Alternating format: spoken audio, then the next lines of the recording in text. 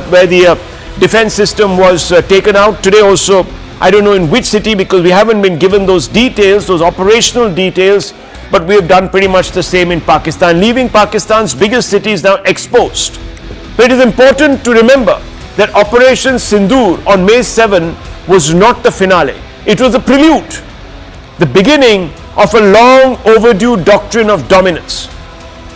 Pakistan's deep state remains intact. Its terror machinery still churns beneath a fragile surface. And we know that. And unless we push forward, we risk letting Pak off the hook. And this, viewers, has not escaped the mind of the Prime Minister, and therefore he held a very, very significant meeting with the three chiefs of the military, the CDS, the Raksha Mantri, Ajit Doval, all of them. Viewers, these are not those pictures from right after the Pahalgam attack. These are from today. The setting is different. This is 7LK. Now, viewers, the Raksha Mantri had already held a meeting with the CDS and the three chiefs, where, and I'm going to show you the photographs of that meeting, show India's core military think tank looks unfazed and confident. If we can just pull out that picture of that meeting, it would be great. There it is on the right, viewers. There you can see it. They're all looking very relaxed. It is quite clear that something big is cooking. And you can see on the right, there's a difference. The body language is relaxed. Of course, the principles of our military are in their combat gears, should be sending the right signals. But there's a distinction. Here the Prime Minister is laying out quite clearly the strategy. And on the other side, viewers, they're not only going over what has been executed, but also planning what they can take to the Prime Minister, the options that he can tick off. So something very big and perhaps even decisive is in the works. Now the timing is the question. And knowing it is vulnerable, Pakistan has taken to the cowardly practice of using Pakistani citizens as human shields. Can you believe it, viewers? How do we know this? Because it hasn't closed its airspace to commercial airlines. It wants to put its own children, women and men in harm's way. It is so cowardly, so shameless, but also diabolical. It knows that if India hits these commercial planes, it will turn the narrative on the head. Right now, viewers, India has been able to convince the world that it's the victim of Pakistani-sponsored terror. But if some accident takes place, some mishap, and this plane comes down, even one of them, Pakistan will say, see, we told you. Irresponsible nuclear power doesn't even spare innocents. And how do we know that Pakistan is up to these tricks of not closing their airspace, viewers? Because we were told this today in that briefing. Listen. Pakistan is using civil airliners as a shield, knowing fully well that its attack on India would elicit a swift air defense response.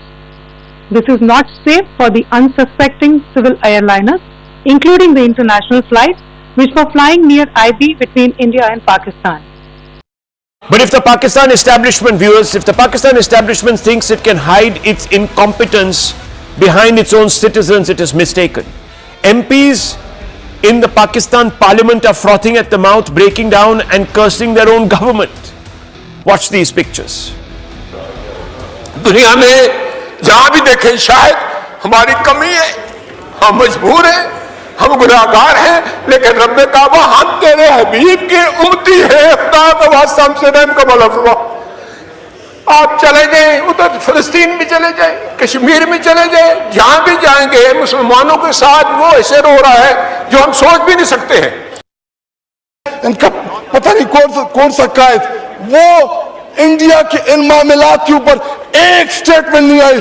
जनाब deputy speaker साहब, मुझे टीपू सुल्तान के वो एक call याद आ रहा है कि अगर एक लश्कर जिसका सरदार शेर हो और उसके साथ लश्कर में गीदड़ हो तो वो शेरों की तरह लड़ते हैं। अगर शेरों का लश्कर उसका सरदार गीदड़ हो तो वो नहीं लड़ सकते। There you go, viewers. The complete meltdown in Pakistan. One is tearing up, praying to God, saying, save us from India's wrath. The other one abusing the Prime Minister, saying that you're a geether. You're a coward, basically. You can't even look Modi in the eye. The lack of faith is totally understandable. India seems to strike at will. It's taken out its second Pakistani air defense system in 2 days. The time is right to strike, and strike to break Pakistan and enforce deterrence. Because even now, viewers, Pakistan is doing, and it's back to its dirty tricks. I'm going to show you fresh visuals from today, from the last half an hour. Again, viewers, like yesterday, it has begun to harry us in Jammu, Samba, Pathankot, sending these, and this is from Samba, viewers, and these are deferred visuals. So this is some time ago. But sending these cheap Chinese and Turkish drones, viewers. It's just playing silly mind games, and they're being struck down with ease. This is from Muridke, again today, deferred visuals, viewers. That's another swarm being hit by our air defense system. So all of this is happening.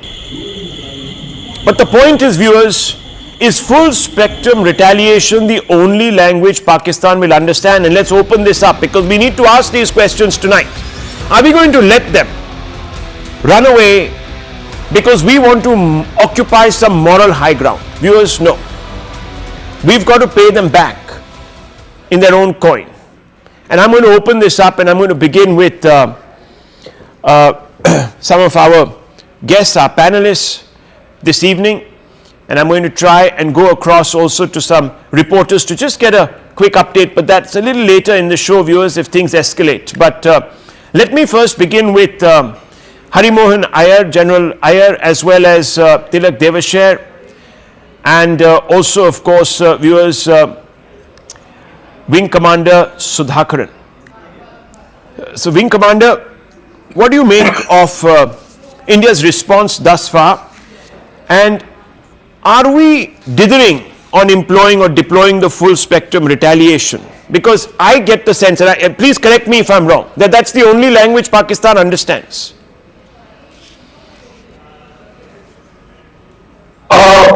If you ask me, I would take this back right from 2014. Modi has steadily gone up the ladder step by step.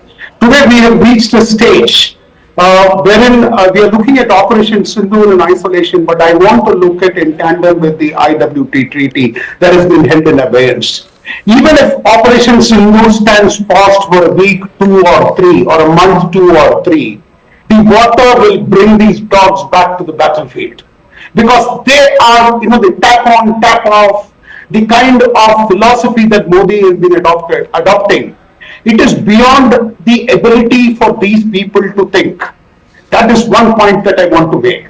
Operation Sindoor to me was not merely a military action. It was a new doctrine of strategic messaging, precise, restrained, and purposefully very clear. So far the execution has been just about textbook. I'm an AD guy. I've been trained in Akash, in Pichoras, and a couple of Russian systems and radars.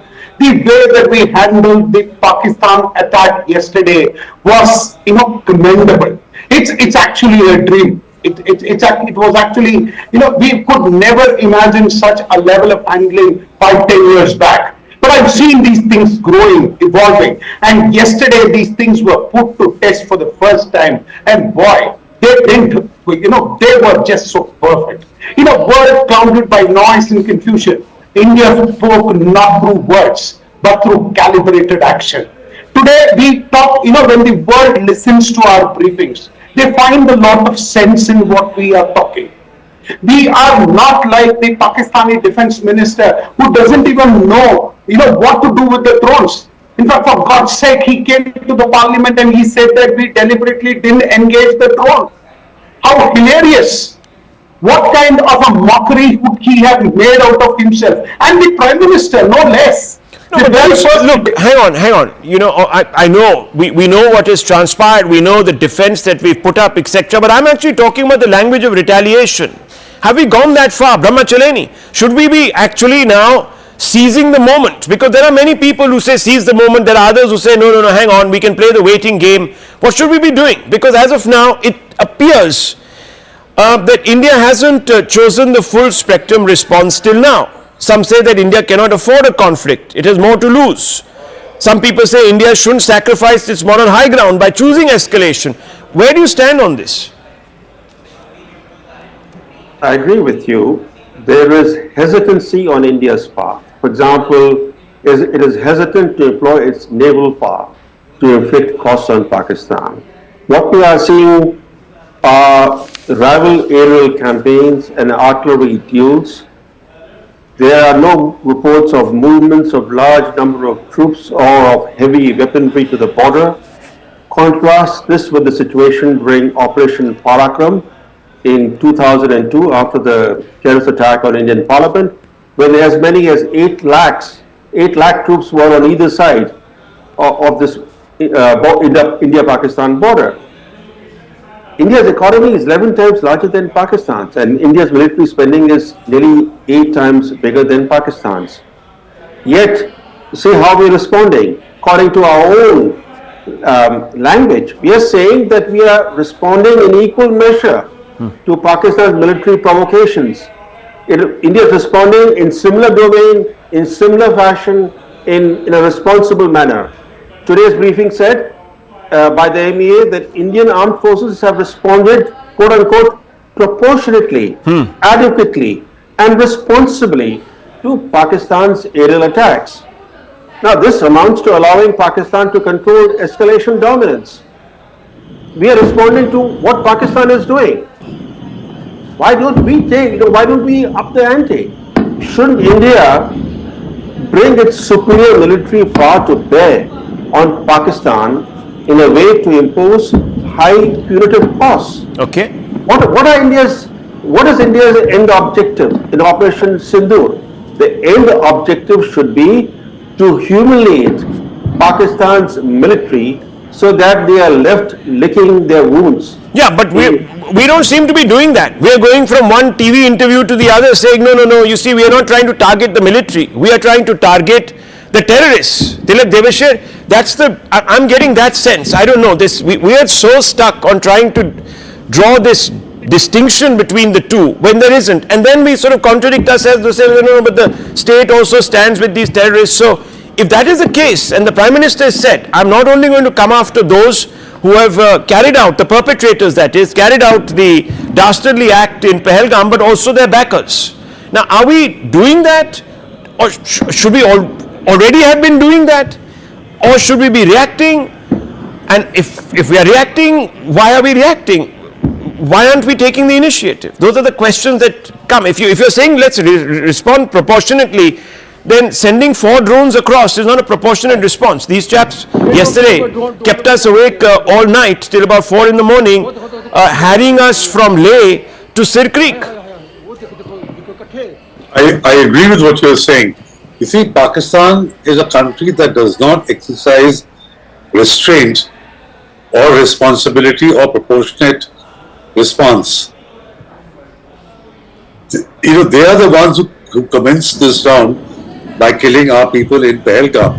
So we have to react and react severely to make them suffer the consequences of what they have done and to ensure that they don't do it again. So if that is the objective, I think that has to be the objective. The objective can't be to just 4 drones as against 200 drones. So I agree with you that, we need to hit them much harder than what we have so far. Because Pakistan is a different kettle of fish. It doesn't believe in any rules or any responsible behavior. It's hitting you hard as it can. And if you think, as the saying goes, कि वो कत्ल करते रहते हैं और हम शर्माई जा रहे हैं. Why are we feeling on the back foot? We should hit them far harder than what they are doing. Okay, so let's 1 second, let's break this down here. Let me get in General Pandey and ask him, what is possibly, sir, holding us back from using the full spectrum option? Okay, Rahul, firstly, let me tell you that we spent that late night with you, and thereafter I saw 4 anchors yesterday back to back. My back was literally broken, but I think spirit was not. And right now I'm in a colder environment watching all this which is happening 7 in Himachal. Why is it this in the entire conundrum of discussion, I being a military man, while I have retired, so jingoism will come to very easily to me. Why am I the only guy trying to say that don't rush, right?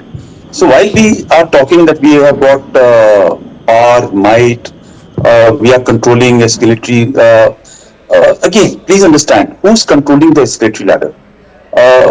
This is how you perceive. I think we are controlling the escalatory ladder.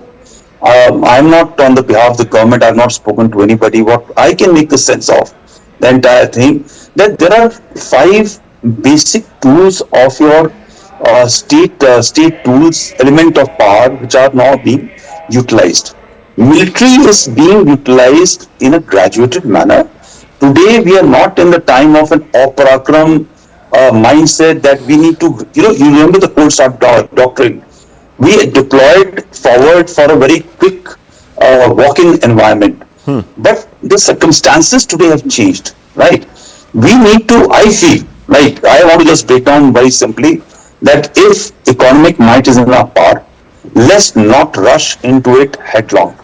Let it be calibrated, drawn one is in our interest, not in the interest of Pakistan. They will want a quick closure, right? Let's have a fight. Let's have a number of casualties. Let's kill enough number of people this side, that side.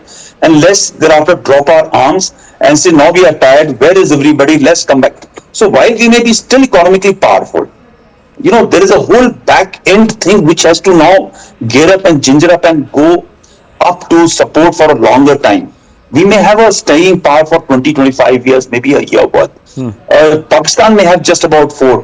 But General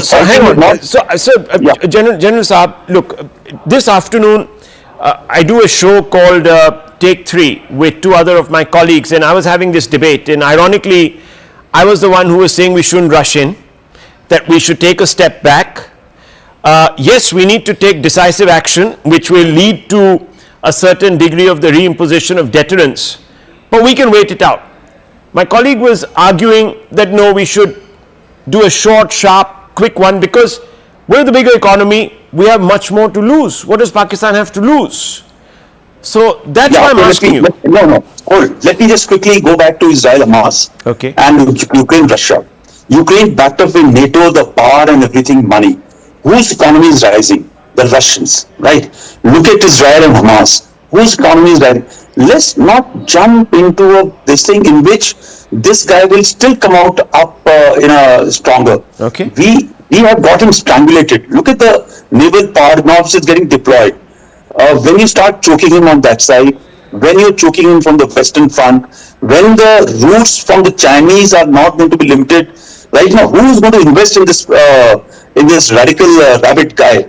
Let's draw him out. And trust me, Rahul, 2 years heading a very, very important assignment. I have worked strategic wargaming not once. I have done variety of tools. Before that, I have held appointments where lives have been lost on my orders and lives have been saved on my orders. I understand what I'm trying to say. We have got the capacity. I've worked on, not on the back of the envelope. I can sit across the table to your team or anybody who wants to argue to tell you, let this draw out, you'll see what I'm saying. Okay. So and the second part, we should look rational. We should have adequate, just a balance for going for a full-fledged war. Everybody's calling a war. I don't call it a war. I have been in the scenario of ceasefire violation, taking shells on my head. I've seen people blown on this side and killing on the other side for not one day. I've seen it for fire packages, fire exchanges, fire duels going for days altogether. I've seen Kargil quite up close front. Please understand, wars don't go in jiffy. Okay. Right? The people who want to go into jiffy will be the losers. You may be a very, very powerful nation. Okay. You look at the Americans. Okay. So I will close on this. Let's look at the Americans, the most powerful country. How do they go into war? They go with preparation, right? When they have to go into attack, they spend time more than 3 to 4 years, 3 to 4 months, 6 months. I'm not saying we have to go for 3 to 4, 6 months. What I'm saying is, let's play it out. let's control the thing. You jump, you take a decision, you will not be able to come out. So you're already saying that the pincers that we've applied are beginning to hurt Pakistan. Okay, let's just, 1 second, before I bring in the Air Marshal, I'll quickly go back to the gentleman who was saying let's get more decisive and let's get decisive quicker. So Tilak Devashir, your first response to what General Pandey is saying, then I'll get in Brahma Chileni, and then of course I'll get in the wing commander. Yes. Yeah, I'd like to just say this, that for the last 3 days, the people in Jammu, in Samba, Kathua, Jaisalmer are being traumatized because of blackouts, because of massive drone attack from Pakistan. Ji. Don't we owe them a responsibility? Are we allowing them to suffer the consequences of what Pakistan is doing by your 4 drones or 5 drones or something? Why cannot you be decisive enough to ensure that this kind of trauma that the people in these cities, after all, they're also Indians, are facing? That's all I'm saying. I'm not saying go for a full-out war. We have not crossed the LC. They're not boots on the ground. It is just all air assets. And the Air Force hasn't even crossed over. It's just drones crossing over. Surely we can do much more with drone warfare just to put the fear of God into Pakistan. Well, I'll get the Air Marshal on that in just a few seconds. One second. Let's just first go, because I have to bring the Air Marshal in, and this is an important conversation. Brahma Chileni, your response to General Pandey and to Tilak Devashir's response to him. India currently is waging low-intensity military campaign. Low-intensity military campaign comes with costs for India. Look at the international media coverage. India is again being paired with Pakistan. This will have an impact on investor confidence. Investors will balk at investing in India. The economic costs that India will have to pay the longer this crisis drags on. Of course, India should take its own time to inflict punitive costs on Pakistan. But India is bearing costs. Even what Pakistan is doing today, as today's briefing pointed out, it admitted that India has suffered losses and damage. So we should not forget that this is some kind of game, which India is not bearing any costs. Second, this obsession that we have in India about taking out terrorist camps, about hitting the terrorist infrastructure. Let's be clear. For the Pak military generals, their terrorist proxies are expendable. Yeah. They essentially serve as cannon fodder for the military generals. Pakistan is the world's biggest terrorism factory. You kill 100, you kill 500, they'll turn out more jihadi terrorists. And yet we feel content that we kill about 100 terrorist proxies in the first wave of attacks. The real outcome will be determined by our ability to inflict punitive costs on the puppeteers, not their puppets. Okay, so that's an important one, viewers, because if you don't go to the source of it, yes, you might impose costs on the puppets, but the puppeteers, their mindset remains. And the whole idea, wing commander, is to get the puppeteer to put away his puppets, because he realizes that the game, the entertainment is not good enough anymore. It's going to cost. It's not being watched, and it's going to be earning that person rebuke. I think you're on mute, sir. Yeah, you're on mute. Yes, I can. Yeah. Rahul, I see this playing out in a very, very different way. In fact, I get goosebumps when I see this, and this is something qualitatively very different. And I would like to state this. This is India's modern-day Krishna doctrine. What I call it a strategic clarity with calculated duality. In geopolitics, perception is half the war. In strategy, restraint is not weakness, it is leverage. India's posture post-Operation Sindoor reflects a refined blend of public diplomacy and silent resolve. Reminiscent of the Krishna Sutra from the Mahabharata. It is a two-phase strategy. We are actually showing two-phase, the actual way of handling Pakistanis. If you actually are going to tell and do what you want to do and then warmonger and then lead them, that's not the way that modern warfare is led. That's not how America fights its war. It is a two-phase strategy with a two-layered wisdom. The world may ask, is India wearing two-face? But yes, one that speaks of peace, responsibility and international norms, another that acts decisively, ruthlessly and silently, and what the national interest demands for the occasion and time. We call it as proportional response. The answer is not deception, but it is, what I call as the diplomatic dharma. Just as Krishna did not wield a weapon, but still led Arjuna to victory, modern India does not boast, but ensures this outcome. That's what I saw yesterday. When, so many drones, 500 of them, 24 cities, not a scratch for to boast for the Pakistanis. So where is this Krishna parallel that I'm talking about? Krishna didn't play by the enemy rules. So don't we. He played by the rules of purpose and not posturing. So let's not posture. Let's not allow the enemy to see our designs. Let us confuse him. Let us make him feel we are playing the old game again and again. Okay, so big divide on this panel, viewers, tonight. Big divide. Some people say invest in strategy. Don't abandon the moral high ground. Others say, well, there is no time to do all of that window dressing. Let's go for it. We have an advantage. We can't live with the cost for too long. Yes, we're the bigger economy, but over a period of time, we will end up paying a price. Okay, now, I want to bring in the Air Marshal.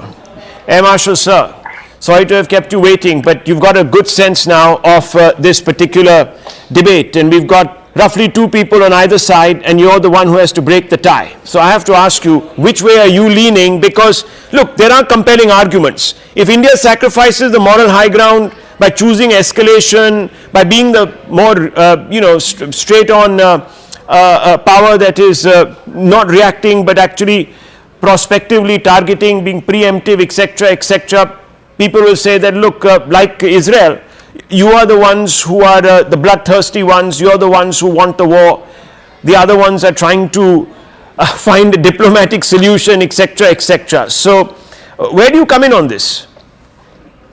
The 14 days that went by after Pahalgam to starting of operations, I think so after the 5th or the 6th day, the same rhetoric began. Why are we delaying? Why? What is the hurry? They have killed our people. Why have we not reacted?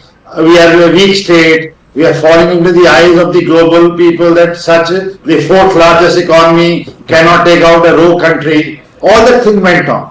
Now that the operations have begun, now we are in a hurry to take out, the sea lanes of communication. We want to take out their establishments and other things. My take on the whole issue is that we have taken certain steps which have never been taken in last 65 to 70 years. First, after the 65 wars, 3 wars after 1960, never ever the Indus Water Treaty was, held in a mess. This we did on the first day itself, the first announcement which the Foreign Secretary made. Second observation, I mentioned it earlier, who's driving the narrative here? I told this after the last Balakot strike. Who did the briefing after the Balakot strike? It was not the army, it was not the Ministry of Defense, it was not the Defense Secretary, it was done by the Foreign Secretary. India's image of this government, I feel, is wanting to turn things through diplomatic channels. Who received PM Modi when he cut short from Saudi Arabia and came? Foreign Secretary. Who is briefing him now, or who briefed him that day in Parliament? Foreign Secretary. Who is conducting the briefing every day now is the Foreign Secretary. So India has engaged 180 countries out of 193 to put across our position after each action. So the strategy, in my opinion, and the people seated who are taking decisions are much more wiser than I feel that we are discussing here. So they are aware of the whole things, how it unfolds, how it takes. Now, certain key factors. Striking Punjab in Pakistan has never been done since 1971. Taking out targets right next to GHQ or the Lashkar-e-Taiba or Jaish-e-Mohammed headquarters with precision has never been done. So slowly, if you see the war waging, it is the new dimension that we have seen. It is closer to Israel-Hamas kind of a conflict. Okay. Because the Hamas people did come to POK a few months ago. Yeah. And the warfare which we are doing now, the loitering munitions, we are seeing the drone warfare in swarms. We are using the use of satellites. We are using, see, the last attacks. But aren't they doing more of that, sir? Isn't the Pakistani side doing more of that? We've only said 4 across. Let's just admit it. They are picking it up from that side. Okay. So the warfare which is being done in West Asia is being replicated by some sort by Pakistan. So you're absolutely correct on that observation. No, but it's quite clear, sir, that those strikes that you're talking about, and again, let me just bring in Brahma Chileni, those strikes that you're talking about before we go to the reporters, because I want to get quick updates. There's news coming out of the IMF here. They're meeting because the IMF is wanting to, or at least the Pakistanis want the IMF to give it a bailout, and that will be catastrophic at this time because the money won't be used on the public welfare. They'll take it in the public's name, but they'll use it to pump up and buy more weapons and this, that, the other. Plenty of people who want to sell it to them, the Chinese, the Turkish people. So this is an important interdiction by India. And number 2, of course, we just want to get a quick status update. Loud bangs being heard around the LOC. So I just want to go to the reporter for that. But I want to bring you in, Mr. Chileni, before I do that. Look, fundamentally, those strikes that we conducted in the first round, yes, we took out terror camps. It's looking very bad for Pakistan. It's in Punjab, etc. But clearly it's not failed to deter them. They've come after our military installations. It was admitted today. Well, yes, but look at this stance of taking the high moral ground. In my career, I've only come across in India this stance of taking the high moral ground. I've never seen it anywhere else in the world. It's not, you never see it in the international relations discourse. It's an Nehruvian hangover. It's a Nehruvian hangover. It's a form of escapism from realism. So there's no morality in international relations. Okay. Let's be clear. Okay, so you're saying we invest in this too much. Let's put our national interest first. Okay, just hold your thoughts because I'm being told that there has been developments there. India has made a strong case to deny Pakistan the funds, and I want to go straight across to Pallavi Ghosh, who's joining me for more on this. Pallavi, what are you hearing? This is a big moment, really, isn't it? It could be a point of inflection. I saw the Pakistani stock exchange rise because they're anticipating some big monies today. Well, it's a little disappointing, I would say, what happened at the IMF. India, of course, came out with a very strong statement. It gave evidence to show that how there's a lot of diversion of the money which the IMF gives to Pakistan into terror activities, and it's not being used for development. It also raised the point that it's been a defaulter, and also that there has been scams where the people of Pakistan have not benefited with these kind of bailouts. Yet what we get to hear is that IMF has considered yet another bailout. However, whenever the voting took place, India has abstained. It has made its point of view very clear to IMF, and has also made the point to the world that, you cannot hold us responsible. We warned you, we consistently warn you, but you in a sense are also funding the terror activities of Pakistan by giving them this kind of a bailout. So are you saying that it's going Pakistan's way? Is that what you're saying? What is the outcome? Has the statement come out? Yes, Rahul, in fact, there are many parameters, just to put the picture correctly, there are many parameters on which funds are given to countries who are on that list. So there are 25 countries with executive directors who are a part of that meeting, and that statement which has now been issued by the finance ministry also makes it very clear. And the last line, I would say, is very significant, that India put forward its point of view, which IMF understands. However, we decide to abstain, and that makes the picture very clear. It also did say that it's unfortunate in a sense that IMF has considered a further bailout to Pakistan because it's sure that this money is going to be used as far as terror funding is concerned. And we are sitting on the moral high ground, viewers. The IMF is not sitting on a moral high ground. That's exactly the point that Mr. Chileni was making. And I want to bring in Tilak Devasher and Mr. Chileni. I'll just check back with you, Pallavi, just stay on there because let's read that statement and I want you to read it for me in just about 2 minutes. I just want to get quick reactions. Tilak Devasher, this is not good news. This is not good news. Let's be honest. Exactly. So, that's what I said, you have to understand that Pakistan does not appreciate restraint and responsibility. I have no problems with what the Air Marshal said, that our strike initially on the first day was decisive, never been done before, took out 9 terror training camps. But the follow-up and the pushback that came from Pakistan, we over the last 2 days seem to have, sort of pulled our punches and adopted the moral high ground. I think we should be far more decisive. I'm not saying cross the border. I'm not saying go and do any action inside Pakistan, but certainly with drones, apart from being defensive and blocking the drones, I think we should be also hitting Lahore and Sialkot and Rawalpindi and Karachi as much as what 300, 400 drones are being, are sending on to India. We should be far more decisive in that. Well, maybe this will now shake us up. Maybe this will shake us up. I don't know if Pallavi is still there. If Pallavi is still there, I just want her back. We're going to try and get her to read that statement. That's not great news. Brahma Chaleni, not great news. I also feel very disappointed that the Americans haven't stood in our corner. They have a lot of influence on the IMF. Well, today, what the IMF has done, or is about to do, is to put its stamp of approval on a staff agreement with Pakistan. We should have begun exerting pressure on the IMF much earlier with the help of a friendly administration in Washington. We didn't do that. When the Biden administration, it was the Biden administration that first provided the big bailout.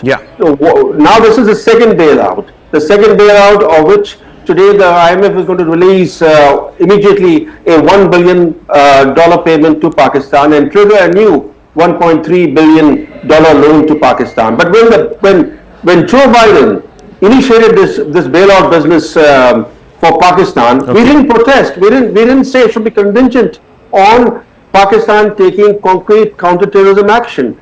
Look what Biden did. He helped Pakistan gain that big bailout. Then immediately thereafter, Biden unveiled a $450 million deal to modernize and upgrade Pakistan's F-16 fleet against India. He also helped Pakistan to escape from the FATF grey list.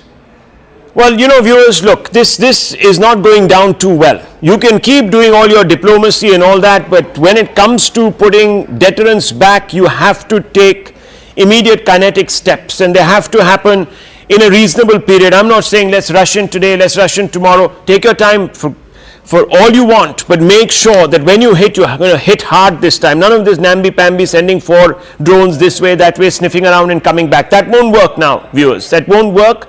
We need to act immediately before Pakistan uses all this money to bolster itself up. One second, I just want to bring in Pallavi here, and after also that, I want to go across to Akash for the latest. We are hearing that the front is opening again. It's going all the way down to Rajasthan. That's what I'm hearing. But Pallavi, just read out that statement if you already have that with you. If you could, that would be great, because get a sense really of the factors at play there in that IMF decision. Yeah, it's a very brief statement, but I'm just going to read out the very relevant portions, Rahul, considering that we have other news to go to. It talks about that the IMF has today reviewed the extended fund facility lending program, which is $1 billion, and also considered a fresh resilience and sustainability facility. It's called the RSF, which is a lending program of $1.3 billion for Pakistan, which means Pakistan has got that bailout. As an active and responsible member country, India has raised concerns over the efficacy of IMF programs in case of Pakistan giving its poor track record. It also ends it by saying that India flagged the Pakistan chapter of the IMF report. The IMF took note of India's self-statements and its abstention from the vote. So it went to vote, and India has abstained from that voting. Not very great news, but it also, I think, exposes the double standards of organizations which talk about curbing terror, but they also, in a way, end up funding that kind of a terror. We all know very quickly, Rahul, where this extra bailout package will be used for. Absolutely. Look, viewers, count on yourselves. You have to be Atmanirbhar. You have to fight your own battles. Can't be looking for others to bail you out. And diplomacy has its limitations. For 70 years, we tried that. We tried diplomacy. I just want to go straight across to Akash to get a few updates now. Akash, on the situation that we are seeing around the LOC. Where is most of this concentrated? We're being told, and I don't know if we have that update, Rajasthan, 4 Pakistani drones sighted in Jaisalmer. This time, the intensity is not that great, but they are certainly still harrying our forces, isn't it? It seems like, it is getting repeated, like what we saw yesterday. I won't comment on the intensity because, in fact, in Jammu, I'm in Jammu right now, Rahul, and, I have heard at least, 15 to 16 explosion sounds, in fact, in the last few minutes. As far as Jammu is concerned, so we have been told that air defense system thwarted the attempt. Once again, it was tried on, the Air Force station and also the airport. Both of these properties are close, in fact, very close. And other than Jammu, we have been, in fact, told that Nagrota is affected. Samba is affected, Rajouri is affected in sense that they have been targeted. But yes, air defense system is very much active. And then, yes, you rightly pointed out, in Rajasthan and in Punjab as well, we are seeing multiple places, on target. But then we have our agencies with the air defense system. And in fact, these attempts are thwarted. Now, we cannot see it on a daily basis, Rahul. This is one point that I wanted to make.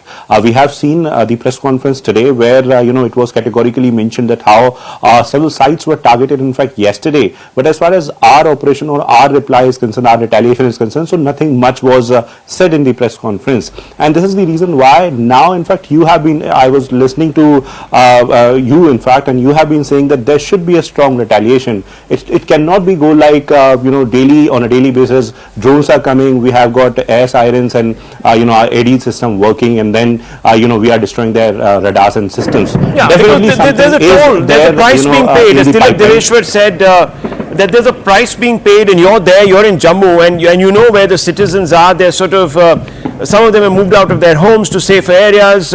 Along the LOC, a large number of people are in their bunkers. Some of them have been pulled back from the villages in the forward areas. So clearly there is dislocation. Some have died, some have been killed. So this can't go on. Frankly, this can't go on. But viewers, Akash, isn't that really what's also happening? The public there is also paying a bit of a price. Before I move on to the next segment of this show, which is a very important one, viewers, because we have another 5th column in this country that wants dialogue, if you please, in the middle of all this. So I'll come to that. But Akash, yes. Yes, of course. Citizens are impacted even when they are not getting hit, or civilian properties are not getting hit because of the air defense. You have after 8 p.m. you have the blackout. People cannot go to the place where they want to go. They have been asked to in fact complete their work before 6 p.m. before 5 p.m. In fact, I was talking to shopkeepers nearby airport, and they were saying that they have been asked to close their shops, shut their shops by 5 p.m. So of course, civilians and in fact citizens are paying the price. And the airspace is shut. Fact, I want to highlight it. Jammu airport, Srinagar airport, several airports, airspace is shut. So there's also that cost being added, viewers. This is a time for decisive action now, I feel at least. And that's what we were saying, and that's what we were discussing. But Akash, just stay on. I'll come back to you in just about a few minutes. But I just want to, viewers, focus on another aspect of this story. We have our panel with us. We also have General Iyer with us, and I'm going to bring him into this conversation. But India has begun to suffocate, at least that much we can see. Pakistan, it's feeling the heat militarily, diplomatically, and most importantly, economically. The sustained pressure applied by Prime Minister Modi has steadily given India the upper hand. There's no doubt about that. But just when India has got itself now in a position to inflict sustained punishment on Pakistan, provided, of course, we go forward with that intent. Just when we are coming to that point, there is a clamor here on our soil for de-escalation and dialogue. Yes, Mehbooba Mufti, the PDP chief, held a press conference today saying people are dying and getting displaced on both sides of the border. There's an argument, need for restraint. Heads of both nations should aim for de-escalation.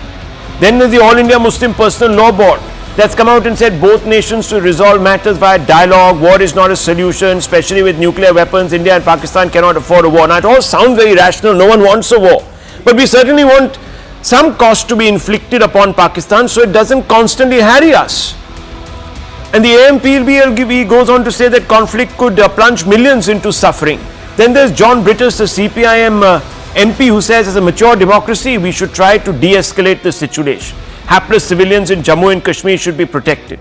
Biman Bose of the CPM says, instead of escalating to war, it is now time for negotiation and diplomacy. Even Tagore was against war. He saw it as a symbol of destruction. He always advocated for peace over conflict. Now, the question is, would going in for de-escalation be considered by Pakistan as a sign of weakness? Remember, we want to tell them, don't mess with us again.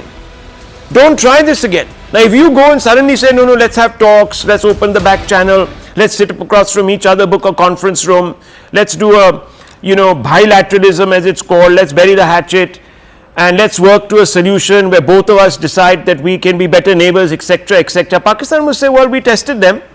They did a little bit. After that, they didn't have the appetite. Am I right, General Iyer, or am I wrong to presume this? Rahul, firstly, thank you for having me on your show. And good evening to my panelists. Yeah. Firstly, Rahul, let's look at what happened on the 7th. Yeah. Right. The first statement which we put out, there is a line which you also have been using for the last 2 days, that we have achieved our aim and we don't want to escalate it any further. Right. Till yesterday, we were looking at a time when Pakistan is going to get itself off-ramp from the system, from this current status. Right. What has he done to us? He sent a set of drones, possibly launched some missiles into our area, which is possibly, he was trying to create a kind of a scenario where he can possibly exit at a higher note. We have not allowed him to do so. Secondly, the people you have mentioned who want dialogue, they don't even represent a percentage, even percentage is too high in terms of support in this country. They are irrelevant people. It is not something that we should be looking at. I am sure they were not even part of the all-party meet, which was called by the Prime Minister, and to discuss what India's action should be. Now for us to, and I totally support General Pandey's viewpoint when he was trying to put across a point, when you have put out a statement that we have done what we had to do, now we want to de-escalate, that was our first line. To escalate it further, there has to be a very, very substantial case. Unfortunately, I don't see it happening by a set of few drones coming into Jammu, or like I said in the beginning, in the morning also. I think we've lost that. Line of control cannot be, equated. Okay. Can you hear me? Yeah, I can now. Hello? Yes, I can hear you. Me? Yes. Can you hear? Yes. So I said line of control cannot be equated to what is happening on the mainland. Line of control, the day he stepped out of the Simla agreement, it went hot.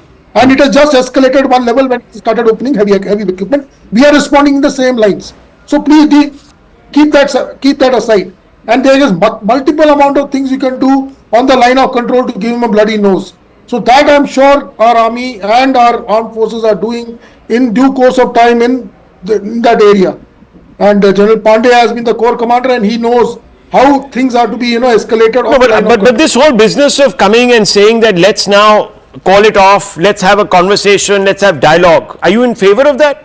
No, I'm not. No, you're not. Who are these people? Who are these people? They're a political... Who are these people? These people don't represent, sorry Rahul, these people don't represent even 1% of India. No, actually, I'll tell you, this is just the political face of a large number of others in civil society who are in very powerful places. I haven't even listed the civilians who've been asking for this. I look at the political face of what represents the all-party meeting. Okay, let me get in General Pandey and Air Marshal also. General Pandey, very quickly on this demand. Go for dialogue. De-escalate. Rahul, I just want to say that I've been in Kashmir enough to tell you one thing. That even at this stage, Mehbooba Mufti doesn't even command respect from even the crevices of Kashmir, where she had some sort of say. Actually, General Pandey, I'm politically correct here. There are several academics. There are, it's an ecosystem. Several academics, there are several journalists today, there are several influential thinkers, there are intellectuals, there's a whole, a whole ecosystem behind this. I've only taken the political faces because they are public figures. Rahul, in that sense, yes. You're talking of the numbers. There are huge numbers who want, including Brahmachalani ji, who's sitting across, Tilak Deveshwar Saab, who's sitting across, very, very respectable people, thinkers, strategic thinkers, who are wanting to go ahead, right? These are the voices, and I'm listening to those voices.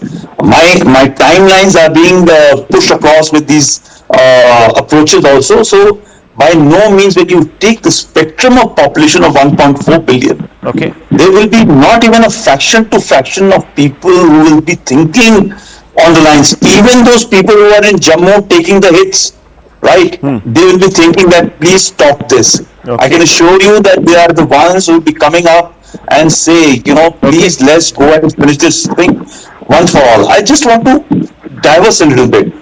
Please don't understand that I'm saying that there should be no war or such like things. I have been very consistent in all formats, starting from last 1 year when I've been allowed to come onto the television, that we should not talk to these idiots. Second is, we need to decide that what will change the strategic orientation. That's right. Is it going to just go for a full-fledged war immediately? We'll do it? No. They have handed over a stick to us. Yeah. Let's take our time to go for this war. I buy that point. Entire time, right? Yes. And we will get it. Prepare well, and once you get your strategy together, Air Marshal, then go for the kill. That's what you're saying basically, isn't it? You're also on that same page. Air Marshal. Yeah. Air Marshal. Yeah. When the white people left the subcontinent, the 1948 war is an example which I'll just narrate. India and Pakistan fought, but the generals from the both sides are Britishers. It's the only war in the mankind when the two opposing armies had the generals from the same country. Okay. Now, what we have inherited is left by that. Ever since, the Americans have had a soft corner for the Pakistanis. Whatsoever you may say, after the last attack at Balakot, we gave example of AMRAAM, F-16, everything. Nothing happened. The Americans didn't blink an eyelid. So, this may be a trap in which India must be, taken to now. Why is this conflict started when the trade war has begun? Why did on 16th April Asim Munir made that statement of Hindu and true ideology? Why did 6 days after that we kill Hindus by this thing? So he wants to divide the community. Why did he allow only the Sikhs to go to Gurudwara when they closed the border? I understand all of that. Though it may be a larger plot, okay, which our leadership must be reading well, okay, and we are avoiding to walk into that trap. Well, Ramachaleni, quick wrap out from you, 34, 35, maybe 1 minute at the maximum. Yes, please. Unfortunately, there are some Indians who see options only at extreme ends. Continue a weak-kneed approach or face an all-out war. Between these two positions is plenty of other ground. Yes. There are more than 100 different options today between low intensity military campaign of the type that we are seeing and a full-fledged war. 100 different options lie between these two extremes. Okay. Yet there are some people in India who say that the only other option to turning the other cheek is war. Okay, well viewers, I'm going to end this show by putting out those pictures of the Prime Minister meeting with the 3 defense chiefs, with the RM, with the NSA. Those are the pictures, viewers. This is one of those moments in this campaign for justice, viewers, that could prove decisive. There is clearly a lot of thinking going on in the Union capital. The outcome of that will reflect, I don't know, tomorrow, tonight, maybe. Who knows? We don't know. But I just hope it does in a decisive way. That's all I'm saying, a decisive way. I'm not baying for blood, I'm not wanting war. I'm just saying there should be a decisive outcome. We should make our impression that will lead to a change of mindsets in those that run Pakistan, so that they don't continue to, at any level or the other, gestate these notions that they can continuously cut us with this subcritical warfare that they have designed. I leave it at this, viewers. Lots more coming up. Don't go away.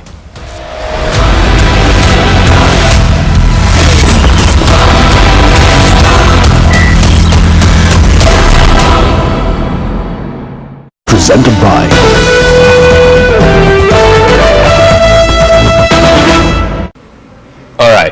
want to move on to another piece of breaking news that's just coming through. We're given to understand that a former Lashkar-e-Taiba operative and in aid of the Lashkar-e-Taiba founder Hafiz Saeed has exposed the outfit. He says that many youths motivated by Hafiz Saeed's speeches and then joined the Lashkar-e-Taiba subsequently traveled to Afghanistan as well as to Kashmir in India. Approximately 500 individuals from across the country traveled to Afghanistan to undergo training at a camp named Lashkar-e-Taiba that's located in Kunar province. He says Hafiz Saeed is also responsible for the deaths of thousands of Pakistanis by sending them in a war of ashes to achieve the state's political goals. This is something that Noor Dari, that's the name of the individual. He's a former Lashkar operative. Tejinder has more details on this. Tejinder, read the tea leaves for us. What does this necessarily mean? See, Zaka, this Noor Dari right now is the executive director for ITCT, which is an international think tank that exposes Islamist terrorists. He says that his mother wanted him to become a doctor, but he like thousands of Pakistanis were motivated by the speeches given by the LET founder Hafiz Saeed. He says that he was appointed as the aide of Hafiz Saeed. He used to guard him in the Muridke camp where he was deputed, and he says that Hafiz Saeed was travelling in a blue Toyota Wigo pickup Datsun. So Hafiz Saeed is responsible as per Hafiz Saeed is responsible for the death of thousands of Pakistani youth whom they motivate through his lectures. They join his terror outfit. They are sent to Afghanistan. They are sent to Kashmir, and they become a cannon fodder for the so-called war which Hafiz Saeed and other terrorists are fighting. He says that there are millions of Pakistanis and who have been motivated by the speech of Hafiz Saeed, and they have joined the terror cult of LET. He says that he took a decision finally because he saw that this will get him nothing, so he left LET, and he was made fun by the other LET members, saying that he was coward, that is why he was leaving it, but he realized that Hafiz Saeed would lead them to nowhere.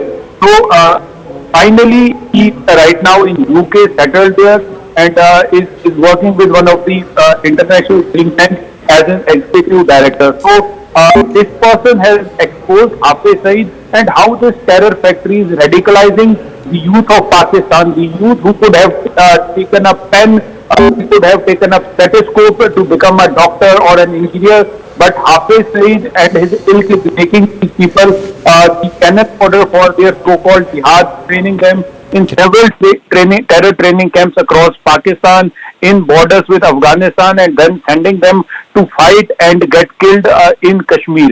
He says that thousands of Pakistani youth who are trained by Hafiz Saeed are sent across into Jammu and Kashmir to fight this so-called war, and 90% of them never return. They get killed by the Indian Armed Forces. So clearly exposing Hafiz Saeed and his terror factory. Yes, Zaka. Jinder, we'll leave it at that. Thank you very much. So that's a former operative of the Lashkar-e-Taiba exposing the founder and the chief architect of one of the most dreaded terror organizations, an organization that's wanted for numerous terror attacks here in India. His headquarters, of course, was bombed in Operation Sindoor a couple of days ago. Meanwhile, let's bring you up to speed with where things are as of right now. In the last 24 hours, Pakistan has made multiple attempts to breach India's air defense systems, but the good news is India's air defense has prevailed against Pakistani missiles and drones. The army has managed to neutralize the air defense system in Lahore after Pakistan attempted to engage a number of military targets in northern as well as western India.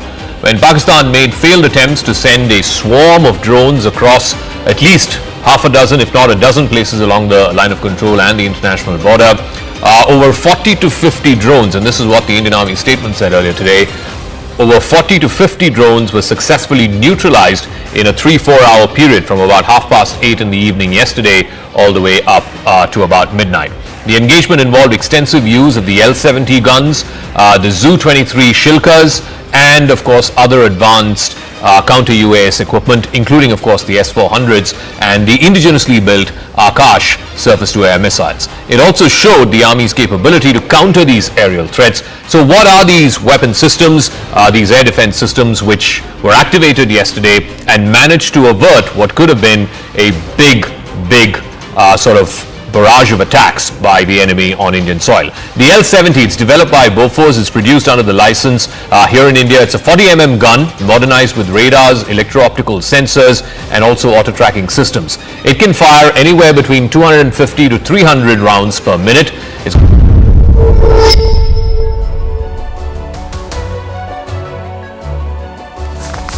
Hello, Namaskar. This is First Post and you're watching Vantage with me, Palki Sharma.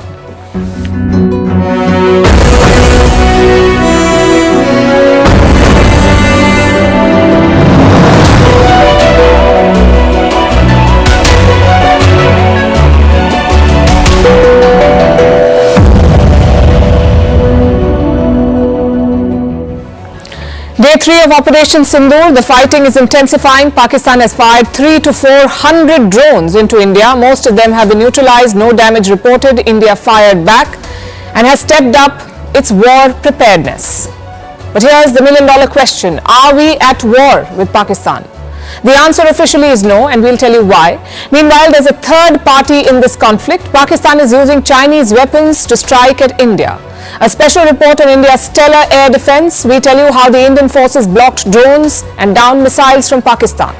On international airwaves, India is winning the narrative war. We'll tell you how. Also debunking fake news and Pakistani propaganda designed to create panic. Tracking the IMF meeting. Will they bail out Pakistan again? From 26/11 to Pahalgam, how Prime Minister Modi has set a new precedent to secure India. What this escalation means for you, we'll tell you 5 things that you must know. Also a report on how civilians are coming under Pakistani fire. All this and more coming up. The headlines first. The Board of Control for Cricket in India suspends the Indian Premier League or IPL for a week. The decision comes amid escalating tensions between India and Pakistan. On Thursday, the match in Dharamsala was called off over security concerns. The IPL was to wind up on the 25th of May in Kolkata. Russian President Vladimir Putin vows Moscow will be victorious in Ukraine, just as the Soviet Union was in World War II. He made the remark during Moscow's Victory Day parade, where Russia showcased attack drones for the first time. At the parade, Putin sat with China's Xi Jinping and greeted North Korean military officers. Iranian Foreign Minister will visit Saudi Arabia and Qatar tomorrow, just days before Donald Trump begins a regional tour. Trump is scheduled to visit Saudi Arabia, Qatar and the UAE from the 13th to the 16th of May. This will be his first major foreign trip since he returned to the White House in January. It comes amid US-Iran negotiations over Tehran's nuclear program. A Sri Lankan Air Force helicopter crashes during a graduation ceremony, killing 6 of the 12 military personnel on board. The helicopter plunged into a reservoir during a demonstration. The tragedy is the Sri Lankan Air Force's worst one since a Chinese-built aircraft crashed in 2020. Drone strikes hit the Sudanese city of Port Sudan for the 6th straight day. The army has once again blamed the Paramilitary Rapid Support Forces or RSF for this attack.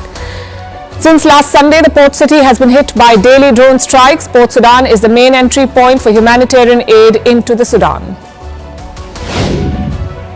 And the new Pope says, don't reduce Jesus to a superman. Pope Leo's address to cardinals came less than 24 hours after his election. His inauguration mass will take place on Sunday in St. Peter's Square. The 69-year-old is the first American Pope.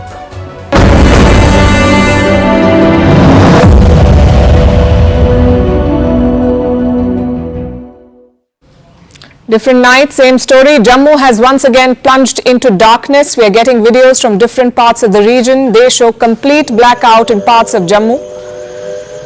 In the background, you can hear air raid sirens and explosions. And this is exactly what happened last night as well. This is exactly how it played out. Close to 9 p.m., reports came in about Pakistani drones over Jammu. This time, sirens are ringing in Punjab's Firozpur as well. Take a look at these pictures.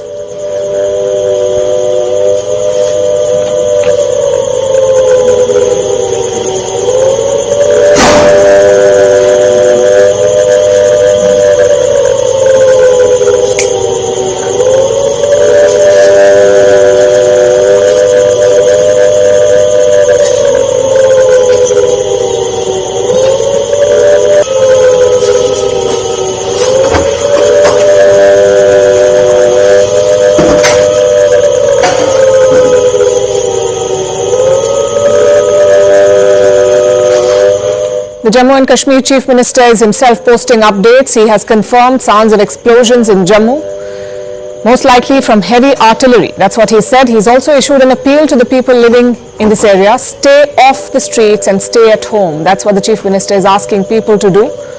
Beyond Jammu, drones have reportedly been spotted over Pathankot as well. We're hearing that Indian air defences have been activated again. I would like to repeat that this is exactly how it played out yesterday. The first reports came from Jammu of projectiles from across the border being fired at Jammu, followed by a blackout and a response from India's air defence system. Subsequently, multiple sites in India were targeted. We'll tell you about that shortly.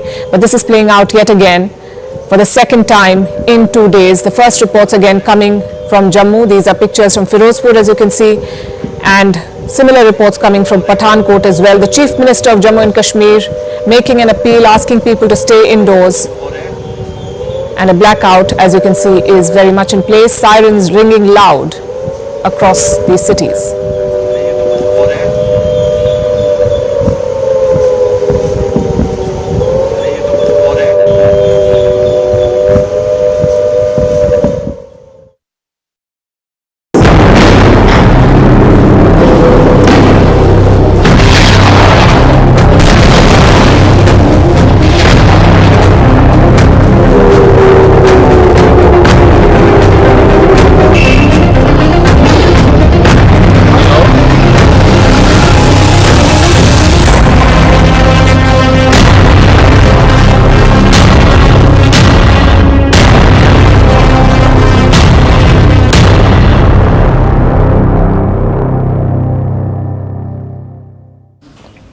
There's one question everyone is asking. Are we at war? Some journalists have declared it already. Some social media users are asking for it. But are we truly in a state of war with Pakistan? As of now, the answer is no. And we'll explain why tonight. We'll also tell you how India usually declares a war. But first, let's get you the battlefield updates. Yesterday night was tense and chaotic. Between 8 and 9 p.m. IST, Pakistan started firing projectiles at India. We brought you these pictures yesterday. Bright dots could be seen over the skies in northern and western India. The first reports came in from Jammu. But similar scenes were seen in Punjab and Rajasthan as well. Information was hard to come by last night, but now the fog of war has lifted. And here's what we can tell you about what happened there. Pakistan targeted sites across the western frontier, all the way from Leh to Gujarat. At least 36 Indian locations were targeted. This includes Pathankot, Udhampur, Jammu and Jaisalmer. Pakistan fired some 300 to 400 drones. Apparently the idea was to test the Indian air defences, perhaps even to gather intelligence. But the Indian military was ready for it. They neutralized most of these Pakistani drones. Later on, another armed drone targeted the air base in Bathinda. That too was neutralized by India.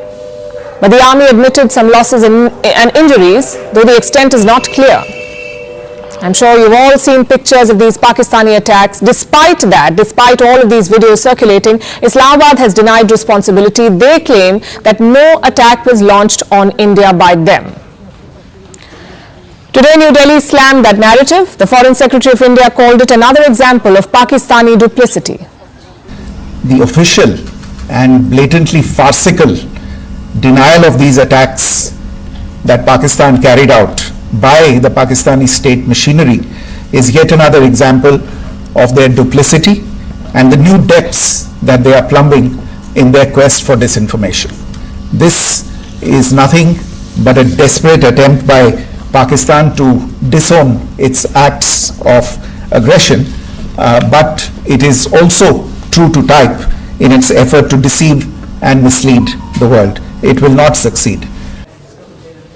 Pakistan can deny all they want, but there is proof of their attack from last night. Projectiles have been discovered from at least 4 sites, from Jaisalmer, from Hoshiarpur, from Bathinda and from Rajouri. Take a look at this.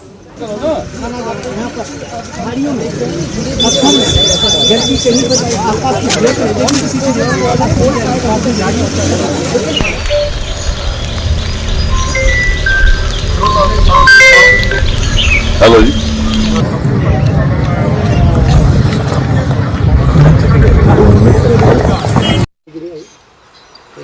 ਇਹਦਾ ਮਤਲਬ ਹੈ ਕਿ ਇਹ ਇੱਥੋਂ ਅੱਗੇ ਫਟਦਾ ਪਿਛਲਾ ਨਹੀਂ ਫਟਦਾ As expected, India hit back after this Pakistani escalation. We fired drones at 4 Pakistani sites and we took out 1 air defense radar. Now remember, 1 air defense system in Lahore was destroyed on Thursday morning, so this would mark the 2nd successful hit. In other words, India has destroyed 2 air defense systems of Pakistan in 1 day. In addition, India has confirmed major losses to Pakistani forces, though once again the specifics are missing. Now, all of this was happening over Indian and Pakistani airspaces, a very dangerous exchange of fire, yet Pakistan did not close their airspace. Let me simplify that for you. Pakistan allowed civilian planes to fly over the region while launching drones at India.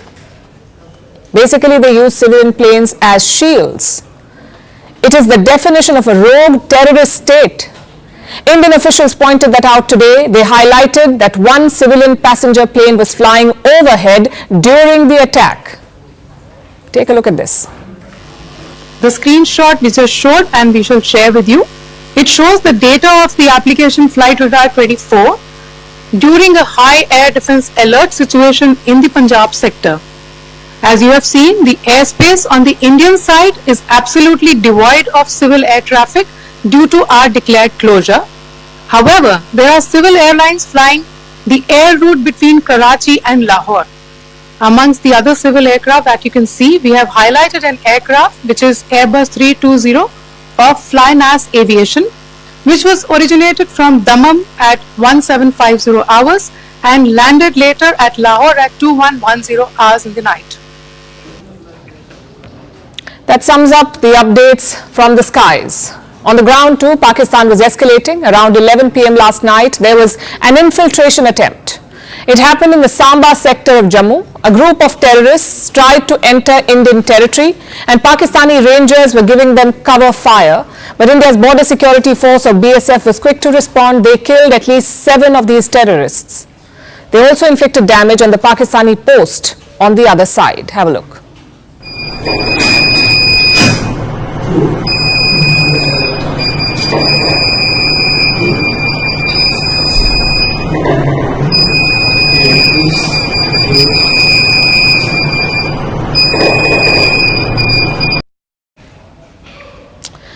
These are worrying signs for the region. A, Pakistan is escalating despite warnings from India. B, they are refusing to take responsibility for their attacks. And C, they are putting civilians at risk, both on land and in the skies. Look at what they're doing near the line of control. This is the de facto border between India and Pakistan, the LOC, line of control. And here Pakistan is openly firing at civilians. In the skies, they're putting airliners at risk. So India must be mindful of what we're dealing with. This is not a country that plays by the rules. This is a rogue, duplicitous country, which is why New Delhi is covering all bases. Today, Prime Minister Modi convened a meeting of the service chiefs. He took stock of the situation and the readiness. The Home Minister of India convened a meeting of the border security agencies. He spoke to the chiefs of the BSF, the Indo-Tibetan Border Police, and the CISF, the Central Industrial Security Force.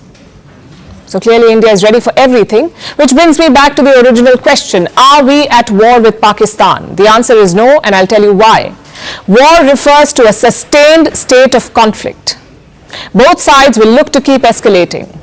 They may also have clearly defined political or tactical goals. That is what a war technically is. We are not at that stage here. India certainly is not looking to escalate. New Delhi has called its actions measured and focused. And Pakistan, they have promised to attack India again, but it's not clear if they want to go beyond that. So as things stand, this is a tit-for-tat situation. This is a low-intensity conflict, but yes, it can explode into a full-fledged war at any point in time. Pakistan seems keen on it. Their defense minister says there is no option but war. Of course, this is the legendary Khwaja Asif. So let's wait for 24 hours to see if he makes another U-turn. Nonetheless, if war does break out, who declares it? How does it happen? In many countries, there are rules about declaring war. For example, we have the United States. Their law says only the Congress can declare war. In Indian law, there is no equivalent. What comes close is the declaration of emergency. You can declare a state of emergency if a war breaks out. That decision is taken by the Union Cabinet. It is then approved by the Indian President and finally passed by both houses of Parliament. Of course, we are very far away from all of that. This conflict could end right now if Pakistan de-escalates, if they abandon their ego and follow common sense.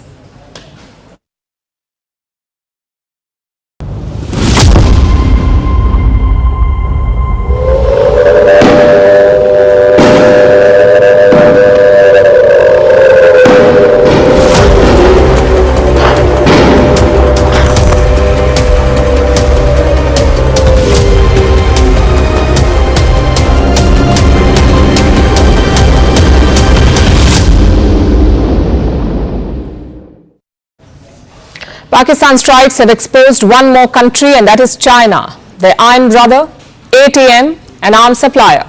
Pakistan is getting all the help from China. Beijing, which offered to mediate 2 days back, is not a spectator on the sidelines. It is an active player in this conflict.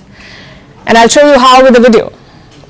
This is a field in India's northern state of Punjab. This morning, some missile debris was recovered from here. No crater, no blast, just a wreck. It shouldn't have been there. And it shouldn't have fallen this way.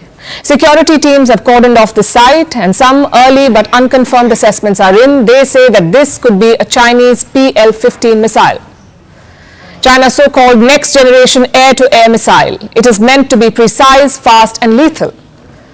But from these pictures, it appears that the missile did not even detonate. It fell to the ground like a heap of metal. Was this an operation failure? Or was it just another Chinese product that did not work? Either way, India should take this discovery seriously, because clearly Chinese hardware has been deployed against India. The PL-15 is one of China's most advanced munitions. It is designed by the Air Force of the PLA, the People's Liberation Army. This is the Chinese Air Force basically. The missile boasts a range of up to 300 kilometers. In theory, it can change course after it is fired. In theory, it can also outsmart jamming systems. But in practice, it just landed in a field in India. It is possible that the missile was fired during Pakistan's barrage last night. Remember, Indian air defenses have intercepted almost all incoming threats, missiles, drones, everything was shot down. A lot of debris has been found, and it offers more clues of Chinese involvement. More photographs have surfaced online. One of them shows a part of a missile. You can see a serial number printed on it. There's also a small panel. Apparently, this is used to test the missile's tracking system. Another picture shows the tracking device itself. That's part of the missile, which helps find its targets. If these claims are officially verified, this would be the first time a Chinese PL-15 was used in combat. It seems Pakistan just got these missiles. China is said to have delivered them right after the Pahalgam terror attack. So when India retaliated with Operation Sindoor, Pakistan may have decided to use these to fire back their fresh supply of Chinese weapons. Chinese jets too have seen some action. Pakistan's Foreign Minister Ishaq Dar has confirmed that. He said the J-10C fighters were used during combat, and that China was kept fully informed about this, which basically means that China and Pakistan are working together. There is real-time coordination and planning, and that should not come as a surprise. China is Pakistan's largest weapons supplier. We have data from 2019 to 2023. In these 4 years, 82% of Pakistan's arms imports came from China. But the alliance goes beyond weapons. It is strategic and political. After the Pahalgam attack, China has defended Pakistan. On the 27th of April, that's 5 days after the attack, Chinese Foreign Minister Wang Yi spoke to Ishaq Dar, the Pakistani Foreign Minister, and Wang Yi echoed Islamabad's talking points. He called for an impartial investigation. He called Pakistan an ironclad friend. He backed what he called Pakistan's legitimate security concerns. And after Operation Sindoor, Beijing issued similar statements. China finds India's military operation early this morning regrettable. We are concerned about the ongoing situation. India and Pakistan will always be each other's neighbors that cannot move away.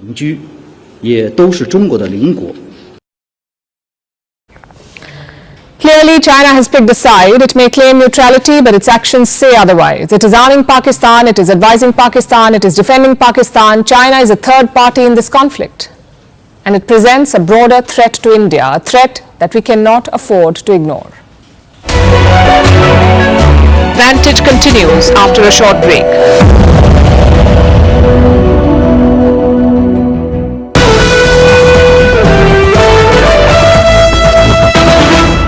We're just getting some breaking news before we close out the show. There's been a massive blackout followed with siren sounds that have been activated in Udhampur, a complete blackout in Udhampur. Also, multiple ceasefire violations happening across different sectors on either side of the line of control. So not yet quite the repeat of what we saw yesterday, but still heavy artillery firing happening on across the LOC. Akash has more details on this. Akash, so is it restricted to CFV violations and artillery shells right now? Are we seeing any kind of drone activity yet? Is there any possibility of a repeat of what happened yesterday, or it's following a familiar pattern? I'm hearing the sirens. In fact, here in Jammu, I'm not allowed to go outside because of the light and some sort of restrictions that are in place. Zaka, yes, we are learning about one drone attack here in Jammu. In fact, defense sources are telling us, and we have heard multiple firing sounds as well. You rightly pointed out on line of control, we are having ceasefire violations in different sectors, not only in Jammu but in Kashmir as well. In Uri and Kupwara, we have been reporting since evening. And at this point in time, in Poonch and in Samba, we are learning about this ceasefire violation from Pakistan, where they are in fact firing the artillery. Here in Jammu, I have heard multiple sounds. I was trying to count 11 at least. I have heard, and I am learning. In fact, defense sources are telling me that it was drone once again, for a drone attack once again. We'll wait for the police to confirm it as well. But I am learning that yesterday it was the airport, and once again it is in the close vicinity, possibly the airport only. And agencies are in fact using the AD systems and AD guns to thwart these attempts. Once again, it is Pakistan trying to attack the infrastructure, and not only in Jammu. We have been learning about these sort of activities in different areas. Tejinder is reporting in fact about Pathankot and Samba as well. We have a colleague Anshul and Anvit in different areas as well. They have been reporting about blackout and sirens. But as far as Jammu is concerned, Jaka, so it is very important. It is the international border though, but it's a very part of the sort of attack that was carried out. In fact, yesterday it got started with Jammu only, and at around 8 p.m. This evening also, we heard sirens, and soon after that a blackout was there. Yes, it's a precautionary measure, Zaka, but it has been categorically mentioned by the police and the civil authorities that people cannot stay outdoor, and in fact that they need to go inside whenever they are hearing these sort of sounds, and in fact whenever there is blackout they need to go indoors. Okay, Akash, we'll leave it at that. Thank you very much. So yes, ceasefire violations are happening in Samba, in Uri, in Tangdar, all across the line of control. We're just getting some breaking news before we close out the show. There's been a massive blackout followed with siren sounds that have been activated in Udhampur, a complete blackout in Udhampur. Also, multiple ceasefire violations happening across different sectors on either side of the line of control.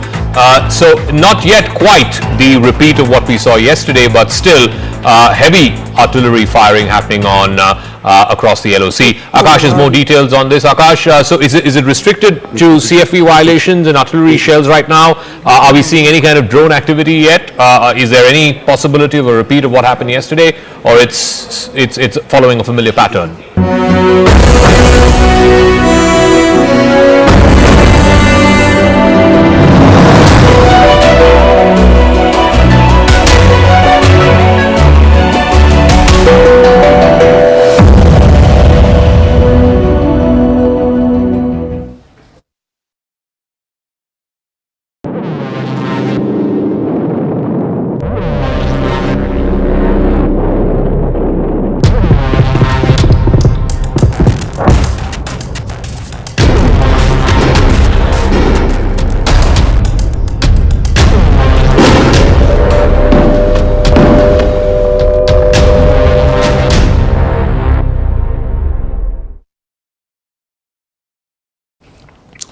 Let me tell you about last night. India's skies turned into a battlefield. Pakistan launched a brazen aerial assault. They fired 300 to 400 drones and some missiles.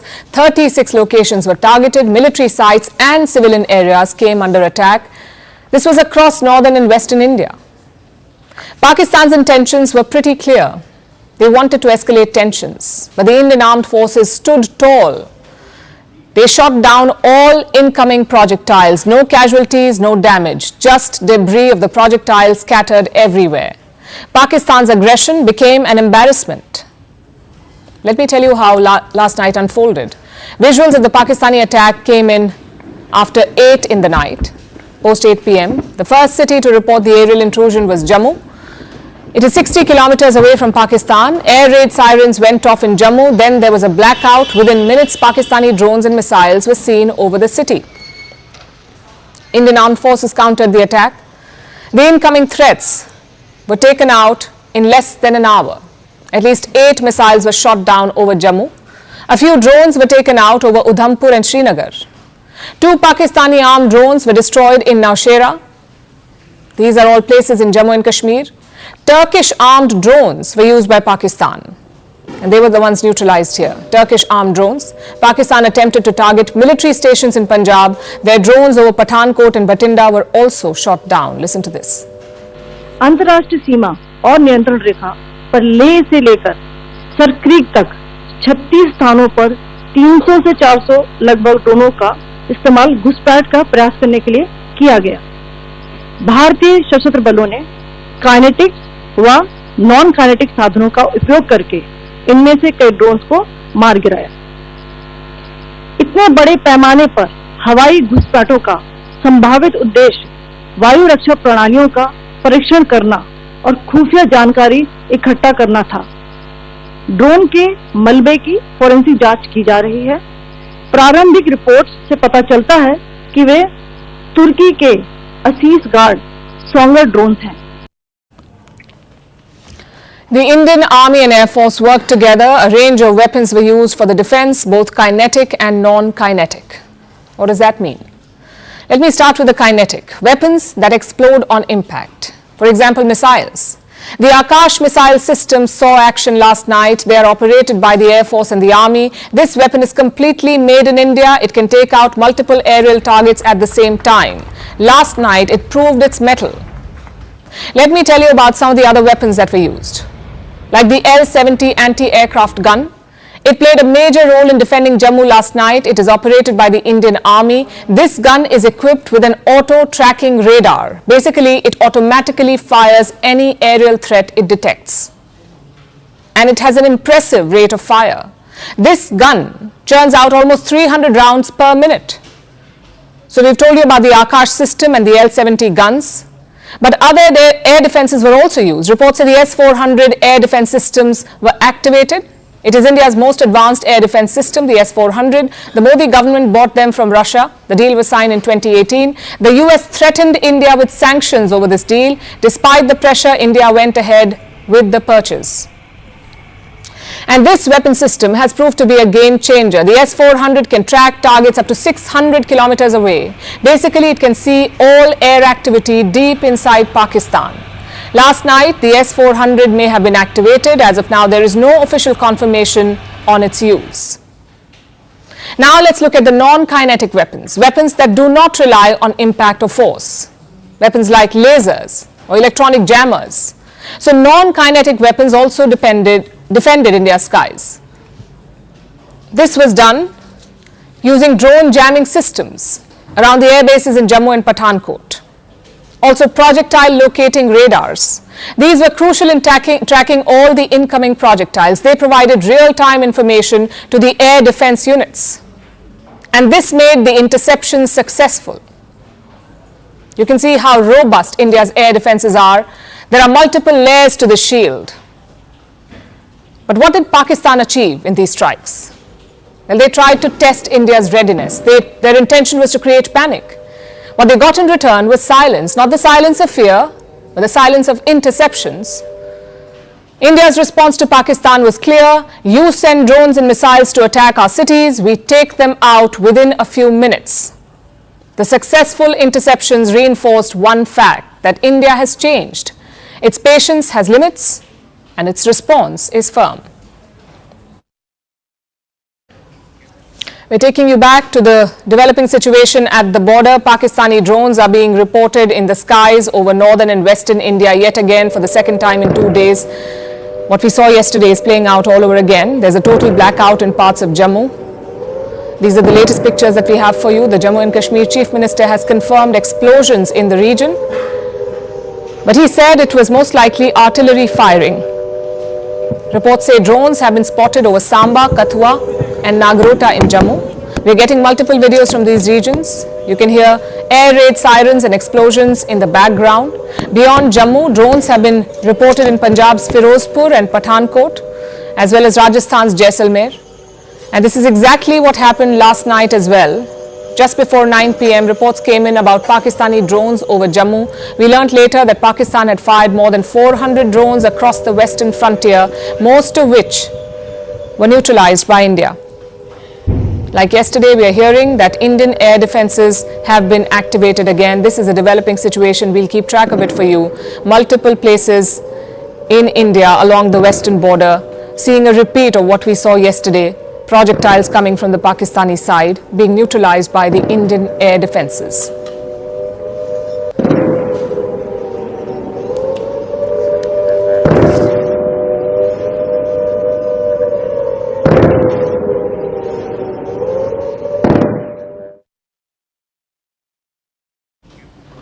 This conflict has many battlefields: the ground, the air and the airwaves. It is being fought not just with missiles and drones, but also in newsrooms, on prime time, in interviews streamed across the globe. This is a battle of narratives, a test of who can tell their story better and convince the world. And here too, India is winning decisively. You've got Indian diplomats. They're calm and collected, their responses are measured, every rebuttal is backed with facts. On the other side are Pakistani ministers. They think it's fun to wing it on air.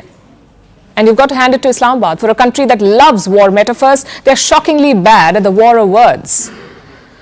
Look at some recent interviews. We'll start with the Indian ones. Indian ambassador to the US, Vinay Quatra, went on CNN, the American channel. He was our foreign secretary before this. Now he's India's ambassador to the US, so a seasoned diplomat on an important mission. Ambassador Quatra was asked if this is a religious war, a war between Indian Hindus and Pakistani Muslims. It's an absurd question to ask. But Ambassador Quatra made his point loud and clear. He said, India is not at war with Pakistan. India is at war with terrorists. The terrorists who killed 26 people in Kashmir. The anchor also called it Indian-administered Kashmir, but Ambassador Quatra did not let it slide. He reiterated India's position. The whole of Jammu and Kashmir is ours. The only problem is Pakistan-occupied Kashmir, or POK. It was an interview that packed a punch. But the knockout came from across the Atlantic. From India's High Commissioner to the UK, his name is Vikram Doraiswamy. He went on Sky News and he was armed not just with talking points but also concrete proof. He went on British television and showed this picture featuring Hafiz Abdul Rauf, a sanctioned terrorist, at a funeral. Standing beside him are officials of the Pakistan Army. The picture tells you everything you need to know. Pakistan is not just supporting terrorists, Pakistan is standing shoulder to shoulder with them. You may think, why are Indian diplomats going on foreign channels to make their point? Why are they facing Western grilling? Well, the logic is quite simple. This narrative war is all about perception. If you cannot tell and defend your story, someone else will twist it and write it for you. So that's what India's diplomats are doing. They are defending India's story. Now let's look at the other side of the border, which is quite chaotic, I must tell you. Pakistan has no dearth of talking heads. In fact, they had quite the army to send to foreign channels, like Defence Minister Khwaja Asif, Information Minister Ataullah Tarar and former Foreign Minister Bilawal Bhutto. Instead of defending, they are scoring own goals. They don't offer facts. They come with feelings and Freudian slips. Take Defence Minister Khwaja Asif. He went on Sky News. He was asked if Pakistan backs terror groups, and this is what he had to say. You do admit, sir, that Pakistan has had a long history of backing and supporting and training and funding these terrorist organizations. Well, we have been doing this dirty work for the United States for about 3 decades, and West, including Britain. It was quite the moment of honesty, I must say, but Khwaja Asif was not the only one sipping the truth serum. Enter Bilawal Bhutto Zardari, the former foreign minister of Pakistan. He too popped up on Sky News trying to do damage control. Instead, he let the truth slip out. He was asked about Pakistan's terror links and he ended up saying this. I don't think that it's a secret that Pakistan has a past as far as extremist groups are concerned. And as a result of this, we have suffered. Pakistan has suffered. Credit where it's due. This is more honesty than we're used to hearing from Islamabad. Bilawal Bhutto is right, of course. Pakistan does have a terror-linked past. But he skipped a tiny detail. Pakistan also has a terror-linked present. And if things keep going this way, a terror-linked future too. So should Pakistan's ministers get some media training? Well, we can offer some tips. Before setting your ministers loose on BBC and CNN, run a few mock interviews. Or better still, just watch India's diplomats for some time. Take notes. And if that's too much work, here's an easier option. Stick to state TV, read from a script, blame a foreign hand and hope that the world is not watching.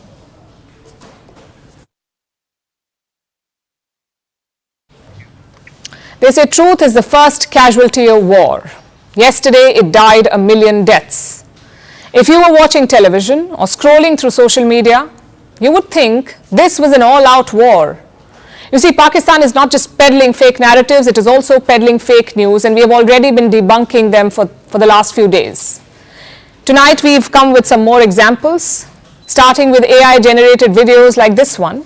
It talks about India shooting down 2 Pakistani jets. This video is fake. The second is an old war footage passed off as new. Like this image, retweeted many times as India's attack on the Karachi port. Turns out it was a visual from Gaza. Then there's this video of a Pakistani attack on Jammu. The video was from Dhaka. So again, fake, of course. There are also fake headlines, like this one. A Chinese daily shared an old image claiming 3 Indian jets crashed. The image was fake. It was from 2019. A Pakistani handle claimed that a Sukhoi Su-30 MKI was shot down. The Indian pilot was captured. Again, this was fake news. This picture was from 2014. Here's another one. It says that ATMs in India will be closed for 2 to 3 days. Fake news. It was spread to create panic, to send people rushing to the banks. And that's the purpose of this, really. But it wasn't just social media that was the problem. Mainstream media also seemed to have taken the bait this time. And now we know that reporting during a conflict like this one is tough. The viewers want to know what's going on, and you want to put out information fast. It can be tough in the fog of war. So it's important to prioritize accuracy over speed. Unfortunately, some channels faltered and ran headlines like these. Indian Navy strikes the Karachi port. Fake news. Indian Army takes over Lahore. Again, fake. Pakistan's Army Chief Asim Munir toppled in a coup. Prime Minister Shehbaz Sharif captured and locked in a basement. Imran Khan to be released within hours. Pakistani pilot captured after India downs an F-16 fighter jet. All of this was fake news. Yet it ran on mainstream media. The clips were forwarded on WhatsApp. They were retweeted hundreds of times. It was repeated so much that it almost seemed like reality. Why did this happen? Because the hunger to be first beat the responsibility of verifying news. It's a strange thing, really, and the paradox of the times we live in. We have more access to information than ever before, yet we are more vulnerable to being misled. And a war makes that even worse. In moments of national anxiety and crisis, people aren't just looking for news, they're looking for credibility, they're looking for clarity, something to hold on to during a crisis. And the answer to that can never be fake news. We know you want updates, but accuracy is more important than speed. At first post, we are choosing to hold on to that. We are choosing to hold on to accuracy. That means we won't always be first. You may not get your breaking alert from us, but what you will get is what we owe you. And that is the truth. Verified, cross-checked and cross-checked. We rely on sources and verified ones. After all, that's what separates a journalist from a loudspeaker. But sometimes even we miss a beat, and when we do, we will tell you. Yesterday, we ran visuals from a registered news agency. This visual turned out to be fake, so we are taking responsibility. And from now on, we will cite the source of every image, every picture, every video that you see on First Post will have a source mentioned. That is our commitment to you. We will wait, we will verify, we will ask again. Only then will we tell you. No noise, no panic, just the facts. Because right now, that's what the country needs most.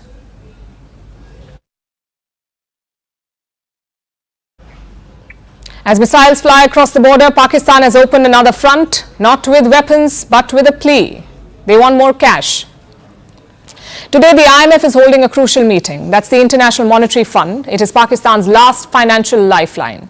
The IMF will decide Pakistan's financial future. It will assess their current progress and take a call on giving them more money. The stakes are very high. It's a make or break moment for Pakistan's economy. So hours before the IMF meeting, Islamabad put out a not so subtle appeal on X. The post came from Pakistan's Economic Affairs Division. It openly asked for more loans. It cited the current conflict with India. It referred to the recent stock market crash. And it urged the world to help de-escalate. Now let me be clear. This is not a fake account. This was an official government handle of Pakistan openly begging for money in the middle of a military standoff with India. Of course, the internet reacted instantly. India's very own PIB, Press Information Bureau, joined in with a sharp dig. Soon the backlash grew and Pakistan scrambled for cover. A clarification was issued. Pakistan claimed that this account was hacked and the post was not an official statement. But the damage was done. Now the spotlight shifts to the IMF. Will they grant Pakistan the next tranche of loans? Around $2 billion are on the table, and this is in two parts. One half is a $1 billion tranche. This is out of the $7 billion bailout package that has been promised to Pakistan. The second half is a new loan, a loan worth $1.3 billion. Pakistan is asking for more funds under the IMF's Climate Resilience Program.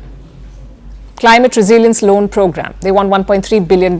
So today's meeting can unlock upwards of $2 billion for Pakistan.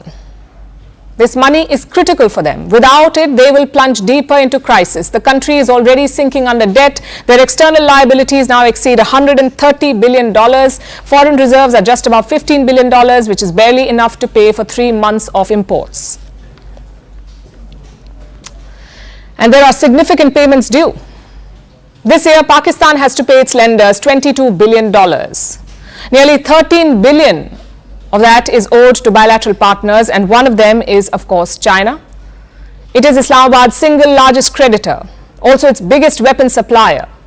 Of course, India is watching the IMF meeting closely. New Delhi will have representation there, and they will want the IMF to block the money. India's Foreign Secretary Vikram Misri issued a statement today. He called on the IMF to look hard at the facts. He pointed to Pakistan's long history and bailout packages.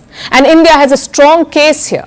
Pakistan has received 24 IMF bailouts since 1958. That is the highest number for any country in the world ever, 24 bailouts. So India is raising some very tough questions. It wants the IMF to ask how that money has been used.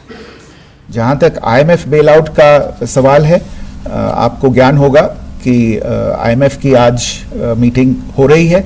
हम वहां पे अपना पक्ष रखेंगे और जो हमारा मत है इन चीज़ों को लेके वहां पे साझा करेंगे दूसरे मेंबर्स के साथ. ये बोर्ड पे निर्भर है कि वहां पे क्या निर्णय होता है. In the backdrop of the Pahalgam terror attack and Pakistan's provocation since, India's message is clear. Agencies like the IMF should stop giving aid to Pakistan blindly. Clearly, that money is funding terrorist groups.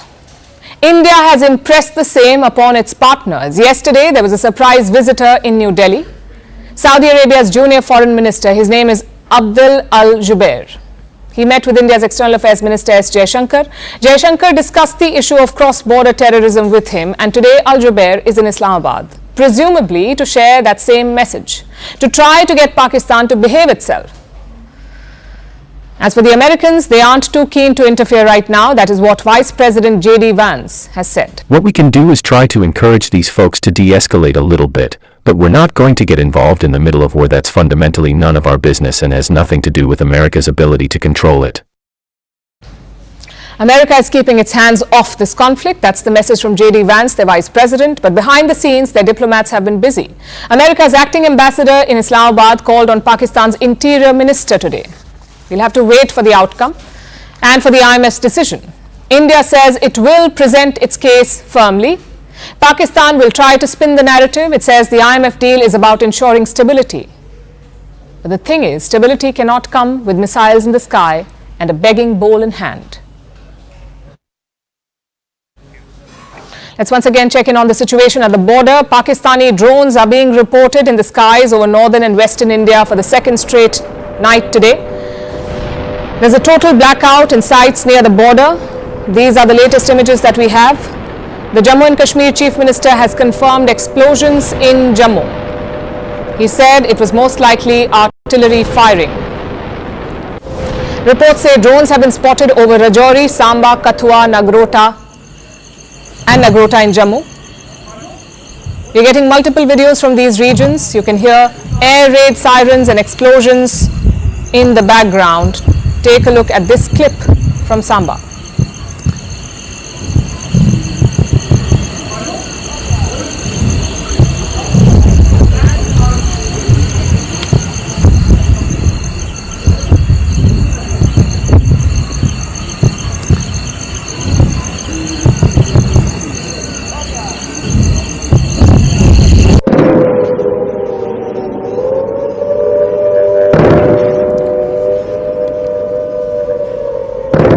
Beyond Jammu, drones have been reported in Punjab's Firozpur and Pathankot, as well as Rajasthan's Jaisalmer and Pokhran. This is exactly what happened late last night as well. We are hearing that Indian air defences are engaging the targets again. This is almost a copy-paste from last night's attack.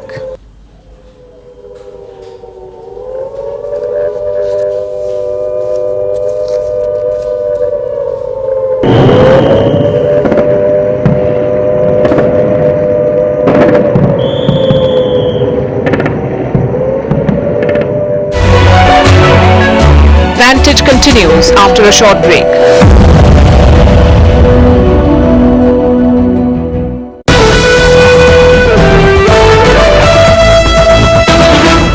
We're just getting some breaking news before we close out the show. There's been a massive blackout followed with siren sounds that have been activated in Udhampur, a complete blackout in Udhampur. Also, multiple ceasefire violations happening across different sectors on either side of the line of control. So not yet quite the repeat of what we saw yesterday, but still heavy artillery firing happening on across the LOC. Akash has more details on this. Akash, so is it restricted to CFV violations and artillery shells right now? Are we seeing any kind of drone activity yet? Is there any possibility of a repeat of what happened yesterday, or it's following a familiar pattern? I'm hearing the sirens. In fact, here in Jammu, I'm not allowed to go outside because of the light and some sort of restrictions that are in place, Zaka. Yes, we are learning about one drone attack here in Jammu. In fact, defense sources are telling us, and we have heard multiple firing sounds as well. You rightly pointed out on line of control, we are having ceasefire violations in different sectors, not only in Jammu but in Kashmir as well. In Uri and Kupwara, we have been reporting since evening. And at this point in time, in Poonch and in Samba, we are learning about this ceasefire violation from Pakistan, where they are in fact firing the artillery. Here in Jammu, I have heard multiple sounds. I was trying to count 11 at least. I have heard, and I am learning. In fact, defense sources are telling me that it was drone once again, for a drone attack once again. We'll wait for the police to confirm it as well. But I am learning that yesterday it was the airport, and once again it is in the close vicinity, possibly the airport only. And agencies are in fact using the AD systems and AD guns to thwart these attempts. Once again, it is Pakistan trying to attack the infrastructure.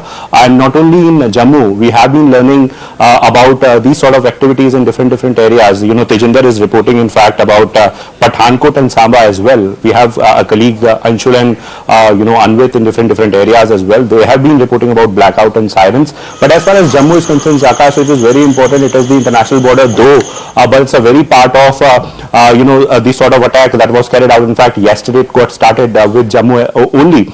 And at around, 8 p.m. This evening also, we heard sirens, and soon after that a blackout was there. Yes, it's a precautionary measure, Zaka, but it has been categorically mentioned by the police and the civil authorities that people cannot stay, outdoor, and in fact that they need to go inside whenever they are hearing these sort of sounds, and in fact whenever there is blackout, they need to go indoors.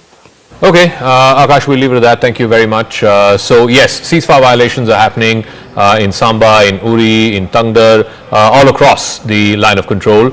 We're just getting some breaking news before we close out the show. There's been a massive blackout followed with siren sounds that have been activated in Udhampur, a complete blackout in Udhampur. Also, multiple ceasefire violations happening across different sectors on either side of the line of control. So not yet quite the repeat of what we saw yesterday, but still heavy artillery firing happening on across the LOC. Akash has more details on this. Akash, so is it restricted to CFV violations and artillery shells right now? Are we seeing any kind of drone activity yet? Is there any possibility of a repeat of what happened yesterday, or it's following a familiar pattern? I'm hearing the sirens. In fact, here in Jammu, I'm not allowed to go outside because of the light and some sort of restrictions that are in place, Zaka. Yes, we are learning about one drone attack here in Jammu. In fact, defense sources are telling us, and we have heard multiple firing sounds as well. You rightly pointed out, on line of control, we are having ceasefire.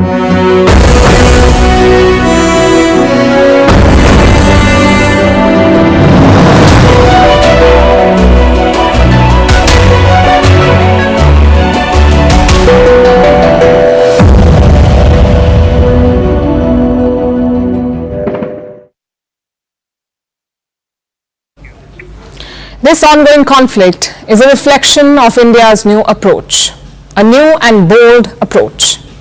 It's very different from the past. Let's go back to 2008. Pakistani terrorists attacked the financial heart of India. I'm talking about 26/11. They targeted iconic landmarks in Mumbai. 26/11-2008.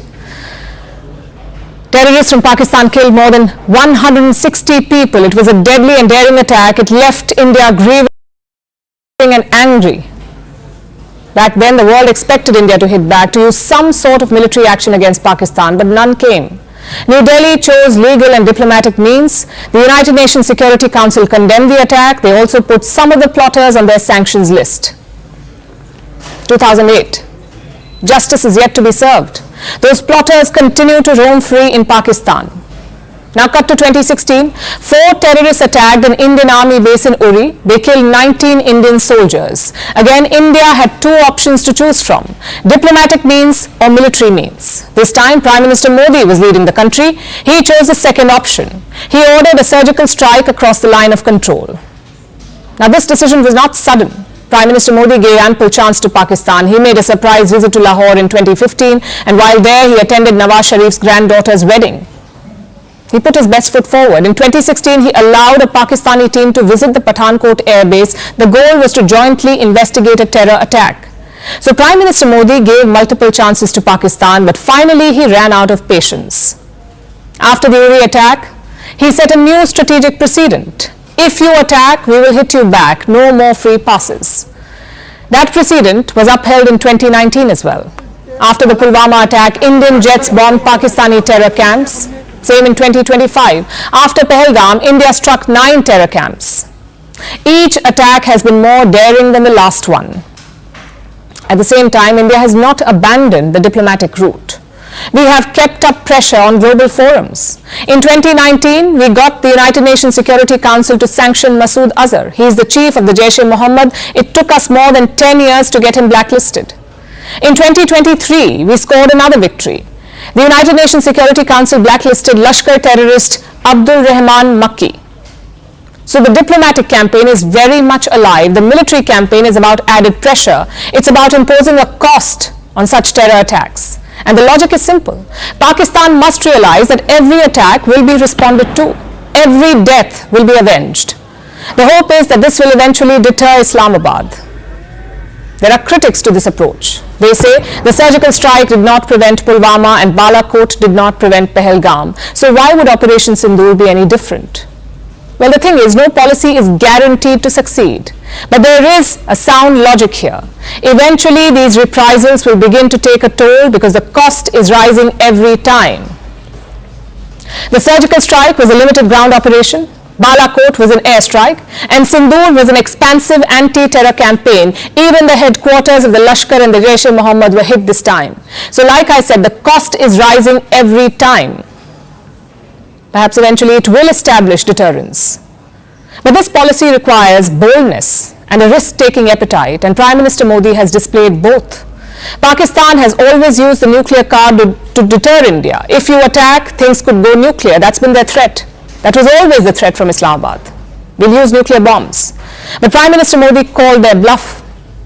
It's very clear now that you can attack Pakistan conventionally. You do not need to fear the nuclear angle. Secondly, it's a risk to India's larger ambitions. Our goal is to become a hub of manufacturing and innovation, to become a developed country by 2047. Viksit Bharat is what we call it. To become a major world power. A war would put these goals at risk. But Prime Minister Modi is willing to take that chance. He is putting safety and sovereignty over everything else. It is a sign of bold and decisive leadership. Only time will tell whether it succeeds.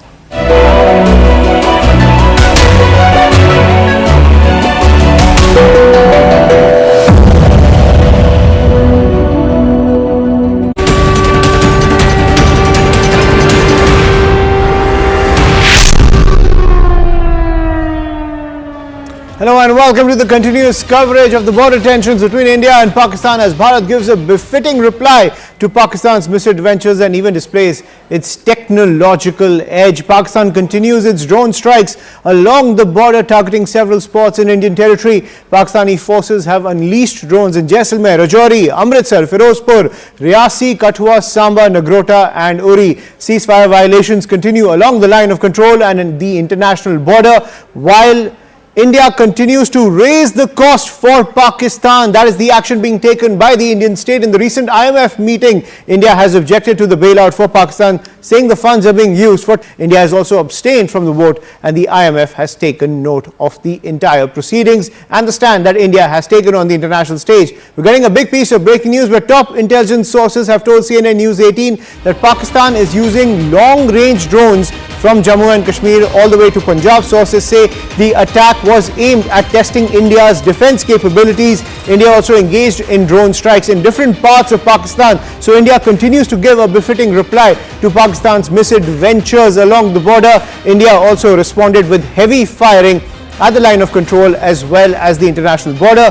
Pakistan's crucial posts were damaged in India's counter-strike. Today, a small quantity of ammunition was also added when it comes to the entire situation along the border. And also what we are learning is that several posts have been damaged by India's counter-strike against Pakistan, even at the LOC and the international border. This comes as Pakistan continues to launch those drone strikes along the international border and the LOC, but India also giving a befitting reply. Top intelligence sources telling CNN News 18 that India has also taken strikes in different parts of Pakistan. India countering the entire offensive coming in from Pakistan. India also engaging in drone strikes in different parts of Pakistan. India has also responded with heavy firing at the line of control as well as the international border. Pakistan's crucial posts have been damaged in the ensuing gunfight that has taken place from across the Indian side towards Pakistani posts, and several Pakistani posts have now been damaged. So India also raising the cost for Pakistan when it comes to the offensive along the border, namely the LOC and the international border. But as you can see, Pakistan not relenting, using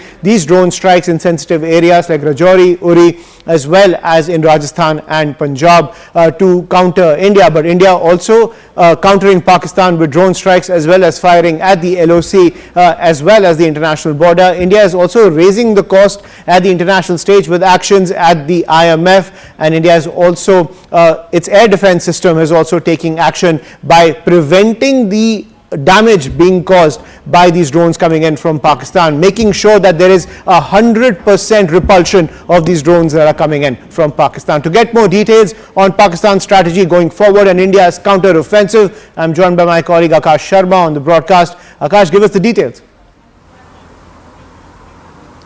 Right, so yesterday we saw that how Pakistan launched a number of attacks towards India, starting from Jammu, to then extending towards the northern parts, where we got to know that in Ladakh also, in Leh in fact they have targeted several military infrastructure, and then down towards Gujarat and Rajasthan, they have also tried several sort of targets. The interesting part was that many of the drones did not have explosives, which means that they just wanted to test the capabilities. They just wanted to check as to how India would react, and that's the reason why there was an anticipation that something is going to come today. And now today also at around 8 p.m, starting from 8 p.m, we have seen that how in the areas like Rajouri, in the areas like Jammu, Samba, and in fact several places in Punjab and also in Rajasthan, we have seen that how these drones were tried, and 2-3 points that are very clear out of these attempts. First one is of course the fact that Pakistan is somewhere showing the sort of capability where they are in fact able to attack from their home to a place that is at a distance of more than 100 kilometers, in fact 200 kilometers in some cases. Then they have in fact at the LC they are violating the ceasefire with artillery, even when they don't have enough of artillery ammunition. They have been violating ceasefire, and it is happening across the LC in the multiple sectors. In Kashmir, if you talk about Uri, Kupwara, Baramulla and all these areas close to LC, so violation has been happening, and artillery shells are being, in fact artillery is being fired, civilians are being targeted. Similarly in Jammu region as well, we have seen that how in Poonch ceasefire violation is happening, and it is not limited to LC only. We have a violation at the international border as well, where they are firing the artillery. So a number of things are happening, and there is an indication that something big is going to happen from Pakistani side, given that today's drones have explosives as well. In fact, our investigation editor Manoj Gupta is bringing us these details that how the drones that are being used today have the small quantity of ammunition, in fact the explosives as well. So clearly clear indication of provocation, and not just provocation but an action that is out of frustration because of the fact that in the initial days, in fact the initial attacks, Pakistan has in fact seen the sort of capabilities that Indian armed forces have, and this is the reason why the same design is being used with a sort of modification, a bit of modification. In Punjab, several locations were targeted. In fact, several military infrastructure were targeted in Kashmir and in Jammu region as well. Right, and Akash, you're currently reporting from the Jammu region. What is the situation there right now? Clearly, it seems that the blackout is still in effect. What is the kind of pulse on the ground right now in the Jammu area? So no more sirens, but we have been asked to not to open our camera light and report on road, and that's the reason why my camera light is in fact off. I'll try to show you some visuals. It's all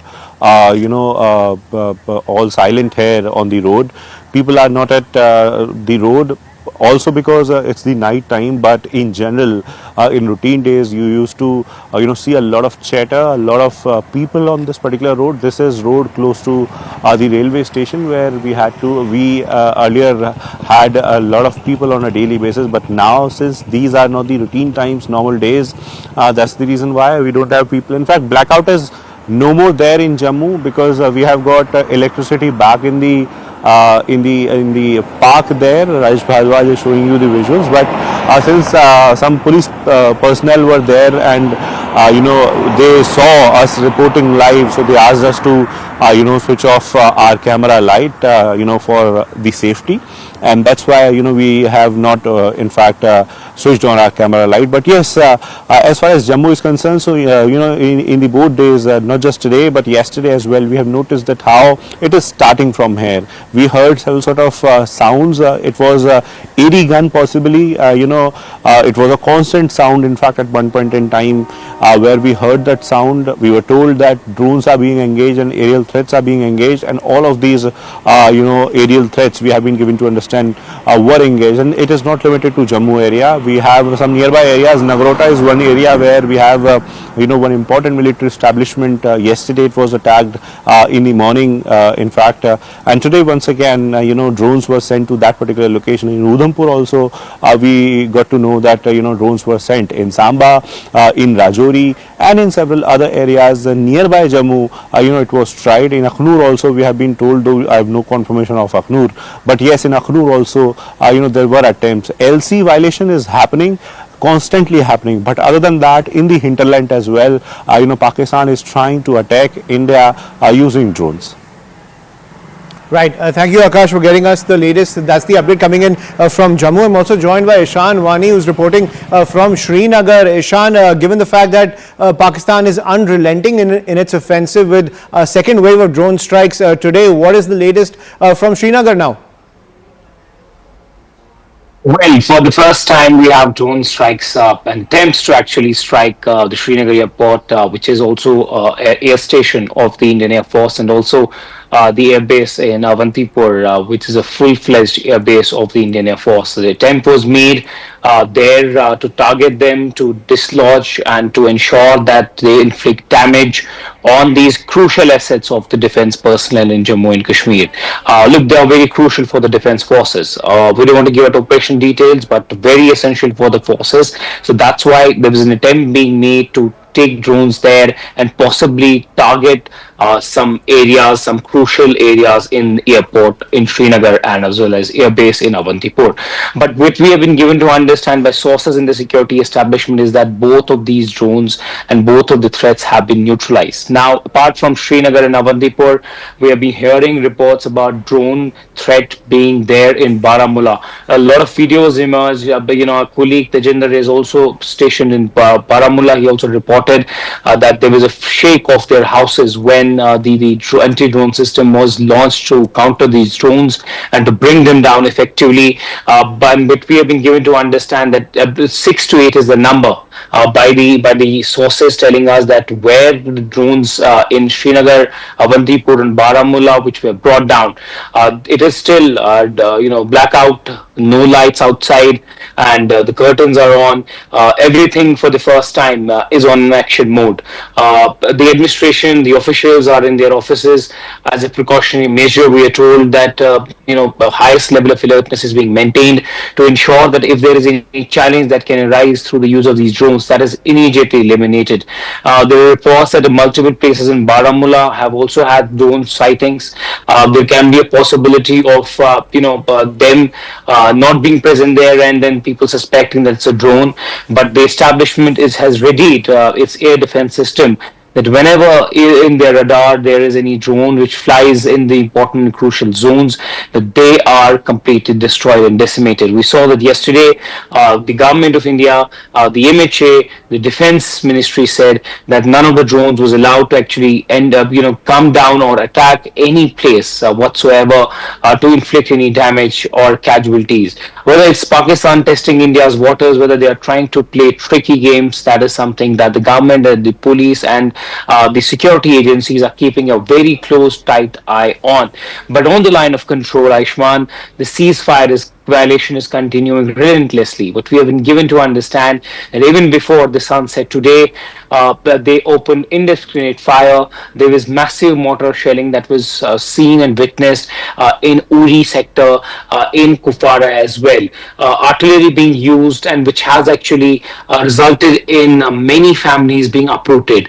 But yesterday was the most intense shelling part. Yesterday was intense shelling. People were thrown out of their houses. One lady died died. It's a very sad story that she was trying to escape from the shelling. They were in a car, and then one shrapnel from the entire artillery that fell somewhere close to their vehicle came in from the top and just pierced through her neck and killed her later before she reached the hospital. So the sad story that people are dying on the line of control or are getting dislodged from their houses. They are being uprooted. They're being moved out. Several people have left on their own, while the government is also providing them accommodation, food and shelter to ensure their safety. The ambulances have been kept there, but it's hard to actually lift anyone when there is massive artillery shelling taking place. But the drones hit in Srinagar, Avantipur and across Kashmir Valley have been eliminated. First such drone attack after Jammu yesterday. Now the agencies are trying to ensure that they get a full hand on the situation that's unfolding. Absolutely. That's the situation coming in from Srinagar. Please stay safe there, Ishan. I'm also getting a report from other parts which are also seeing these drone strikes, ladies and gentlemen. Pathankot as well as Jaisalmer. Anvid Srivastav also joining us from Jaisalmer, which has also seen a fresh round of drone strikes. Anvid, what's the latest right now in Jaisalmer? Ayushman, we are right now in Jaisalmer at a location that is closer to the border, and we are far from the city because we are closer to the border. And the IB, the international border, lies hardly 70 to 80 kilometers from here, because the last village, Ramgarh, there the vehicular movement beyond that has been stopped. Army has taken over, and they are not allowing media and civilians beyond that point. But where we are right now, last night a lot of shelling was reportedly seen from this point as well where we are standing. But today the skies are comparatively clear, as you can see. But yes, the complete blackout, as you can see, the street lights are all off. People have been told to keep minimal vehicular movement, that too without the usage of headlights. Advisories have been issued to put thick curtains on the windows and do not switch any lights on from 6 p.m. to 6 a.m. in the morning. Now these precautionary measures are being taken to save civilian architecture, not only architecture but also prevent any harm to lives from the Pakistani shelling and cross-border firing that the Pakistan has been resorting to since last night. The number of shells rained was so high in this area in Jaisalmer that today not only one such bomb had to be defused by the military in Kishan Ghat area of Jaisalmer, but another was also discovered which had remained unattended and was reported by the local villagers. So much of shelling had taken place yesterday, and so much of drone attacks could be visible from the point where we're standing right now, that fear and uncertainty loom as villagers stay indoors. Police, however, are continuing heavy patrols in the area, and the army is keeping a tight vigil on the activities across the border. Right, so that's the latest coming in from Jaisalmer. As you can see, Anvit over there reporting in complete darkness. There's a complete blackout in Jaisalmer as the drone strikes continue, and there's a threat of more artillery firing as well as drone strikes coming in from Pakistan. But the Indian Defence Forces on high alert. At the same time, the Indian Defence Forces as well as the air defence systems are repelling all the drone strikes that are coming in from Pakistan. But clearly, as a precautionary measure, several of these areas now witnessing a complete blackout. Also, what we're learning is that these drones have been sighted at around 26 locations ranging from Baramulla in the north to Bhuj in the south, and along the international border as well as the line of control with Pakistan. Now, these include suspected armed drones posing potential threats to both civilian and military targets. So it's not just the military targets that are being targeted by the Pakistani state, it's also these civilian areas. These locations include Baramulla, Srinagar, Avantipura, Nagrota, Jammu, Firozpur, Pathankot, Lalgarh, Jatta, Jaisalmer, Barmer, Bhuj, Kuwarbat, as well as the Lucky Nala areas along the international border as well as the line of control. Let's get a view from Pathankot, also one of the affected areas by these drone strikes. Anshul Singh is reporting from Pathankot to get us the latest. Anshul, give us the update from Pathankot right now as the situation continues to remain grim. Well, yes, at approximately 7:30 p.m. a complete blackout was announced out here in Pathankot, and since then, since 7:30 till at approximately 9 to 9:30 p.m. there have been at least 14 to 15 blast explosions that I have counted myself out here in Pathankot. But at this point in time, over the last hour and a half, there has been absolute peace that has been maintained over here.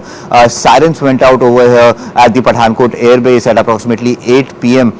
Today as well, but there were at least 50 15 projectiles that were launched from the side of Pakistan. Whether these were drones, whether these were missiles, this is something that will be investigated tomorrow once the light hits. But yes, this is one of the modus operandi that is being utilized by Pakistan at this point in time. They try to take the hide behind the night, and then eventually, like this morning as well, at approximately 4:30 a.m. this morning, there were a few drones and projectiles that were yet again launched from the side of Pakistan. So at this point in time, definitely the guards are not down. Everything is checked up. Blackout has still been announced. There has been no other communication that has been made from the side of the administration. The administration has made this very clear that all the SOPs that needs to be followed during the time of a blackout, that should be followed over here, and hence that is being done at this point in time. But yes, one thing we can confirm to our viewers, that at least 15 explosions were heard over here in Pathankot, but each and every attack was thwarted by our air defense systems. And today as well, the Pakistani drones and projectiles were not able to hit the ground. So for 2 consecutive days, the drones and projectiles that have been sent from the side of Pakistan have all been burst in the air itself. They haven't been able to even touch the land, let alone harming life and property out here in Pathankot. It remains to be seen how will the forces now respond to this new escalation that has come in from Pakistan, 3rd day in a row. But definitely the situation remains grim. But yes, the manner in which the armed forces are tackling these threats that are coming in from Pakistan, somewhere or the other, it is increasing the confidence of the local people over here, that even if Pakistan is just 25 kilometers away from here, the armed forces are so vigilant that they will not let anything happen to any citizen of this country. Absolutely, and also we're getting more information that Avantipora has also seen drone strikes coming in from Pakistan.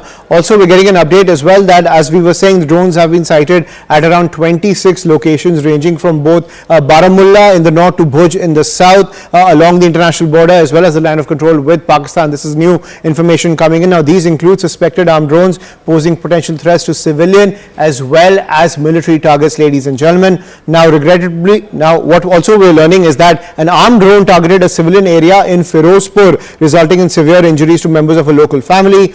The injured have been provided medical assistance, and the area has been sanitized by the security forces. So that is more information that's coming in, where civilians are also in the crossfire when it comes to these attacks coming in from Pakistan, the drone strikes. Now, this armed drone targeted a civilian area in Firozpur, resulting in severe injuries to a local family. And other areas, as we are showing you on our screens, including Baramulla, Srinagar, Avantipora, Nagrota, Jammu, Firozpur, Pathankot, Lalgarh, Jatta, Jaisalmer, Barmer, Bhuj, Kuwarbat and Lakinala have also been targeted by these drones. Akash is also with us on the broadcast when it comes to these new developments which are coming in, where civilians are also in the line of fire from Pakistan, because Pakistan is not discriminating between military and civilian targets. Akash.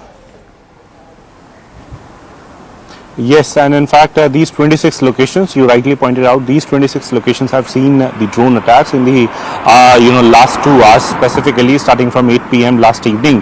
And in fact, we saw that how even before the sunset, the ceasefire violation was started, in areas like Uri and in Kupwara, and then we saw the air sirens in different areas, including Jammu, Baramulla, and others. Starting from Baramulla in the north, you rightly pointed out, and to Bhuj. In fact, the entire western border, was active. And yes, in Firozpur, one civilian, target was there, and in fact, one family, in fact, the members have sustained injuries. They have been getting medical assistance. But this is somewhere showing, the intentions of Pakistan. These are, somewhere the act that they can get involved in. And at a time when India has made it very clear that we don't want any escalation, we will not target your civilian population, we won't target your military installations, then also Pakistan is trying some important military installations here in India. I cannot, of course, name because of several limitations, but these places, many of these places have got several crucial military infrastructure, Ayushman, and this is the reason why it is concerning. I know that our armed forces are very much there to thwart any sort of attempt, but then up to when we will be seeing these sort of attempts from Pakistan, because this is the third attempt. In fact, we have been seeing that how yesterday in the morning and in the evening, in fact, there were attempts, and today once again, there are attempts. So yesterday in the morning, of course, India, carried out the retaliation, in fact, retaliatory strikes in Pakistan, where their air defense systems were destroyed, their radars were destroyed, and in fact, their air defense system in Lahore was destroyed. Then last evening, in fact, operation was there. We still don't know. We did not have, in fact, we were not provided with any sort of detail because operations are still on. And as Raksha Mantri said, Operation Sindoor very much, is very much on. But then, civilians are getting impacted because of it, and now in fact this sort of action that government is going to take will be something that will be very crucial to watch for. Right, thank you, Akash, for getting us those updates. We're getting some more updates, ladies and gentlemen, when it comes to India's counter-strike. Also, what we are learning is that National Security Advisor Ajit Doval and External Affairs Minister S. Jaishankar have left from the Prime Minister's residence after the crucial meeting over the counter-strike to Pakistan. And that's the big news that's coming in, that after that crucial meeting at 7 Lok Kalyan Marg, now both the National Security Advisor as well as the External Affairs Minister, those are the visuals on your screen, they have left 7 Lok Kalyan Marg after that crucial meeting over India's counter-strike to Pakistan. And joining us on the broadcast is Arun Dhanta also to get us the details. Arun, over to you. Well, that's right, Aishman. Two important meetings happened today in the evening. First was, of course, with Prime Minister Modi, Rajnath Singh, and three, defense tri-services chiefs and RAW and IB chief. They all were present, along with, of course, National Security Advisor Ajit Doval. That was the review meeting about the current situation and how our forces are actually retaliating to the unprovoked firing and the drones being set in by the Pakistani side. And the second meeting, which happened, that was between NSA Ajit Doval, Prime Minister Modi, External Affairs Minister S. Jaishankar, and also the Foreign Secretary. So these two meetings happened today. In both the meetings, one, of course, on one side there was the Tri-Services Chief who was speaking about their action, and on the other hand, the Foreign Secretary and External Affairs Minister briefed Prime Minister Modi about the developments that are taking place on the international level, because in last 2 to 3 days we have seen that S. Jaishankar has been very, very proactive. He's been in touch with many international communities.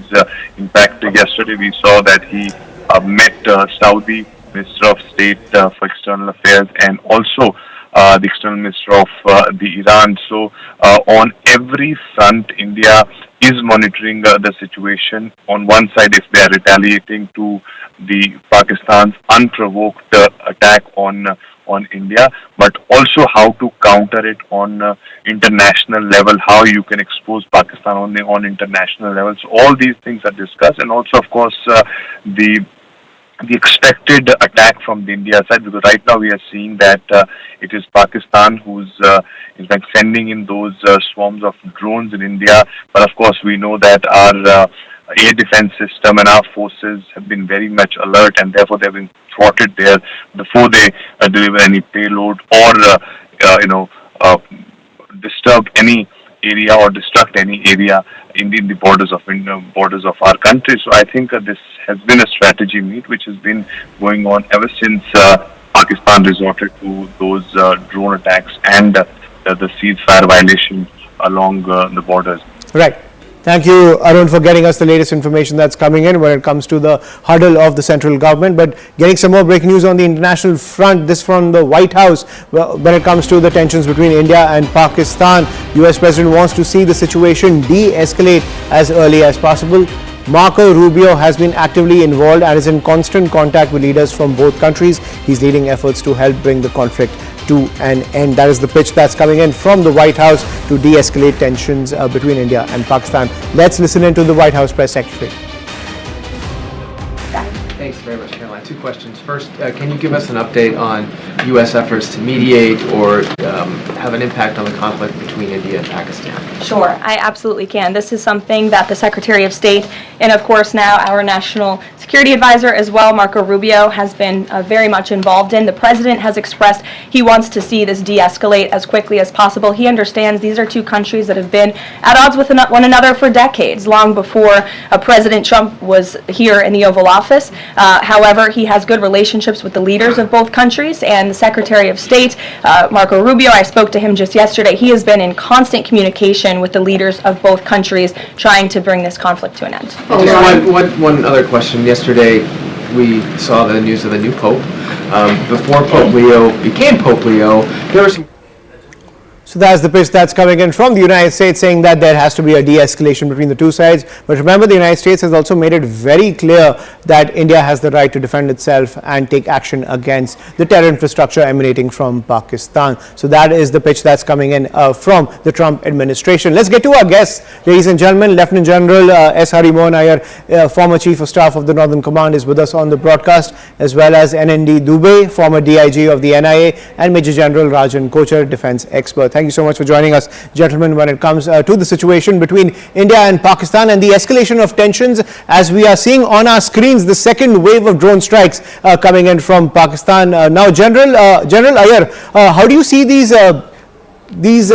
scenes that are coming in from Pakistan and the escalation of tensions between the two sides, given the fact that even though India has highlighted its technological edge as well as its capability to strike deep into Pakistani territory, the Pakistani state is not relenting and continues to provoke the Indian state?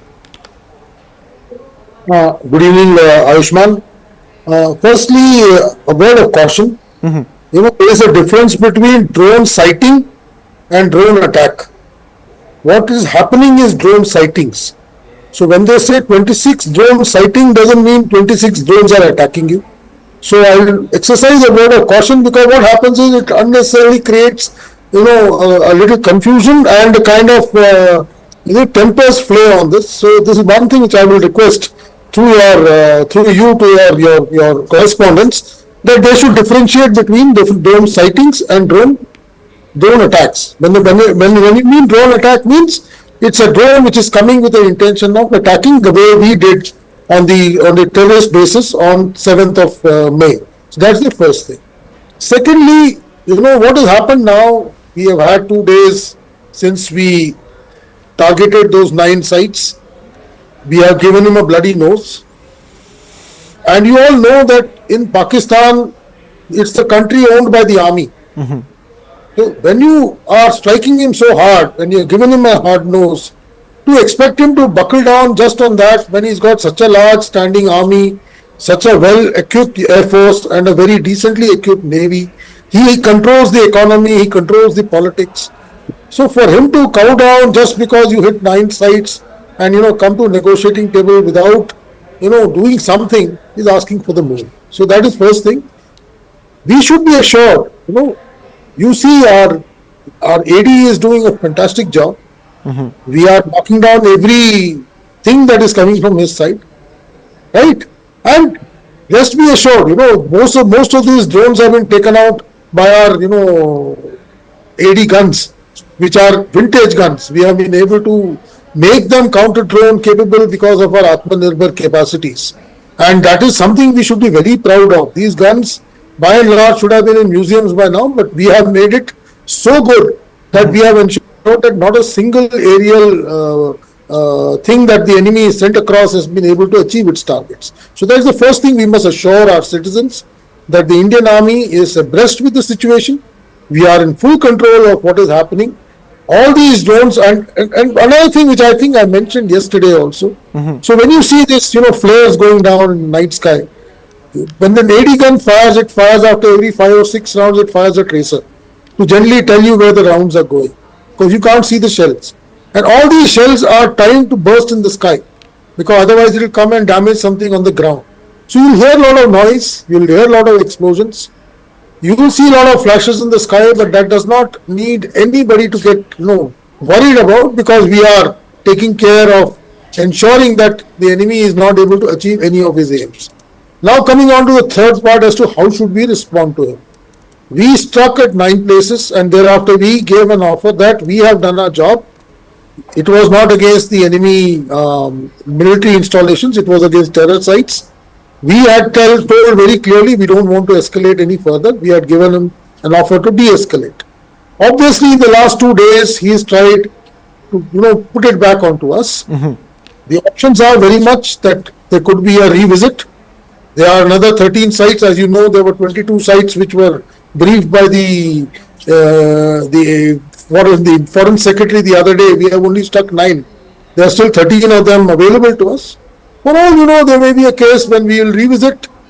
Possibly, when you see a boxing match, if he doesn't get knocked down by the first punch, let's give him a second one. Possibly escalate it a little further. You may find us targeting, other than terrorist site, some other infrastructure site which forces him to come down to the negotiating table. You see, world order will put pressure on both countries to de-escalate. And as we have already given out after 7th May, that we want the situation not to escalate any further. Once that comes down to de-escalation on our counts, I'm sure it will be the end of this whole thing as far as the military aspect of engagement is concerned. I am extremely positive that the way our armed forces have stood by us, we have still not even actually, I will say we haven't put on our boots. Our formations are still not mobilized, unlike him. The day he decides to, push the envelope a little larger, then possibly he is asking for trouble. I am sure we have multiple options to ensure that he has not just a bloody nose, he doesn't survive. He also knows that he doesn't have the money to last for more than 4 days. He also is fighting a case of far and few resources with him. So I am very sure he'll come to heels at a due course of time. Right. If not, then the population in Pakistan will ensure that they can't suffer anymore and they'll bring him to heels. And that is what we should do. We should be prepared for a long haul. We should be patient. We are a stronger country, both economically and militarily. We have our aims correct. We are on the right line. We are not the aggressor here. He started this whole game by launching that event in Pahalgam. So he should be sent home at a time and place of our choosing. And it is not something that he can extract out of us. We should be patient. Like I said, usko thakao. Itna thakao, he is not able to stand up.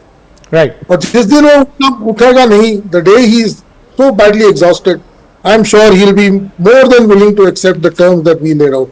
Right, but General Iyer, that gives the impression that we are now in it for the long haul when it comes to wearing down the Pakistani state. Major General Rajan Kochar, what is your analysis of the situation? Do you think that now we're in a situation where we need to wear down the Pakistanis, increase the cost for them to wage even these small skirmishes that we're seeing along the line of control and the international border? Because even an unstable Pakistan where the people don't have faith in the civilian administration and the military leadership, that's also a dangerous paradigm for India.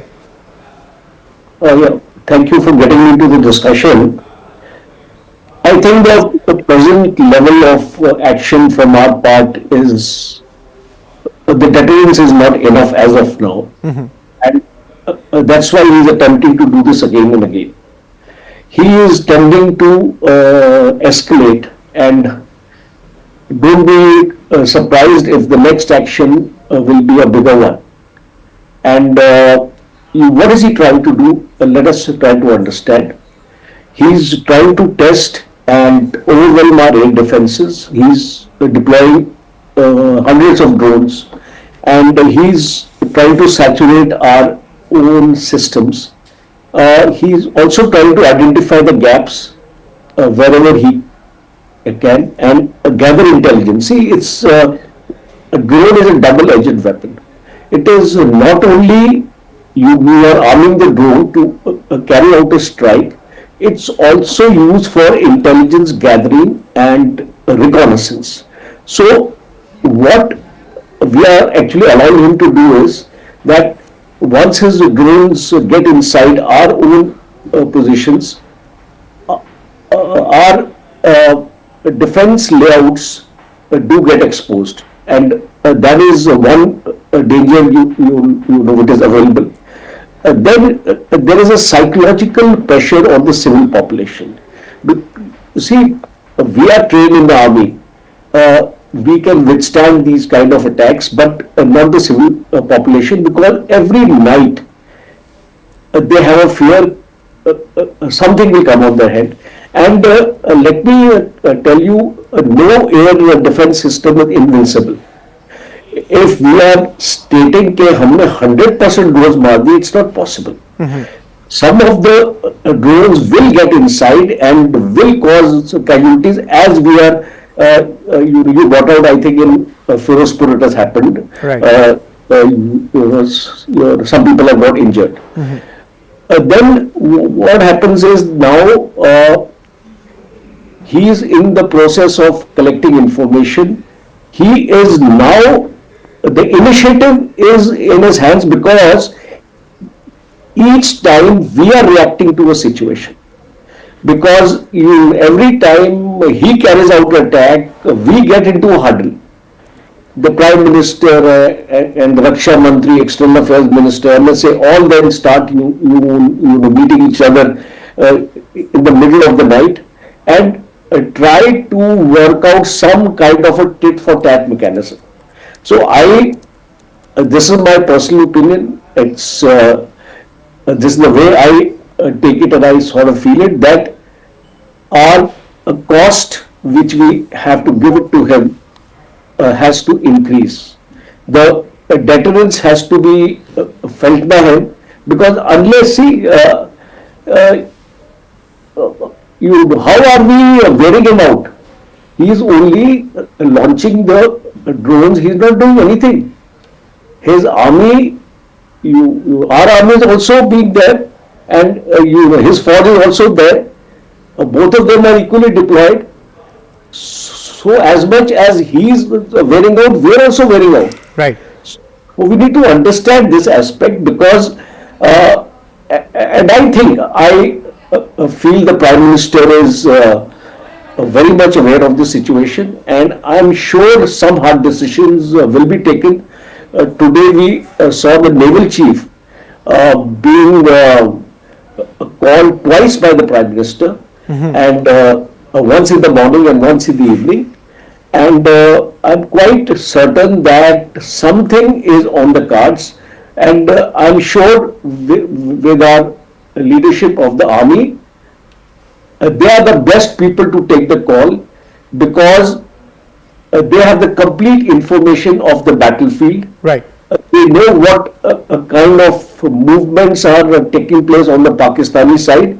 We are not aware. So we are nobody to suggest to them that what action is to be taken. Absolutely. And one last point I want to make is the IMF news which has just come in. Pakistan has got the bailout package, $1.3 billion, and I think India abstained from voting. And the world has to come up now. So you see, we are ensuring we are fighting our own war.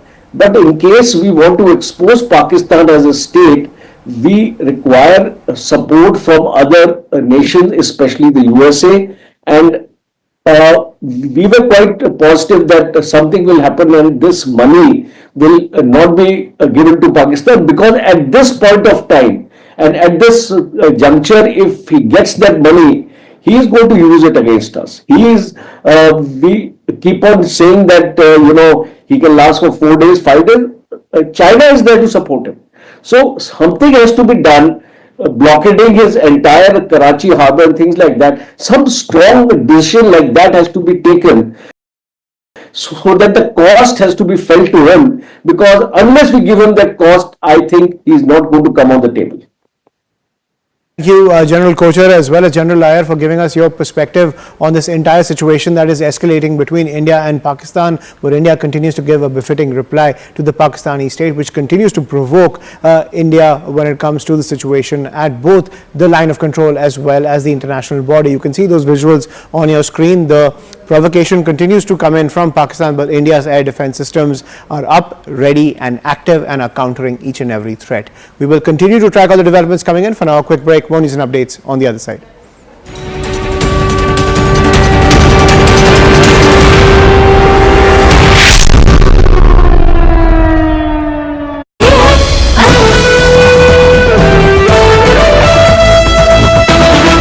We're just getting some breaking news before we close out the show. There's been a massive blackout followed with siren sounds that have been activated in Udhampur, a complete blackout in Udhampur. Also, multiple ceasefire violations happening across different sectors on either side of the line of control. So not yet quite the repeat of what we saw yesterday, but still heavy artillery firing happening on across the LOC. Akash has more details on this. Akash, so is it restricted to CFV violations and artillery shells right now? Are we seeing any kind of drone activity yet? Is there any possibility of a repeat of what happened yesterday, or it's following a familiar pattern? I'm hearing the sirens. In fact, here in Jammu, I'm not allowed to go outside because of the light and some sort of restrictions that are in place, Zaka. Yes, we are learning about one drone attack here in Jammu. In fact, defense sources are telling us, and we have heard multiple firing sounds as well. You rightly pointed out on line of control, we are having ceasefire violations in different sectors, not only in Jammu but in Kashmir as well. In Uri and Kupwara, we have been reporting since evening. And at this point in time, in Poonch and in Samba, we are learning about this ceasefire violation from Pakistan, where they are in fact firing the artillery. Here in Jammu, I have heard multiple sounds. I was trying to count 11 at least. I have heard, and I am learning. In fact, defense sources are telling me that it was drone once again, for a drone attack once again. We'll wait for the police to confirm it as well. But I am learning that yesterday it was the airport, and once again it is in the close vicinity, possibly the airport only. And agencies are in fact using the AD systems and AD guns to thwart these attempts. Once again, it is Pakistan trying to attack the infrastructure. And not only in Jammu, we have been learning about these sort of activities in different areas. Tejinder is reporting in fact about Pathankot and Samba as well. We have a colleague Anshul and Anvit in different areas as well. They have been reporting about blackout and sirens. But as far as Jammu is concerned, Zaka, so it is very important. It is the international border though, but it's a very part of the sort of attack that was carried out. In fact, yesterday it got started with Jammu only, and at around 8 p.m. This evening also, we heard sirens, and soon after that a blackout was there. Yes, it's a precautionary measure, Zaka, but it has been categorically mentioned by the police and the civil authorities that people cannot stay outdoor, and in fact they need to go inside whenever they are hearing these sort of sounds, and in fact whenever there is blackout they need to go indoors. Okay, Akash, we'll leave it at that. Thank you very much.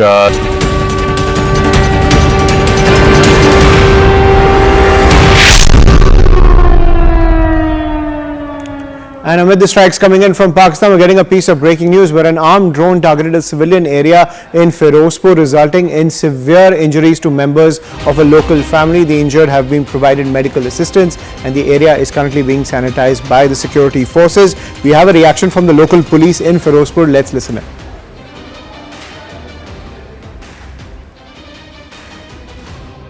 ਚਲੋ ਜਿਹੜੇ drone ਸੀਗੇ ਉਹਨਾਂ ਨੂੰ majority drones ਨੂੰ ਜਿਹੜੇ army ਵੱਲੋਂ neutralise ਕਰ ਲਿਆ ਬਾਕੀ ਜਿਹੜੇ ਕੁਝ ਆਹ ਜਿਵੇਂ 21 ਹੋਇਆ ਜਿਹੜਾ ਇਨਸੀਡੈਂਟ ਜਿਹੜਾ ਸਾਹਮਣੇ ਆਇਆ ਬਾਕੀ ਸਾਰੀ ਸਾਡੀ ਟੀਮਸ ਬਾਹਰ ਹੈ ਤੇ ਅਸੀਂ ਦੇਖ ਲਾਂਗੇ ਜੇ ਕੁਝ ਵੀ ਹੋਊਗਾ And I'm joined by my colleague Anshul Singh on the broadcast to get more details. Anshul, over to you.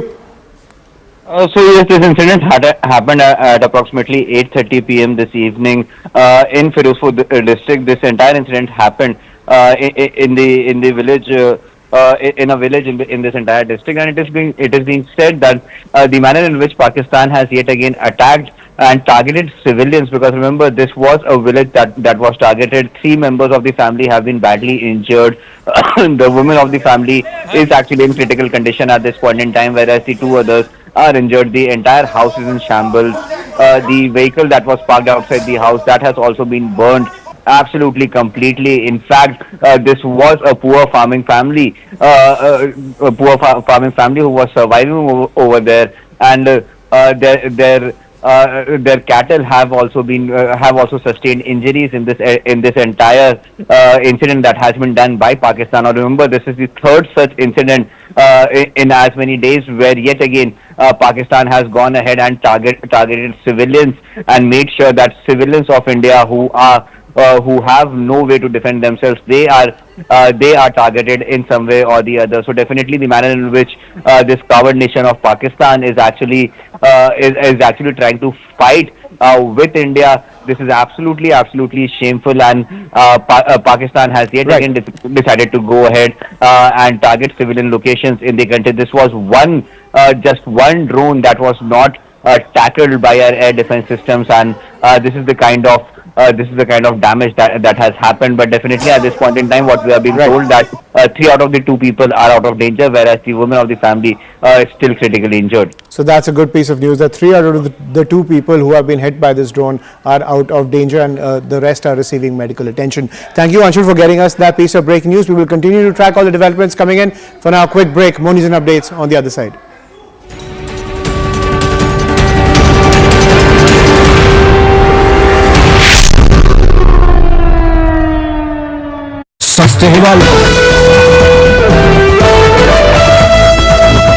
Udhampur, also multiple ceasefire violations happening across different sectors on either side of the line of control.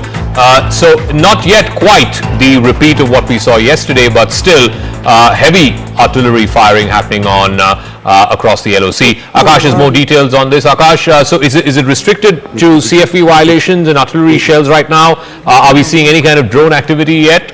Is there any possibility of a repeat of what happened yesterday, or it's following a familiar pattern? I'm hearing the sirens. In fact, here in Jammu, I'm not allowed to go outside because of the light and some sort of restrictions that are in place, Zaka. Yes, we are learning about one drone attack here in Jammu. In fact, defense sources are telling us, and we have heard multiple firing sounds as well. You rightly pointed out, on line of control, we are having ceasefire violations in different sectors, not only in Jammu but in Kashmir as well. In Uri and Kupwara, we have been reporting since evening. And at this point in time, in Poonch and in Samba, we are learning about this ceasefire violation from Pakistan, where they are in fact firing the artillery.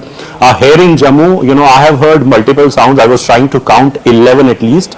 I have heard, and I am learning. In fact, defense sources are telling me that it was drone once again. It was a drone attack once again. We'll wait for the police to confirm it as well. But I am learning that yesterday it was the airport, and once again it is in the close vicinity, possibly the airport only. And agencies are in fact using the AD systems and AD guns to thwart these attempts. Once again, it is Pakistan trying to attack the infrastructure, and not only in Jammu. We have been learning about these sort of activities in different areas. Tejinder is reporting in fact about Pathankot and Samba as well. We have a colleague Anshul and Anvit in different areas as well. They have been reporting about blackout and sirens. But as far as Jammu is concerned, Zaka, so it is very important. It is the international border though, but it's a very part of the sort of attack that was carried out. In fact, yesterday it got started with Jammu only, and at around 8 p.m. This evening also, we heard sirens, and soon after that a blackout was there. Yes, it's a precautionary measure, Zaka, but it has been categorically mentioned by the police and the civil authorities that people cannot stay outdoor, and in fact they need to go inside whenever they are hearing these sort of sounds, and in fact whenever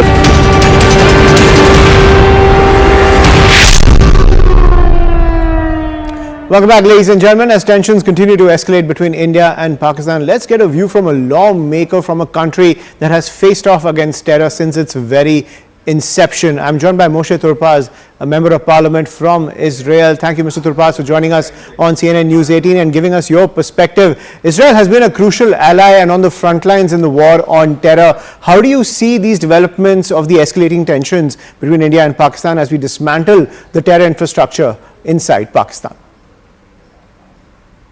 So Israel has been fighting for its life for 77 years, since it was founded in 1948. And we, the Jewish people, actually have a 3,000 history of fighting for our lives in the land of Israel, and also when we were around the world scattered and without a country of our own. So I can relate to this situation, and I must say I think the defense against attacks is something that every country, as small as Israel or big as India, has to work on. I think it's very concerning because as we see it, we in Israel didn't know or are not aware of the fighting between Pakistan and India. And I think every time there is a terror against a country, this is something that we relate to. We understand how you feel when you're attacked like that. Right. Mr. Turpaz, if we look at India and Israel, terror is a major threat to democracies and liberal values, something that both nations represent. Is it time for this to become a global stand of powerful and effective democracies to label terror as a threat to humanity? I think so, yeah. I think it's very important that we democracies stand together and help each other at these hard times. And I must say that the fact that civilians are murdered by aggressors from another country is something that, of course, has to be in concern of all of the world. I mean, I would expect the United Nations to stand with the country, although we in Israel are very much disappointed by the side that the United Nations is taking. And I hope India manages to both redefend its people and show the world how a democracy knows to defend itself, because if it doesn't defend itself, I'm afraid enough that no one else will do it for her. Mr. Turpaz, Israel has been tackling terror since its very inception, something I mentioned at the top. The recent being the October 7 massacre, and India also bears the scars of insurgency. But tackling the threat even now gets mired in politics, both domestically and internationally. What lessons can we take from Israel and how it's dealt with the politics surrounding its action against terror? So I think first and foremost, terror understands only power. Terrorists should not be negotiated with and should understand that when they are aggressors, when they attacked, they will meet a very strong force. This is something we have learned on our lives for many years. And I remember, as you remember, on the 7th of October, almost 1,200 Israelis were murdered by the terrorists of Hamas. So I think India too should show terror that it doesn't bow and it doesn't negotiate. It stands firm against terror. Then the world has to understand that India won't stand aside and won't be just, aggressed and not give a response. And that's something that towards your allies, and even stronger to those are not allies, but let's say are sitting on the fence, they have to hear from India that India won't be can't allow itself to be aggressed by terror and not to respond. And then I think, as you hinted, I think us democracies, we have to stand together. So we call, and I think India should call other democracies around the world to stand with her and to help her and to give a firm stand against aggressions that come from places of terror. Right. Mr. Turpaz, I'm going to press you on that point. The fight against terror, while essential for the existence of a nation state, gets targeted over charges of human rights abuses multiple times. Even India has been blamed for targeting civilian areas, while evidence has been shown that terror launch pads have been eliminated. How do we navigate this? Well, frankly enough, I think we're not, I don't feel it being a good example, because Israel is very frustrated about its situation again, how we are aggressed not only from terrorists, but also from organizations of human rights that stand always with the terrorists instead of the civilians that were attacked. And this is something that I can't really give you good advice, but say that Israel says to those organizations, if you don't stand with me, if you don't empathize, if you don't understand what happened to me, I won't be on your side when you attack me. I mean, you can't come to me and say, stop every aggressions when you didn't stand with me on the time I was attacked. And this is something I think same stand that India should take. And again, Israel is committed to human rights and to the international law. But when you're attacked by a terrorist, you can't just say, okay, he did his stand and now I seek peace. You first have to give a very strong and very aggressive backlash, so the terrorists will understand that it doesn't do good to start terror against a country, against a democratic country. Right, but talking about Pakistan and even the nations that back terror in your own neighborhood, Mr. Turpaz, has there been a failure of multilateral organizations in recognizing the threat of terror? Are they guilty of, let's say, whitewashing the crimes of terrorists? Yes, we do that, and again, not successfully enough. We feel that a lot of these organizations, some sponsored by the United Nations, and a lot of them are located in the Western world, in countries we feel should be our allies, democracies, free democracies, that instead of standing with us against terror, they take the side of the aggressor, of the terrorists, and that's something very frustrating for Israel.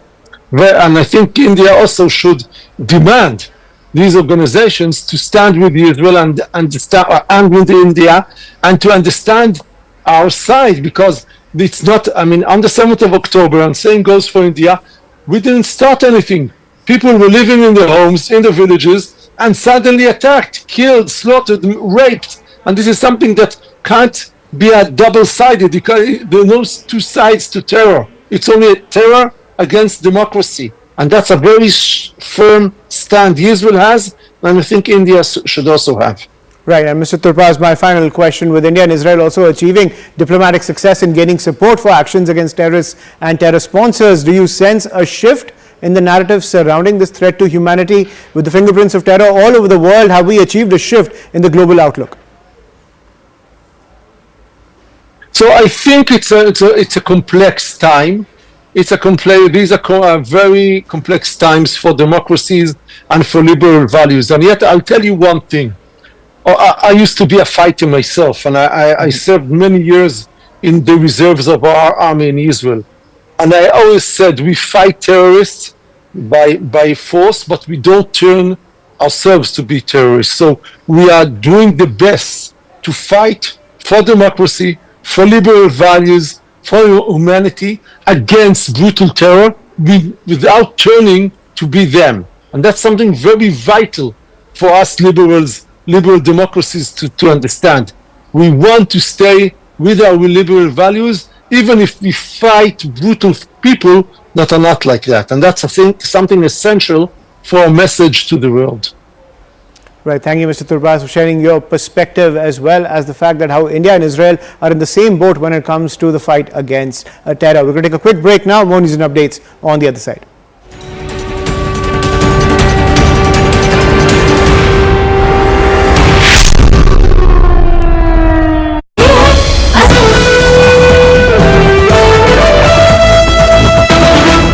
We're just getting some breaking news before we close out the show. There's been a massive blackout followed with siren sounds that have been activated in Udhampur, a complete blackout in Udhampur. Also, multiple ceasefire violations happening across different sectors on either side of the line of control. So not yet quite the repeat of what we saw yesterday, but still heavy artillery firing happening on across the LOC. Akash has more details on this. Akash, so is it restricted to CFV violations and artillery shells right now? Are we seeing any kind of drone activity yet? Is there any possibility of a repeat of what happened yesterday, or it's following a familiar pattern?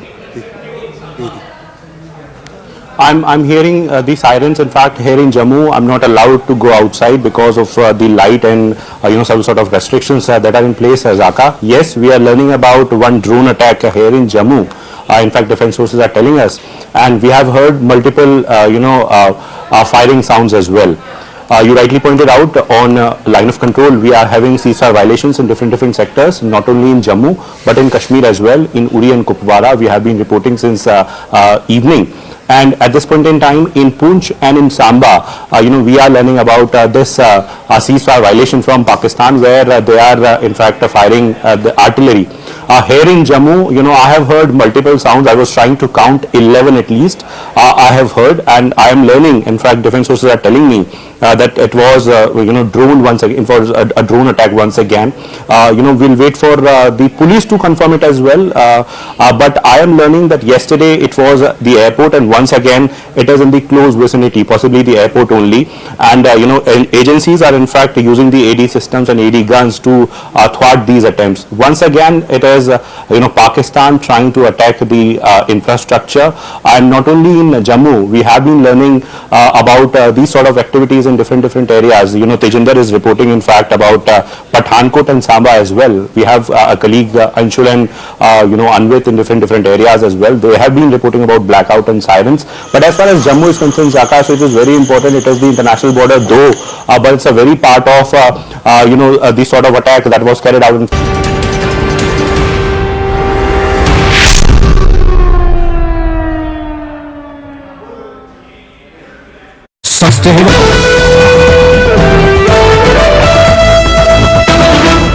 We're just getting some breaking news before we close out the show. There's been a massive blackout followed with siren sounds that have been activated in Udhampur, a complete blackout in Udhampur. Also, multiple ceasefire violations happening across different sectors on either side of the line of control.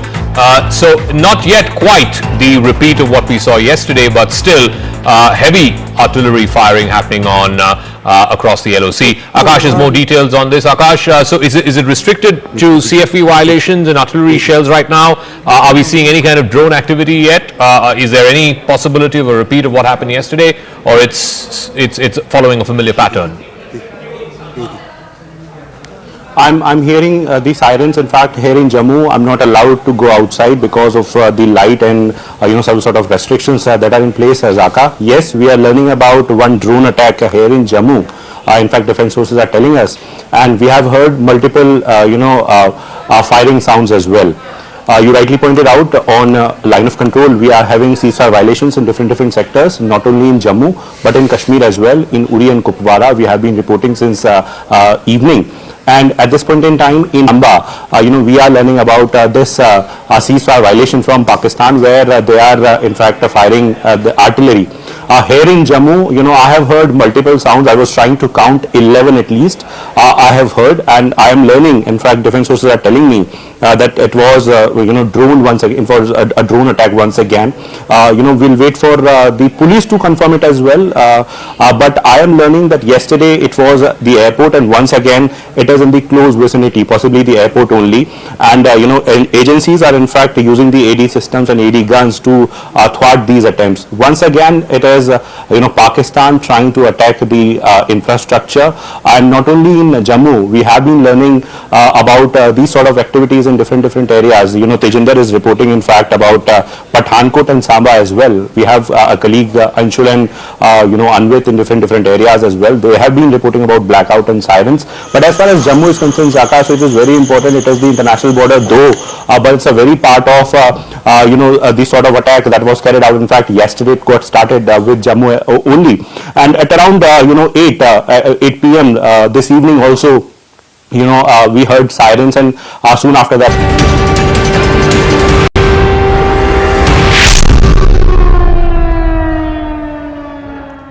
A very warm welcome to our live and rolling coverage of the border tensions between India and Pakistan, as India gives a befitting reply to Pakistan's misadventures and even displays its technological edge. Pakistan continues its drone strikes along the border, targeting several spots in Indian territory. Pakistani forces have unleashed drones in Jaisalmer, Rajouri, Amritsar, Firozpur, Riyasi, Katwa, Samba, Nagrota and even Uri. Ceasefire violations are continuing along the line of control and even the international border, while they are also raising the cost for Pakistan as India continues to retaliate. In the recent IMF meeting, India has also objected to the bailout for Pakistan, saying the funds are being used for terror operations. India has abstained from the vote and the IMF has taken note. That's a big breaking input we are now bringing to you as far as putting or exerting that pressure on behalf of the IMF is concerned. Let's in fact bring you those breaking inputs. Top government sources are telling CNN News 18 that as far as IMF clearing a $1 billion bailout for Pakistan, India has abstained from the recent International Monetary Fund vote. This was with regards to the loan that was being doled out to Pakistan, not because it lacked opposition, but because the fund does not allow member countries to vote no. Otherwise, remember, India was all set to vote and cast a negative vote, but this time around, India has abstained. By choosing to abstain, here's the message. India has sent a strong message of disagreement. It has raised concerns over Pakistan receiving repeated financial support. 28 times in the past out of 35 years, including 4 programs in just the last 5, without any meaningful reforms coming from these global economic institutions, primarily the IMF. India has also criticized the Pakistani military's deep role in economic matters and warned that the money could be misused to support cross-border terrorism, posing serious risks to global credibility and values. On that big breaking input, I am joined in by Siddhant Mishra, who will break down that big message that India has sent out while abstaining from that very crucial vote. Siddhant, first of all, many would want to know, why hasn't India cast a no instead of abstaining? This is where India demands reforms at the international institutions. In fact, talking about IMF, if you allow me, then I would like to draw a larger context to this particular development. So there is no vote policy at IMF. Perhaps a country with more economic might has more say, and in fact, decisions are largely taken on the basis of consensus. So India does not, India cannot, or any of the members cannot exercise no to the bailout. And this is the reason that India decided to abstain. Perhaps the IMF has also of India's abstention, and it is kind of a message which India is sending out to the world that India has provided evidence, material, time and again. India has raised this issue that a country which is surviving on IMF bailout perhaps is spending equal amount of money for its defense budget. Says about the priority of that country, etc., etc. And today again this happened. India, in fact, this issue was raised. India's abstention was also taken note by the IMF. But as I said before, that again, this is where India demands reforms at the international institutions. Perhaps a terrorist state which is directly involved in killing 26 innocent people. Last month on 22nd of April, perhaps is again getting loans from IMF. In fact, because the bigger countries with the bigger economic might have supported this bailout again. That's very important, Siddha. I'm going to request you to continue staying with me. In fact, I'm joined in by Professor Brahma Chalani at the moment for more perspective on this. Professor Chalani, thank you for joining in. This is a big development, as Siddhant was highlighting and sharing the reasons why this is an abstention and not a no. Also, break down for us, how do you weigh in on the statement, which is a very sharp and pointed one that's come out from India? First, this IMF bailout approval has followed a staff agreement with Pakistan. So the right time to lobby with IMF was when IMF staff were negotiating with Pakistan. At that time, we did not raise a voice. What happened today was a pro forma approval. Once a staff agreement has been reached with the country, the IMF board normally, unless there is something extraordinary that comes to the notice of the board of the IMF, the board normally approves the staff agreement. So the lobbying should have been done much earlier. At this stage, it was very difficult for India, even with US support, for example, to block the staff agreement with Pakistan.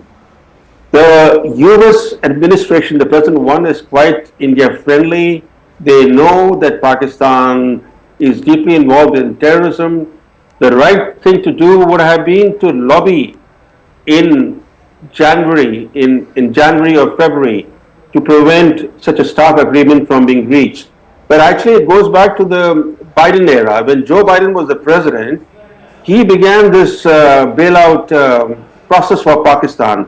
There was a big bailout that he helped secure for Pakistan, and then soon thereafter he announced a $450 million deal to modernize and upgrade Pakistan's F-16 fleet against India. Look at the irony of it. On one hand, the US under Biden pressed IMF to bail out Pakistan because it was bankrupt or on the verge of defaulting, and then they signed a $450 million deal to modernize Pakistan's F-16 fleet without securing any commitment on counterterrorism.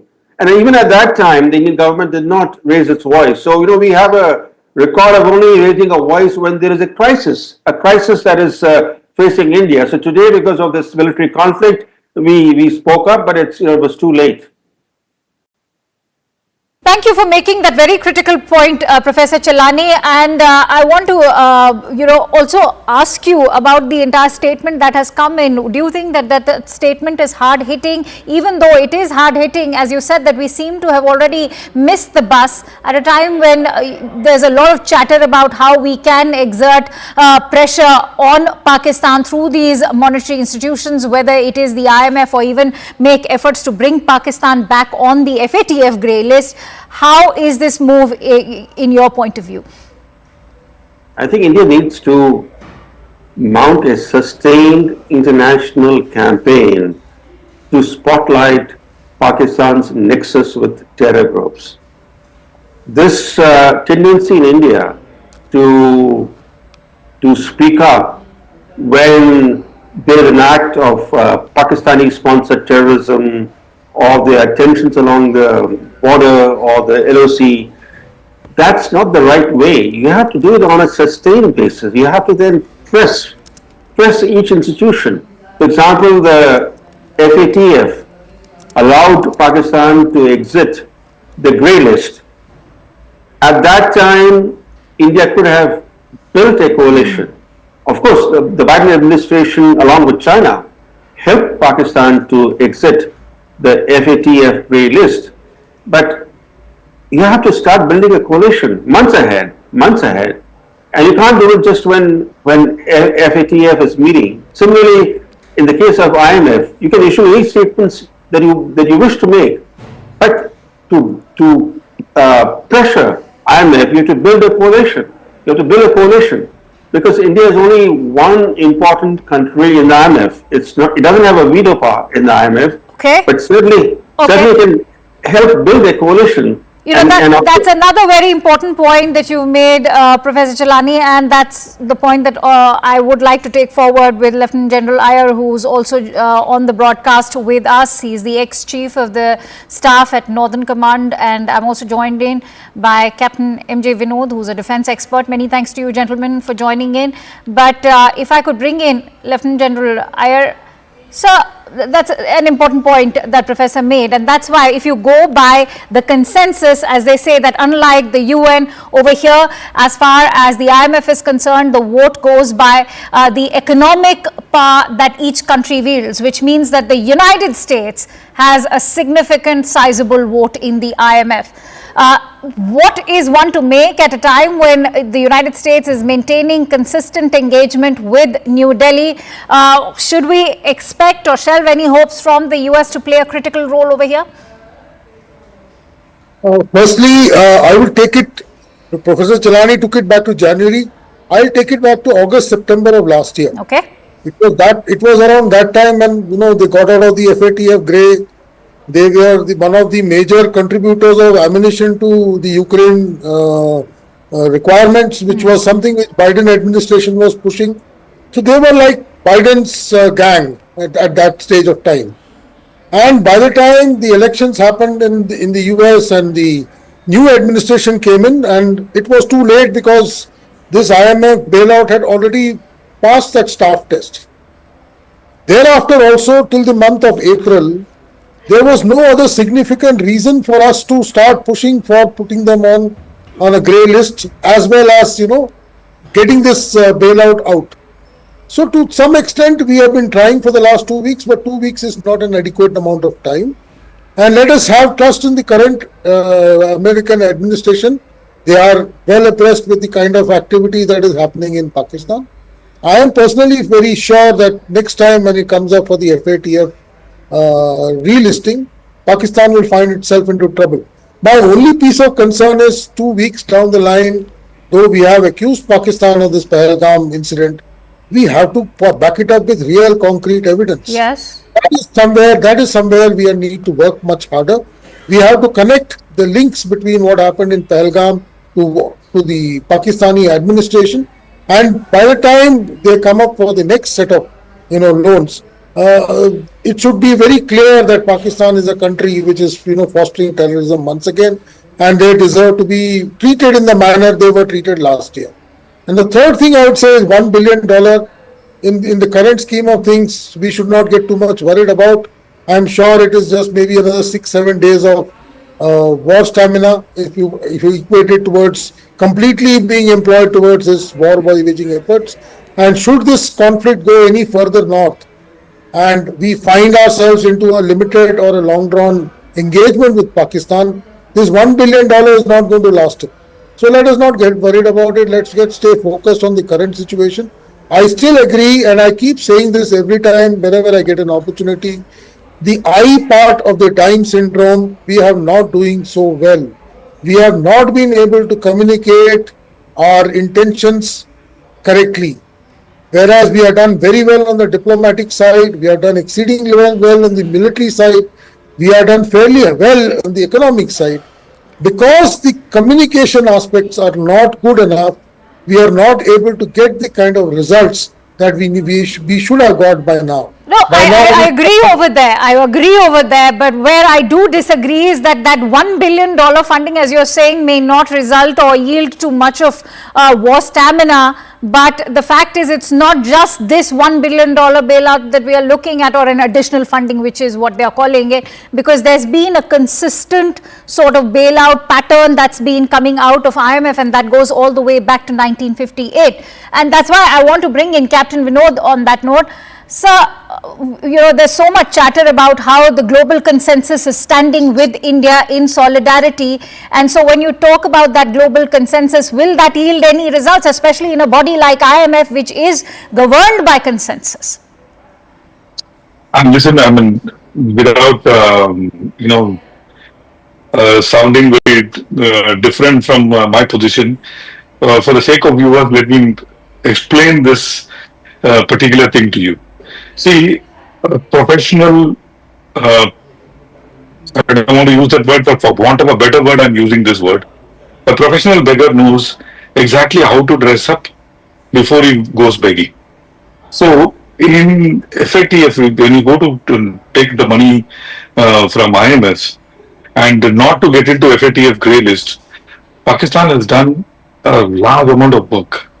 Before you go and submit your application, Pakistan knows exactly whom to go and meet, what to say, how to say. Germany, US, before it goes to IMF. To stay out of grey list, Pakistan doesn't need to go knocking on the doors of US. It needs to go knocking on the doors of Australia. Why? Because in the FATF, we have something called an APG, Asia Pacific Group. In the Asia Pacific Group, the permanent chair is Australia, and you have a rotating co-chair. And the Philippines, and last year when they got out of it, it was Malaysia, and they had a tacit understanding that when you have a bailout, you will return what is owed to Malaysia, which they didn't return. And if you remember, that big thing happened when PIA Airlines was captured by Malaysia. Because they promised that paisa will be given, paisa diya nahi, aur yahan inko ullu bana ke chale gaye. So these kind of things, a professional person who knows how to ask for arms knows very well. I was not surprised that they will get this money because they have done their homework very, very well. For the next bailout, they have already started their work. For the next bailout, they have already must be doing their paperwork. So they're extremely professional about it. And like Professor Brahma Chalani said, you have to beat them in their game. You cannot be, beating them in their game 1 day to go, 2 days to go. Nothing is going to happen. By calling somebody 1 day before the money is going to be allotted and hoping like hell that the money will not be allotted when he professionally has addressed and plugged all the holes a month ago, impossible to do. But my limited point is, in the last 3-4 days, the amount they have spent is much more than the amount that they may get. And it is not that FSTF sanction, you will get money today. No, it takes 1 month, 2 months to come into your account and when you start spending. So that itself is something which is not going to aid in this particular operation. No, I agree with you that they do their homework and they do it bloody well.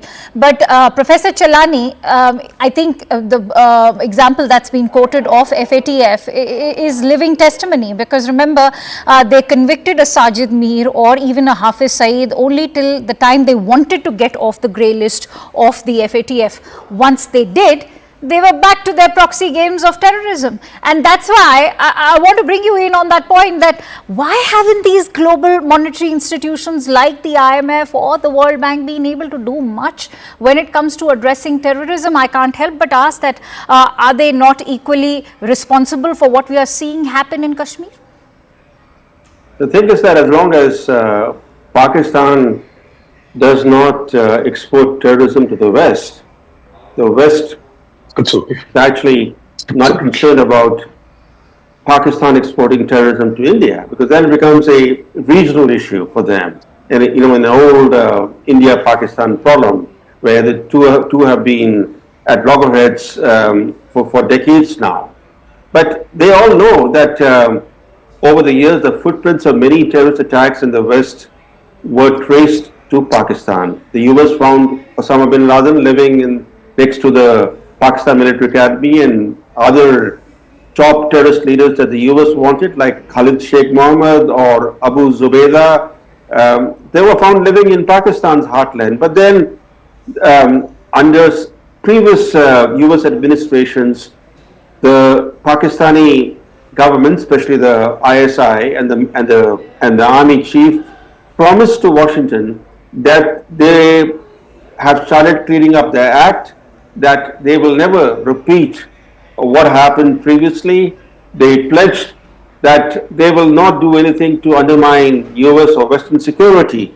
So with those assurances and pledges, the US under some administrations, for example under Biden, resumed cozy ties with Pakistan. And we saw how Biden, for example, really helped Pakistan secure the first IMF bailout, then managed to get Pakistan off the FATF grey list, helped modernize Pakistan's F-16 fleet, while we didn't really press our case at that time. We did not, we were being too nice. We thought that if we were to exert pressure on the Biden administration, this could strain US-India relations. No, we should have actually said that what Pakistan is doing is a threat to global security, and that India's efforts to pressure Pakistan to clean up its act is actually good for the world. It's not just an India-Pakistan issue. It's actually about international security. And the IMF bailout, and this is there was a big bailout that was initially supported by Biden administration, and now we are now the second bailout. Yes. But the IMF bailout is actually great leverage for the US, because as you rightly point out that the US has a virtual veto power in the IMF, and Pakistan needs the IMF bailout, not just because of the amount of money, because the IMF bailout allows Pakistan then to secure loans from elsewhere. For example, this latest release of $1 billion, this immediate release, $1 billion are being released to Pakistan now. And we all know where it's going to go.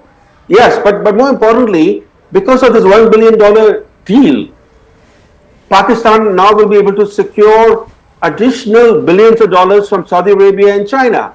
They were waiting, China and Saudi Arabia were waiting for this IMF agreement. And now $1.2 billion swap deal go forward, and there will be another major package from Saudi Arabia. All right, I think you've made another very critical point. Lieutenant General Iyer, how do you weigh in on that? That actually does sound alarm bells at the moment, because as we've been talking about, India has also stated it in the IMF that the Pakistani army, the military, has a lopsided sort of sway over the economy in Pakistan and how the funding is going to be utilized. So that indeed is a cause of concern now, even if it is just going to be slightly over $1 billion. I can't agree more with Professor Chalani. It's covered almost all the facets of this this bailout. My only point here is whether this bailout came or not. The funds flow from both China and Saudi Arabia, if not through the front door, from the back door, would have continued. But this does give them legitimacy to now push through loans. These are ultimately loans. Like Pakistan, somebody said, Pakistan budget is, every budget tells us what is to be repaid and where the loans are going to come to repay the next year's, next year's budget. So it is a kind of a continuation they are living in. They are living in dangerous situation. No country would like to, have so much of external debt as Pakistan is. Their economy is in shatters. A war of maybe even 15 days is going to make their life miserable. They just cannot afford it. And I am very sure this 1 billion, like Group Captain Augustine said, it is not going to be of much use. A couple of jets going down and this $1 billion worth will, get covered over there. Possibly in the last 4 days, they have taken losses more than $1 billion as it is. But that having said, unfortunately, we are making Pakistan India-centric. And that is something we need to tell the world that the problem is not just going to be in India. Tomorrow, this epicenter of terror is going to bite everybody. Somebody said keep snakes in your backyard and they're going to come and bite you. This point has to be rubbed into the Americans. 9/11 happened because there were people who were, raised by the Americans in the 80s. They came back and bit them in the late 90s. The same thing can happen through Pakistan in some stage of time. This has to be told to the Western world, and that's why again I said we have to be much more active in the info domain. We have to be ballistic in the info domain. Our people should be able to communicate the points of view, our troubles, and also tell the world what is going to hit them later. We can survive, but will this be harmful to the world has to be told. And the last point I would like to add here is possibly in the later half of last year and early part of this year, we were too focused on China.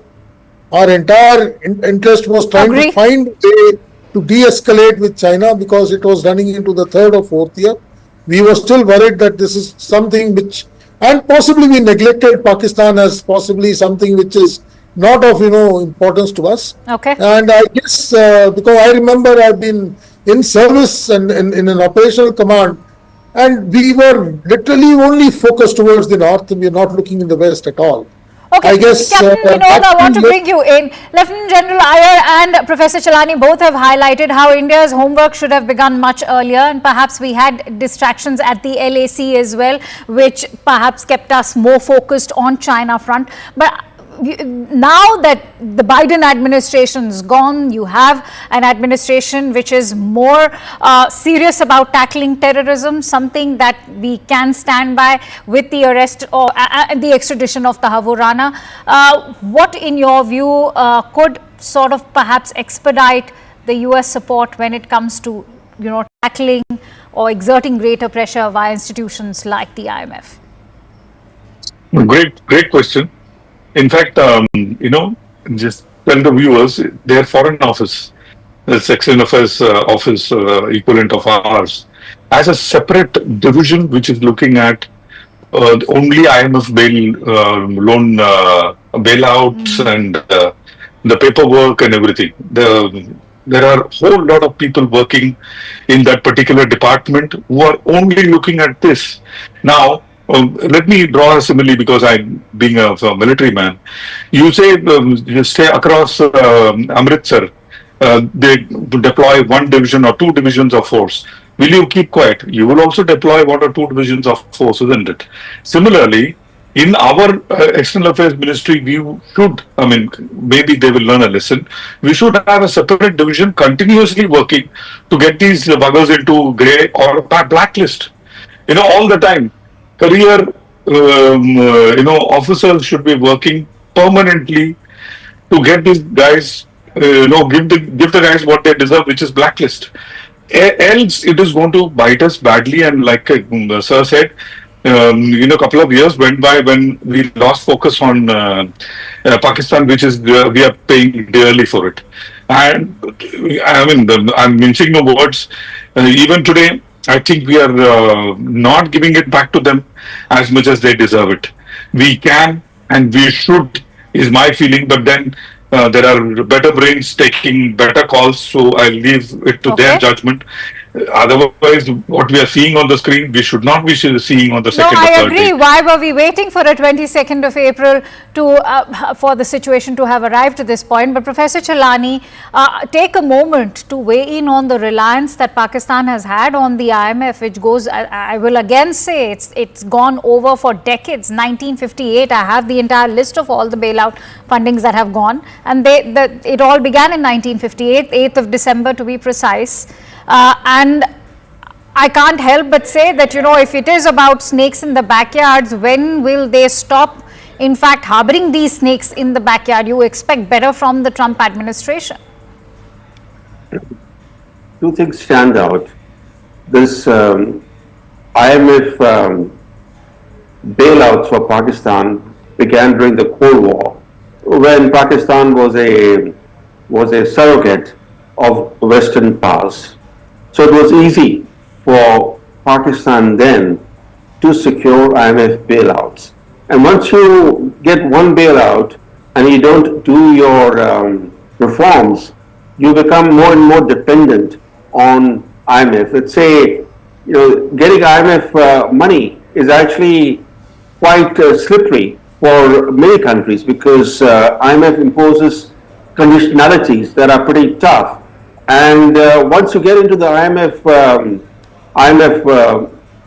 bailout trap, you continue to you continue to need more and more bailouts. And this has been Pakistan's story.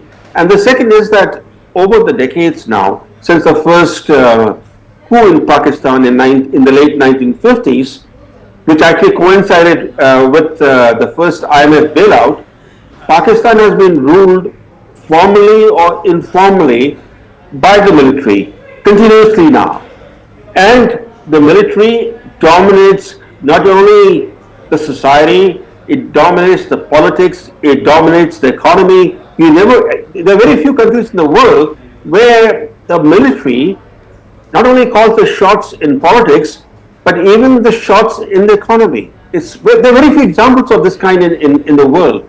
So Pakistan is a very unique case. It's an abnormal state where the military and the intelligence agencies are not even accountable to the government in office. For example, today, the way the military operates, Shahbaz Sharif is only the surrogate of General Munir. So this is a very abnormal state, and that's the reason why, to answer your question, this dependence on bailouts has never left Pakistan. Absolutely. And Lieutenant General Iyer, we are looking at a year which is very critical to some partnerships that India has, and we'll be playing host to the Quad Summit. And when you talk about it in such a year, is this partnership with, say, Japan, Australia and the United States of America only limited to the Indo-Pacific? Unfortunately, the Quad is only limited to the Indo-Pacific, and it is China-centric. I'm making no bones about it. That having said, I am looking at a brighter year ahead for three, four reasons. Firstly, the Russo-Ukrainian conflict is almost as good as gone. I guess it's just a period of time when the Americans, because the Trump administration is not going to be as actively involved with the Ukrainians as the Biden administration was. So I see that part of the world order changing in the coming part of this year. So Pakistan's value in supporting Ukraine and being part of the American setup will go down in due course of time. The second thing which Pakistan has done over the last 1 month, and they have been somewhat been able to play down below the radar. They have been trying to reignite the Middle East by pulling out the Palestinian clause once again. Even I saw even during the PSL games, they had these, save Palestine kind of things coming up, or crush Israel kind of, things being taken up. I guess we did not catch that. We had wonderful opportunity to play it up, but we did not. There is still an opportunity because Pakistan still relies on a lot of support from the Middle East. It feels that since it makes a cause for the Palestinians, the Middle East, especially the Saudi Arab and the Emirates, will come to its support as far as finance is concerned. Unfortunately, the last few months have seen the Saudis haven't played ball with them in exact manner. I was about to come to that. Yes, go on. Professor Chalani mentioned that possibly after this bailout, there could be a difference. Well, I want to see it to believe, but the way the Saudis have treated the Pakis in the last 6 to 8 months is actually, I'll go back to Group Captain Vinod's analogy, it's just like a beggar. So that having said, I do look at a better year ahead. Trump is somebody who's not going to get into bailouts of this nature. He's a businessman. We are going to have a very good trade deal with the Americans very soon, so we'll become valuable to the Americans. We will be able to, I hope, play this game of Pakistan being the epicenter of terror with this current, we have him. We are actually holding him by the neck. It's a question of how fast and how quickly we are able to squeeze him out and expose him to the world order. And this $1 or $2 billion is something which is not very alarming to me. Yes, it was a signal. Had this $2 billion not happened today, this complete CNP, as far as the Comprehensive National Power, which we have applied for the last 2 weeks or so, would have seen its complete domain being fully exercised. That notwithstanding, I'm sure when the Indus water doesn't come in time, his crops are going to suffer. He's going to face a lot of problems. Otherwise, his stock exchange has crashed. So he's into a lot of trouble as it is. I'm sure he's going to face massive floods in this monsoons, because he'll not be able to regulate water, because we are not going to give him any data of the kind of water we are going to release. So his standing crops are going to go down. He's going to face a lot of trouble. I'm seeing bad things happening to Pakistan in the next 5 to 6 months. No, I agree with you, Lieutenant General Iyer, but today is also a wake-up call for India, and that's why Group Captain Vinod, I think when you're talking about global support, glad that Lieutenant General Iyer talked about Saudi Arabia.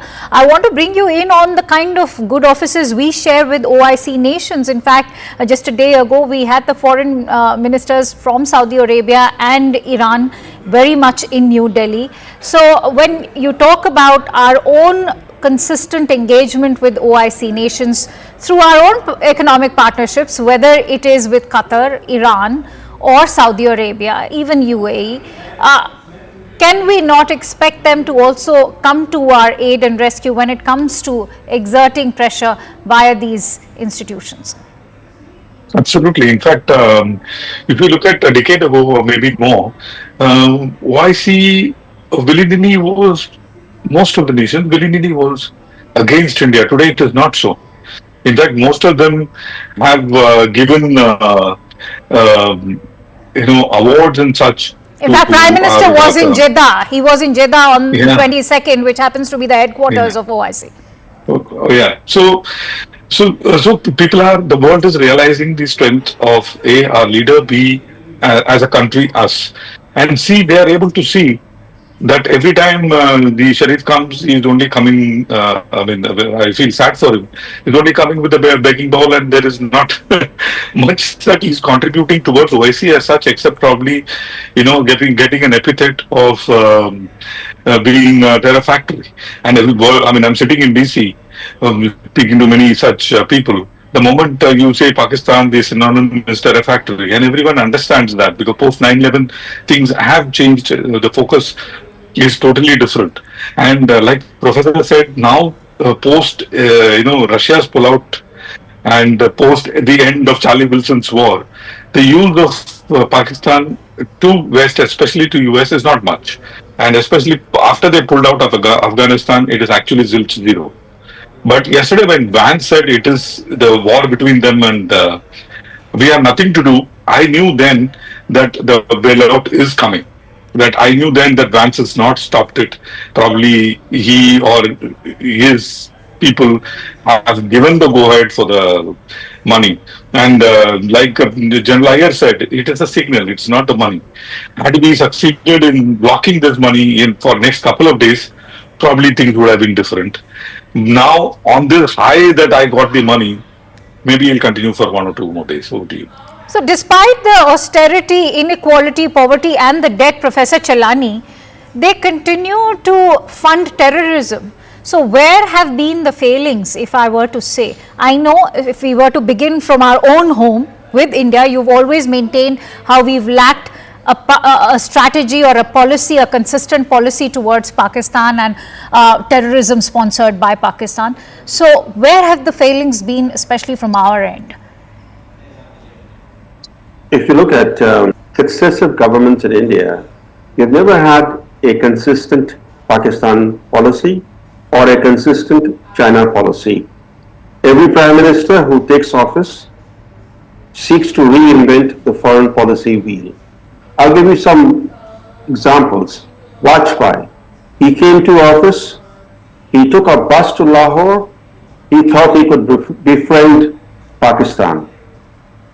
Then, few months later, he publicly bemoaned that his bus to Lahore got hijacked to Kargil. He did not learn from his predecessors. He thought he could actually do what his predecessors had failed to do. Then he tried his luck with China. Again, he tripped. But that did not discourage him. In his last year in office, he again sought to befriend Pakistan. Then came Manmohan Singh. He made his peace overtures to Pakistan. And in return, he invited the horrific Mumbai massacre. And we did not even impose any cost on Pakistan for the Mumbai terrorist attacks. Then comes Modi. He lands in Lahore unannounced in late 2015. In December 2015, he thought that where Manmohan Singh had failed, where Vajpayee had failed, he could actually achieve friendship with Pakistan. And do you know what happened after he went to Lahore?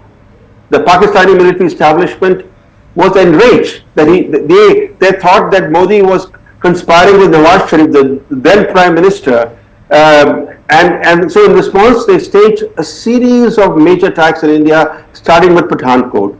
And to investigate the Pathankot attack, we invited the ISI to come and join the investigations into the attack that the ISI had staged. So you can look at this just recent history, how successive prime ministers have not had a consistent Pakistan policy, and if I could even describe how they have not even attempted to have a consistent China policy. So to a large extent, the problems that we are facing with Pakistan and with China, to some extent, they are because of our own failures. I think that's a very valid point. Lieutenant General Iyer, in January this year, in fact, to be precise, we were learning of these long-range ballistic missiles being prepared by Pakistan. That also led to sanctions being imposed by the United States. But how far did that go to curb Pakistan is what one is left wondering right now. Because remember, when the war began in Ukraine, Russia was sanctioned massively. Their assets were frozen, and that also went to an economic level. We've not seen the same happen in case of Pakistan. Because Russia is, endowed with a lot of resources. When Russia was sanctioned, there was a feeling that Russian oil and gas will not get sold in the world, and Russia will be. They didn't get impacted. So they managed to work around the system, and Russia was much stronger a nation than Pakistan. We can't compare sanctions on Pakistan with sanctions on Russia. That is one. Secondly, I don't think they actually gunned for Russia, which I don't see happening for Pakistan when it's a fact that they are harboring terrorism. Because like Group Captain Vinod said, Pakistan is not anti-West. You must understand that. Till the time the West feels threatened by Pakistan, they will not go the whole hog. They'll make noises, all right. They'll say, we'll sanction you, we'll cancel your loans, we'll put you on the grey list. In my mind, Pakistan should have been in the blacklist 2 years ago. Pakistan should have been in the blacklist way back in 2011 when Osama bin Laden was found within 10 kilometers of the Pakistan military academy. There was no reason, and it was not that Americans found him one day. They knew about it for more than a year and a half before they actually went in and got him out. So it is something which we have to possibly make a little more noise. We have to not neglect our Western adversary, saying that he doesn't matter to us. Somehow, like I said, in the last 2 years, we became But part that's of the exactly what the US Vice President has said in his interview to one of the leading news channels in the United States. That we are not going to get involved in anybody's war. So my larger point is, you are started by asking, Quad. Quad is totally Indo-Pacific. No, that's true. That's true. No, I was saying that this is just the point behind asking that question was to actually say that this is just to actually use the analogy friends with benefits, because it suits you in the Indo-Pacific, which is why you've partnered with India over there, but it doesn't suit you when it comes to Pakistan. So we are not concerned about this particular conflict. So when I can put my example to it, my last 5 or 6 years in service was since the time, the Quad started shaping up, and suddenly we decided that our, adversary is only in the north. West can be handled at any time. And in that window, possibly Doklam happened, then Ladakh happened, and we got fixated with China for definitely since 2020. And in that period, we have felt that Pakistan is already done and dusted with. Kashmir has been sorted out. We have abrogated Article 370. Normalcy has come into Kashmir. Pakistan has been dried up. They don't have the money to finance terrorists. We have been able to knock off all the militants or terrorists in the valley. Everything is hunky-dory. In fact, last year we were, going gaga about the kind of, tricolors floating everywhere in Kashmir. We actually neglected Pakistan and his hold in some kind of such freak events inside Kashmir. And he's been able to, all the bluff and put us into a position that we are in today. I guess we need to ensure that all our, vulnerabilities are taken care of with equal amount of importance, and we can't just concentrate on one part of the world and be part of a world body just because the world feels that China is the next threat.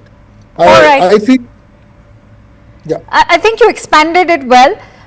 Group Captain Vinod, if you were to look at sanctions coming in from the United States, that's precisely the hypocrisy that I'm talking about. Whenever it comes to nuclear armament, that is a direct threat to the United States, but not terrorism. See, let me tell you something, very simple analogy so that the viewers understand. See, for maintaining a consistent policy towards Pakistan is extremely important. Let me give you an example from my own home. My great-grandfather was Nambudri. Before he converted to Christianity. But before he did so, in our Bhagwati temple, he has written and gone, this is how the marriage, padati jo hai, he has written and gone. Now, everyone may disagree.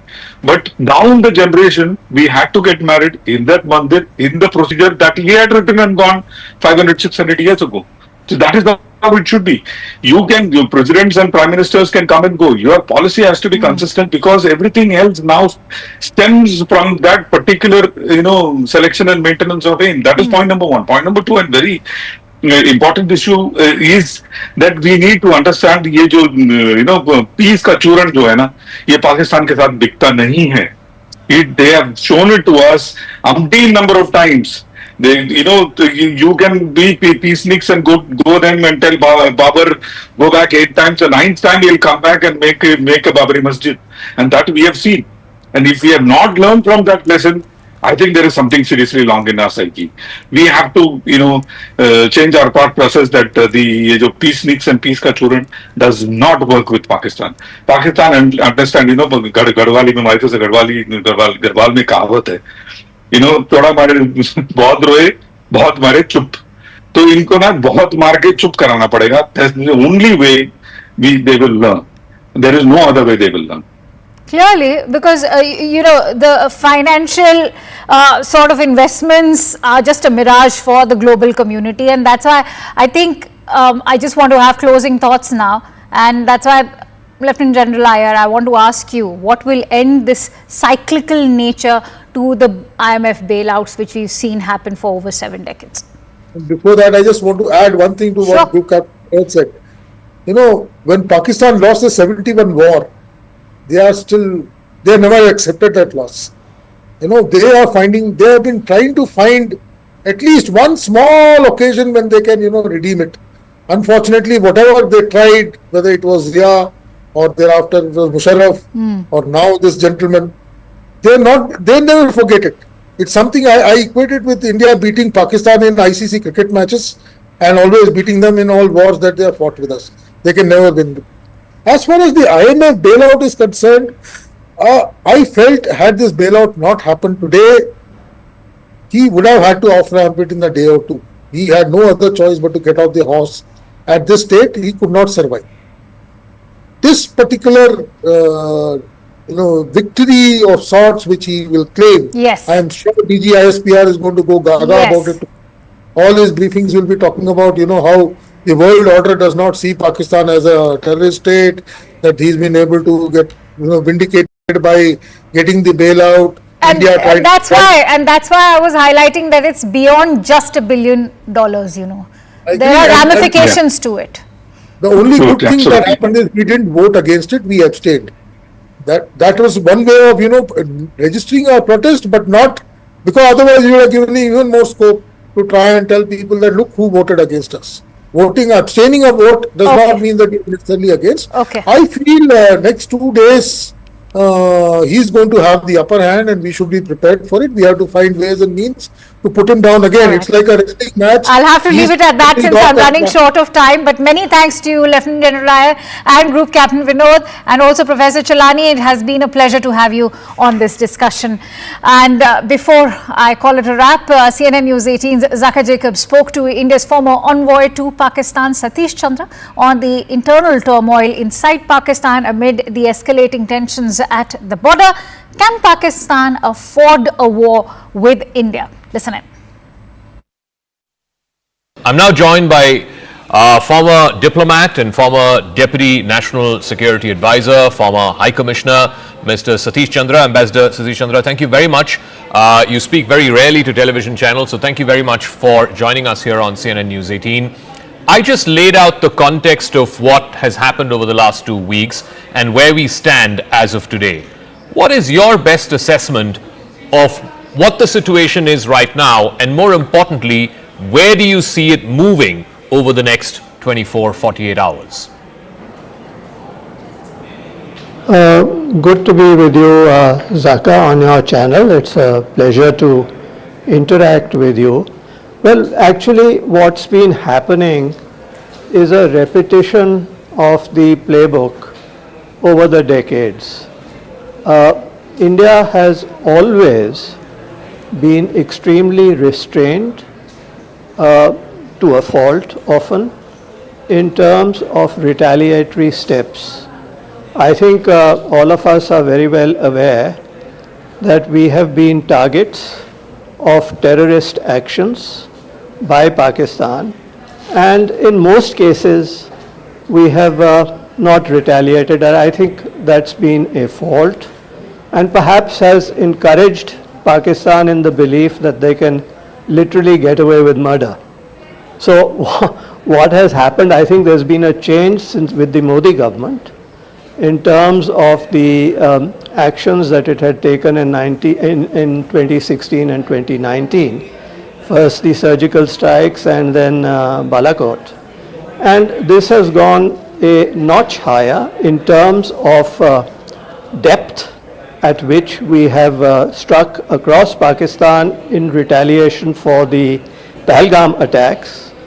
And it's been nine camps which has been struck, both in some in POK and some in Pakistan, Punjab, the most notable being Muridke and Bahawalpur, where the terrorist camps were taken out. But as you mentioned ab initio, and as has been underlined by the government of India, that our action was, the kinetic action, was extremely restrained in terms of the fact that we did not hit the military, the Pakistan military, which many feel perhaps we should have, but we did not in the interests of being extremely restrained. We only went for the proven terrorist hideouts from which terrorists had been attacking India from time to time, and also during the Pahalgam incident. Now, the Pakistani reaction, as you indicated, rightly so, has been escalatory, openly, blatantly escalatory. And I do recall from the times when I was in Pakistan, and in fact it is documented, that then Air Marshal Ashkar Khan had said that all the wars with India by Pakistan were initiated by Pakistan.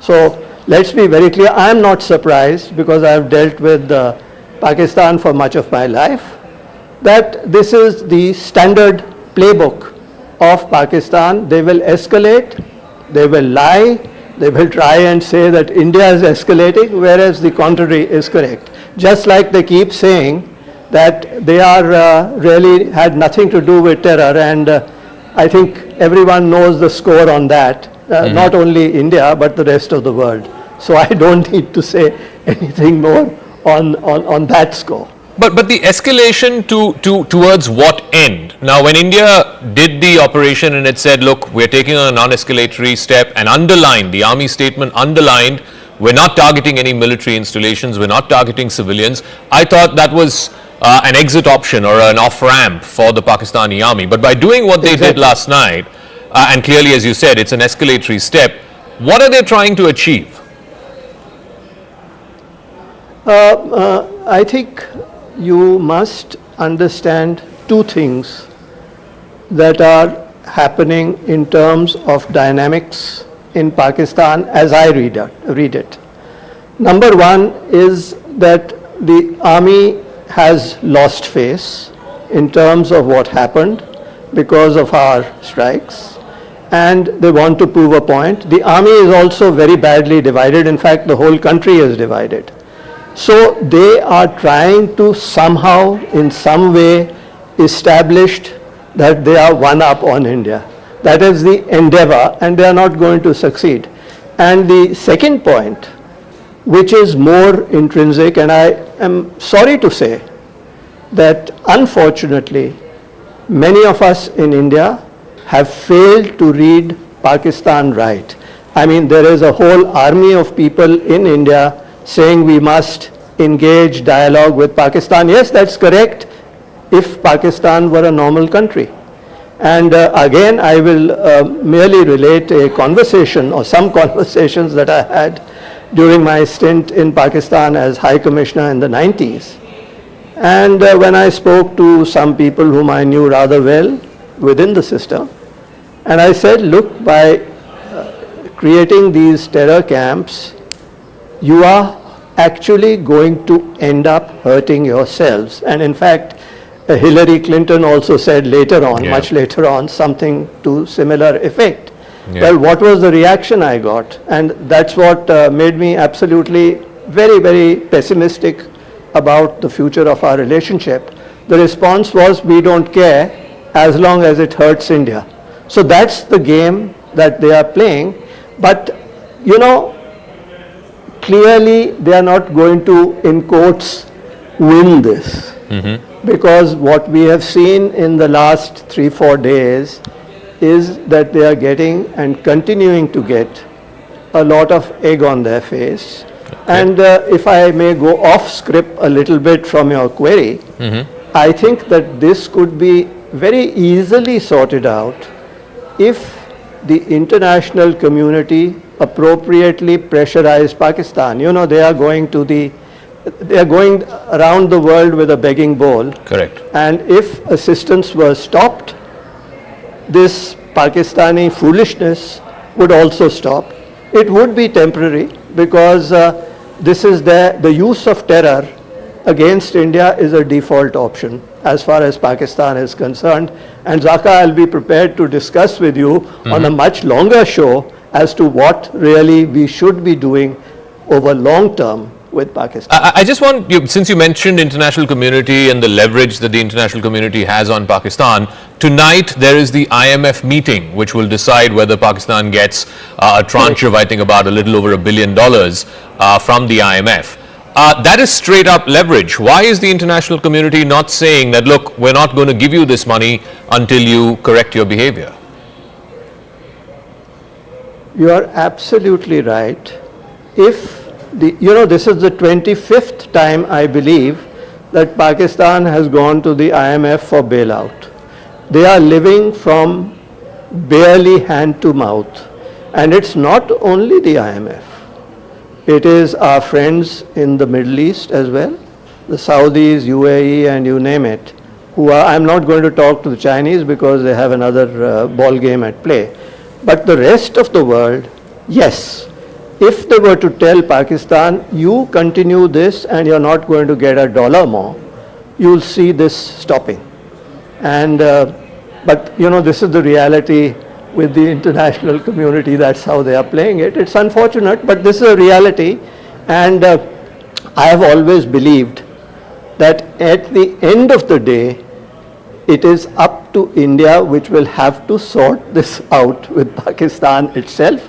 Yes, we should do what we are doing. I know we are also going to be, because we are prominent members in the IMF and the World Bank and so on, and in the international community, and our weight is much, much greater than what it was at the time when I was in Pakistan in the 90s. And so we will have a say, and we must have a say. But I may also add something which people may not have paid so much attention to, which is what I have long advocated, that actually at the end of the day, we have used our Brahmastra, which is keeping the Indus Waters Treaty in abeyance. This is something which I have been advocating in somewhat similar form over 2 decades plus.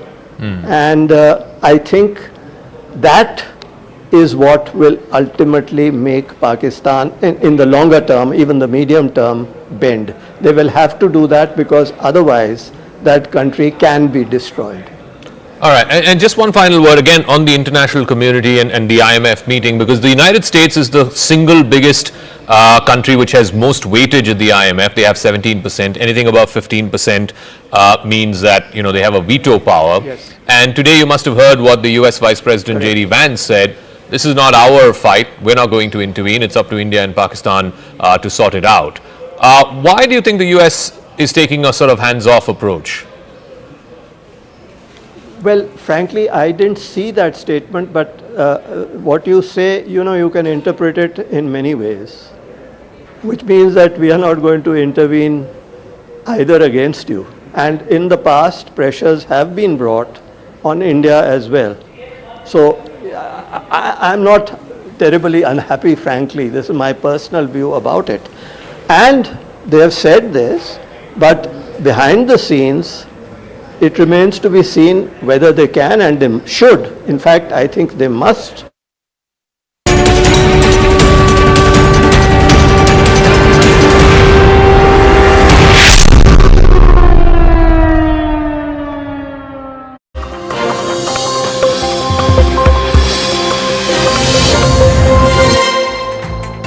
Good evening, you're watching Brass Tacks. I'm Zakir Jacob. India managed to thwart up to 400 drones that were fired from Pakistan, which targeted about 3 dozen Indian cities from Srinagar and Jammu in the north all the way to Kutch in Gujarat in the west. Today, the Indian government named some of these drones and said that they were of Turkish origin, made by Turkey. Clearly, India is putting not just Pakistan but also Turkey on notice. And that's not all. India has also revealed how Pakistan had taken the cover of civilian air traffic to launch its drone swarms last night. In fact, at the press conference jointly addressed by MEA and MOD officials, it was revealed that there was one flight from Dammam which was coming to Lahore, entered Pakistani airspace a little past 8 o'clock in the evening, and then the time that it spent in Pakistani airspace from Karachi to Lahore, where it eventually landed at a little past 9 p.m., that window was used by the Pakistani military to launch these drone swarms across the Western Front. What is the state of play right now of this conflict? And most importantly, Now that Pakistan seemingly has taken the first step in the escalation ladder, will India match it? Will India retaliate? How does one then get off this escalation spiral? Or now that both sides are locked in, will this only end with one side firmly dominating the escalation over the other? अंतर्राष्ट्रीय सीमा और नियंत्रण रेखा पर लेह से लेकर Sir Creek तक 36 स्थानों पर 300 से 400 लगभग ड्रोनों का इस्तेमाल घुसपैठ का प्रयास करने के लिए किया गया। ड्रोन के मलबे की फोरेंसिक जांच की जा रही है। प्रारंभिक रिपोर्ट्स से पता चलता है कि वे तुर्की के असीस गार्ड स्ट्रॉन्गर ड्रोन्स हैं। पाकिस्तान का गैर जिम्मेदाराना व्यवहार फिर से सामने आया। 7 मई 2025 को रात 8:30 बजे एक असफल अकारण ड्रोन और मिसाइल हमला करने के बावजूद पाकिस्तान ने अपना नागरिक हवाई क्षेत्र बंद नहीं किया। पाकिस्तान अपने नागरिक विमानों को ढाल के रूप में इस्तेमाल कर रहा है, जबकि उसे अच्छी तरह से पता है कि भारत पर उसके हमले से हवाई रक्षा की तीव्र प्रतिक्रिया होगी। यह भारत और पाकिस्तान के बीच अंतर्राष्ट्रीय सीमा के पास उड़ान भरने वाले अंतर्राष्ट्रीय उड़ानों सहित नागरिक विमानों के लिए सुरक्षित नहीं है। रात में पाकिस्तान के एक सशस्त्र यूएवी ने भटिंडा सैन्य स्टेशन को निशाना बनाने की कोशिश भी की, जिसे पकड़ा गया और उसे निष्क्रिय कर दिया गया। All right, so here's what happened. This was the intervening night of 8th and 9th of May. This is last night.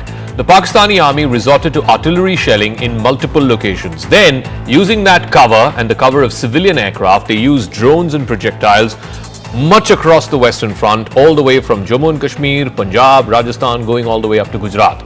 An attack attempt was made on the Bhatinda military station, which was successfully thwarted.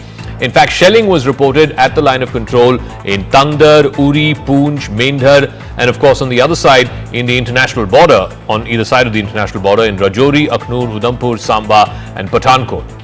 Now, during the joint briefing, India's forces also confirmed that the preliminary forensic analysis of the debris that's been recovered from some of these drowned drones seemed to suggest that they were made in Turkey. In fact, it was identified as the Aziz Guard Songar model, which is commonly deployed for surveillance and precision strikes. Now, that does put Turkey on notice and the relationship between India and Turkey on notice in a way. Because this is what India's total economic engagement with Turkey is. It has acquired new momentum in recent years. There is a considerable increase in trade. In fact, it stood at a little over $10 billion as of 2023-2024. As per the Central Bank of Turkey and the data that they have compiled, Indian companies have invested about $120 million in Turkey, and vice versa. Turkish investment in India is about $200 million as per the Department for the Promotion of Industry and Internal Trade. Now, there are approximately about 3,000 Indian nationals who are residing in Turkey, most of them mainly in Istanbul. India has helped Turkey in times of crises. Operation Dost, if you remember, when the earthquake, the massive earthquake had hit Turkey in 2023, India was one of the first countries to provide urgent relief to Turkey in the wake of the devastating earthquakes.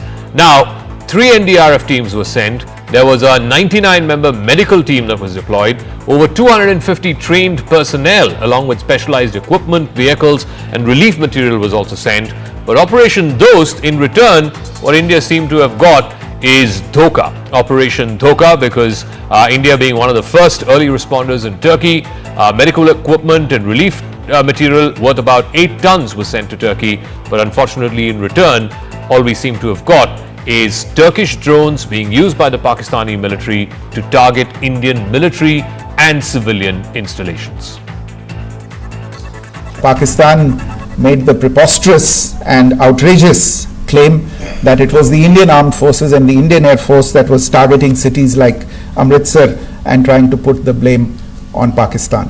In addition, that we would attack our own cities is the kind of deranged fantasy that only the Pakistani state can come up with.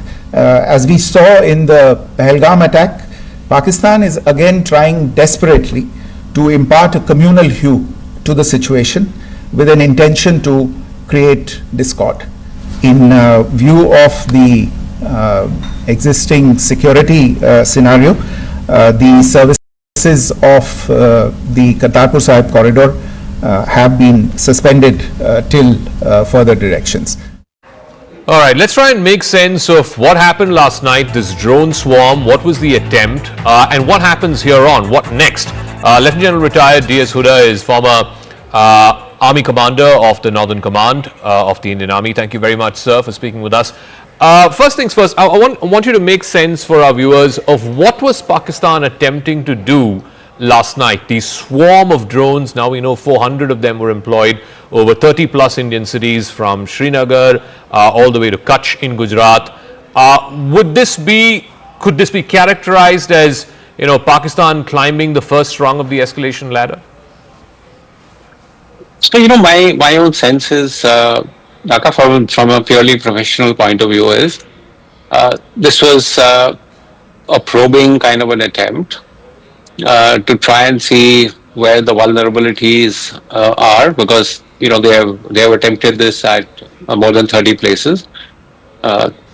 See where our air defenses are active.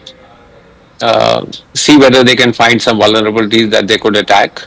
Fortunately, the air defense systems have reacted extremely well and made sure there are no casualties. But I see this as a preliminary attempt that in case we have to do something, we have to retaliate, can we find some weak spots in the air defense architecture of the Indian military?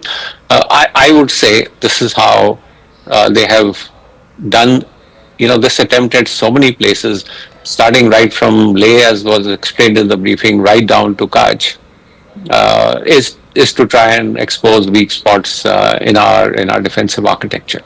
I'm curious if you want to comment on what the Army Colonel Colonel Qureshi said about this being Turkish-made drones. Is there any light that we can throw on why they're using Turkish-made drones? Because it's quite rare for the army, or the government for that matter, to call out the country of origin where these drones were made.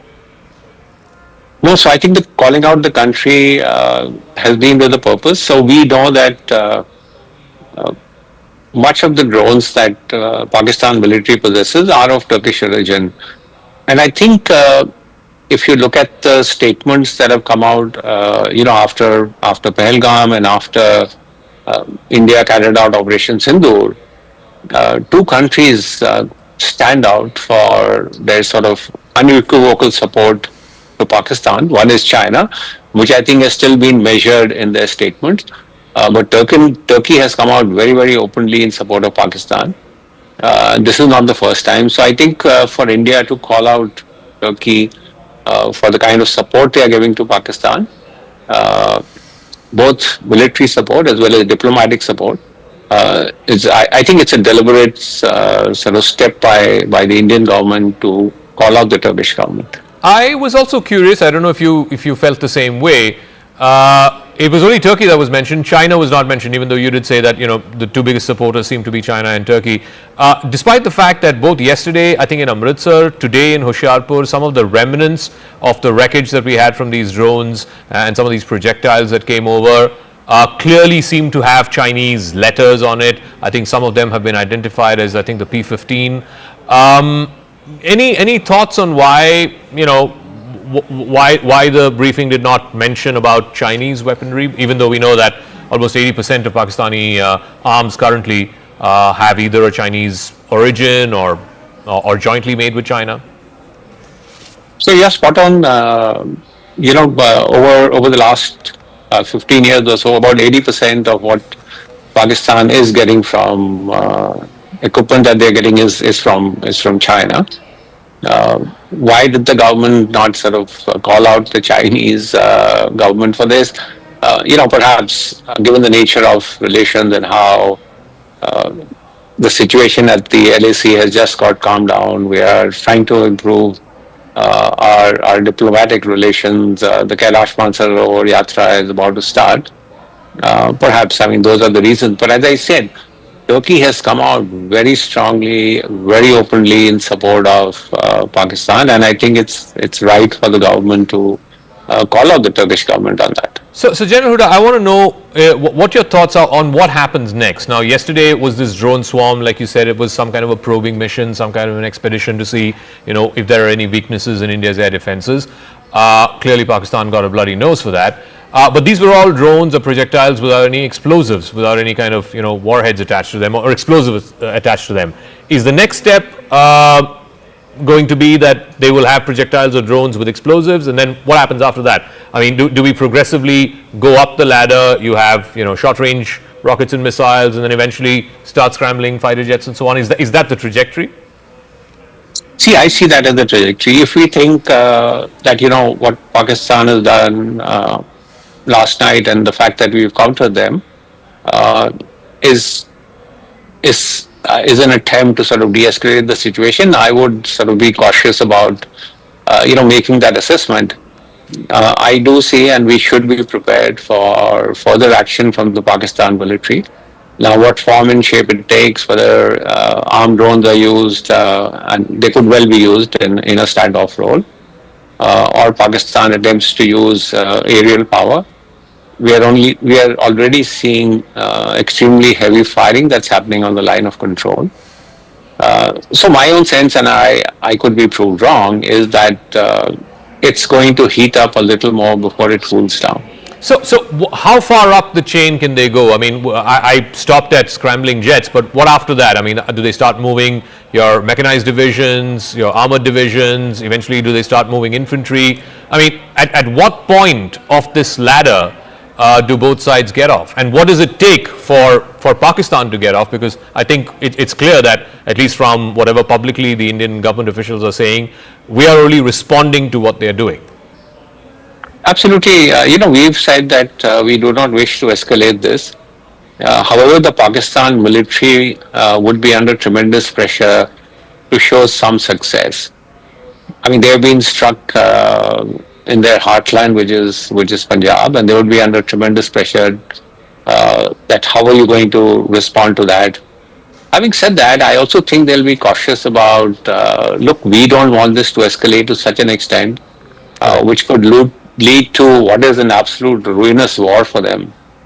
And again, we can only speculate. I would think, some sort of a demonstrative attack to say, look, we have this capability and capacity to respond to, the Indian attack that has happened. We have not just quietly stood by and accepted what India has done. You could see some demonstrative kind of a strike, a demonstrative kind of an attack to say, look, this is what we can do. Does that provide an off-ramp, for both countries? Really, my sense is the ball is completely in Pakistan's court. And they have to now take a decision as to whether they want to escalate this further or they want to sort of calm it down. All right. So, depending on what they do is, I think how we will see this crisis play out. All right, General Huda, it's always a pleasure listening to you, your thoughts and your perspective. And I think, you would have enlightened a lot of our viewers because everybody's curious to know, I mean, are we at the brink of full-fledged war? What happens next? Thank you very much. Thank you. Thank you. Okay, so what happened last night? We know that there was this swarm of drones, close to 400 of them, 36 different cities in the northern and western part of India were targeted. But how were they thwarted? Not one of them ended up damaging. There were certainly no, casualties in terms of injuries to folks or even fatalities for that matter. But what exactly did India use in its air defense system to thwart these attacks? India, of course, has a huge edge over Pakistan when it comes to the air defense system. So the L-70, which is developed by the Bofors company, the Bofors Arms company, produced under its license here in India. It's a 40mm gun. It's modernized with radars, electro-optical sensors. It also has an auto-tracking system. And at one given point of time, in a minute, it can fire anywhere between 250 and 300 rounds. It's got a range of up to 4,000 meters, that's 4 kilometers. The L-70 also excels in anti-drone warfare, saturating the sky with predictive fire and making it effective against exactly what we saw last night, these drone swarm attacks. Then you have the Shilka, which is a self-propelled system. It's like a self-propelled gun, like your SH howitzers. It's got 4 23mm autocannons that are guided by radar detecting targets. It can detect targets up to 20 kilometers away. It can unleash up to 4,000 rounds per minute. So it's like almost cluster ammunition. Now it's been upgraded with proximity fuse ammunition, and it's got advanced fire control systems. So basically, again, what it does is a counter swarm to a swarm of drones. The Shilka's rapid fire and radar precision make it lethal against UAVs, helicopters, and light armored vehicles. It's also a weapon of last resort, if you will, against, for protecting air bases, moving convoys, as well as sensitive installations. Now, the big question that's being asked is, can Pakistan, and clearly it's Pakistan that's climbing up the escalatory ladder, but how far can they go? And can they afford to do this economically? The last few nights have witnessed heavy artillery shelling. It's in fact happening right now across the line of control. In fact, the last few days it was both the line of control as well as the international border. Pakistan seems to be in no mood to fall back, but their economy cannot handle the strain of war, certainly not beyond a few days. It's been battered by inflation, there is massive debt, there's dependency of course on the IMF, and right now, even as we speak, they've gone to the IMF with a begging bowl. Another tranche of over $1 billion is due right now in Washington. So the question is, the ongoing tensions that have been amplified by Operation Sindoor, the Indus water treaties put in abeyance, all of this has hugely disrupted trade and investor confidence in Pakistan. It is almost an economic existential risk. It's a very small economy, just barely $350 billion. India, on the other hand, is a $4 trillion economy, more than 10 times the size. So a $350 billion economy does not have the shock absorption capacity, whether it's kinetic action or whether it is these trade bans and water shortages. India, like I said, is now the 5th largest economy, poised to become the 4th very soon. It's positioned to absorb the cost of the conflict much more. It's got $680 billion in forex reserves, which is twice of the size of the Pakistan economy. There is very little reliance on Pakistani trade or India-Pakistani trade. In fact, the forex reserves in Pakistan are just 15 billion. So India has, again, like I said, almost 9 times that. Now, the question also is that Pakistan's reserves would cover barely 2 months of imports. The IMF has a recommendation of 3 months, the threshold. And like I said, right now they're discussing with the IMF, negotiating with the IMF for the next tranche of $1 billion in what was a $7 billion allocation that's been given to them. It's an aid. Now, if tensions escalate into a full-scale war, then Pakistan's economy could collapse. A 3-month-long conflict would put the cost of something to the tune of $10 to $15 billion. Now, this is based on inflation that's been adjusted for the costs compared to what the Kargil War was. The Kargil War was 25 years ago. It was a 3-month war between May and July. If we were to have a same 3-month war today, Pakistan's entire forex reserves would be wiped out.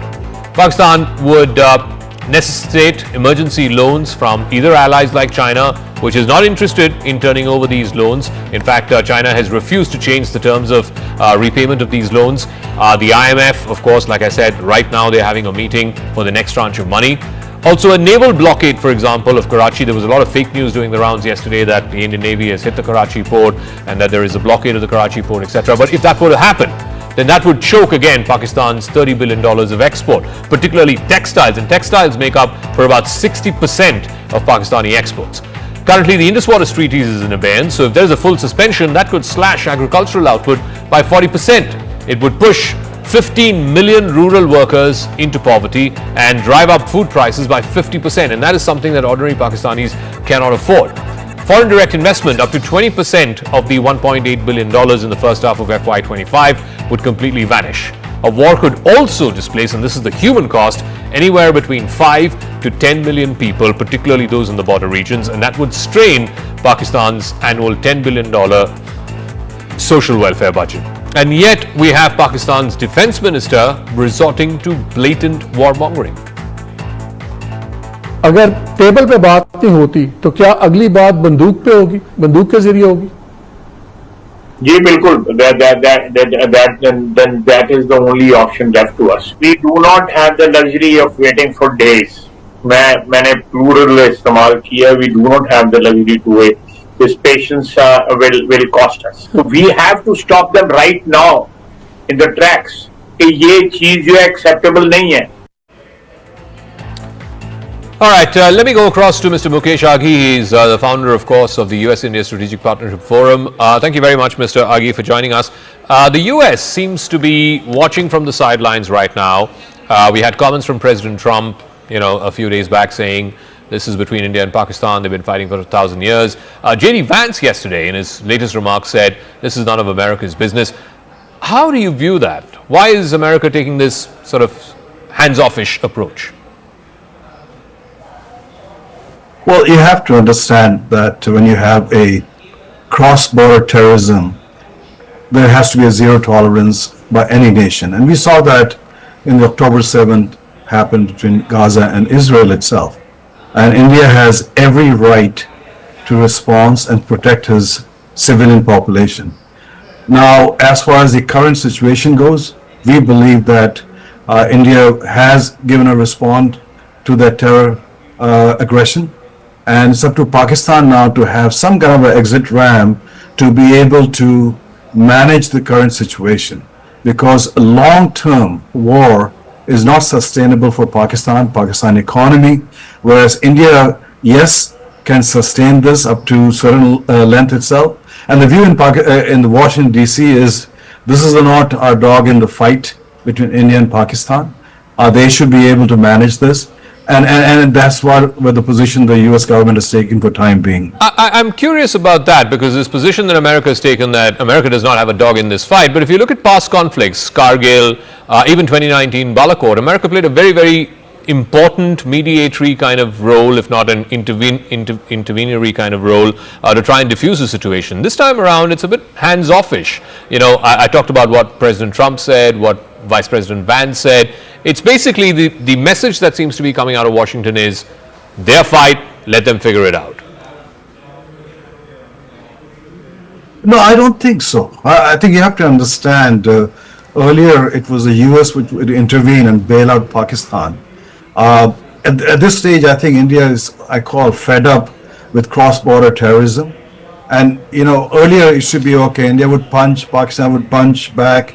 And then there will be exit ramp for both countries, and we manage that. But now I think India is saying enough is enough, and we have to stop this. This can't continue going on. And Washington seems to agree from that perspective, saying, okay, guys, you manage it. So while US may not be able to influence so much, but the Chinese, the Turks, the Persians, the Saudis, can play a pivotal role trying to counsel Pakistan. This is the wrong direction to go, both from a global perspective and from a regional economic perspective also. One of the things that, India has been talking about, and right now they are meeting in Washington, D.C., the IMF will be negotiating with Pakistan, or the other way around, Pakistan will be negotiating with the IMF to release its next tranche of $1 billion. And a question that, begs to be asked, and it's been asked here in India for a number of years, why does the West, and why does America in particular, because it has veto powers there, effectively veto powers in the IMF, tell Pakistan that, look, you can't continue encouraging all of these terror organizations and expect monies from the IMF. Why are they not making that loan or monies conditional on good behavior by Pakistan? No, absolutely. I think US should leverage the IMF, not only just from holding on the loan itself, but also look at Pakistan putting back on the grey list. I think it's important to understand that in a global order, you cannot just go across the border and kill innocent people and walk away without any punitive actions itself. I think that era is gone. India has grown as an economy. Now it's the fourth largest economy. Its military power is much, much stronger. So it has a zero tolerance. And I think US realizes that. Okay. And in an indirect way, US is saying, hey, once and for all, just try to sort this one out so we can move on. Okay, Mukesh Aghi, we'll leave it at that. Thank you very much for joining us from the US-India Strategic Partnership Forum. Amidst a barrage of speculation from Pakistani and international media over the alleged military losses in the ongoing Operation Sindoor, a senior government official has told CNN News 18 that India has a proud and consistent history of acknowledging its losses and honouring the brave hearts who laid down their lives in service of the nation. In a poignant reminder of India's tradition of honour, even in conflict, the official recalled an extraordinary moment from history. In fact, let me go across to Siddhant, who has more details on this. Siddhant, so there's a lot of speculation about, did India lose aircraft? How many aircraft did India lose? At least officially, no one is saying that India has lost any aircraft. The official that you spoke to, what did he have to say? Well, that's right, Zaka. In fact, we are going door to door here in the national capital, perhaps to dig more about Operation Sindoor. And in fact, we have spoken to many officers in the government, in the armed forces, at the Ministry of External Affairs office, and perhaps there is indeed chatter, and in fact, amidst speculation and the claims that Pakistan has made about India's military loss in Operation Sindoor, perhaps. There is a lot of criticism also that Indian forces are not owning up, etc., etc. So a senior official in the government of India, perhaps I can't name him, Zaka, but he has said this to me, and in fact I would like to read it out for our viewers, and I quote him: "हम दुश्मनी में भी शराफत रखते हैं." And he went on to remind me that how Pakistan's captain Colonel Sher Khan was awarded the Nishan-e-Haider on the recommendation of an Indian officer. Perhaps he says that India has a proud and consistent history of acknowledging its losses and honouring the brave hearts who lay down their lives in the service of the nation. In fact, Operation Sindoor is ongoing. As always, we will provide verified details at an appropriate time. Zaka, I have spoken to other officers also. In fact, what they are telling me is that this is not a right time. For any minor detail perhaps going out in media about the operations could affect the future,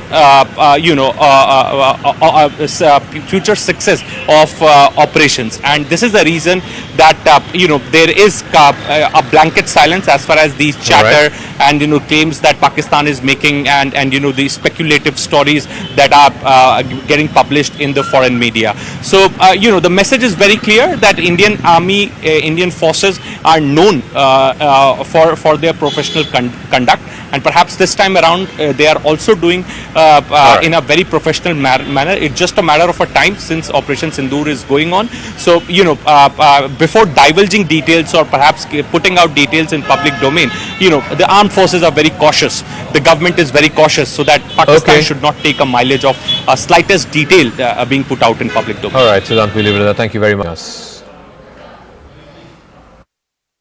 I'm now joined by former diplomat and former Deputy National Security Advisor, former High Commissioner, Mr. Satish Chandra, Ambassador Satish Chandra. Thank you very much. You speak very rarely to television channels, so thank you very much for joining us here on CNN News 18.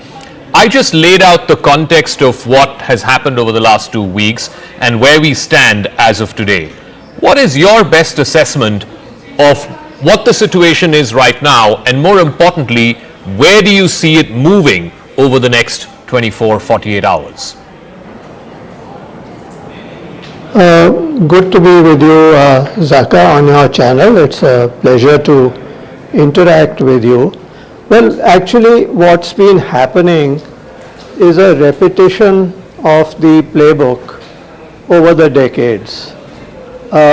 India has always been extremely restrained, to a fault often, in terms of retaliatory steps.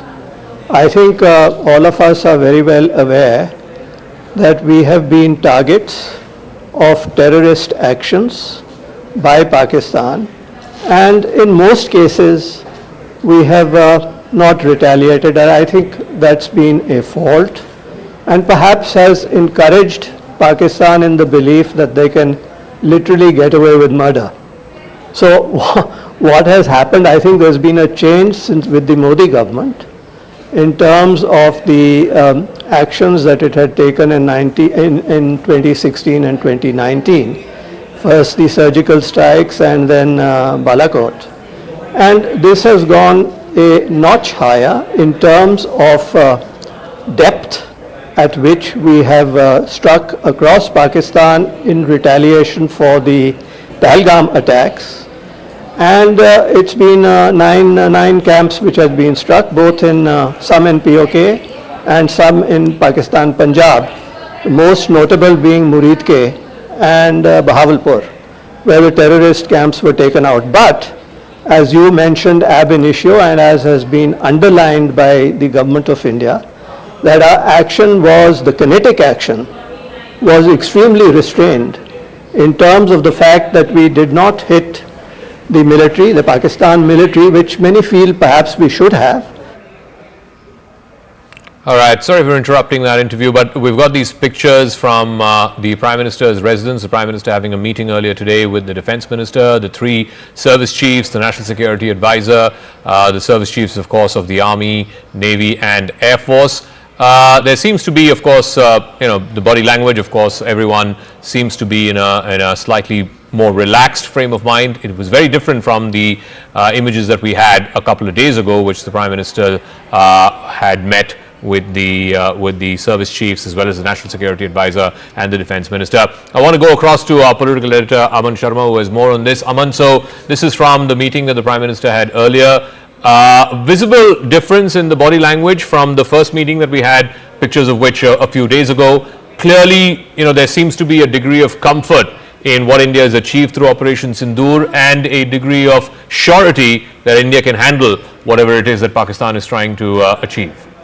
Absolutely, Zaka. These pictures show that the Prime Minister is extremely happy with the performance of the armed forces, not just during Operation Sindoor, but also yesterday, earlier today, in the wee hours when we have repulsed all these 300 to 400 drones fired at 36 locations of India, right from Leh till Sir Creek, as the details were given in the press conference earlier. It seems that the Prime Minister and the Defence Minister are extremely happy with the performance of our armed forces of repulsing, such a massive attack. And earlier in the day, we also saw the Defence Minister meeting the chiefs of the armed forces and the CDS, and where also the body language seemed far more comfortable, far more easy. And it seems that the Prime Minister in this meeting also has been told about how the armed forces went about, retaliating to Pakistan's attack and diffusing all the threats that were fired our way. The details which were given in the press conference. So I think the government looking very, very confident and prepared to retaliate if Pakistan does any other misadventure. And what is the sense you're also getting from the government that if Pakistan does not do any misadventure, as you said, then is India not looking to amp up on the escalation ladder? Is India only now keen to be seen as responding if Pakistan chooses to escalate this? Well, yes, Zaka, it is very difficult actually to anticipate what the government could do next, because these are very operational decisions based on strategy and planning. But whatever we heard at the press conference earlier today, the Foreign Secretary saying that our response was measured and our response was responsible. So I think those words indicate that India only responded to the drone attack by Pakistan by sending our own drones and in fact bringing down one of the radars in Pakistan. So India is only responding if Pakistan chooses to retaliate. India's objectives, so by and far, have been achieved by Operation Sindoor, which happened on May the 7th.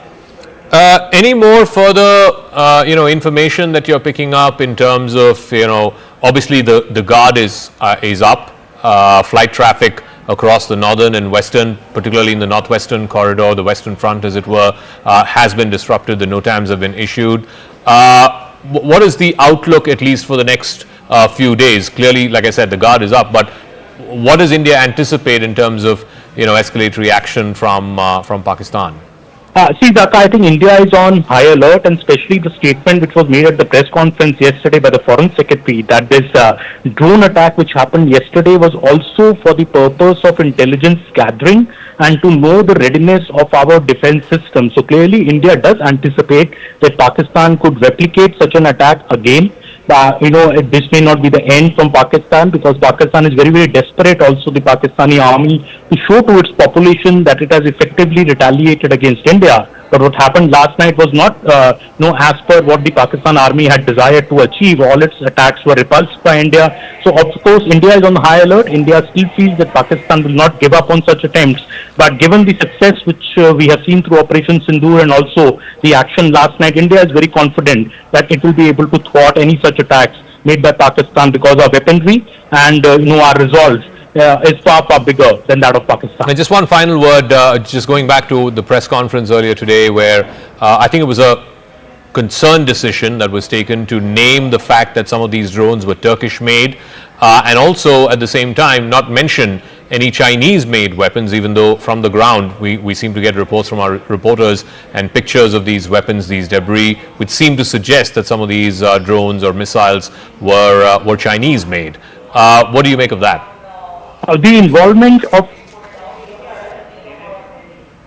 that was sent to India for the attack by Pakistan was Turkish made has raised big concerns in the government, Zaka, because Turkey has been a country on which India, has gone out of its way to help. We remember the 2023 earthquake when India began Operation Dost. India was one of the first countries to send aid and material to Turkey to tide over that crisis.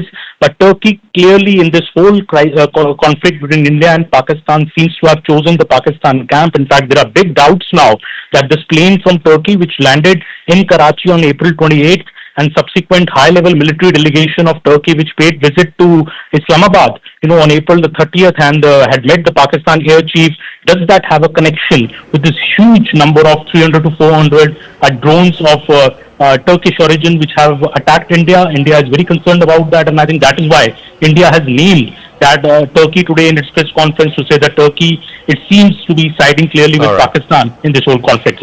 Okay, Aman, we'll leave it at that. Thanks very much. Those pictures from earlier today, the Prime Minister meeting the three service chiefs, the National Security Advisor and the Defence Minister.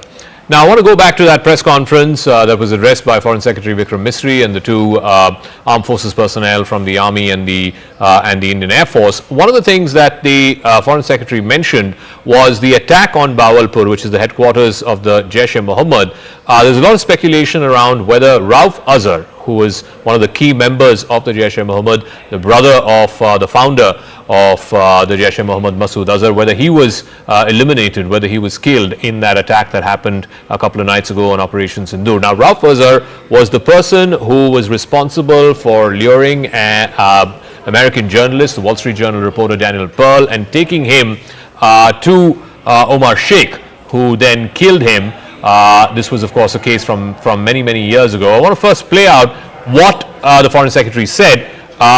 He didn't name Rauf Azhar, but of course, like I said, this speculation has been doing the rounds for the last 24 hours that one of the high-value targets, one of the high-value hits in the Operation Sindoor happened to be Rauf Azhar. Let's listen into what the Foreign Secretary said, and then I'll go across to a friend of Daniel Pearl's to try and get some perspective on that. You brought up the connection with the tragic death or killing of Daniel Pearl of the Wall Street Journal. The Jaish-e-Mohammed was in some way directly or indirectly responsible for the death of Daniel Pearl. But the real connection is through Ahmad Omar Saeed Sheikh, the British Pakistani jihadi who was held in India but was finally released in 2000, and he was the person who lured Daniel Pearl to his eventually leading to his murder.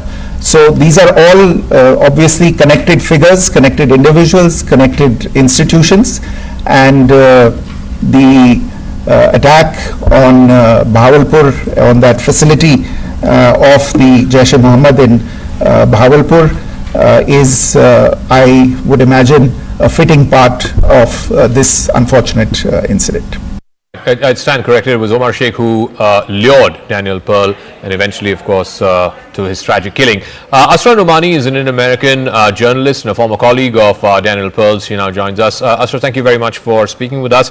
I know there's been a lot of speculation around whether Rauf Azhar was killed or not, but the Bahawalpur headquarters of the Jaish-e-Mohammed has been reduced to rubble. When you saw those pictures, when you heard that news, what did you feel? What went through your mind? It was haunting for me to see Bahawalpur on the map, because Bahawalpur has been on my map for 23 years. It was where Daniel Pearl went in December 2001, when he was on the trail of the jihadis that have caused so much violence in the world, from India to the United States to Europe. And so Danny went to Bahawalpur. He knocked on the door of Jaish-e-Mohammed, and he saw that despite the claims of General Pervez Musharraf, it was open for business. And what Danny discovered was what we all have known for these decades, that Pakistan has been fomenting a terrorism industry with a headquarters in Bahawalpur. So it was haunting to see Bahawalpur on the map now as one of the places where India struck. It's really important for me to recognize that why this family is important is because Ibrahim, the brother of Masood Azhar, was one of the hijackers on that airplane in 1999 that went from Kathmandu to Kandahar. The man that was killed this week, Masood Azhar, he is the brother, and he was the mastermind of that hijacking. So what happened was that Omar Sheikh was freed because of that hijacking. So I want to just correct the record that this family was not involved in the actual plot to kidnap Danny, just as you mentioned. It was this man, Omar Sheikh. Yeah. But it was this industry that created these jihadis that murdered Danny. And that's why it's so important what has happened. I just wanted to ask you about that. I mean, look, no government official has come forth and confirmed that Rauf Azhar has died. There's a lot of speculation that he was amongst the high-value targets inside Bahawalpur when it was struck on the night of 7th of, or the morning of the 7th of May, when India carried out Operation Sindoor. Have you been able to hear from, either people on the ground in Pakistan, or have you heard from any government official about this operation taking out the man who killed your friend? I have not, and I think that would be really wonderful if the government of India did communicate with Danny's father. His mother passed away, and his father is very engaged in this battle. His father has fought to keep the men that were convicted in Danny's murder in jail, and we have failed because the Pakistani court system has released those men essentially to house arrest and very convenient a good life in Pakistan. And so I would invite that kind of communication, and I know that Danny's dad is very relieved that this issue is in the front again, because the truth is justice has been denied Danny Pearl all these years. All right, Asra Nomani, we share your sense of grief, sense of hurt, sense of loss, and now hopefully in some measure a sense of closure, a sense of justice more than closure about losing your friend Daniel Pearl, and now the killers being avenged. Thank you for joining us, Asra. Thank you. Thank you. All right, I want to move on back to the developments around the situation between India and Pakistan. In an exclusive interview with India's ambassador to the United States, Vinay Quatra, he again reiterated the government of India's position that what India is seeking to do is not go to war with Pakistan, it is to go to war with these terrorists. He said explicitly so when he was pressed by Wolf Blitzer at CNN whether India was at war with Pakistan. He said no, it's not with Pakistan, but with terrorism and with terrorists. Listen in to this exclusive conversation. It looks like the situation, the tensions between these two nuclear-powered countries, India and Pakistan, is escalating. Is that true? Well, first of all, thank you so much for having me on the CNN. When you talk of tensions and when you talk of escalation, what I would say is that the original escalation or the original breakout of tension happened on 22nd of April. when you had 4 terrorists backed by Pakistan carried out killings, brutal killings, subhuman, monstrous kind of killings of 26 civilians. Indian civilians. 25 of them Indian nationals, 1 of them Nepali national. And the brutality of the killings, they essentially killed them in front of their innocent wives, in front of their innocent children. They gave them headshots, and they did so on the basis of religion. So they killed all non-Muslims who were there in the group. They identified their religion, and then they went on, they proceeded to kill them.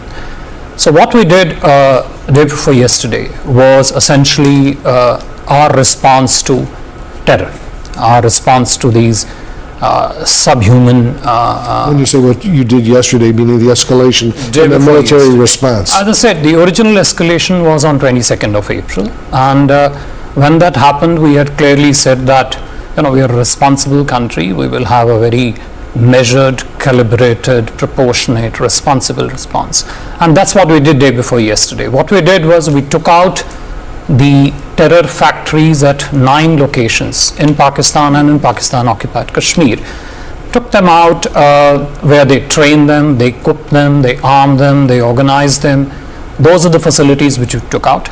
We were very careful in excluding the military establishment, the social structures, and economic infrastructure. We were very, very cautious, careful in keeping our targets only to those people and their backers who carried out these dastardly killings on the 22nd. All right, it's not just the Indian ambassador to the United States. The Indian High Commissioner to the UK has also spoken with the international press in an exclusive interview with Sky News. He showed, Vikram Doraiswamy, he showed proof of military backing to terrorists in Pakistan. He showed a photograph which shows Pakistani military officers standing behind an internationally sanctioned terrorist.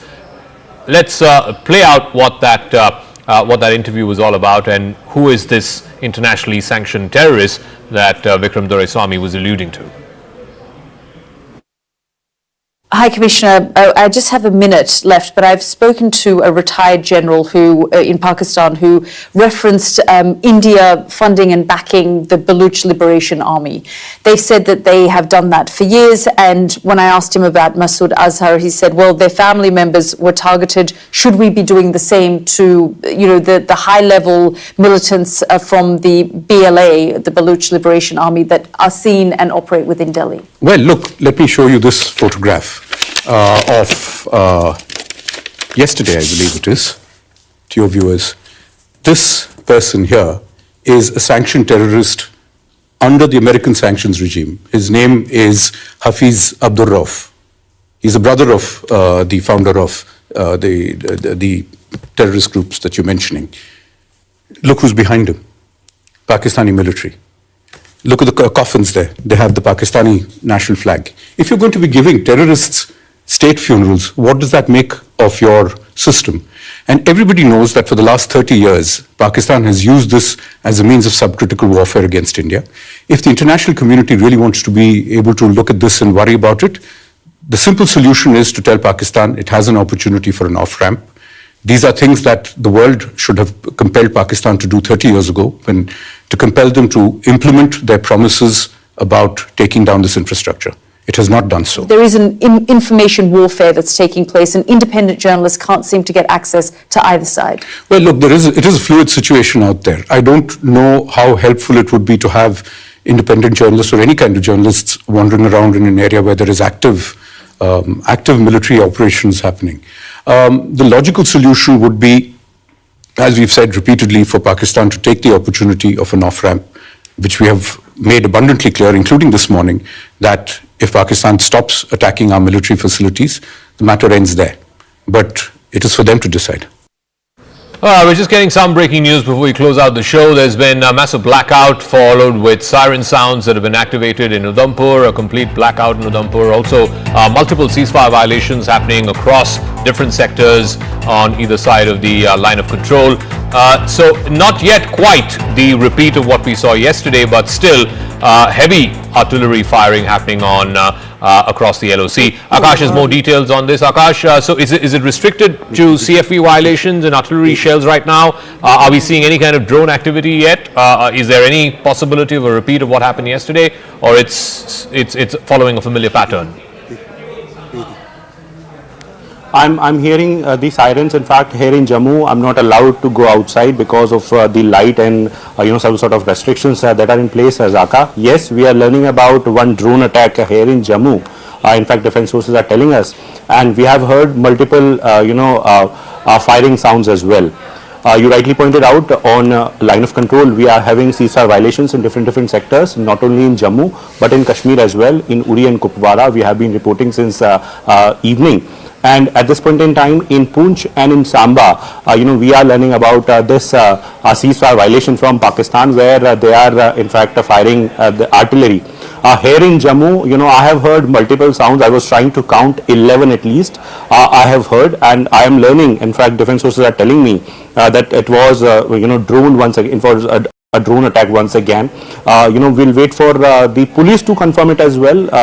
But I am learning that yesterday it was the airport, and once again it is in the close vicinity, possibly the airport only. And agencies are in fact using the AD systems and AD guns to thwart these attempts. Once again, it is Pakistan trying to attack the infrastructure, and not only in Jammu. We have been learning about these sort of activities in different areas. Tejinder is reporting in fact about Pathankot and Samba as well. We have a colleague Anshul and Anvit in different areas as well. They have been reporting about blackout and sirens. But as far as Jammu is concerned, Zaka, so it is very important. It is the international border though, but it's a very part of the sort of attack that was carried out. In fact, yesterday it got started with Jammu only, and at around 8 p.m. This evening also, we heard sirens, and soon after that a blackout was there. Yes, it's a precautionary measure, Zaka, but it has been categorically mentioned by the police and the civil authorities that people cannot stay outdoor, and in fact they need to go inside whenever they are hearing these sort of sounds, and in fact whenever there is blackout they need to go indoors. Okay, Akash, we'll leave it at that. Thank you very much. So yes, ceasefire violations are happening in Samba, in Uri, in Tangdar, all across the line of control. Akash, they're reporting that one drone was reportedly intercepted in Samba and one drone intercepted in Jammu. As of now, it seems sporadic. It seems, restricted to one or two places. We're not seeing a swarm of drones like we saw yesterday, but I don't want to jinx it. We'll leave it at that. Rahul Shivshankar, my colleague, will take it forward.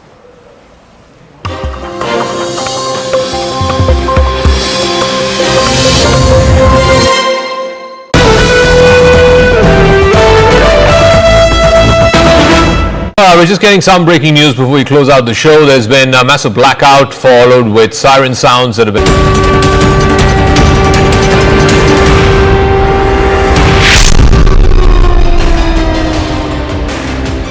Hello and welcome to the continuous coverage of the border tensions between India and Pakistan as Bharat gives a befitting reply to the terror state. I'm Ayushman Singh Jamwal.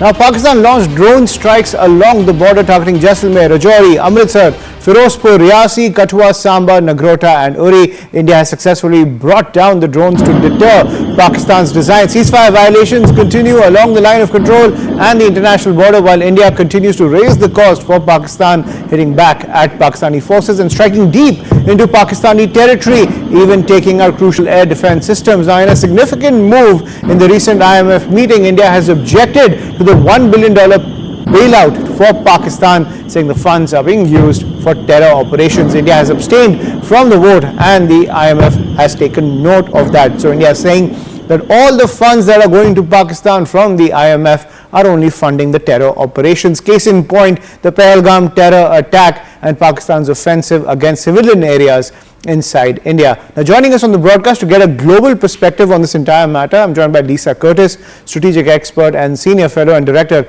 of the Indo-Pacific Security Program at CNAS. Thank you, Ms. Curtis, for joining us on CNN News 18. How do you see these developments coming in between India and Pakistan as the border tends to remain hot and Pakistan continues its offensive against India in the wake of the Pahalgam terror attack, even though several nations have backed India's stand as well as offensive in taking out the terror infrastructure inside Pakistan? Well, I think we're in a very dangerous situation. The situation is escalating.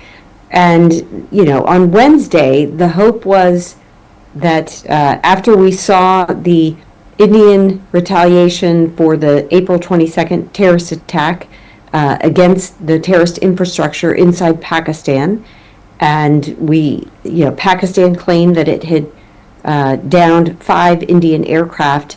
The hope was that things would de-escalate, that the two sides would find a way to walk down the escalation ladder and establish dialogue, establish contact with one another, and establish dialogue to be able to walk back from the brink of conflict. However, yesterday, the action across the line of control continued with drone strikes, with missile strikes. There's an unclear situation exactly what's happening at the moment because there's a lot of misinformation circulating on social media, and there's a lot of different statements coming from each side. So the hope is that we start to get some clarity from each side on what is exactly happening and how the two sides can stop the exchange of military action that's happening, and how we can establish peace and calm in the region. This is the utmost need of the hour. Right, but Ms. Curtis, given the current defense paradigm and the skirmishes between the two sides and the significant technological as well as the big difference in defense capabilities between the two sides, how do you see it play out given India's technological edge over Pakistan, be it air defense or be it even striking deep within Pakistani territory? So India exercised its right to self-defense when it struck Pakistani infrastructure on Wednesday. What has been happening since then in the last 36, 48 hours is very unclear because Pakistan has claimed it's downed 5 Indian aircraft. India has not acknowledged this. India has claimed that Pakistan has struck military installations inside India, or has attempted to do so. And that is why India said that it retaliated by targeting Pakistani military sites inside Pakistan. Right. So again, the situation is escalating. It's getting out of control. We're in the most serious situation, I would say, that we have been since the Kargil border conflict in 1999. So I think that right now the sense is both sides need to find a way to engage with one another and find ways to stop the military activity that's happening and reestablish calm in the region. And, the U.S. does have a role and a responsibility to play in this situation. The U.S. should be on the phones talking to the leadership, talking to the Chief of Army Staff, Asim Munir, in Pakistan, and talking to the Indian leadership in India, the National Security Advisor in India. So my hope is that we see somebody like Secretary of State Marco Rubio working the phones, trying to de-escalate this situation, because nobody wants to see an all-out war in the country, that could potentially go nuclear. Right, and Marco Rubio has been in contact with the leadership on both sides, Ms. Curtis. But I want to press you on that point you just ended on. How real is the nuclear paradigm between India and Pakistan, given the fact that Pakistani leaders have only been saber-rattling using the nuclear weapons narrative against India, saying, even warning India as well as the world, where the defense minister even went on to say that either Pakistan exists or the whole world gets destroyed? Well, I think it is real. Look, anytime two nuclear-armed states enter a conflict, one has to be concerned about one using those nuclear weapons. Look, I think the ultimate concern would be a situation where one of their red lines is crossed. And of course, India has a no first use policy in place. Pakistan does not. So there are concerns that if Pakistan feels like its existence is being threatened, a situation like in 1971 when Pakistan was basically split in two and you had the East-West or East Pakistan turned into Bangladesh. I think if the Pakistanis felt a similar situation was happening in their country, that they could potentially resort to nuclear weapons. And once you start up that escalation ladder, you lose control and it becomes a tit for tat, and each side keeps trying to increase their response. And you can see how things quickly get out of control. So I think, we have to take seriously the possibility. It may be a remote possibility, but I think we try to dismiss this possibility at everyone's peril, and it has to be taken seriously. Right. Thank you, Ms. Curtis, for sharing your perspective on the situation currently at the border. Now, you and several experts have also said that de-escalation is the most prudent way forward. Thank you for sharing your perspective. And up next, my colleague Akanksha Swaroop takes us forward with the latest news and updates.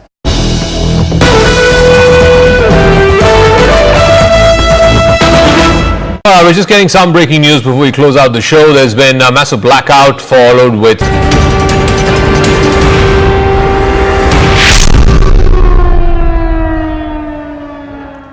A very warm welcome to our live and rolling coverage of the border tensions between India and Pakistan, as India gives a befitting reply to Pakistan's misadventures and even displays its technological edge. Pakistan continues its drone strikes along the border, targeting several spots in Indian territory.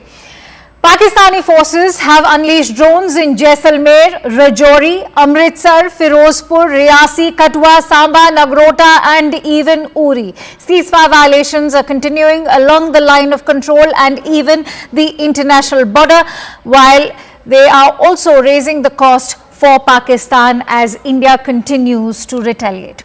In the recent IMF meeting, India has also objected to the bailout for Pakistan, saying the funds are being used for terror operations. India has abstained from the vote and the IMF has taken note. That's a big breaking input we are now bringing to you as far as putting or exerting that pressure on behalf of the IMF is concerned. Let's in fact bring you those breaking inputs. Top government sources are telling CNN News 18 that as far as IMF clearing a $1 billion bailout for Pakistan, India has abstained from the recent International Monetary Fund vote. This was with regards to the loan that was being doled out to Pakistan, not because it lacked opposition, but because the fund does not allow member countries to vote no. Otherwise, remember, India was all set to vote and cast a negative vote, but this time around, India has abstained. By choosing to abstain, here's the message. India has sent a strong message of disagreement. It has raised concerns over Pakistan receiving repeated financial support 28 times in the past out of 35 years, including 4 programs in just the last 5, without any meaningful reforms coming from these global economic institutions, primarily the IMF. India has also criticized the Pakistani military's deep role in economic matters and warned that the money could be misused to support cross-border terrorism, posing serious risks to global credibility and values. On that big breaking input, I am joined in by Siddhant Mishra, who will break down that big message that India has sent out while abstaining from that very crucial vote. Siddhant, first of all, many would want to know, why hasn't India cast a no instead of abstaining? This is where India demands reforms at the international institutions. In fact, talking about IMF, if you allow me, then I would like to draw a larger context to this particular development. So there is no vote policy at IMF. Perhaps a country with more economic might has more say, and in fact, decisions are largely taken on the basis of consensus. So India does not, India cannot, or any of the members cannot exercise no to the bailout, and this is a reason that India decided to abstain. Perhaps the IMF has also endorsement of India's abstention, and it is kind of a message which India is sending out to the world that India has provided evidence, material. Time and again, India has raised this issue that a country which is surviving on IMF bailout perhaps is spending equal amount of money for its defense budget. Says about the priority of that country, etc., etc. And today again this happened. India, in fact, this issue was raised. India's abstention was also taken note by the IMF. But as I said before, that again, this is where India demands reforms at the international institutions. Perhaps a terrorist state which is directly involved in killing 26 innocent people. Last month on 22nd of April, perhaps is again getting loans from IMF. In fact, because the bigger countries with a bigger economic might have supported this bailout again. That's very important, Siddha. I'm going to request you to continue staying with me. In fact, I'm joined in by Professor Brahma Chalani at the moment for more perspective on this. Professor Chalani, thank you for joining in. This is a big development, as Siddhant was highlighting and sharing the reasons why this is an abstention and not a no. Also, break down for us, how do you weigh in on the statement, which is a very sharp and pointed one that's come out from India? First, this IMF bailout approval has followed a staff agreement with Pakistan.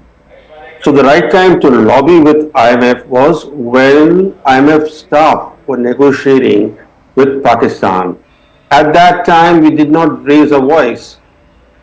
What happened today was a pro forma approval. Once a staff agreement has been reached with the country, the IMF board normally, unless there is something extraordinary that comes to the notice of the board of the IMF, the board normally approves the staff agreement.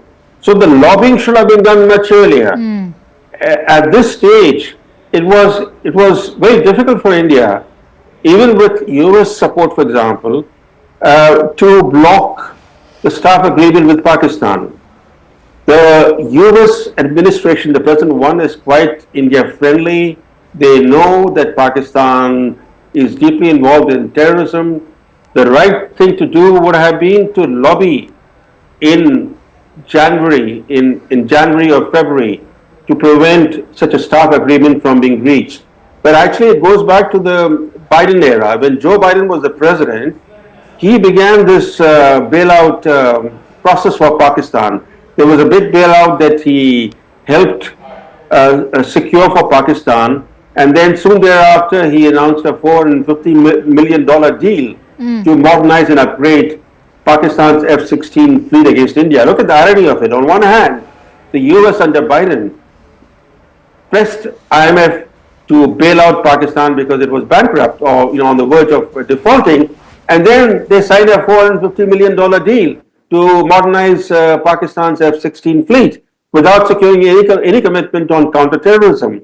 And even at that time, the Indian government did not raise its voice. So, we have a record of only raising a voice when there is a crisis that is facing India. So today, because of this military conflict, we spoke up, but it was too late.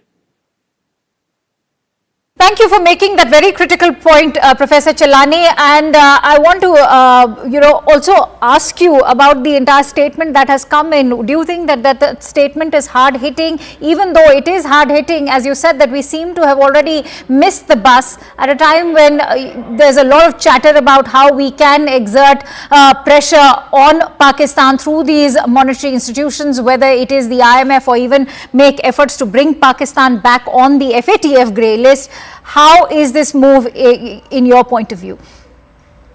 I think India needs to mount a sustained international campaign to spotlight Pakistan's nexus with terror groups.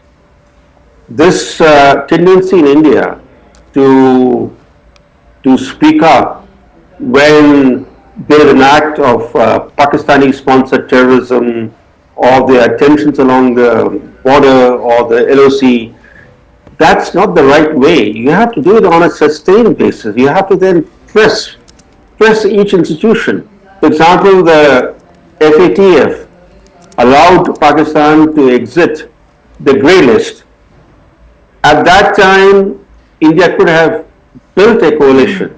Of course, the Biden administration, along with China, helped Pakistan to exit the FATF grey list. But you have to start building a coalition months ahead. And you can't do it just when FATF is meeting. Similarly, in the case of IMF, you can issue any statements that you wish to make. But to pressure IMF, you have to build a coalition. Because India is only one important country in the IMF. It doesn't have a veto power in the IMF. Okay. But certainly can help build a coalition. That's another very important point that you made, Professor Chelani, and that's the point that I would like to take forward with Lieutenant General Iyer, who's also on the broadcast with us. He's the ex-chief of the staff at Northern Command, and I'm also joined in by Captain M.J. Vinod, who's a defense expert. Many thanks to you, gentlemen, for joining in. But if I could bring in Lieutenant General Iyer. Sir, that's an important point that Professor made, and that's why if you go by the consensus, as they say, that unlike the UN over here, as far as the IMF is concerned, the vote goes by the economic power that each country wields, which means that the United States has a significant sizable vote in the IMF. What is one to make at a time when the United States is maintaining consistent engagement with New Delhi? Should we expect or shelve any hopes from the US to play a critical role over here? Firstly, I will take it, Professor Chelani took it back to January. I'll take it back to August, September of last year. Okay. It was around that time when, they got out of the FATF grey. They were one of the major contributors of ammunition to the Ukraine requirements, which was something which Biden administration was pushing. So they were like Biden's gang at that stage of time. And by the time the elections happened in the US and the new administration came in, and it was too late because this IMF bailout had already passed that staff test. Thereafter also, till the month of April, there was no other significant reason for us to start pushing for putting them on a grey list, as well as, getting this bailout out. So to some extent, we have been trying for the last 2 weeks, but 2 weeks is not an adequate amount of time. And let us have trust in the current American administration. They are well abreast with the kind of activity that is happening in Pakistan. I am personally very sure that next time when it comes up for the FATF relisting, Pakistan will find itself into trouble. My only piece of concern is 2 weeks down the line, though we have accused Pakistan of this Pahalgam incident, we have to back it up with real concrete evidence. Yes. That is somewhere we need to work much harder. We have to connect the links between what happened in Pahalgam to the Pakistani administration, and by the time they come up for the next set of loans, it should be very clear that Pakistan is a country which is fostering terrorism once again, and they deserve to be treated in the manner they were treated last year.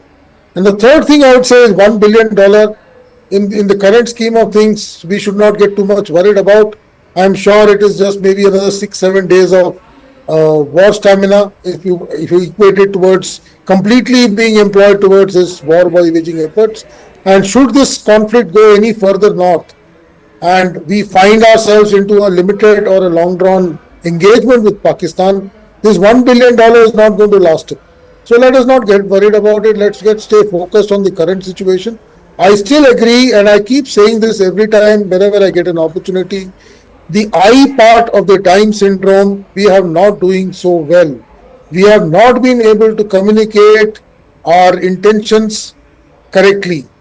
Whereas we have done very well on the diplomatic side, we have done exceedingly well on the military side, we have done fairly well on the economic side. Because the communication aspects are not good enough, we are not able to get the kind of results that we should have got by now. No, I agree over there. I agree over there. But where I do disagree is that $1 billion funding, as you're saying, may not result or yield too much of war stamina. but the fact is it's not just this $1 billion bailout that we are looking at, or an additional funding, which is what they are calling it, because there's been a consistent sort of bailout pattern that's been coming out of IMF, and that goes all the way back to 1958. And that's why I want to bring in Captain Vinod on that note. Sir, there's so much chatter about how the global consensus is standing with India in solidarity. And so when you talk about that global consensus, will that yield any results, especially in a body like IMF, which is governed by consensus? And listen, I mean, without, sounding very different from my position, for the sake of viewers, let me explain this particular thing to you. See, professional, I don't want to use that word, but for want of a better word, I'm using this word. A professional beggar knows exactly how to dress up before he goes begging. So, in FATF, when you go to take the money from IMF and not to get into FATF grey list, Pakistan has done a large amount of work. Before you go and submit your application, Pakistan knows exactly whom to go and meet, what to say, how to say. Germany, US, before it goes to IMF. To stay out of grey list, Pakistan doesn't need to go knocking on the doors of US. It needs to go knocking on the doors of Australia. Why? Because in the FATF, we have something called an APG, Asia Pacific Group. In the Asia Pacific Group, the permanent chair is Australia, and you have a rotating co-chair. And the Philippines, and last year when they got out of it, it was Malaysia, and they had a tacit understanding that when you have a bailout, you will return what is owed to Malaysia, which they didn't return. And if you remember, that big thing happened when PIA Airlines was captured by Malaysia. Because they promised that paisa will be given, paisa diya nahi, aur yahan inko ullu bana ke chale gaye. So these kind of things, a professional person who knows how to ask for arms knows very well. I was not surprised that they will get this money because they have done their homework very, very well. For the next bailout, they have already started their work. For the next to next bailout, they have already must be doing their paperwork. So they're extremely professional about it. And like Professor Brahma Chalani said, you have to beat them in their game. You cannot be, beating them in their game 1 day to go, 2 days to go. Nothing is going to happen. By calling somebody 1 day before the money is going to be allotted and hoping like hell that the money will not be allotted when he professionally has addressed and plugged all the holes a month ago, impossible to do. But my limited point is, in the last 3-4 days, the amount they have spent is much more than the amount that they may get. And it is not that FSTF sanction, you will get money today. No, it takes 1 month, 2 months to come into your account, and when you start spending. So that itself is something which is not going to aid in this particular operation. No, I agree with you that they do their homework and they do it bloody well.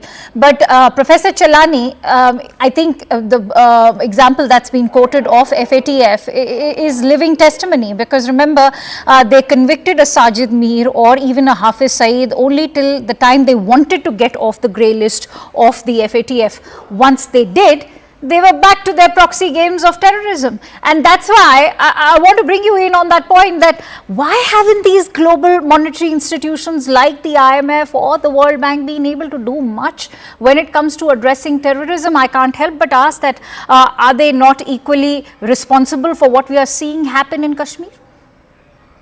The thing is that as long as Pakistan does not export terrorism to the West is actually not concerned about Pakistan exporting terrorism to India, because then it becomes a regional issue for them. And in the old India-Pakistan problem, where the two have been at loggerheads for decades now.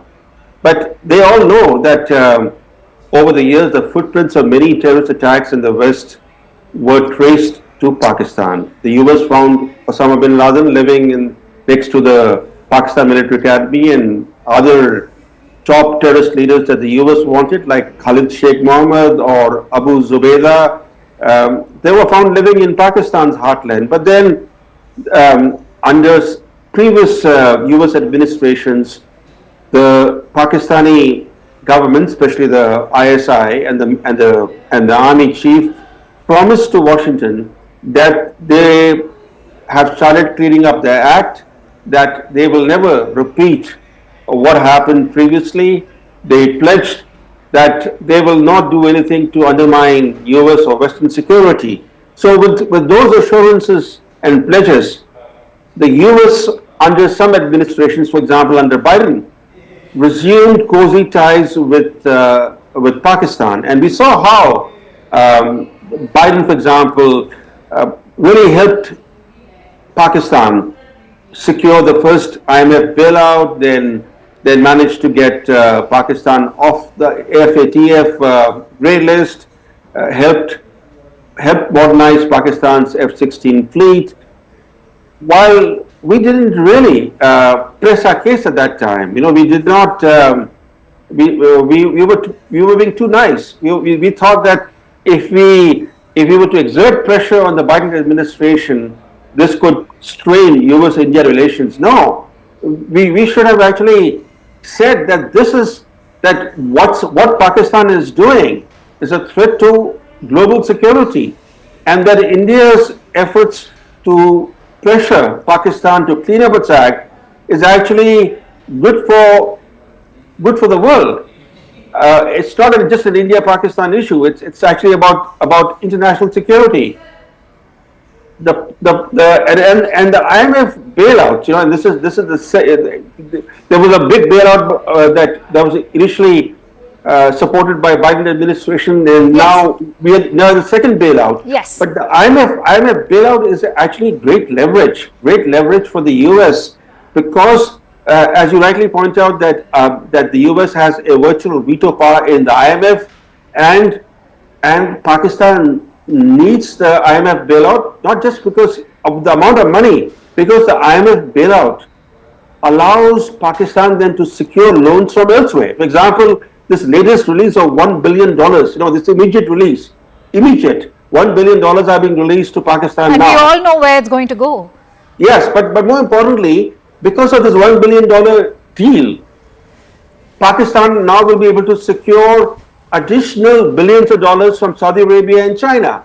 They were waiting, China and Saudi Arabia were waiting for this IMF agreement. And now $1.2 billion swap deal with China will go forward, and there will be another major package from Saudi Arabia. All right, I think you've made another very critical point, Lieutenant General Iyer. How do you weigh in on that? That actually does sound alarm bells at the moment, because as we've been talking about, India has also stated it in the IMF that the Pakistani army, the military, has a lopsided sort of sway over the economy in Pakistan and how the funding is going to be utilized. So that indeed is a cause of concern now, even if it is just going to be slightly over $1 billion. I can't agree more with Professor Chalani. It's covered almost all the facets of this bailout. My only point here is whether this bailout came or not. The funds flow from both China and Saudi Arabia, if not through the front door, from the back door, would have continued. But this does give them legitimacy to now push through loans. These are ultimately loans. Like Pakistan, somebody said, Pakistan budget is, every budget tells us what is to be repaid and where the loans are going to come to repay the next year's, next year's budget. So it is a kind of a continuation they are living in. They are living in dangerous situation. No country would like to, have so much of external debt as Pakistan is. Their economy is in shatters. A war of maybe even 15 days is going to make their life miserable. They just cannot afford it. And I am very sure this 1 billion, like Group Captain Augustine said, it is not going to be of much use. A couple of jets going down and this $1 billion worth will, get covered over there. Possibly in the last 4 days, they have taken losses more than $1 billion as it is. But that having said, unfortunately, we are making Pakistan India-centric. And that is something we need to tell the world that the problem is not just going to be in India. Tomorrow, this epicenter of terror is going to bite everybody. Somebody said keep snakes in your backyard and they're going to come and bite you. This point has to be rubbed into the Americans. 9/11 happened because there were people who were, raised by the Americans in the 80s. They came back and bit them in the late 90s. The same thing can happen through Pakistan in some stage of time. This has to be told to the Western world, and that's why again I said we have to be much more active in the info domain. We have to be ballistic in the info domain. Our people should be able to communicate the points of view, our troubles, and also tell the world what is going to hit them later. We can survive, but will this be harmful to the world has to be told. And the last point I would like to add here is possibly in the later half of last year and early part of this year, we were too focused on China. Our entire interest was trying to find a way to de-escalate with China because it was running into the third or fourth year.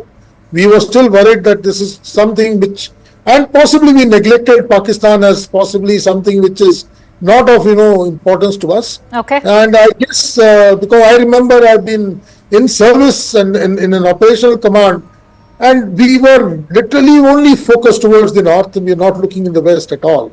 Okay, I guess, Captain Vinod, I want to bring you in. Lieutenant General Iyer and Professor Chelani both have highlighted how India's homework should have begun much earlier, and perhaps we had distractions at the LAC as well, which perhaps kept us more focused on China front. But now that the Biden administration is gone, you have an administration which is more serious about tackling terrorism, something that we can stand by with the arrest or the extradition of Tahawoor Rana.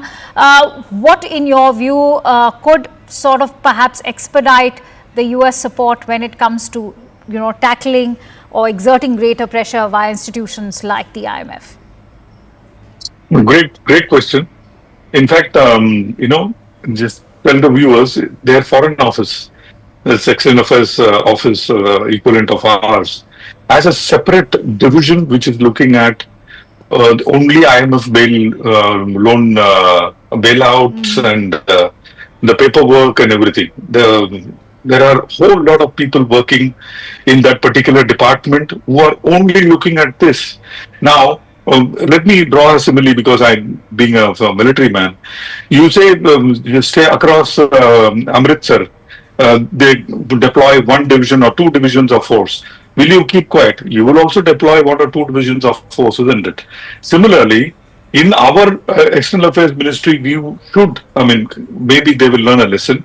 We should have a separate division continuously working to get these buggers into grey or blacklist, all the time. Career, officers should be working permanently to get these guys, give the guys what they deserve, which is blacklist. Else, it is going to bite us badly. And like Sir said, a couple of years went by when we lost focus on Pakistan, which is we are paying dearly for it. And I'm mincing no words. Even today, I think we are not giving it back to them as much as they deserve it. We can and we should, is my feeling, but then there are better brains taking better calls, so I leave it to their judgment. Otherwise, what we are seeing on the screen, we should not be seeing on the second or third day. I agree. Why were we waiting for the 22nd of April for the situation to have arrived to this point? But Professor Chelani, take a moment to weigh in on the reliance that Pakistan has had on the IMF, which goes, I will again say, it's gone over for decades. 1958, I have the entire list of all the bailout fundings that have gone, and it all began in 1958, 8th of December to be precise. And I can't help but say that, if it is about snakes in the backyards, when will they stop, in fact, harboring these snakes in the backyard? You expect better from the Trump administration. Two things stand out. This IMF bailouts for Pakistan began during the Cold War, when Pakistan was a surrogate of Western powers. So it was easy for Pakistan then to secure IMF bailouts.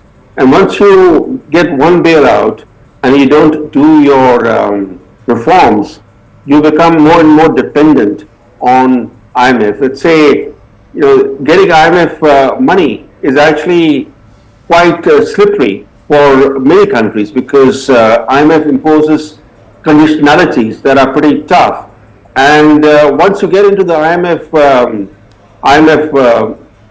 bailout trap, you continue to you continue to need more and more bailouts. And this has been Pakistan's story.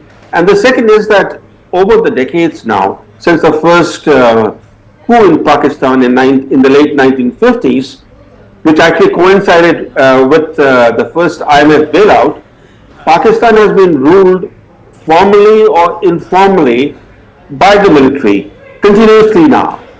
And the military dominates not only the society, it dominates the politics, it dominates the economy. There are very few countries in the world where the military not only calls the shots in politics, but even the shots in the economy. There are very few examples of this kind in the world. So Pakistan is a very unique case. It's an abnormal state where the military and the intelligence agencies are not even accountable to the government in office. For example, today, the way the military operates, Shahbaz Sharif is only the surrogate of General Munir. So this is a very abnormal state, and that's the reason why, to answer your question, this dependence on bailouts has never left Pakistan. Absolutely. And Lieutenant General Iyer, we are looking at a year which is very critical to some partnerships that India has, and we'll be playing host to the Quad Summit. And when you talk about it in such a year, is this partnership with, say, Japan, Australia and the United States of America only limited to the Indo-Pacific? Unfortunately, the Quad is only limited to the Indo-Pacific and it is China-centric. I am making no bones about it. That having said, I am looking at a brighter year ahead for three, four reasons. Firstly, the Russo-Ukrainian conflict is almost as good as gone. I guess it's just a period of time when the Americans, because the Trump administration is not going to be as actively involved with the Ukrainians as the Biden administration was.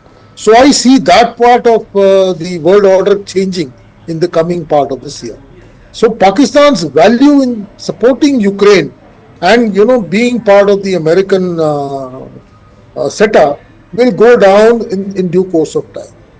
The second thing which Pakistan has done over the last 1 month, and they have been somewhat been able to play it down below the radar.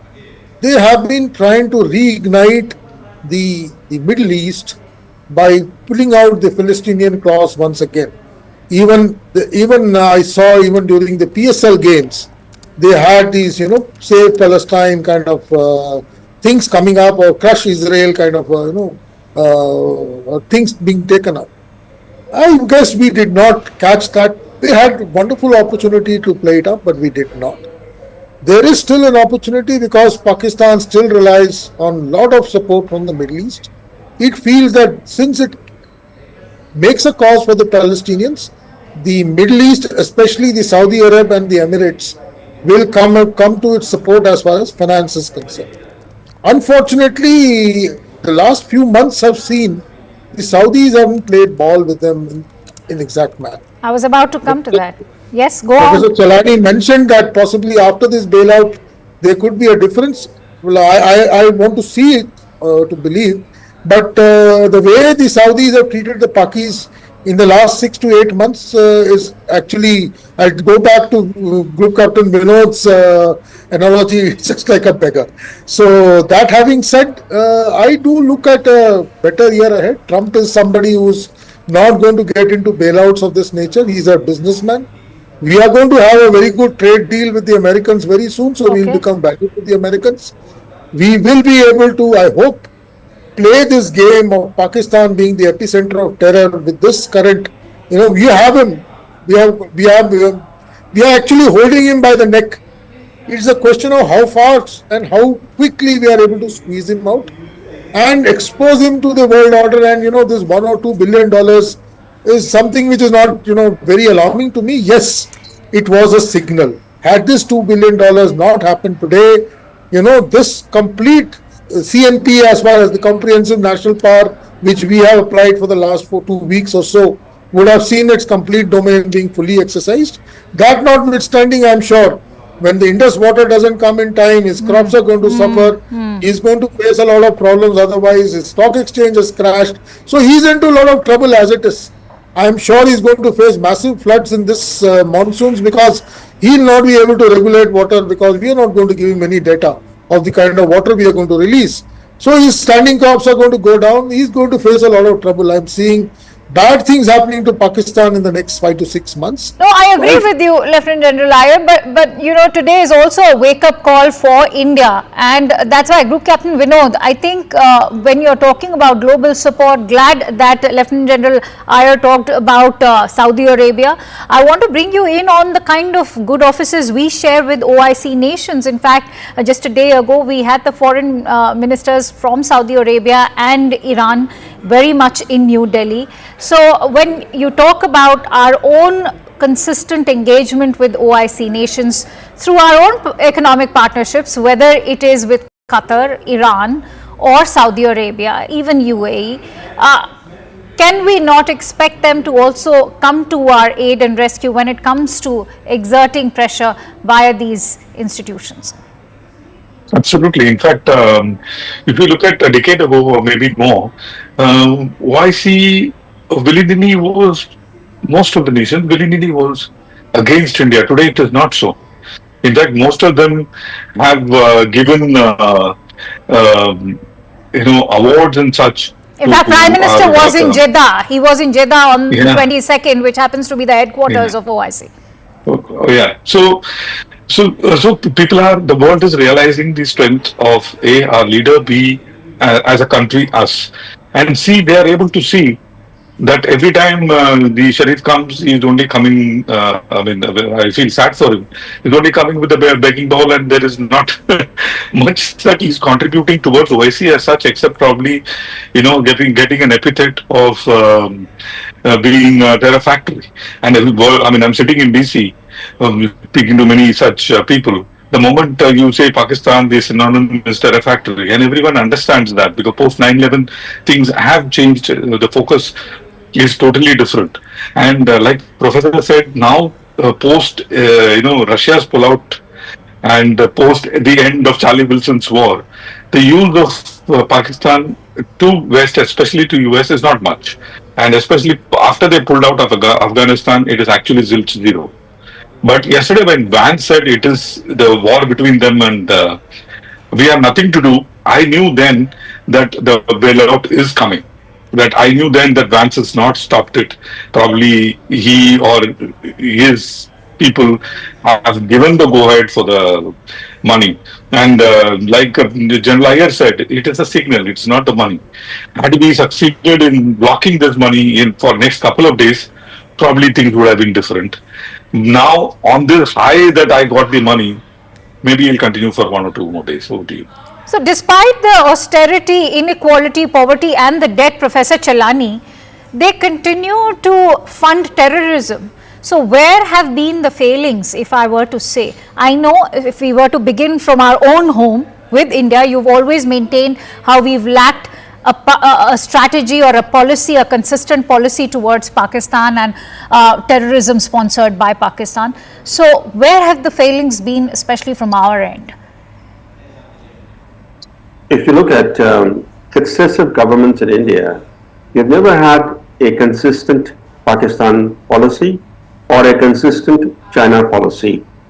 Every Prime Minister who takes office seeks to reinvent the foreign policy wheel. I'll give you some examples. Vajpayee, he came to office, he took a bus to Lahore, he thought he could befriend Pakistan. Then, few months later, he publicly bemoaned that his bus to Lahore got hijacked to Kargil. He did not learn from his predecessors. He thought he could actually do what his predecessors had failed to do. Then he tried his luck with China. Again, he tripped. But that did not discourage him. In his last year in office, he again sought to befriend Pakistan. Then came Manmohan Singh.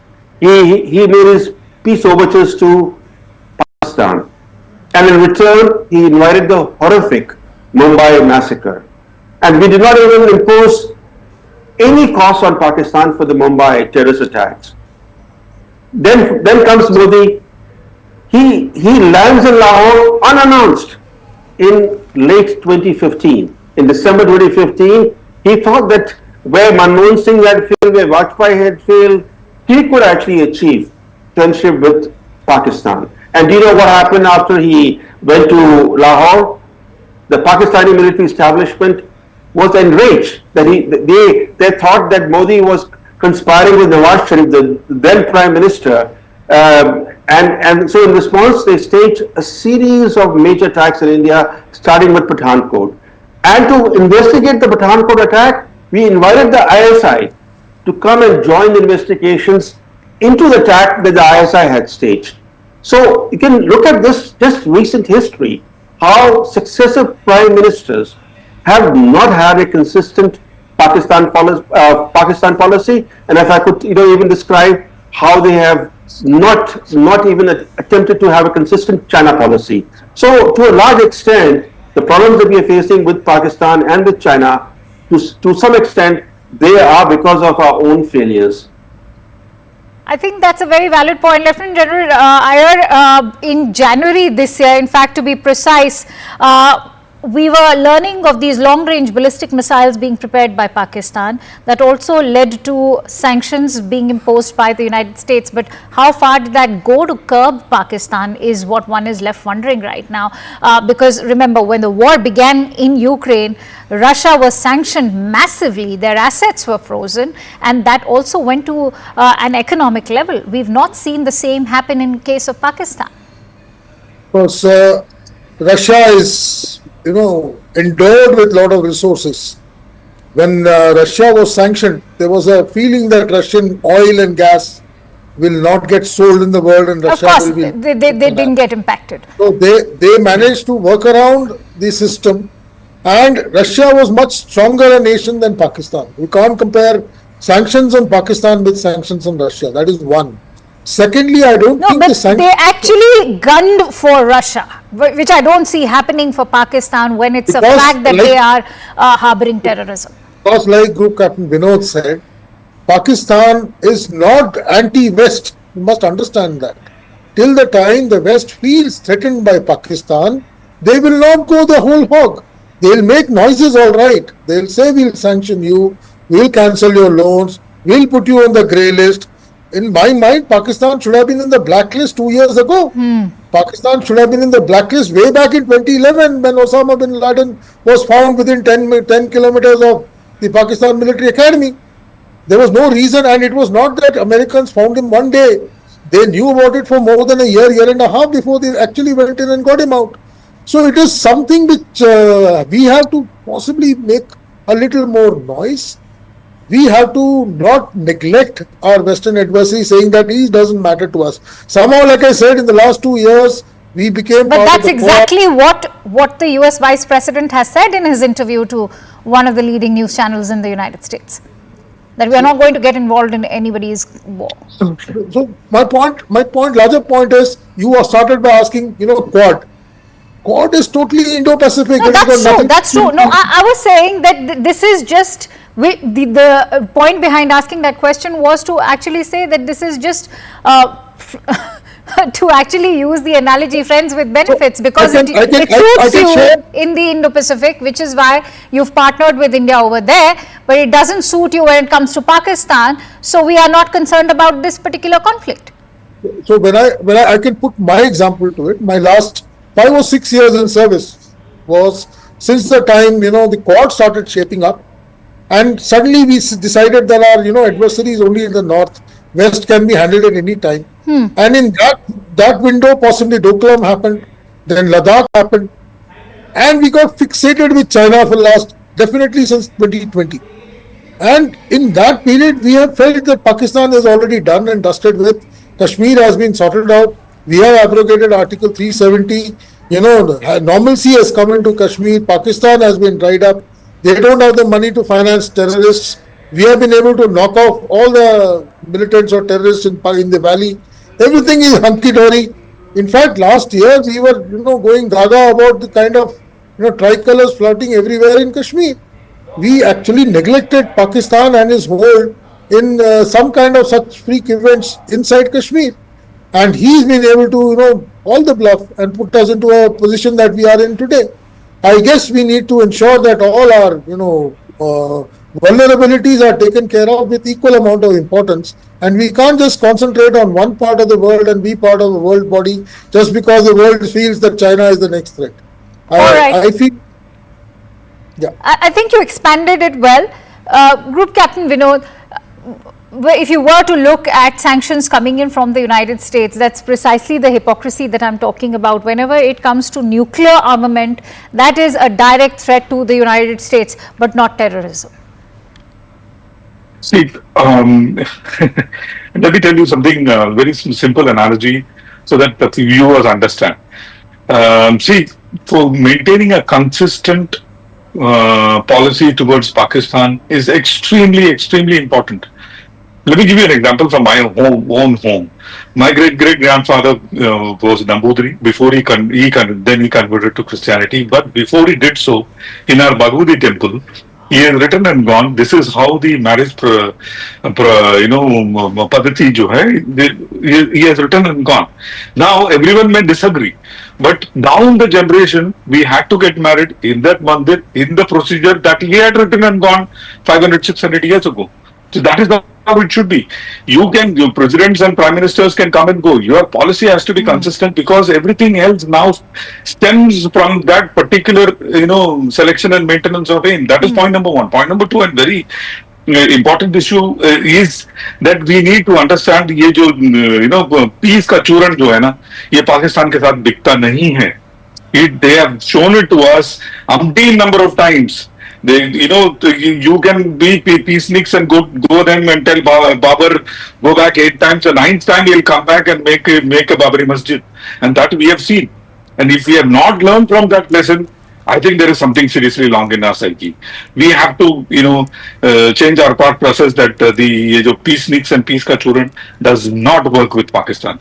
Pakistan, understand, Garhwali mein wife se Garhwal mein kahavat hai. थोड़ा मारे बहुत रोए बहुत मारे चुप तो इनको ना बहुत मार के चुप कराना पड़ेगा. That's the only way they will learn. There is no other way they will learn. Clearly, because the financial sort of investments are just a mirage for the global community, and that's why I think I just want to have closing thoughts now, and that's why Lieutenant General Iyer, I want to ask you, what will end this cyclical nature to the IMF bailouts which we've seen happen for over 7 decades? Before that, I just want to add one thing to what Group Captain said. When Pakistan lost the 71 war, they have never accepted that loss. They have been trying to find at least one small occasion when they can, redeem it. Unfortunately, whatever they tried, whether it was Zia or thereafter it was Musharraf or now this gentleman, they never forget it. It's something I equate it with India beating Pakistan in ICC cricket matches and always beating them in all wars that they have fought with us. They can never win. As far as the IMF bailout is concerned, I felt had this bailout not happened today, he would have had to off-ramp it in a day or two. He had no other choice but to get off the horse. At this state, he could not survive.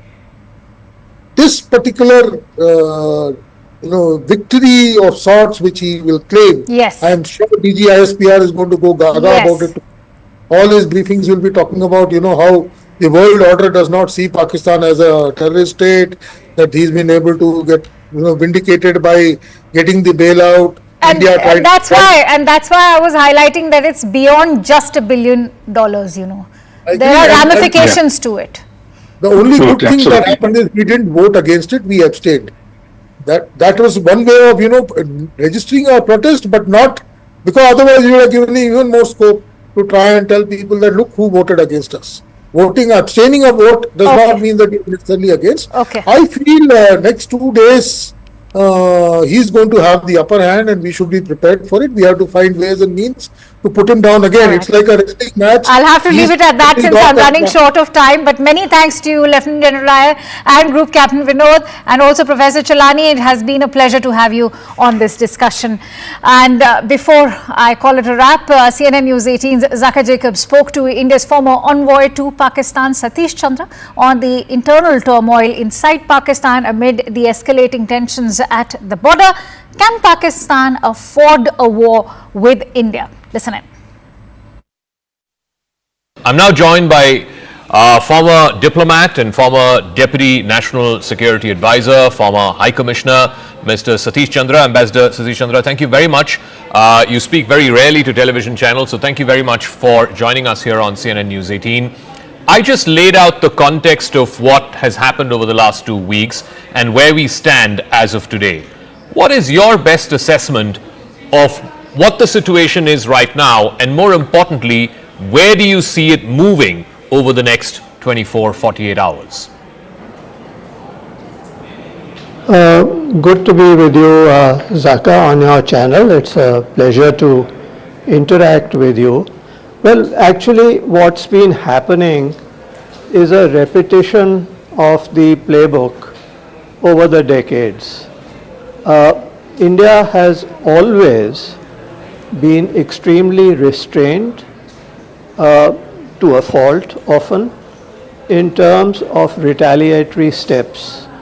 I think all of us are very well aware that we have been targets of terrorist actions by Pakistan, and in most cases we have not retaliated, and I think that's been a fault and perhaps has encouraged Pakistan in the belief that they can literally get away with murder. So what has happened, I think there's been a change since with the Modi government in terms of the actions that it had taken in 2016 and 2019. First the surgical strikes and then Blackout. And this has gone a notch higher in terms of depth at which we have struck across Pakistan in retaliation for the Pahalgam attacks. And it's been nine camps which has been struck, both in some in POK and some in Pakistan, Punjab, the most notable being Muridke and Bahawalpur, where the terrorist camps were taken out. But as you mentioned ab initio, and as has been underlined by the government of India, that our action was, the kinetic action, was extremely restrained in terms of the fact that we did not hit the military, the Pakistan military, which many feel perhaps we should have, but we did not in the interests of being extremely restrained. We only went for the proven terrorist hideouts from which terrorists had been attacking India from time to time, and also during the Pahalgam incident. Now, the Pakistani reaction, as you indicated, rightly so, has been escalatory, openly, blatantly escalatory. And I do recall from the times when I was in Pakistan, and in fact it is documented, that then Air Marshal Ashkar Khan had said that all the wars with India by Pakistan were initiated by Pakistan.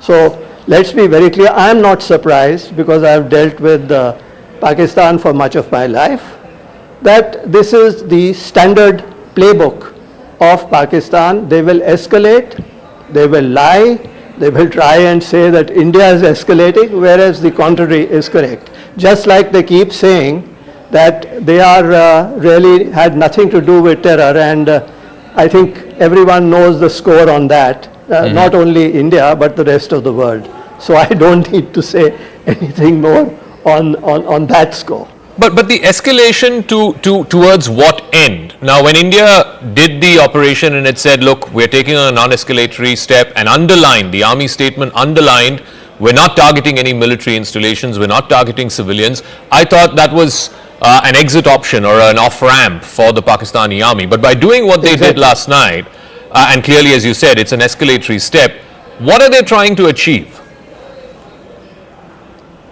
I think you must understand two things that are happening in terms of dynamics in Pakistan as I read it.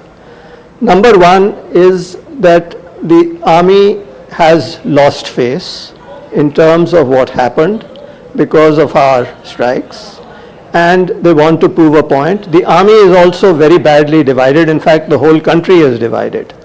So they are trying to somehow, in some way, establish that they are one up on India. That is the endeavor, and they are not going to succeed.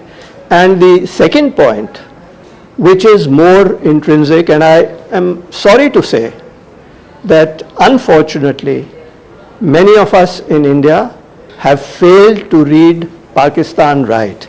I mean, there is a whole army of people in India saying we must engage dialogue with Pakistan. Yes, that's correct if Pakistan were a normal country. And again, I will merely relate a conversation or some conversations that I had during my stint in Pakistan as High Commissioner in the 90s. And when I spoke to some people whom I knew rather well within the system, and I said, look, by creating these terror camps, you are actually going to end up hurting yourselves. And in fact, Hillary Clinton also said later on, much later on, something to similar effect. Well, what was the reaction I got? And that's what made me absolutely very, very pessimistic about the future of our relationship.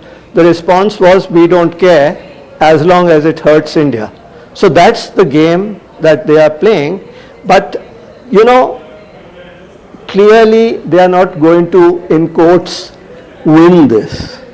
Because what we have seen in the last 3-4 days is that they are getting and continuing to get a lot of egg on their face. And if I may go off script a little bit from your query, I think that this could be very easily sorted out if the international community appropriately pressurized Pakistan. You know, they are going around the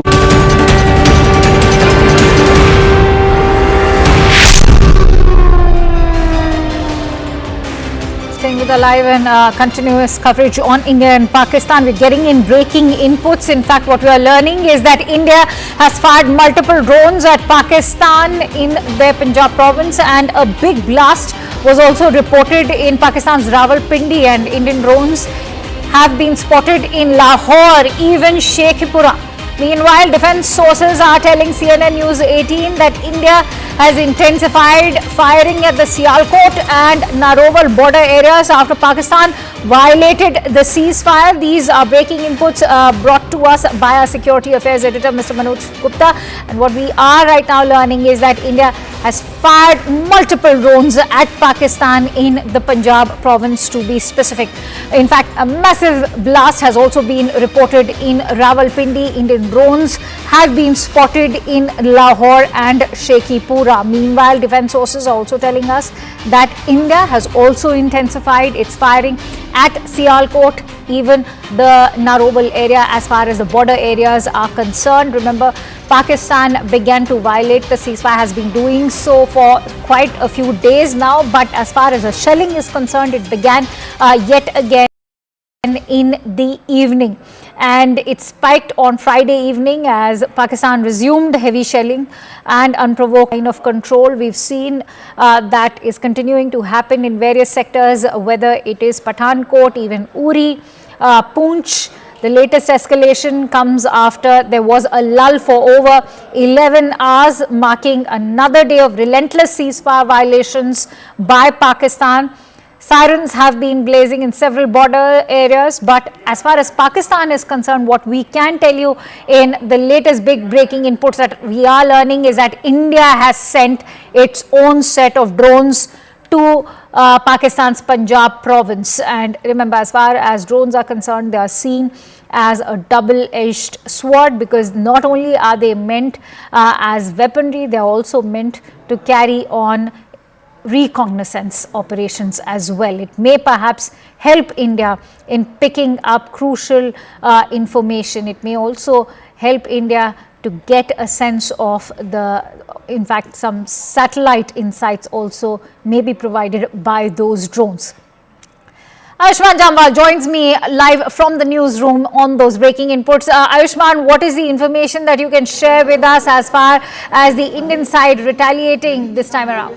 Also, Akanksha, we're learning from our investigations editor Manoj Gupta that the Noor Khan air base has also been targeted by the Indian forces by this counter-strike coming in from India, because it's not just Islamabad, Rawalpindi, Sheikhupura as well, it's Lahore as well that is facing the brunt of India's counter-offensive.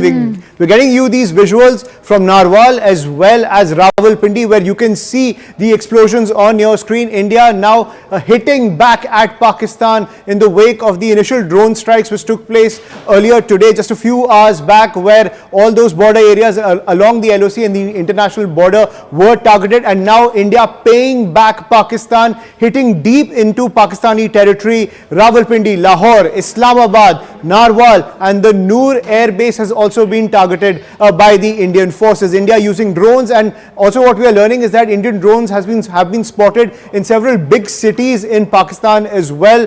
Several locals have also found shells of Indian drones in Lahore as well as Narwal. So India now targeting Pakistan deep into Pakistani territory, hitting at the commercial, military as well as the political hearts of Pakistan. You can see those visuals on your screen. You can see how these cities have been lit up as India has countered Pakistan's initial drone strikes with its own drone offensive deep into Pakistani territory, jolting the entire civilian as well as the political infrastructure inside Pakistan, saying that any attack against India will bear a heavy price, because India has the technological as well as the military edge, and it can inflict damage deep into Pakistan. See those visuals on your screen right now, Akanksha, from Narwal as well as Rawalpindi. These are crucial areas inside Pakistan and have several military and civilian installations, and they have now faced the brunt of India's technological prowess in the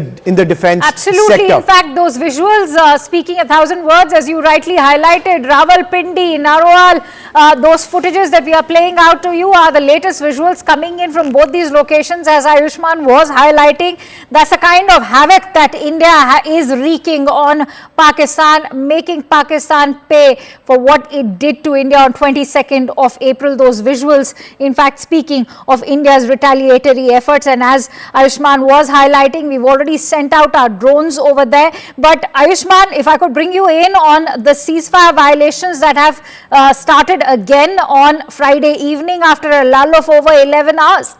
Absolutely, and even to those ceasefire violations, Akanksha, what we are learning from our investigations editor Manoj Gupta is that areas in Sialkot and Narwal, which are near the LOC and the international border, those areas are now being pummeled by Indian forces. Indian forces now opening fire at several posts along the LOC and the international border, trying to take out Pakistani artillery formations inside those areas. So Narwal as well as Sialkot are seeing a lot of damage coming in from the Indian side. India literally raining fire on Pakistan after the initial ceasefire violations that we've been seeing in the couple of hours before India's counter strike. We saw the damage that was coming in when Pakistan launched those drone attacks on several areas in the border parts of India along the LOC and the international border. But India's air defense system, Akanksha, it is way too advanced as compared to Pakistan, and was able to take out all those drones, cause minimal damage along the border areas. But you can see what India's missiles and drone strikes are doing to Pakistan.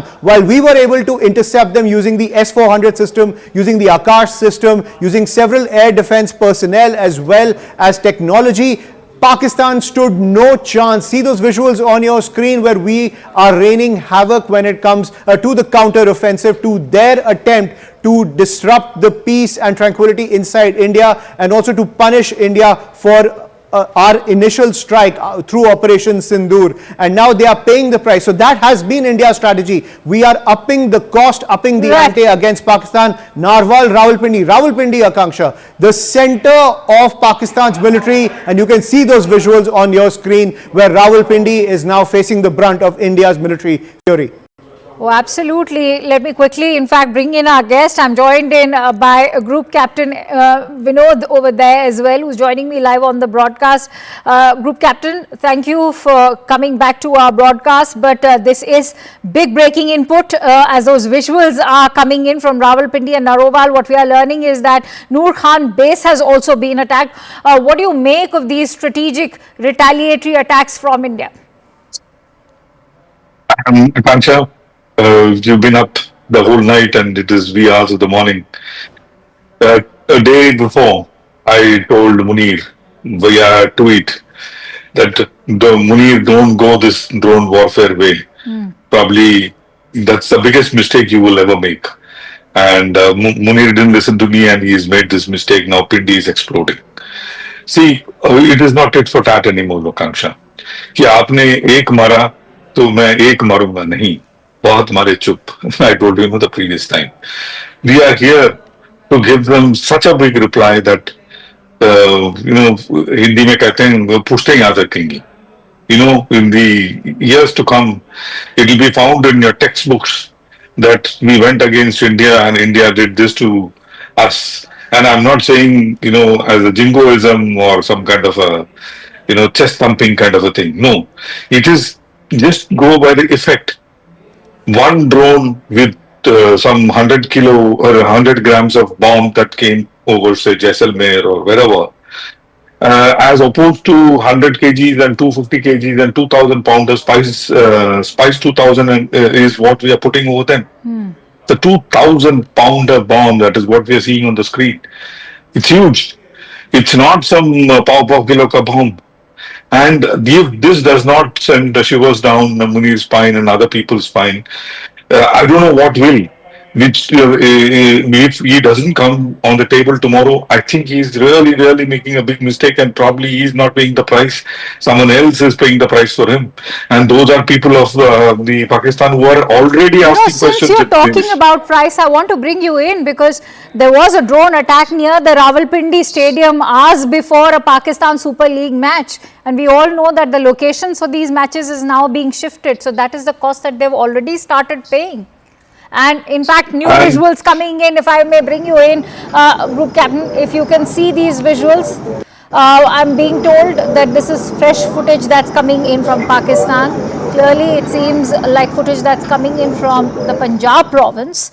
But what we can tell you right now, as far as authentic information shared by sources with Security Affairs Editor Mr. Manoj Gupta, is that Narwal, Rawalpindi and the Noor Khan Air Base have in fact been attacked. But if I could bring in Group Captain on that note, Group Captain, massive explosion over there. What does it speak? You were saying that this actually speaks volumes of the way we are coming back on Pakistan.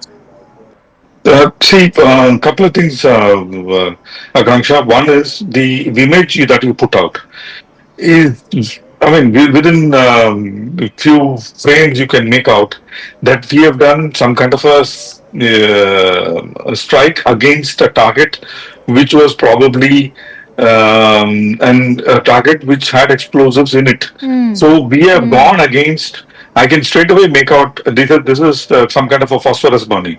We have gone against, I think, the weapon dumps and the artillery dumps. We have still not gone against targets which are civilian in nature or which are like purely military as in the air bases in nature where you could have a collateral damage.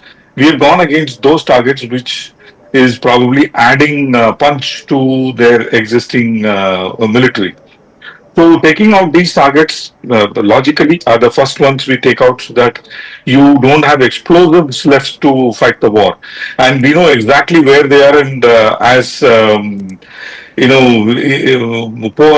planners and thinkers that Pakistanis are, and I call them, anyway, I don't want to say it, are that they have probably exposed their explosives out in the open.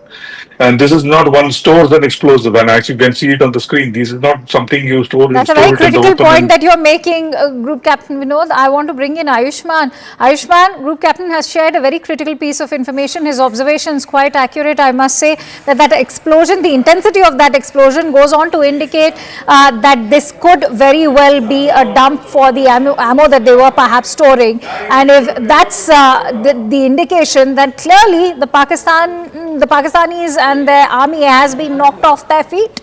Absolutely, and we're getting more updates as well from our investigations editor Manoj Gupta as more and more visuals come in from Pakistan. Akanksha, what we're learning is that 2 blasts have been heard in Rawalpindi. One hit the Sadr area and the other hit the Noor Khan Air Base, a crucial air base of the Pakistani military. One blast on the outskirts of Rawalpindi as well as Islamabad. What we're also learning is that the diplomatic enclave in Islamabad has also taken a hit. One blast happened in Lahore in the Askari area of Lahore, which is a high-end area in Lahore. One blast happened in Shekhupura, one blast in Narwal. Pakistan security sources are claiming multiple blasts are due to shooting down of Indian drones as well, is what they're claiming as well. So they're trying to intercept a lot of the drones, but as you can see the damage that India's military prowess has caused, not just in places like Shekhupura, Lahore, but even in places like Rawalpindi as well as Islamabad. We have struck deep into Pakistani territory as we counter their offensive that we saw just a couple of hours back along the border areas.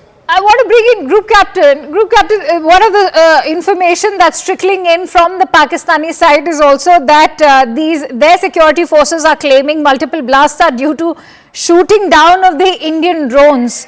Do you think this kind of explosion, going by the intensity of it, indicates that this is shooting down of the drones?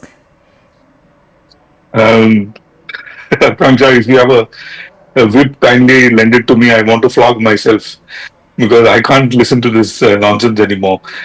You shoot down a drone which will fall on your, weapon dump. It is preposterous and completely concocted thing that these people are talking about. But talking about Chaklala, the Noor Khan air base was called Chaklala, and this is where our one squadron, which is pounding them, Tigers, carried out their operations before India-Pakistan split. So Noor Khan Air Base for us has got a lot of, for Indian Air Force at least, has got a lot of umbilical cord connection, which was of course severed in 47. Very, very important base. Our wonderful fighters, Marshal of the Air Force Arjun Singh, he operated from this base. This base has been very, very important base in the history of Indian Air Force, and alas, we had to go and destroy it till cows come home. They'll probably keep remembering it. There used to be an airfield called Chaklala. Stay with me, Group Captain, because you mentioned the significance of Noor Khan Air Base. Remember, it's not the first time we went for this air base, even when we were attacking them, avenging for the terror attack on 22nd of April. We have exclusive visuals coming in of that attack at the Noor Khan Air Base today. Let's listen. बिल्कुल घर के सामने अभी एक जहाज गुजरा है और ये नूर खान बेस के ऊपर अटैक हुआ है। भाईजान नूर खान बेस में आके गिरा है। ये अटैक हुआ है नूर खान बेस पे, बिल्कुल घर के सामने अभी एक जहाज गुजरा है और ये नूर खान बेस के ऊपर अटैक हुआ है। भाईजान नूर खान बेस में आके गिरा है। ये अटैक हुआ है नूर खान बेस पे। I go back to Group Captain Vinod, who continues to stay with us. So, Group Captain, you literally have it straight from the horse's mouth. This is a video coming in from one of the Pakistanis, and you can clearly hear them, in fact, confirm that it's not a drone attack by any means. What do you make of this explosion? See, like I was saying, it is this time around, and for the sake of viewers, I'm saying this: we have weapons which can go up to 350, 400, 550 kilometers of range without even crossing the line of control or international border. We have gone and hit Chaklala. AK Noor Khan, the place where our number 1 squadron was formed. There's a place called Grid Road here.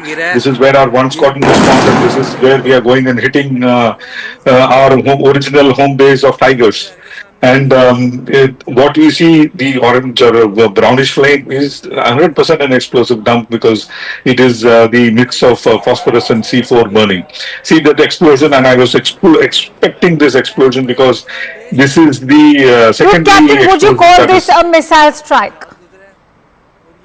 This is the secondary explosion, Akanksha, because the strike has already happened. It is already burning, and see this. This is the secondary explosion that is happening, because much more these explosions we will be able to see as the time goes by, because the weapon storage uses something called URP, Unit Risk Principle. So all these explosives will be kept within a small bunker where only beyond a certain point of heat that particular weapon will go off. So it will take some time for the Sutli bombs to go off, and over a period of time we'll keep seeing these explosions happening time and again. And as you can see from on the screen, this is an explosion which is from the bottom up and not from the top down.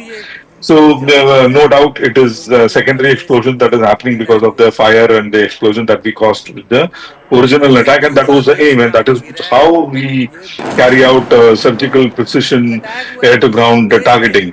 And that probably the medicine that Munir has gotten seen, and he is also probably understood that whatever money came, the lion's share was kept by Pakistan Army, and only the crumbs were given to Pakistan Air Force, which they are facing today. The crumbs are not to be given to Pakistan Air Force. Pakistan Air Force may be small, but Pakistan Air Force needs more money. That none of these generals would have given, and Babar, I'm sure, must have been crying till cows come home, and he didn't get anything. And today he must have told Munir, "See, I told you." And this is what that "see, I told you" was happening. That is that we are seeing on the screen, Akanksha. Captain, how do you contrast this with what we are watching right now at our own borders? We are seeing drones, we have seen shelling, yes. Some of them have also targeted civilians, but contrast the fury that you're seeing coming from the Indian side across the LOC.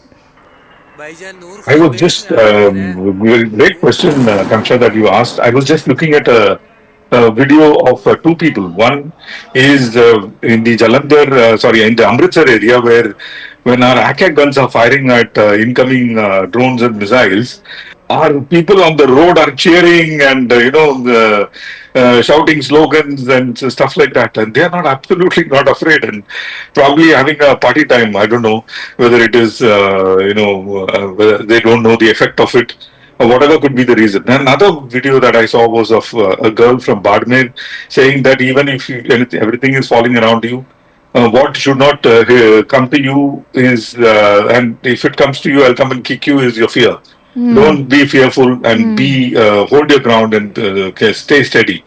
That is happening, why, Akanksha? Because the explosions that is happening on our side is not as explosive as this, or as violent as this. What we are seeing here is a violent explosion, which is caused by the weapon storage area going up in fire, because we caused that fire and explosion in the weapon storage area. I was witness to one such in Amla, where we store our weapon, and because of some grass fire, one bomb caught fire, and thereafter many bombs started going off, and it was extremely scary. Absolutely, and that is what we see in cracker factories as well.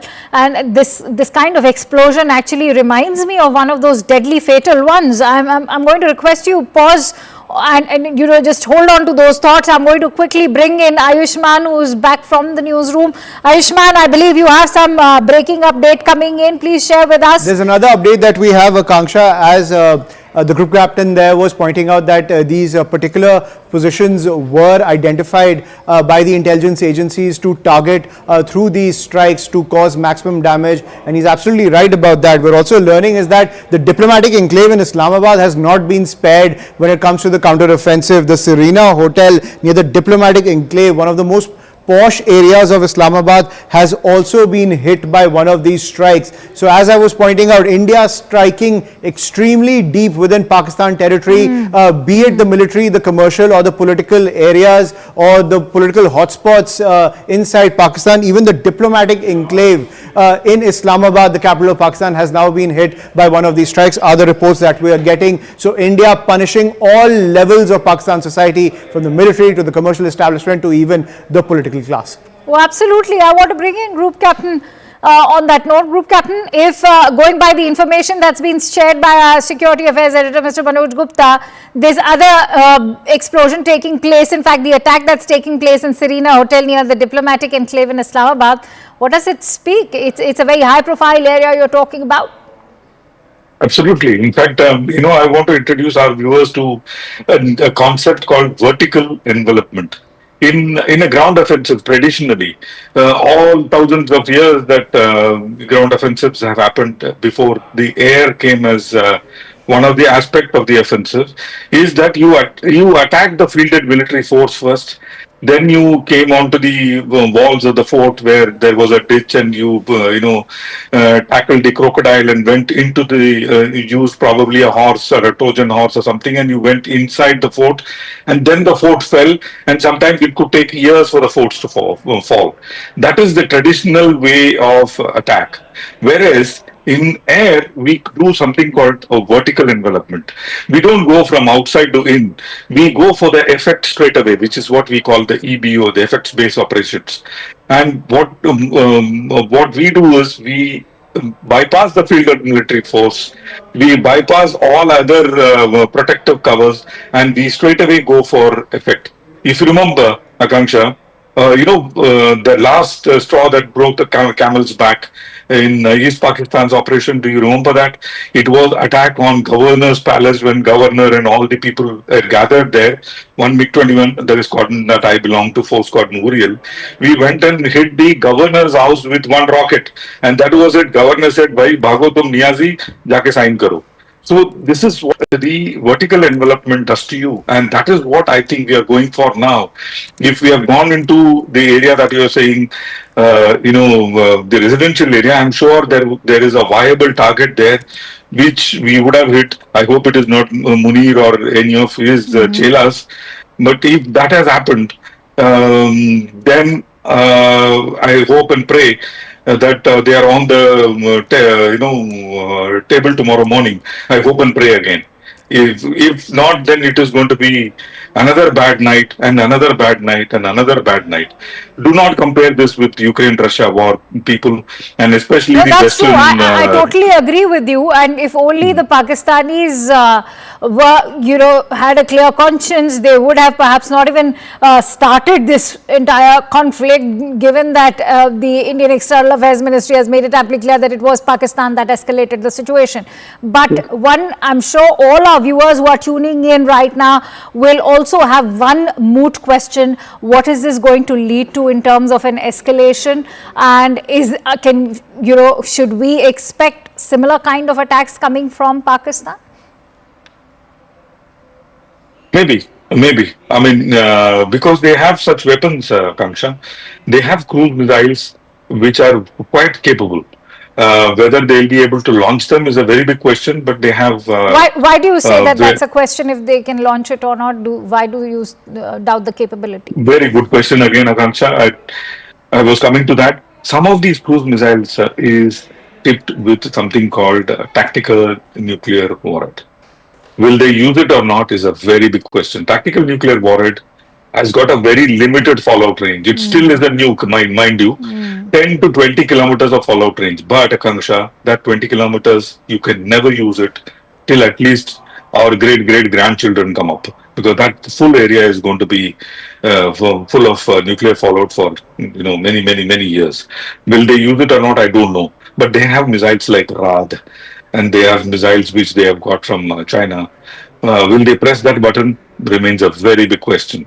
They are not NFU, no first use. We are no first use. They are not NFU. So therefore, them slapping on a tactical nuclear weapon may not be a possibility, but is something that is lurking in the background.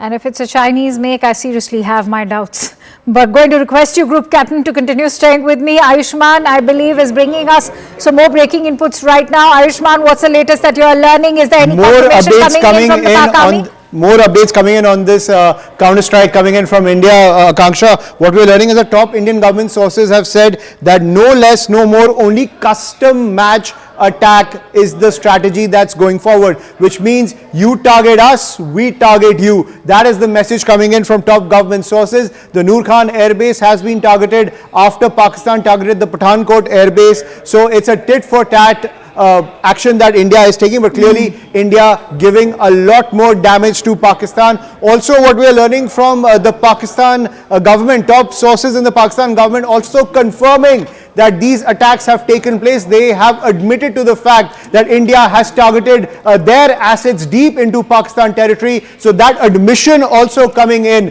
from the Pakistani establishment. A huge embarrassment for Asim Munir, who's anyway being criticized by not just the citizenry, but top politicians who have said that he's incapable of protecting the people of Pakistan. Now the Pakistan establishment, and we are learning, has admitted that India has struck deep into Pakistani territory, be it Sialkot, Islamabad, Rawalpindi, Lahore, the diplomatic enclave inside Islamabad, the Noor Khan Air Base, a critical military base that is operated by the Pakistan military. This is something huge when it comes to the entire offensive between India and Pakistan, where the Pakistan establishment has now admitted that India has drawn blood in this entire conflict. And also top government sources making it clear this is a measured response that's coming in from the Indian side. India also making it extremely clear, if Pakistan attacks, there will be a measured counter-offensive to any escalation coming in from the Pakistani side. If you are looking at kinetic warfare, Group Captain, I want to bring you in on the fact that, you know, Ayushman just shared some very critical information that this is a tit-for-tat response coming in. India has avenged for that attack that took place at the Pathankot base. And we were all, you know, waking up to this very disturbing information of how India's military installations, whether Udhampur or Pathankot, all of them were being targeted by Pakistan. And today this is a befitting response. And as Ayushman was saying, a reminder to Pakistan that, you know, they will be served a response in the way they carry out their own attacks against India. Absolutely. In fact, I feel very sad for Pathankot because I served there for 3 years. I was a frontline fighter squadron flight commander in the mid 2000s. And like I was saying previously, it's very, very close to border. And it already faced one brunt. If you remember, we had a Pathankot terrorist infiltration. That time we didn't do much against these people. But today they got the medicine of what they've been, you know, doing. And I slightly, Akanksha, beg to differ on the tit-for-tat operation because they sent only pav kilo ka bomb. We sent 2,000 pounder bomb. So there is, it's more tat than what they did to us is something, you know, I want to make our viewers happy about. We've said, thus and no more. If I can hit Noor Khan, I can hit Bihari, I can hit Sargodha, I can hit any base I want and I can hit it simultaneously. You know, that's a very, very critical piece of information for all our viewers who are perhaps not so well versed with these locations. And since you've served, you know, at Pathankot, and you know, I'm sure you, as you also talked about the importance of Noor Khan Air Base, give us a sense of what are these locations, how critical they are, and what is the feat that we are looking at, because remember, as you said that, you know, then that also indicates that we can go deep inside enemy territory. Absolutely, and this is, ये तो trailer है, Akanksha. Picture तो अगर if they want to see the whole movie, बस है कि उनको ticket लेनी पड़ेगी. But be that as it may, see, we hit Noor Khan probably with one or maximum 2 aircraft. That's it. You imagine the entire might of Indian Air Force, forget the entire might of Indian Air Force. Just might of Sukhoi 30 if I put. The viewers need to understand, 8 tons one Sukhoi 30 carries. One Sukhoi 30 carries 8 tons of mobs.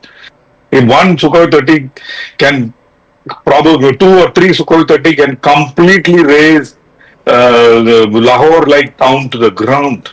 That is the capability, firepower capability we have.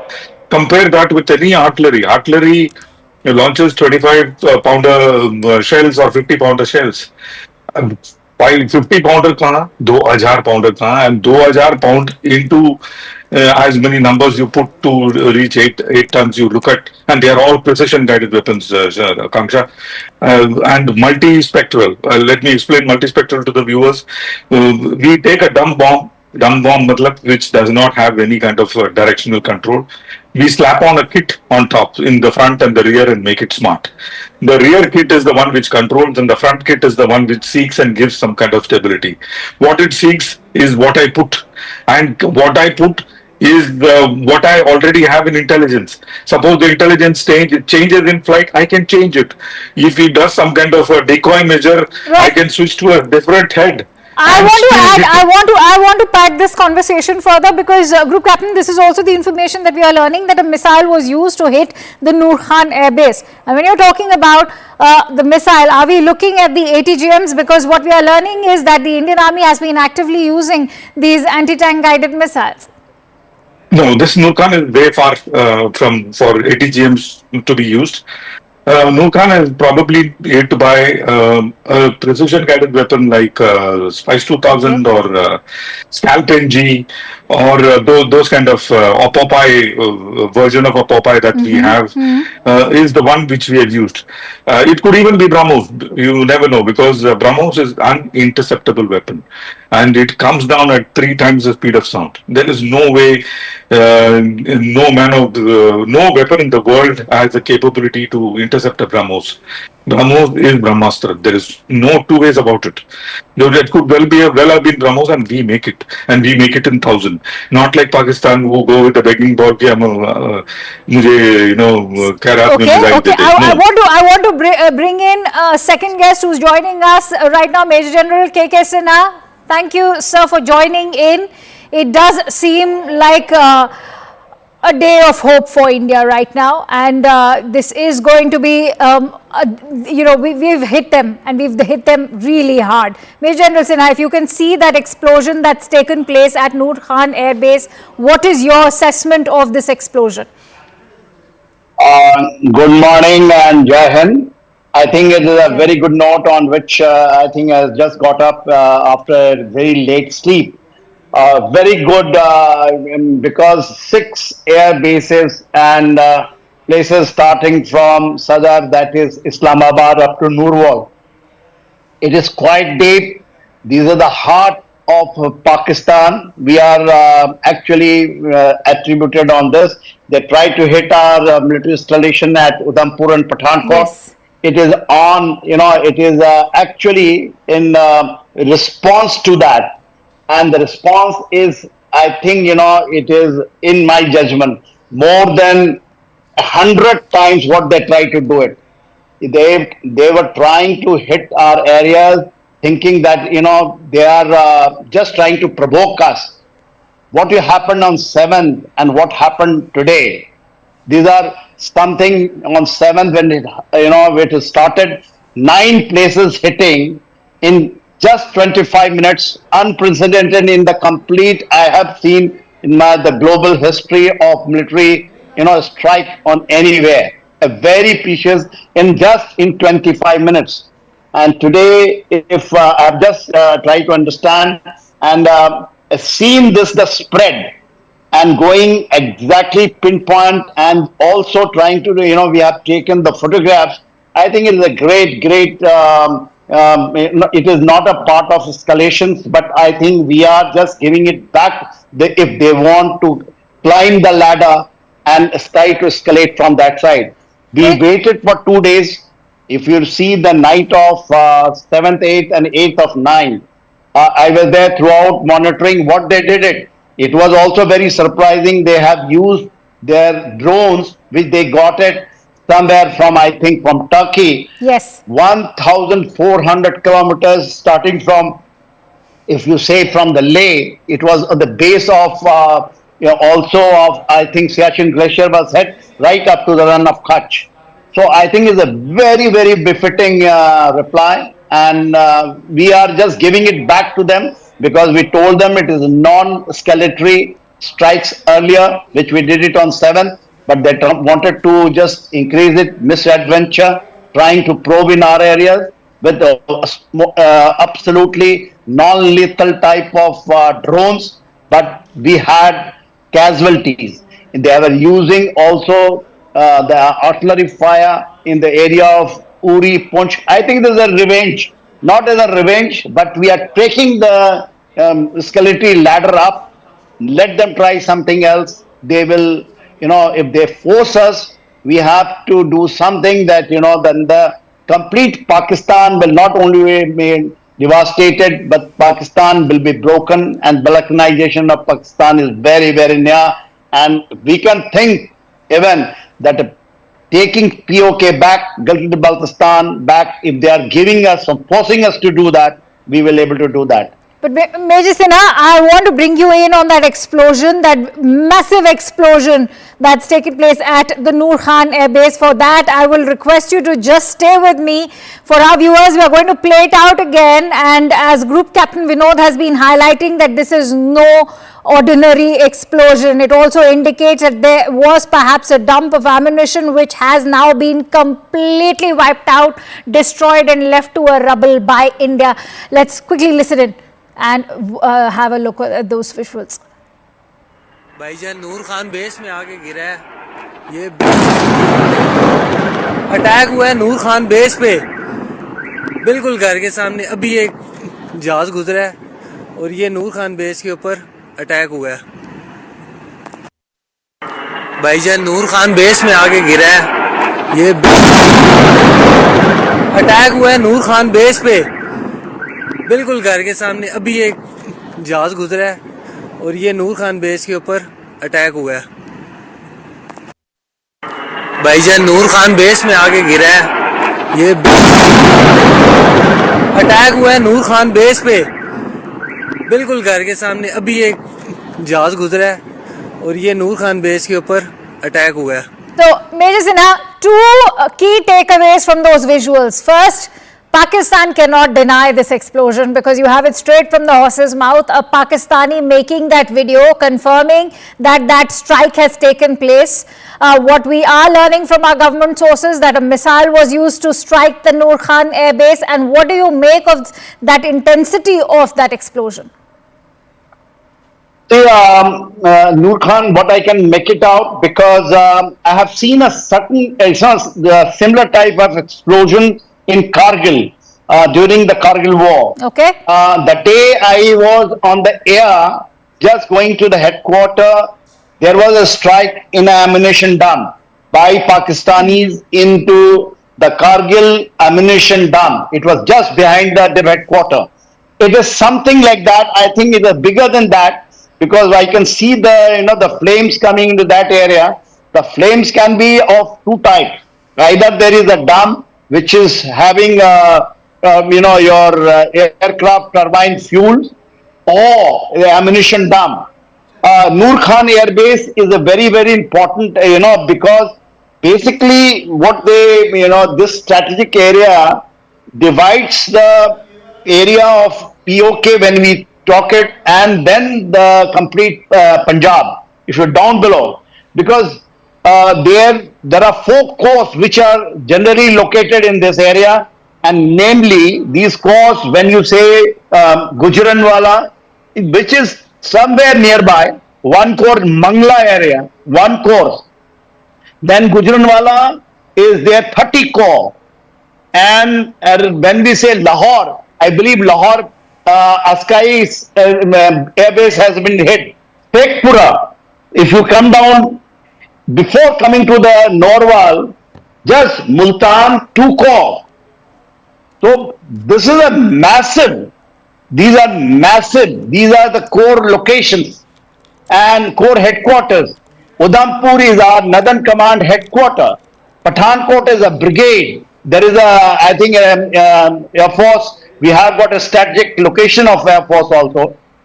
I think this is something very, very big, what we have seen on that 7. undoubtedly is, and you rightly said that this is a direct escalation in the ladder, and not just an escalation, it's a befitting response to how dare they even look at our own military installations in Pathankot, Udhampur and Jammu. And that's why I want to bring in Group Captain Vinod. Group Captain, what does it speak of Pakistan's own defense capabilities? We managed to repel all those missiles that they had sent out to target our own military installations, but what does it speak of their defense capabilities now?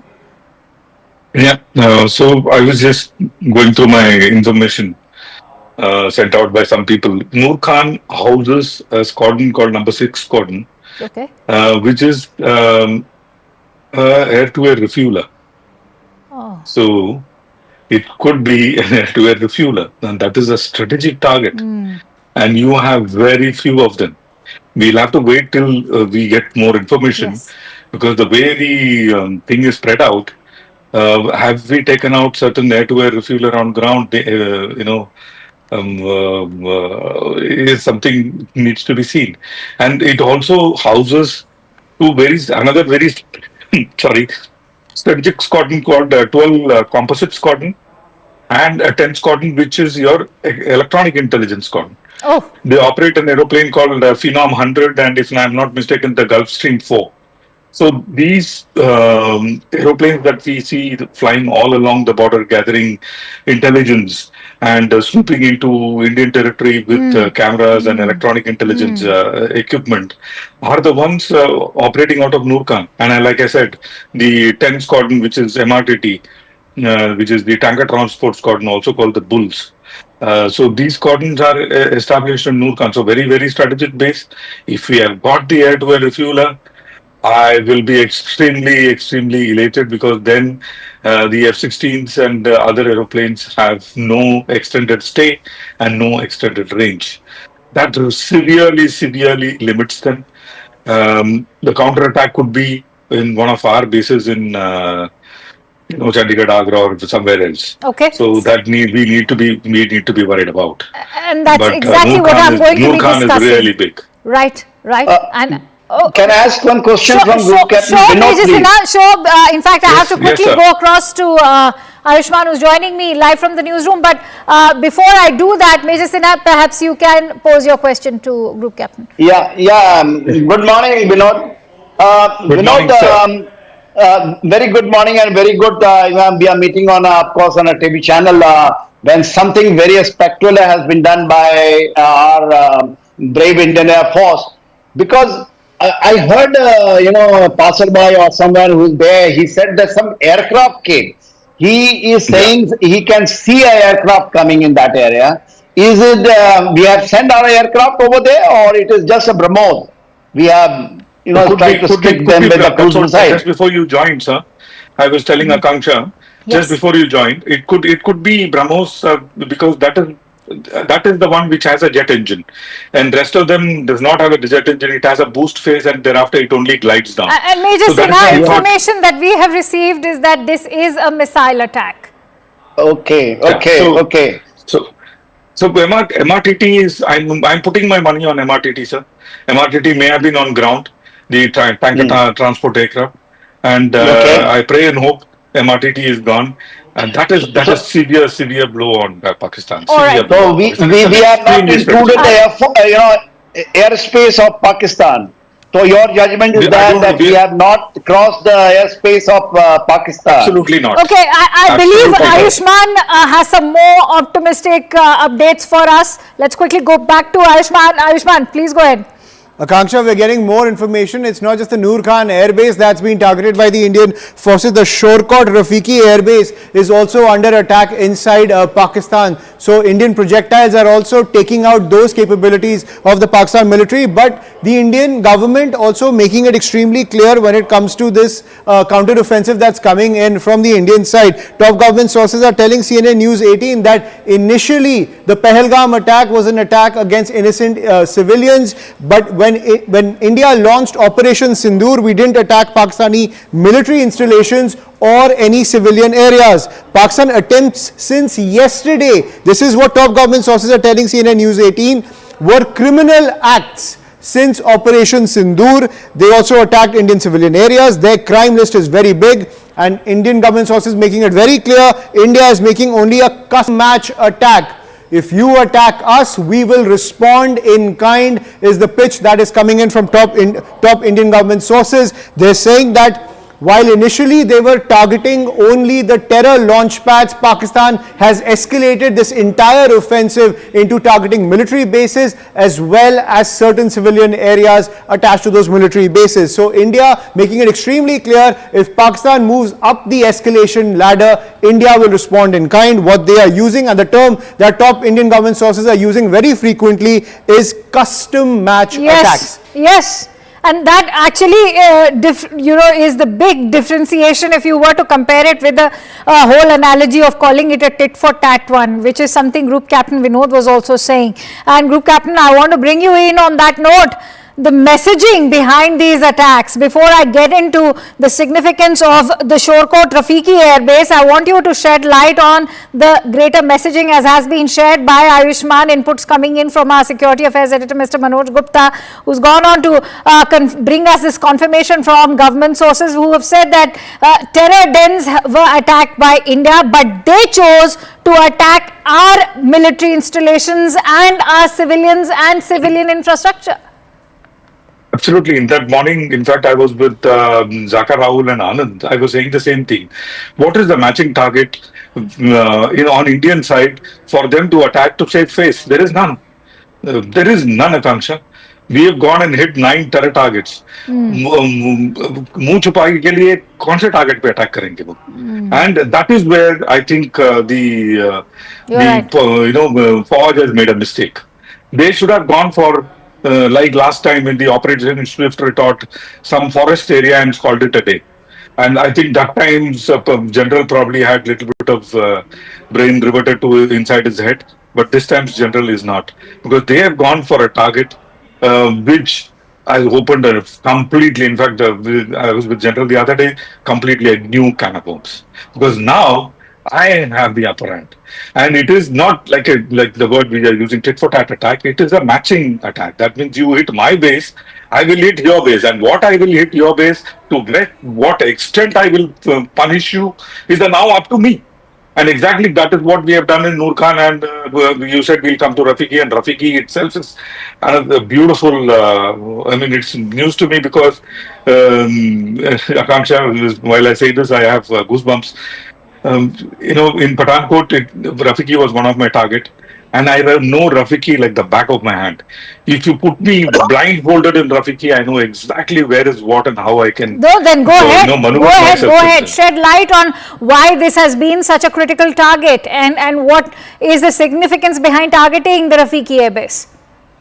See, firstly, Rafiki Air Base itself is the Nas of Pakistan, because in 1965 there was one squadron leader called Rafiki on whom the airbase is put, and he has been credited with, I don't know why, 5 Indian Air Force aeroplanes downed in some couple of seconds or something like that.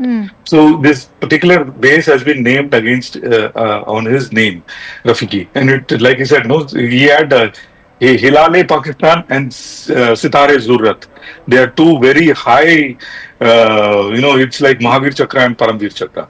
So these are 2 awards given to him, and on his name is this base. There are 5 fighter squadrons there, and some of the frontline fighter squadrons are there.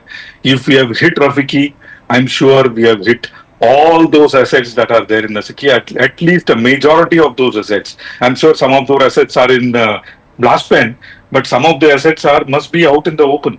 We may have taken out a major chunk of Pakistani. I have to quickly go across to Ayushman before I do that, Major Sinha, if I could bring you in. Major General, the point that I want to also make is that India is also avenging, as the messaging over there being shared by Group Captain Vinod is also, when he shared the significance behind naming that Rafiki Air Base after a squadron leader who had downed Indian aircraft. What do you make of the larger messaging? Khansha, your colleague has given the name that, government has, basically released that in the custom match, attack, which we have done it. Custom match attack means last 2 nights, our response was there, which came out officially in the official briefing by the two our brave ladies, that we carried out 4 drone attacks and one, I think their radar was hit. And that was a drone attack. Now, it is not very clear to me whether it is actual crossing the airspace, because some doubts are coming because of the guy who is just speaking, that he has seen something coming to the Rawalpindi and he has used an aircraft. But our assessment is that we have not crossed their airspace. All right, but we're getting breaking inputs right now that Pakistan has confirmed that their 3 air bases have been struck. Let's quickly bring in Ayushman. Absolutely, Akanksha. So that confirmation also coming in from the Pakistani establishment that India has struck 3 air bases. One was the Noor Khan air base, then the Rafiki air base. Also, what we are learning is that Indian forces have struck the Murid air base inside Pakistan. So I'm sure our defense experts can shed more light on the strategic edge of targeting these particular 3 air bases: Noor Khan air base, Rafiki air base, and the Murid air base. So India also making it very clear, as we reported, and the information brought to us by Investigations Director Manoj Gupta, that top government sources have said that this is a custom match attack. If you attack us, we will respond in kind. But clearly, India targeting Pakistan's military assets deep in Pakistani territory, and now a 3rd air base has been targeted by the Indian forces. The first was the Noor Khan air base, then the Rafiki air base, and now what we're learning, the Murid air base has also been targeted by Indian forces. Group Captain Vinod, Murid air base as well, the 3rd one. This is in fact quite a triple treat for India to wake up to in terms of all the latest updates. I'm extremely happy for all what I wanted to do all my life. Some of my boys did. Well, you're still part I'm happy of it for them. At this time. I wish I was there sitting in the cockpit doing it. And how many times I don't know, I dreamt about it. God only knows. Murid is very, very important base, Akanksha. Why? Because Murid houses some of another strategic assets, and we have now chosen, I think, wonderful bases to break the backs. Murid has all these drones that has come from Turkey and the other places. The Bayraktar drones, TB2s as we call them, and they also had a drone which was like 10 years old called Burak. Then they have a number 60 strategic squadron, which is based in Murid. Once again, those are UAVs and UCAVs, that is unmanned combat aerial vehicle. So these are the drones which carry weapons like bombs and rockets and come and hit them. And that's why I'm actually skeptical when the DGISPR is making claims that they've confirmed that there have been 3 attacks at these 3 air bases, but our assets are safe. What is one to make of such a comment?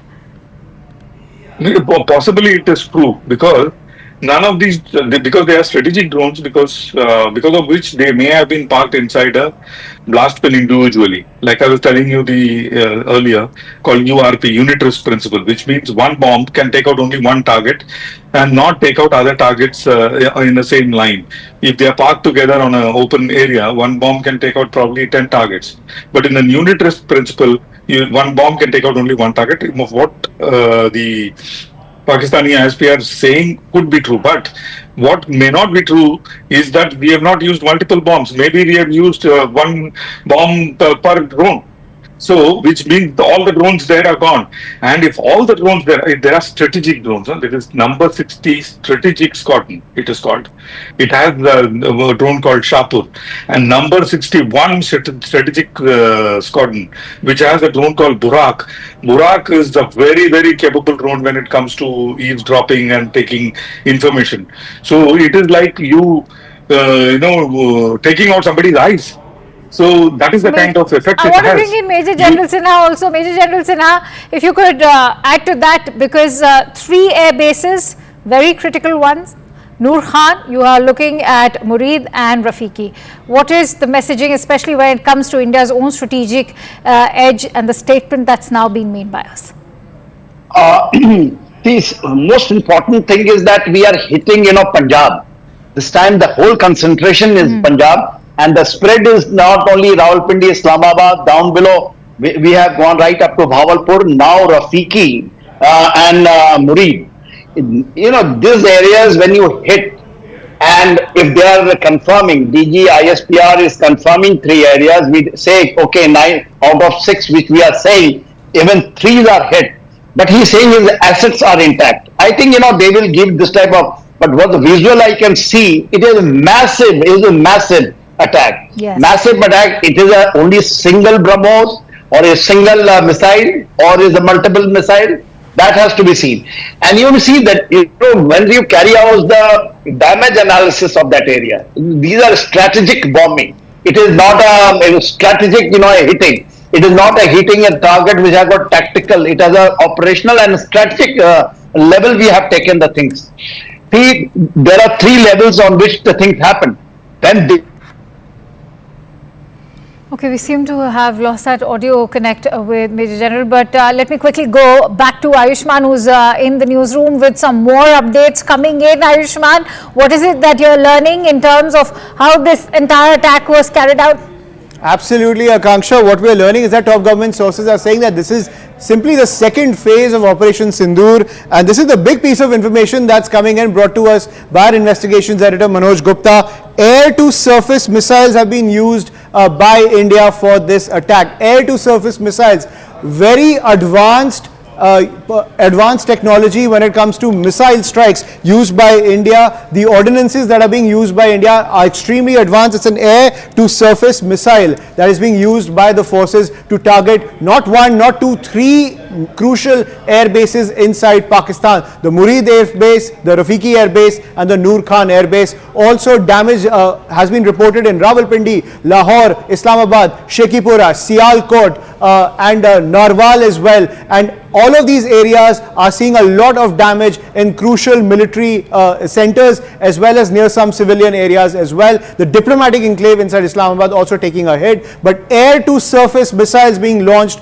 by the Indian side. That is the update. All right, that's a big update coming in. I want to quickly bring in Group Captain Vinod. Group Captain Vinod, that's I think a massive update and insight that gives us an understanding of how India's resolve stands firm and is also being in fact fortified further by the kinds of these air-to-surface missiles. We have the BrahMos, as you were rightly also guessing. Take a moment to sort of weigh in on the other ones like Rudram, the Dhruvastra, the Nirbhay, and also shed light on their importance, how they are used for various ground attacks.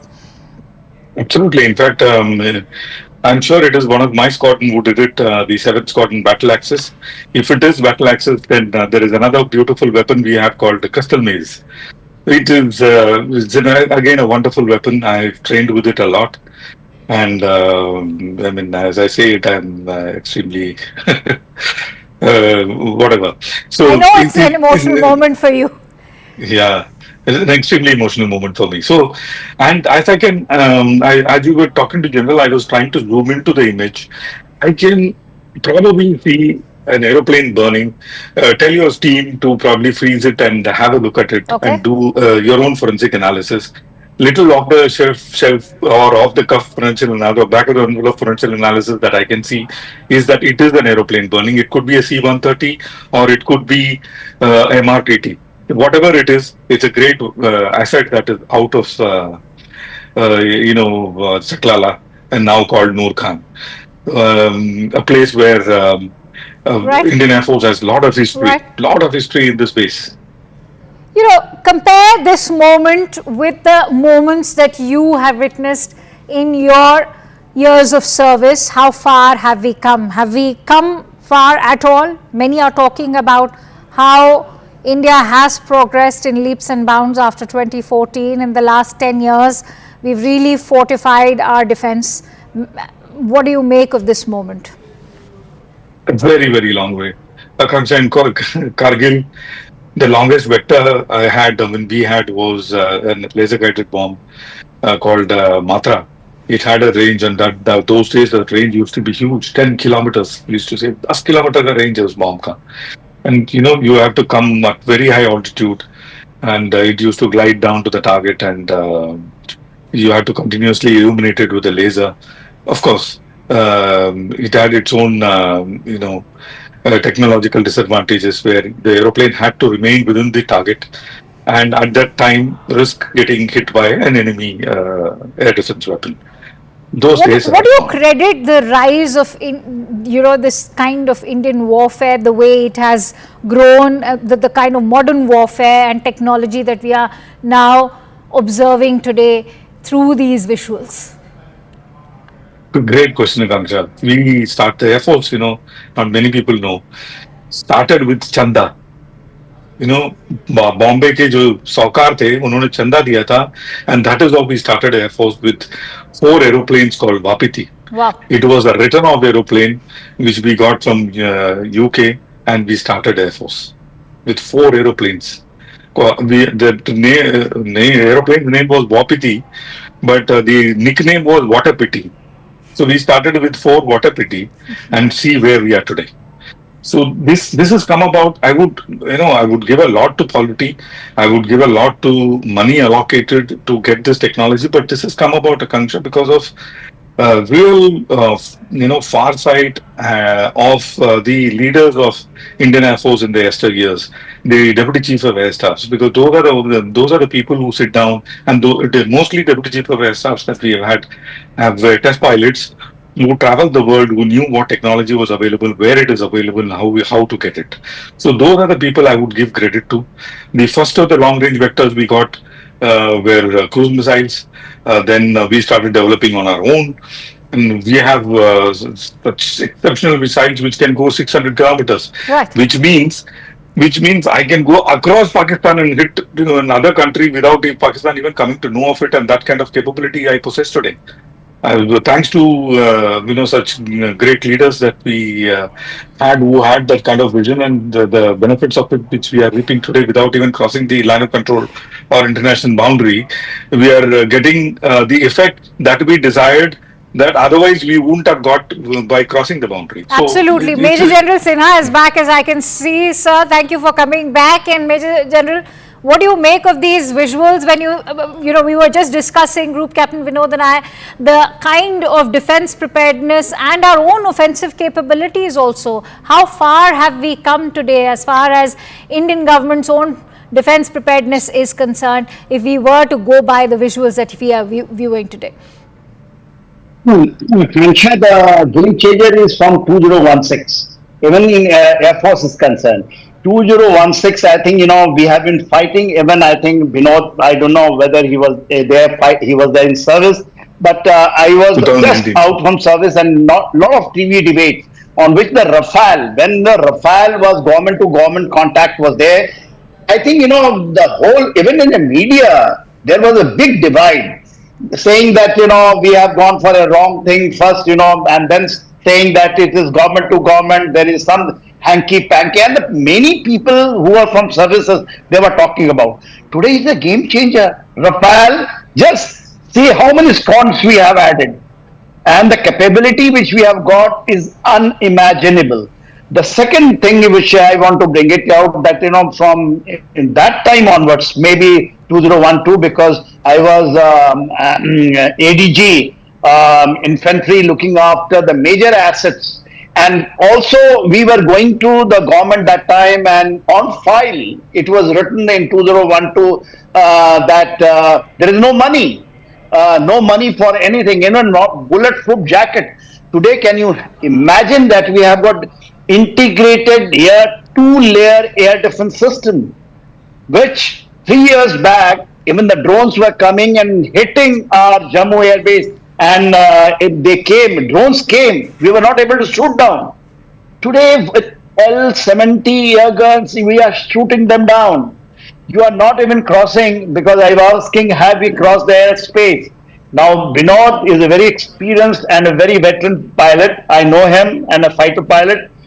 He confirms me. I think I get that full validation that we have not crossed. We have, but it is air-to-surface missile. Yes. It means that aircraft had been used, and from our area, it has been actually. Then, when you go up in the air and launch, it is give you a very high precision, strike capability, and hitting. If is true. Even the DGISPR is saying that, the Rawalpindi, Noor Khan Air Base, the Rafiki and Murid, if they had been hit, I think even 3 has been hit. Lahore Air Base means I do not know whether it is a Lahore Air Base or they are talking about Sargodha, because it is just just behind and east of Lahore is Sargodha. Sargodha was the major target, where it was Air Force, Indian Air, Mighty Air Force has a free fall all at Sargodha, and that is the history. When you say Sargodha, there is a movie on this. Sargodha Airfield strike. All right. So I think the history is being repeated.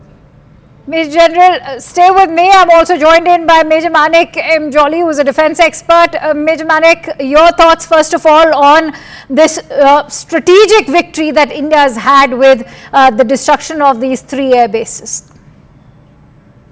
Excellent. I mean, why is everybody so serious? We should be very happy. This is a successful hit. I was clapping. Right? Yeah. I was clapping just before you came. I was vocal up with I was vocal up with the great news. So good that we see the whole since yesterday, past few hours, since yesterday, as the evening progressed, these guys have been sending swarm drones continuously towards us. Right. Whether they are probing, whether they want to hit, whether they carry explosives, the air defense has been actively, dropping them off. We had a complete wall around the borders, and they were maybe when you send a swarm, find 1% on something and get in. But we did a fantastic job. But what I heard that there was some intercept near Sirsa, which turned out to be serious. And obviously, we know as much as we also hear on media. Do not have any insider information. But going by even if there was an intercept or even this was swarm happening and these guys were just not stopping it, I think a major message was required to be sent. And this is that kind of message which says we will not get down to your petty level of sending swarms and this and that. We will hit once, we will hit hard. So just keep imagining this, that you take one step, the way that we see in Hindi. So this will be the answer from our side. Well, absolutely. And taking out, and Major Manik, a moment to also reflect on the statement that's come in from the government sources to CNN News 18, who've said that this is going to be a custom match attack. It has been a custom match attack. Exactly. And yesterday late night on CNN only, I was saying, somebody was asking about what do you see this going on. I said what is going on is India is standing as a tall, powerful giant. You even try and scratch me, I'll give you a punch on your nose that you'll keep bleeding for 3 days. And you keep again do that, we'll again do that. The mere quantum of how we are going to reply, that is the message we want to send. That you send one drone, we will take out your 3 air bases. That should ask them to calm down a little and start reflecting on what India wants from them, how they need to now behave. So it's a fantastic thing that has happened today. Group Captain Vinod, if I could bring you in on, all our viewers who may perhaps gain a lot, if you could shed light on perhaps the significance of the air-to-surface missile that has been used. We don't know exactly which one has been used. You did place your bets on BrahMos, but it could be Rudram, it could be Nirbhay. What is it that your hunch tells you? But of course, what a major milestone this has been for India as far as our own defense capabilities and offensive capabilities are concerned.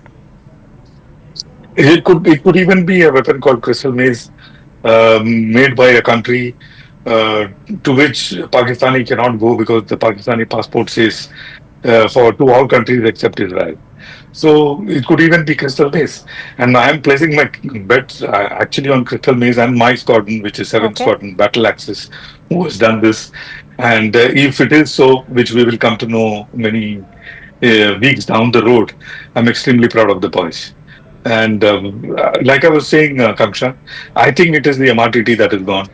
The more and more I'm looking at the visuals, and more and more I'm doing some kind of a, armchair forensics, which is, I don't know whether it is right to do or not. But the fact is, something of importance, either a C-130 or a MRTT, that is a refueler aircraft, is gone in the visuals that we are seeing, which is of Chaklala in 2012 or 13 or something, they changed it to the base called Noor Khan. Noor Khan was there, I think, the second or first or second air chief. उनके नाम से ही रखा. So that time I was still in service, and answering General's question, very, very thankful to God. S-400 started as under my signature, one of the signatories when I was the director for air defense, and so is Rafale. So very, very thankful. In fact, last day of my life in the Air Force, I was briefing very Rajnath ji on Blackout, because we were one of the architects of Blackout. So extremely, extremely thankful that like all of us have lived a life which is worth living all over again. No, I totally understand your emotions today, and I join you in that moment of pride as a very proud Indian today. But Major General Sinha, if I could bring you in on the major defense acquisitions that India has made in the last decade. We've also had to pass several international hurdles. One that we've already seen with the procurement of S-400, where the United States threatened us with its own set of CATSA sanctions, which we were able to receive a waiver on. But not just that, you actually have several other acquisitions. If one were to look at, you also have the Rafale, and you're also looking at several UAVs. But if you were to specifically look at the surface-to-air or the air-to-surface missiles? We have to understand one thing, that whatever the strategic capability we have gained, I think, a lot of contribution is from Russia side, S-400, when the Russia is itself going for a war with Ukraine. Even just before that, Putin came and he signed in hurry and just left. And, out of 5, units, he has given 3, which we have got, and it is doing a wonderful job. Second thing that, in spite of the pressure, that time, even Donald Trump was there, he was threatening. We conceded one thing, because he told that time, because Chabahar was coming and he was saying that the Iranian oil you will not take. We agreed, but we have not conceded the point as far our weaponry is concerned, especially S-400. Binod says he was also the signatory of that. I know a gentleman who was the DG, because I was also the ADG infantry. He was a DG, air defense regiments of part of our army. He has a great contribution, greatest contribution, because the integration of air defense system with matching, it is Barak 8 has come. Can you imagine Barak 8? Barak 8, yes. Barak 8 has come. IGLA has just, before this thing we have started all this, what we are doing it, IGLA, a new generation has come from Russia when they are fighting. See the supply. I will not name it because it will not be ethical to say what we are getting from Israel, but we are getting a lot of things from Israel even now. Americans are giving. Yes, and that's why this point becomes very critical at a time when Donald Trump is very keen on increasing our defense procurement, especially when it comes to New Delhi looking towards Washington. But what does it speak in the current scenario where we've seen how the Russian make, the French make, or even say the Israeli makes are also being equally good? Yeah, the French one, which I say, basically the Rafale part of it, was actually, it is totally conceived, done government to government from 2016, and then, the way it has come, we have seen the flying of Rafale in India, and then getting operationalized, when there was a face-off. Galwan, that was the northern border, we had a face-off with Chinese. When it landed in India, and record time, it takes a lot of time to actually, when you put an operationalization part and integrate with your own system. It is not a joke in war-like conditions, because what was happening in the northern borders that time, Rafale getting integrated. And now, when the Rafale is attributing everything in Western Front, especially in these areas you have been naming, I'm amazed. I'm amazed because we all understand, because all three of our people are sitting. It is not done in a record time like this. It is not possible. And then integrating, if he's saying that BrahMos has been, so if air to surface missile, is it BrahMos from the air platform has been launched, Binod? Possible, sir, from Masood 30 or a critical maze from Mirage 2000. All right. Okay. We are awaiting confirmation on that bit. And I can see. I'm just guessing. Okay, I can see Stephen Golub, and who is an international affairs expert, has also joined in. Good to see you, Stephen. But I'm going to come to you in just a bit. We're getting in some very critical breaking inputs. Let me quickly bring our viewers up to speed as we are learning that, in fact, intelligence sources have told CNN News 18 that Pakistan fired 6 ballistic missiles at Punjab, at the state of Punjab. 6 ballistic missiles were fired by Pakistan. All have been intercepted by Indian forces as India continues to expose Pakistan's propaganda offensive against India, because the DGISPR has claimed that India fired 6 ballistic missiles on its own Indian cities in the Indian state of Punjab to target the Sikh community. So if you can see the kind of rabble-rousing that they are trying to do, also trying to stoke communal tensions within the country, that's already started. Top government sources also saying that Pakistan is stooping to a new law to create communal divisions in India. I take that with Ayushman. Ayushman. Akanksha, so it seems that the misinformation campaign also continues from the Pakistan side as India is hitting back at Pakistan. Remember, attacks have been launched on 6 big Pakistani cities, including 3 crucial air bases. And this is the pitch that's coming in from the DGISPR. As Pakistan launched 6 missiles to target Punjab, all 6 were intercepted by India's advanced air defense system. So to spin the entire narrative, the DGISPR has said that it was India that launched those missiles on its own people to target the Sikh community, trying to create these communal divisions between the people of India, trying to spin its own failed military offensive into some PR victory, is the pitch that's coming in from the Pakistani establishment. But what the Pakistani establishment does not realize, that the entire nation is united in this effort to punish the terrorists and the terror infrastructure inside Pakistan. So any kind of attempt that is being made to stoke communal tensions inside India, it is completely failing. This is not the first time the DGISPR is trying to make such claims. Every attack that has come in from Pakistan has been foiled by the air defense system. So Pakistan has been on this overdrive of misinformation, claiming that India is targeting its own. But all those claims have been debunked by experts across the board, by namely the Indian government, which has made it extremely clear the people of India are united in this offensive against Pakistan and the terror infrastructure.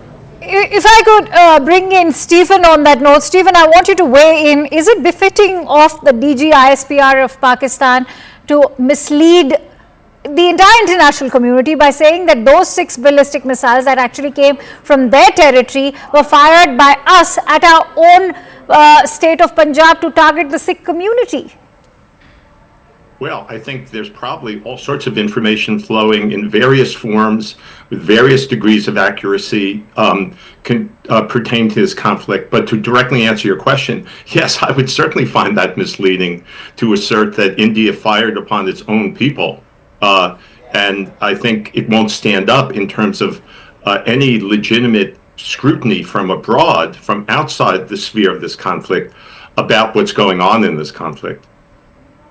Oh, absolutely. And I want to bring in Major Manik, our own defense capabilities. We were just weighing in on our procurements and how far we've come. On a day, we've destroyed their 3 air bases and successfully managed to repel 6 ballistic missiles directed towards Punjab. I couldn't hear the last part of it. Can you please repeat that? Major Manik, my question is about when we are talking about our own defense capabilities. After destroying those 3 air bases, we are now looking at 6 ballistic missiles directed towards Punjab, which have been successfully repelled. Yeah. So the funny part of that is that Pakistan is, making claims that we fired 6 missiles on our own citizens, and 5 of them actually landed, 1 was destroyed, whatever lies they are saying. So the thing is, they are trying to cover up the solid wall of Indian air defense that we have. They fired 6 missiles towards India, Punjab. We brought them all up down. For them to save the embarrassment of how bad they are at waging missile warfare, they are trying to cover this up. So the defense capability that we are talking about is actually, so since these were missiles, it is a pretty good chance that we could have used the S-400 series. Yes. And hence, it goes back to the fact how critical they have proved in our air defense infrastructure, and that, the country is safe today, civilians are safe, military installations are safe. So it has been a great boost to our air defense. And I would say now the case which, John Cena would have been part of it all that during that time, and so many of our seniors who actually fought and argued that we need these systems, and that it has come to fruition that yes, we were right. That because the fact is that let the armed forces decide, take a call on what we need to wage a war effectively. If you are going to weigh every weapon in terms of what you think is good for us, it is going to cause problems. So every call that has been taken in terms of weaponry or radars or aircrafts, those are Rafales or S-400 series or Barracks missile or the drones we've got, every single anti-aircraft system has proved its weight in gold today. So I think we've done a fantastic job on those procurements. Group Captain Vinod, is Operation Sindoor now a reflection of how far our offensive and defensive capabilities have come, not just in terms of tech, but in terms of the procurements also that we've made? Absolutely, Akanksha, because 24th of October last year, I remember that date very clearly because I just tweeted about it as well. To one of the journalists, and later sometimes to Anand, I have talked about ad nauseum the importance of air defense. I said, if you don't have a credible air defense, might as well hand over your country to the enemy on a platter. Because air defense is such an umbrella which will keep you, not getting wet from any kind of rain, sun or sand. So that is the kind of capability that air defense has, and it is a very, very an extremely important aspect of a country. If country can today, stay together, like General mentioned, not end up in balkanization, which it looks like Pakistan is heading that way, is because of not having a good air defense. So, I mean, as much I can emphasize about air defense is less. That's one. Second, and which is also the most important aspect, is something called mass mix with mobility and connectivity. Mass is you need to have en masse air defense. Mix, you need to have long, medium and short and close-in weapon system, all of which is beautiful in our case because the close-in weapon system is also acting as a counter UAS thing. That means any small drones coming, kilo ke drone aa rahe, even those are being taken out by these ACAC guns and other phalanx guns we have integrated into this larger scheme of air defense. And the last part is the backbone on which the air defense information flow is happening, which has taken, I'll tell the viewers, which took us 10 years to put it. This backbone is completely our own, as in it does not depend on any national backbone. It is purely a Fauji backbone on which the information flow takes place. And it is not one, it is not two, it is not three, it is 6. So you absolutely cannot touch it. It is impregnable, mathematically impregnable. You can take out 1, you can take out probably 2, you can take out probably 3. Actually, out of the 6, only 1 is enough. So that is the kind of backbone on which our air defense and rest of the systems are sitting. If you think you can, a country like Pakistan come anywhere close to the capability of India, they are absolutely sadly and very badly mistaken. And to top of that, Akanksha, is that we are friends with many friends, like you said some time ago, friends with benefits. And so we are friends with French, we are friends with Israel, we are friends with America, we are friends with Russia. That's exactly the point I was about to take forward with Stephen. Thank you for talking about friendships, because Stephen, today we see while India's own indigenous capabilities have really come a long way in the last decade, thanks to DRDO, but take a moment to reflect on our defense partnerships, whether it is with the United States, even Russia and Israel, and France have all helped and jumped to India's rescue as well.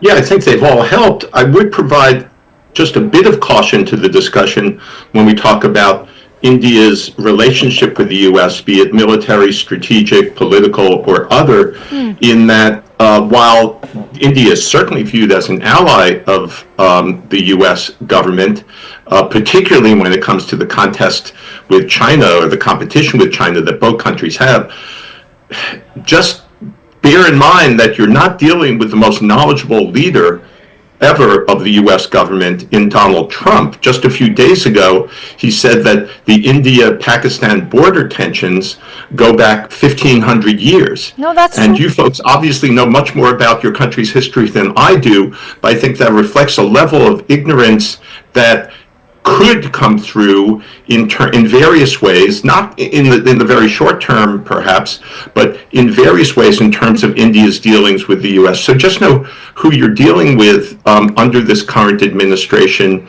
even though there is an alliance there. No, I think that's a critical point, which is why I think, India has made it amply clear that this is going to be our fight, and when it comes to Kashmir, they're not going to be welcoming any third-party mediation. India has made it amply clear. But I want to actually bring in, Group Captain Vinod, if I could bring you in on that point. As far as third-party mediation is concerned, I think the United States also acknowledges that this is our own conflict to deal with, which is what was amply clear by what the US Vice President J.D. Vance had to say. Absolutely. In fact, Dr. Jaishankar couldn't have been more clear than I. He said we want partners, not preachers. So we don't need preachers, we need partners. And today we have the capability to say that on the world front, to say, bro, don't come and preach me, come and partner with me, understand my problem, be the part of the solution. My problem is what? My problem is when my people go on to have a ball in a wonderful place, you come and, identify their religious leaning and kill them. And you think the current administration will take it lying down? Please, I think those days are gone. If you do this, and this is what you're going to get. And if you continue to do this, you will be dismembered. Absolutely, rest assured on that. But like General said, balkanization could be a probability. I want to take it to a step further and say, sure. I hope it happens. Major General Sinha is also very patiently awaiting his turn. Major General Sinha, thank you for being so patient. I want to bring you in on how, when it comes to the Kashmir conflict and terrorism emanating from Pakistani soil, India will hit, and it will hit hard, and this is only going to be India's job. Has India made that amply clear? See, Akansha, what we have displayed, especially after, I will not take what we have done it on 2016, what we did in 19, but I just take it from 22nd of April onwards, if I take. See, we waited 2 days, then we had the CCS meeting and openly came out and we have given.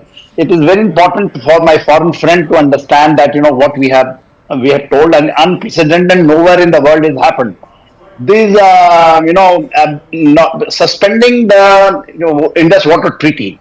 And mind you, all these places which we are talking about is along that, river system, all along that river system. All those places are being hit. See, it is not, no one has able to do it. No one. Even no one has threatened, and we have done it. It started on 24th onwards, and today we are here on 10th, I think, May. No one, no power. Even they have pointed a finger, and we are doing it. We have stopped Chinab.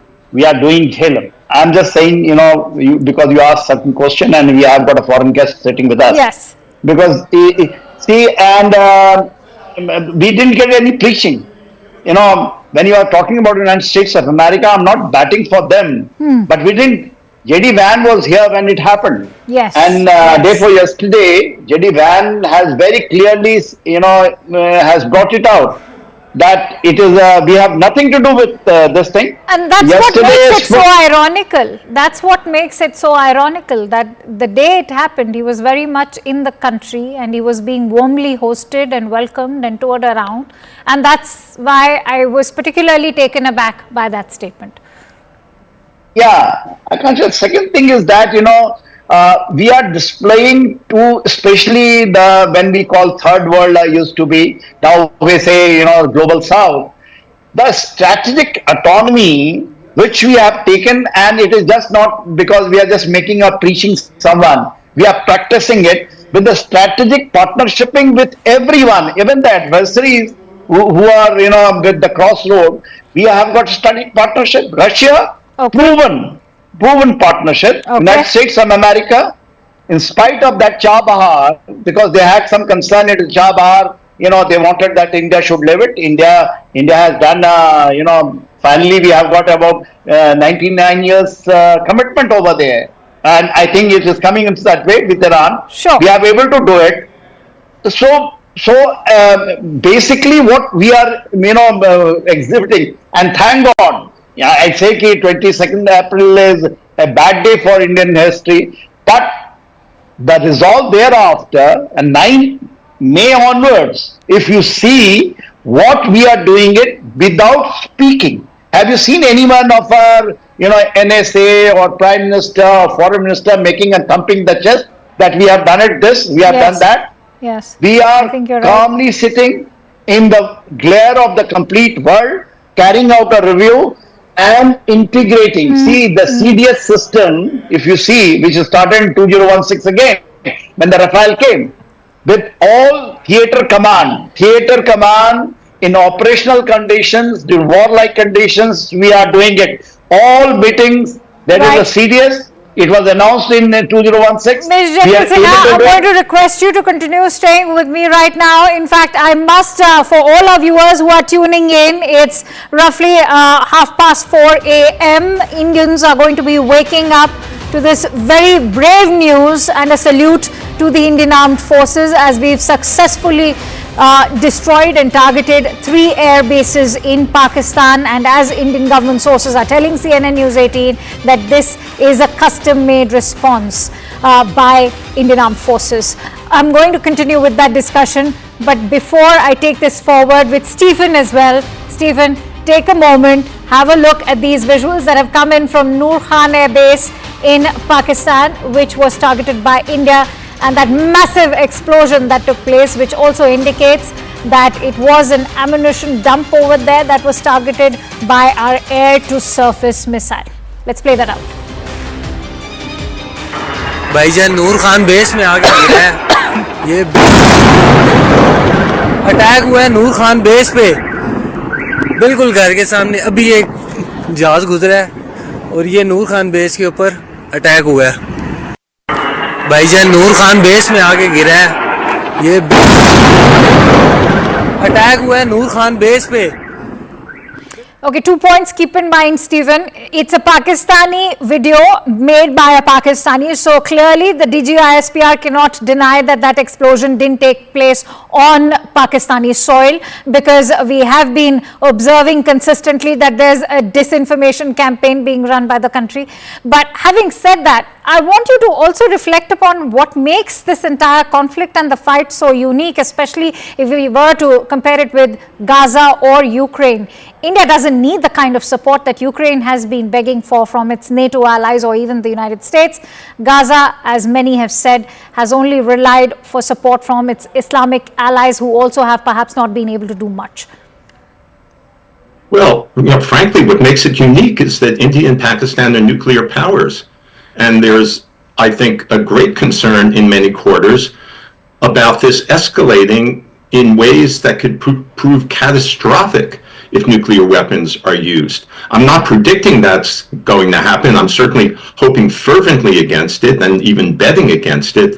But when you have this kind of intensifying conflict going on, it raises concerns in many quarters, in many capitals, regardless of who's right or wrong here. I'm not criticizing India's stance towards Pakistan here, but I am emphasizing that what makes this unique is that you have two nuclear-armed nations going at it in a way that seems to be escalating. That's a very fair concern. But I want to ask you this: that today India has been brought to a point where dialogue and diplomacy is done. India's foreign ministry has made it amply clear that escalation can't be pinned on India, because escalation happened on 22nd of April when that massacre in the meadows of Pahalgam took place. We are done with dialogue and diplomacy. We've seen how this is one of the oldest conflicts after the Second World War, and Kashmir happens to be the territory which has been illegally occupied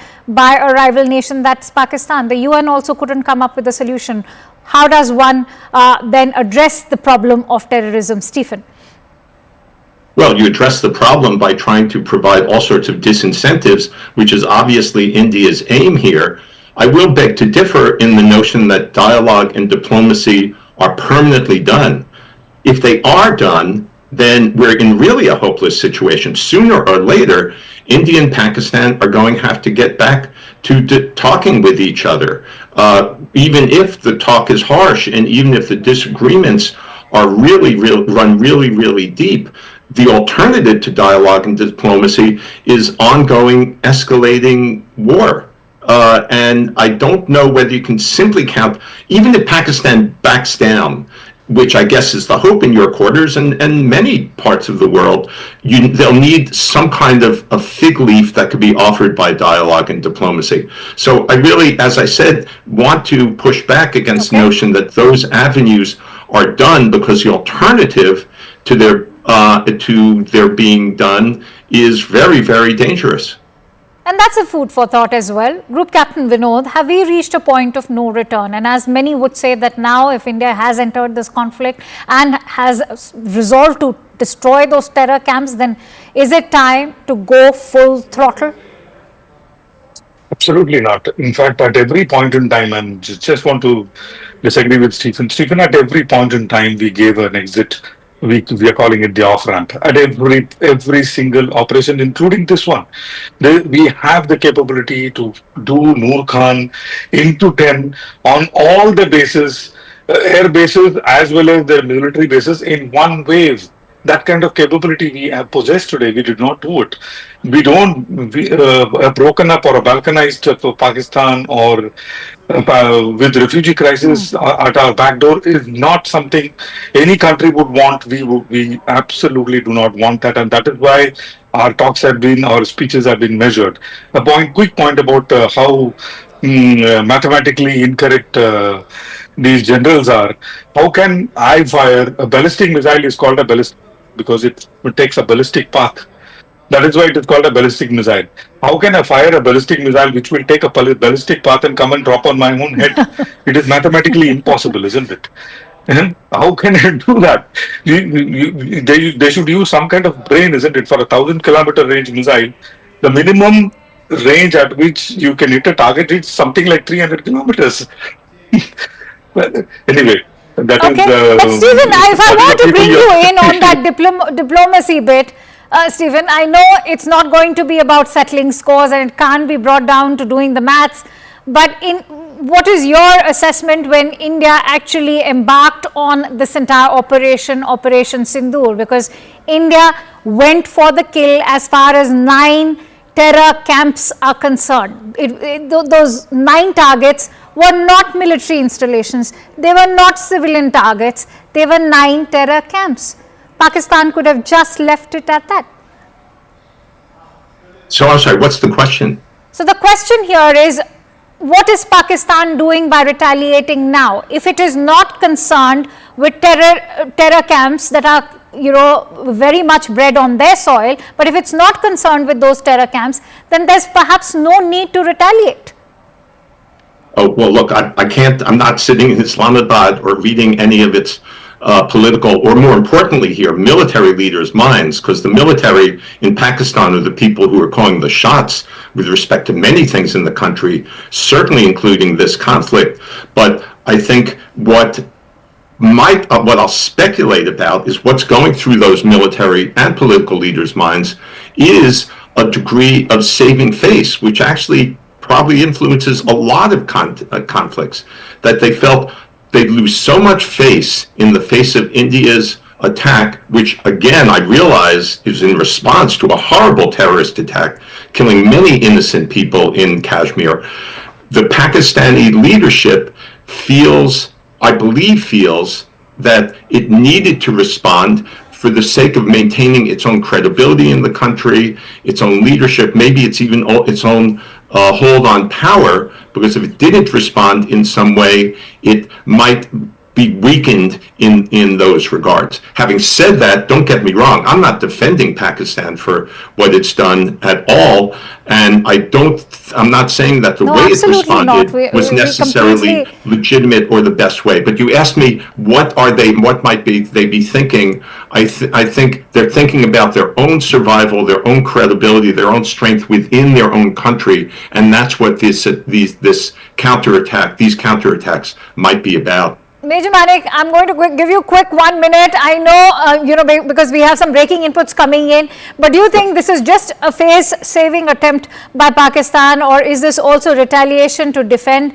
the terror camps that they have been harboring so far?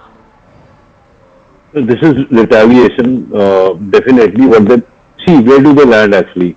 They always want to maintain that thing that we don't breed terror, we don't support terrorists. But the funeral, do you remember the funeral that happened for these terror leaders? The entire military brass was present there. Their coffins were placed in national flag. They were given hero send-off, which was an acknowledgement of that these people, the terrorist leaders and their families, are not thought of as terrorism or families. They are thought of as national leaders, part of their administration, which are due state funerals. So they have to prove it to these tanzeems, these terrorist organizations, their people, that we are aligned with them, even whatever they can keep saying in front of at global platforms, irrespective. All right. So this was a retaliation, and yes, they are getting back at that. With, all right. I have some breaking inputs coming in. What we are learning is that Pakistan's airspace has been closed to all types of air traffic. Airspace will remain shut until 12 noon today. This is the big breaking input that we're bringing to you. Clearly goes on to indicate, Ayushman, that this is a very tense situation over there across the LOC.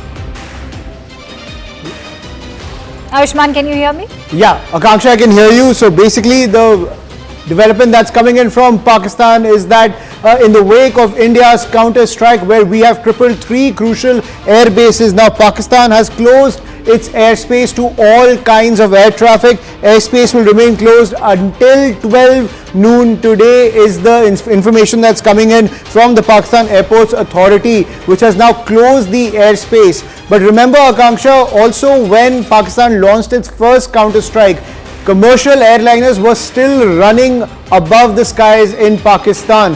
They were clearly using those air carriers as civilian shields, and that entire point was exposed by the Indian government. Vikram Misri also pointed it out, and the entire Indian establishment highlighted the fact how Pakistan was using civilian carriers as shields to launch that counter-strike against India, to punish India for Operation Sindoor 1.0. And clearly in this case, feeling the heat, feeling the public pressure, now Pakistan has resorted to close its airspace for all kinds of air traffic as it tries to secure and tries to take stock of the damage caused by India's counter-strike.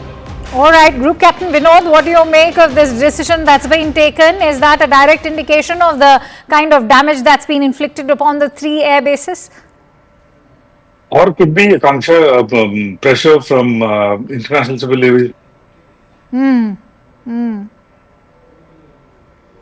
All right. Which is quite a bit high. I mean, it does happen in IQ. Maybe IQ has weighed down on Pakistan to shut the airspace down, because in the hot war condition, if anything like, friendly fire happens either by Pakistan or us, then it will be a catastrophe. It could be an IQ. I don't know. All right. If I could bring in Major General Sinha. Major General Sinha, what is your assessment of the thought that's gone behind shutting the airspace? Clearly, Pakistan is on tenterhooks. Yeah, and I think, we have able to expose the Pakistanis hypocritic, the step they have taken. If you remember the briefing at 5:30 by 2 brave ladies, she brought it out and she has shown the live streaming of the air traffic that time when the things were coming right from Karachi, going right up to Lahore. And that was, these things are also seen by the complete world. The idea is that time it exposed that, they are trying in the shield of this air traffic, they are doing something, because the strikes were coming that time. All these drones which were sent to India and they had the air traffic on. Now two possibility. One thing is that, first thing they want to hide. First thing they want to hide it from the public glare. After the 7th strike, the May strike, which was in the public glare, everyone has seen. Now only one eyewitness has been giving the live stream of Noor Khan Air Base, which we can see. But as far as Rafiki is concerned and Murid, we haven't got any live feed. I have not seen because it's not coming in our channel. The point is, Pakistan doesn't know how to, because it is so novice. Can you say, what Binod was bringing it out, that anyone who's in sense can say that you have fired your own missile in your own area. How you will do it, I do not know. So this is what the standard of Pakistan military. And if you allow me, then I will just try to quickly just bring out something for Stephanie, because I have a map to go to, but I'm going to give you that time, sir. Go ahead. It's very important. Foreign guest is there, because it sees the mindset of what exactly the West is still trying to do it. See, Stephen, what you have brought it out. Basically, you have said that two nuclear armed countries, they're in conflict. If you don't talk, we have never stopped talking to them diplomatically. 2016, when we have taken the strategy that terror and talk will not go. Do you say that the Pakistan says okay, terror is stopped, and you have hit 9 places, all this terrorism, which they are making the statement.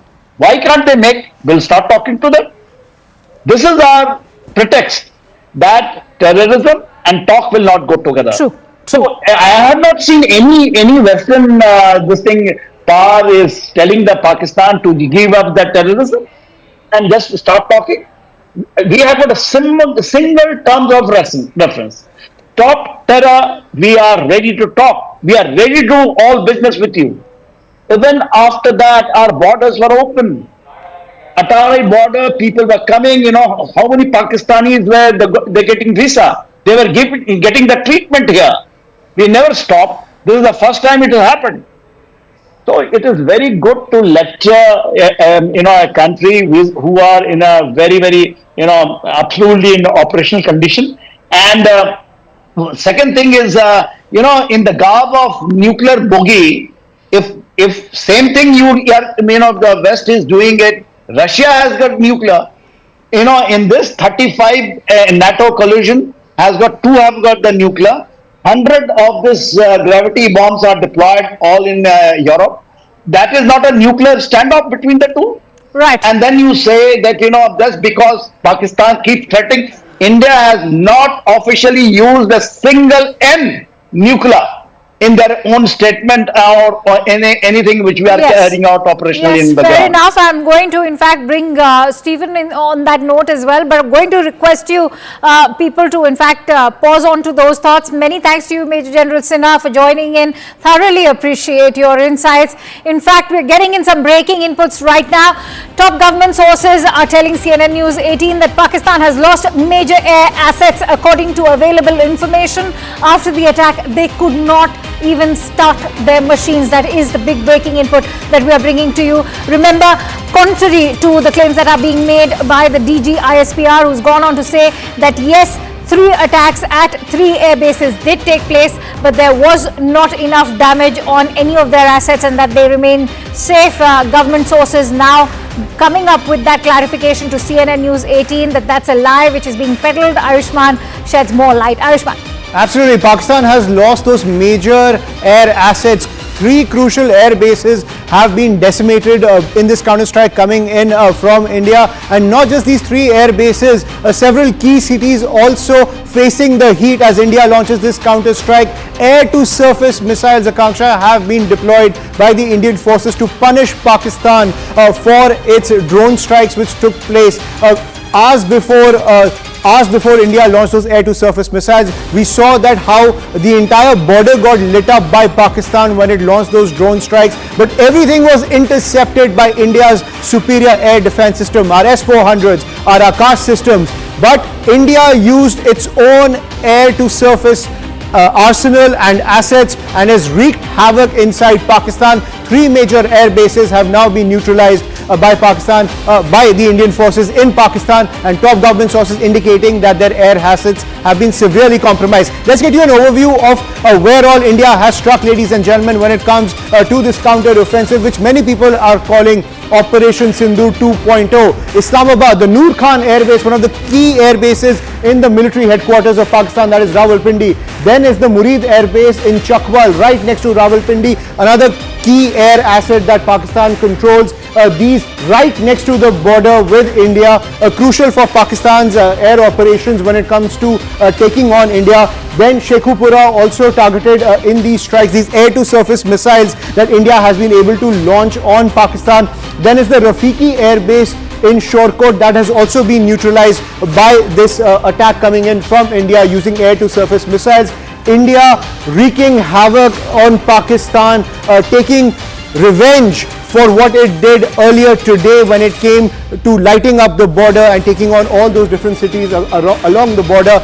Each and every missile that was launched by Pakistan, each and every drone was neutralized by air defense system. But this is what Pakistan has to reap when it comes to what it sowed earlier today. Islamabad, the Noor Khan Air Base, the Murid Air Base, Shekhupura, Rafiki Air Base, neutralized pretty much when it comes to the air assets that they control, and significant damage to Islamabad, to Rawalpindi, as well as Lahore, as well as Narwal, crucial areas near the line of control and the international border, because a lot of firing is taking place from the Indian side, and we've been able to dismantle several Pakistani posts over here. So the commercial capital of Pakistan, the military capital of Pakistan, the political capital of Pakistan, feeling the heat of India's counter-strike. Akanksha. That's a very significant, I think that's a very significant point that you've made. Ayushman, if I may just request my team to go back to that map.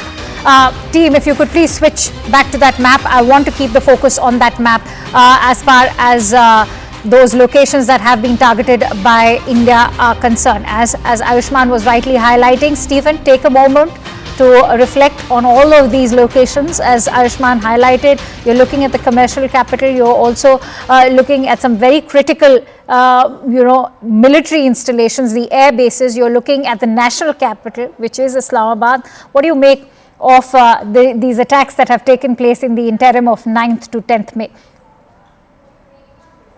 They strike me as major attacks. Effective in decimating significant parts of Pakistan's Air Force and maybe other forces. Just to return to an earlier aspect of the discussion, I don't mean to lecture, and I'm just stating my opinion here. Right, sure. But it's, as I've said, one way or another, directly or indirectly, formally or informally, unless this thing were to keep escalating forever, there will need to be some discussions. Now, I suppose there's an outside chance Pakistan will simply throw up its hands without saying anything to India, give up without saying anything to India or the world, tell its people that somehow it accomplished its goals in this back and forth by overstating vastly what it accomplished through its own military actions. There's a possibility that that's the route it will go, but there are many, many other scenarios in which the two governments, one way or another, will need to talk to each other, even if it's just a matter of Pakistan trying to save face by saying it negotiated or reached some kind of a halt to these hostilities with India. And the alternative is, as I've said, very, very dangerous. It's not just a matter of two governments deciding we may go nuclear. All sorts of things can go wrong when nuclear powers are at odds.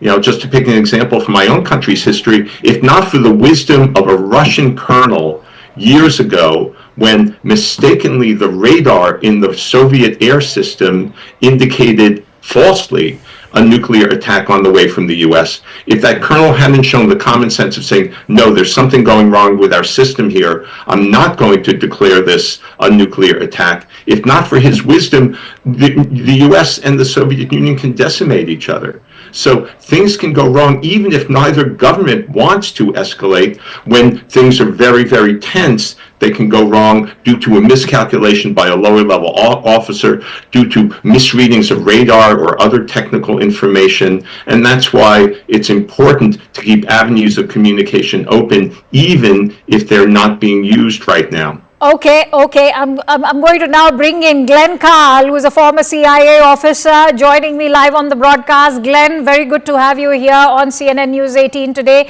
We speak on a morning which is very optimistic for all Indians. There's a sense of pride for our Indian armed forces. A major victory at hand as India has struck back and struck hard at 3 air bases of Pakistan.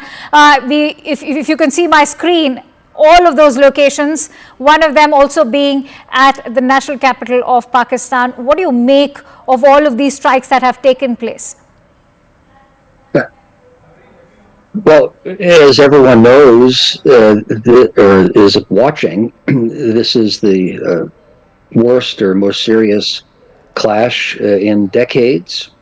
I think the reasons probably are the changed nature of the Pakistani government and officer corps, but also the changed nature of the leadership in India. India being more nationalist than in the past, and Pakistan being more Islamist. So that is alarming, and the pride that one can rightly feel in one's armed forces doesn't diminish the danger that I think is greater now than at any time for 25 years or more.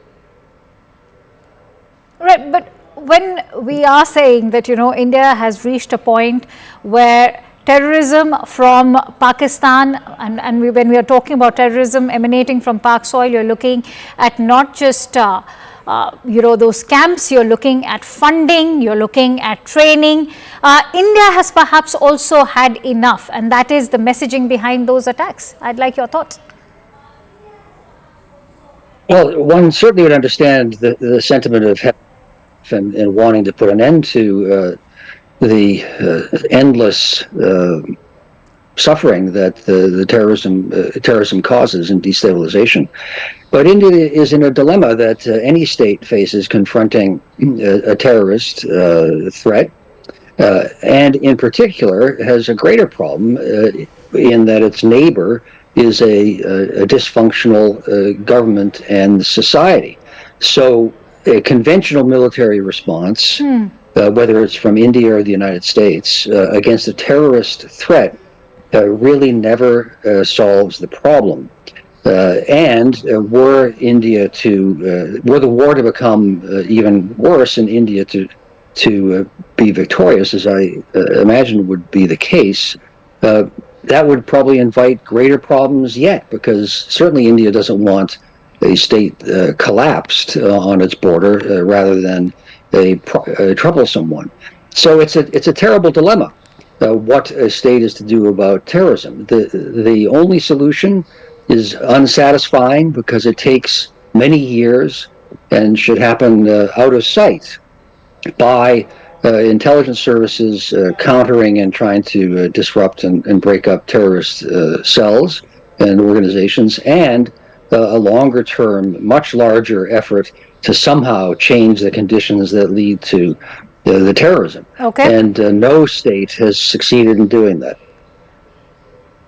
Okay, I have some fresh updates coming in, and let me quickly go back to Ayushman, who continues to stay with us. In fact, we're getting in some breaking inputs as we speak, and some big ones. As what we are learning is that multiple drones have also been hovering over Islamabad, Rawalpindi, Sialkot, Lahore and Peshawar. What is it that you are bringing to us, Ayushman? Absolutely, that is information coming to us from our investigations editor Manoj Gupta. Akanksha, it seems Operation Sindoor 2.0 is not over yet, and now what we are learning is that, as you were pointing out, multiple drones are still hovering over Islamabad, Rawalpindi, Sialkot, Lahore and Peshawar, the crucial cities in Pakistan, and also crucial areas where a lot of terror operations have also emanated from, namely Sialkot and Peshawar. And now what we are learning is that multiple drones are still hovering over Islamabad, Rawalpindi, Sialkot, Lahore and Peshawar. This is what top intelligence sources are telling CNN News 18, that Operation Sindoor 2.0 seems to be far from over as we are hitting the morning.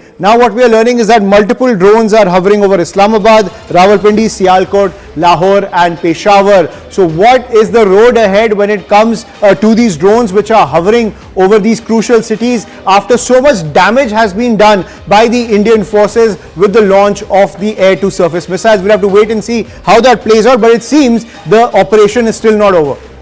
Absolutely not. Let me actually take that question with Major Manik Jolly also, who continues to stay with us. Major Manik Jolly, it seems like this is going to be a long night for Pakistan.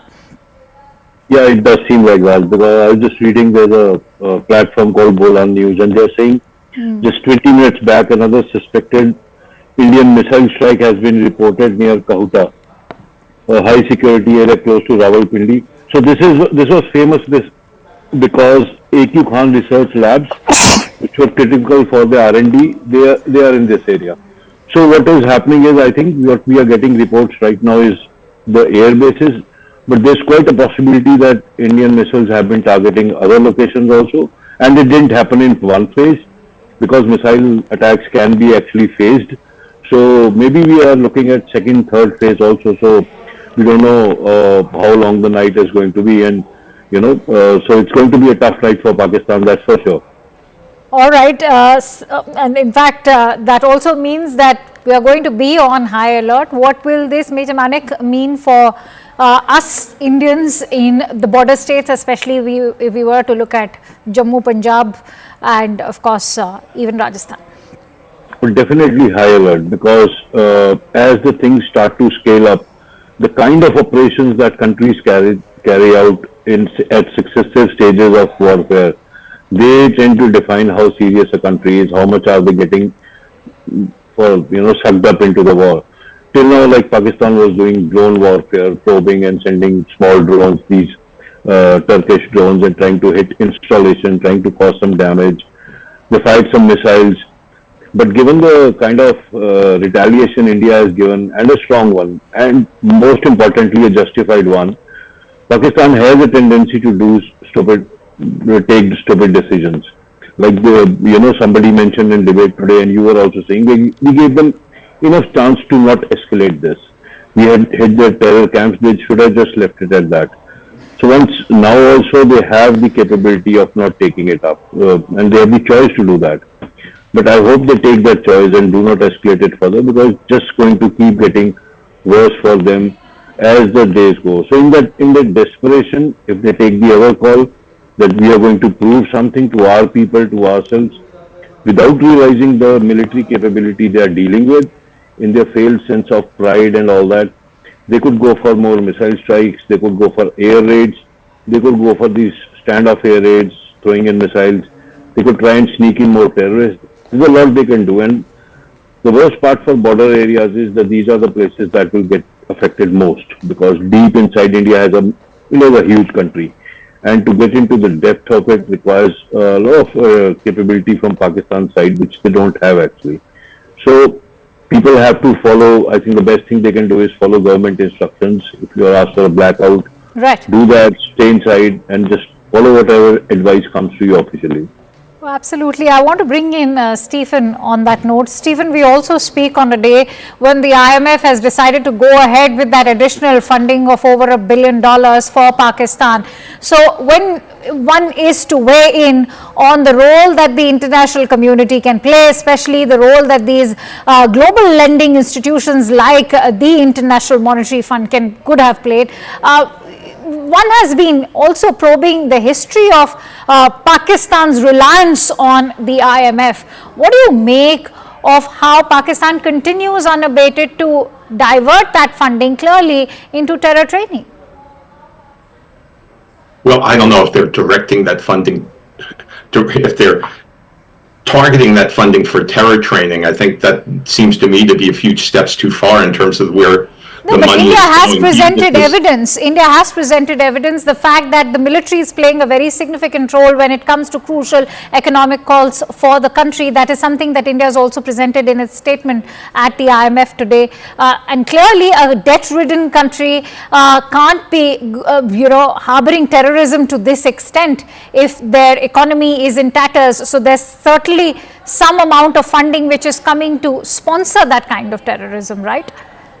Well, I'm certainly not, please understand, I'm certainly not defending any support for terrorism, but nor am I actually a huge fan of the IMF, but the IMF provides support to all sorts of countries, loans to all sorts of countries that commit human rights abuses, that tolerate terrorism, that may even back terrorism, that do all sorts of dastardly things that allow or perpetuate the mistreatment of women, all sorts that commit crimes against other countries. So I'm not justifying any of that, but I don't think Pakistan is alone by any means in terms of receiving IMF support under these circumstances. And I think even if the IMF were to have snapped its fingers and said, we're not going through with this loan, Pakistan's stance towards terrorism would have remained the same. I don't think it hinges on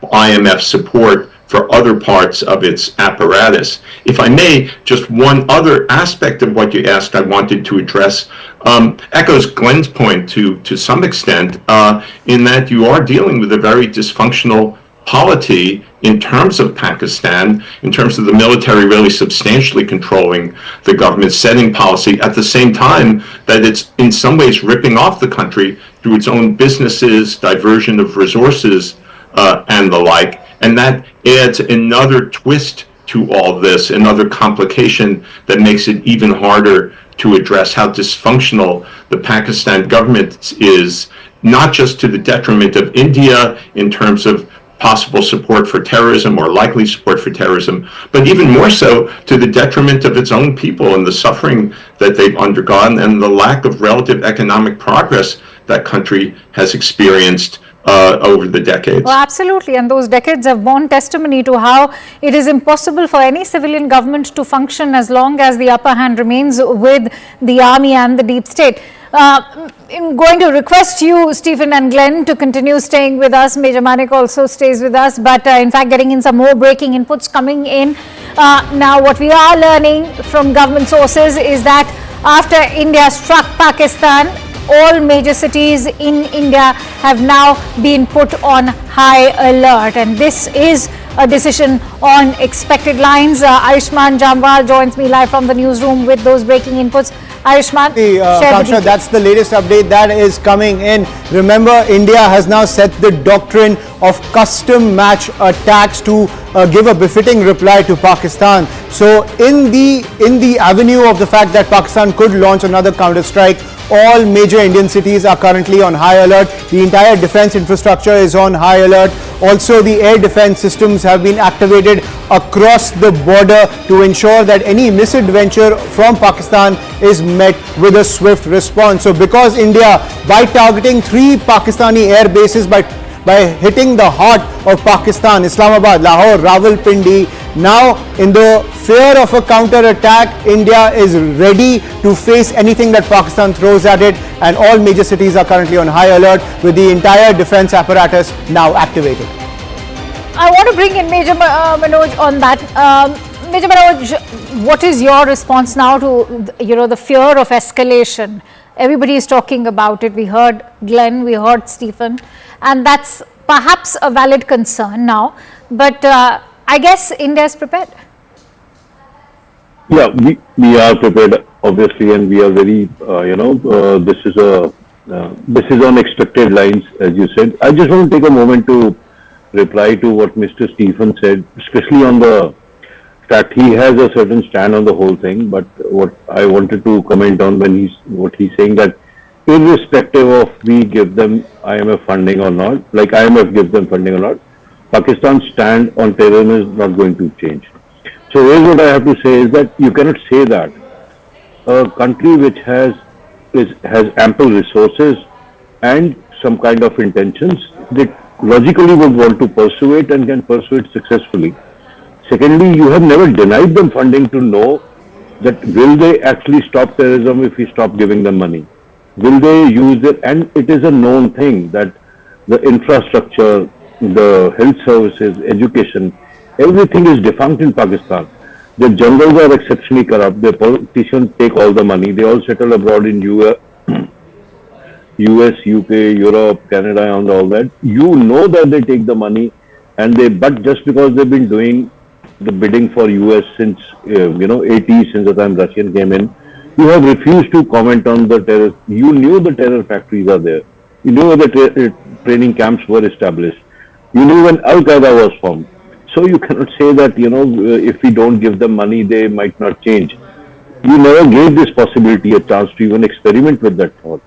Today, when you know that India is in such a critical state with Pakistan, and this is now a time to maybe corner them. Fine, I don't say militarily or just kill them all. But the point is, there could have been a spot where the world could have cornered them, that when will you stop? America found Osama bin Laden hiding in Pakistan after 10 years of carrying out joint operations. What more proofs do you need that they don't care what you think, because they know they'll get your money? So you should have given, the IMF should have given this a chance this time, that we could have cornered them, that we will not support you till the time you mend your ways. But you lost the chance again this time, and it will continue to be the same story, that everybody thinks, oh, they are going to be like this, we give them money or not, so let's give them some more.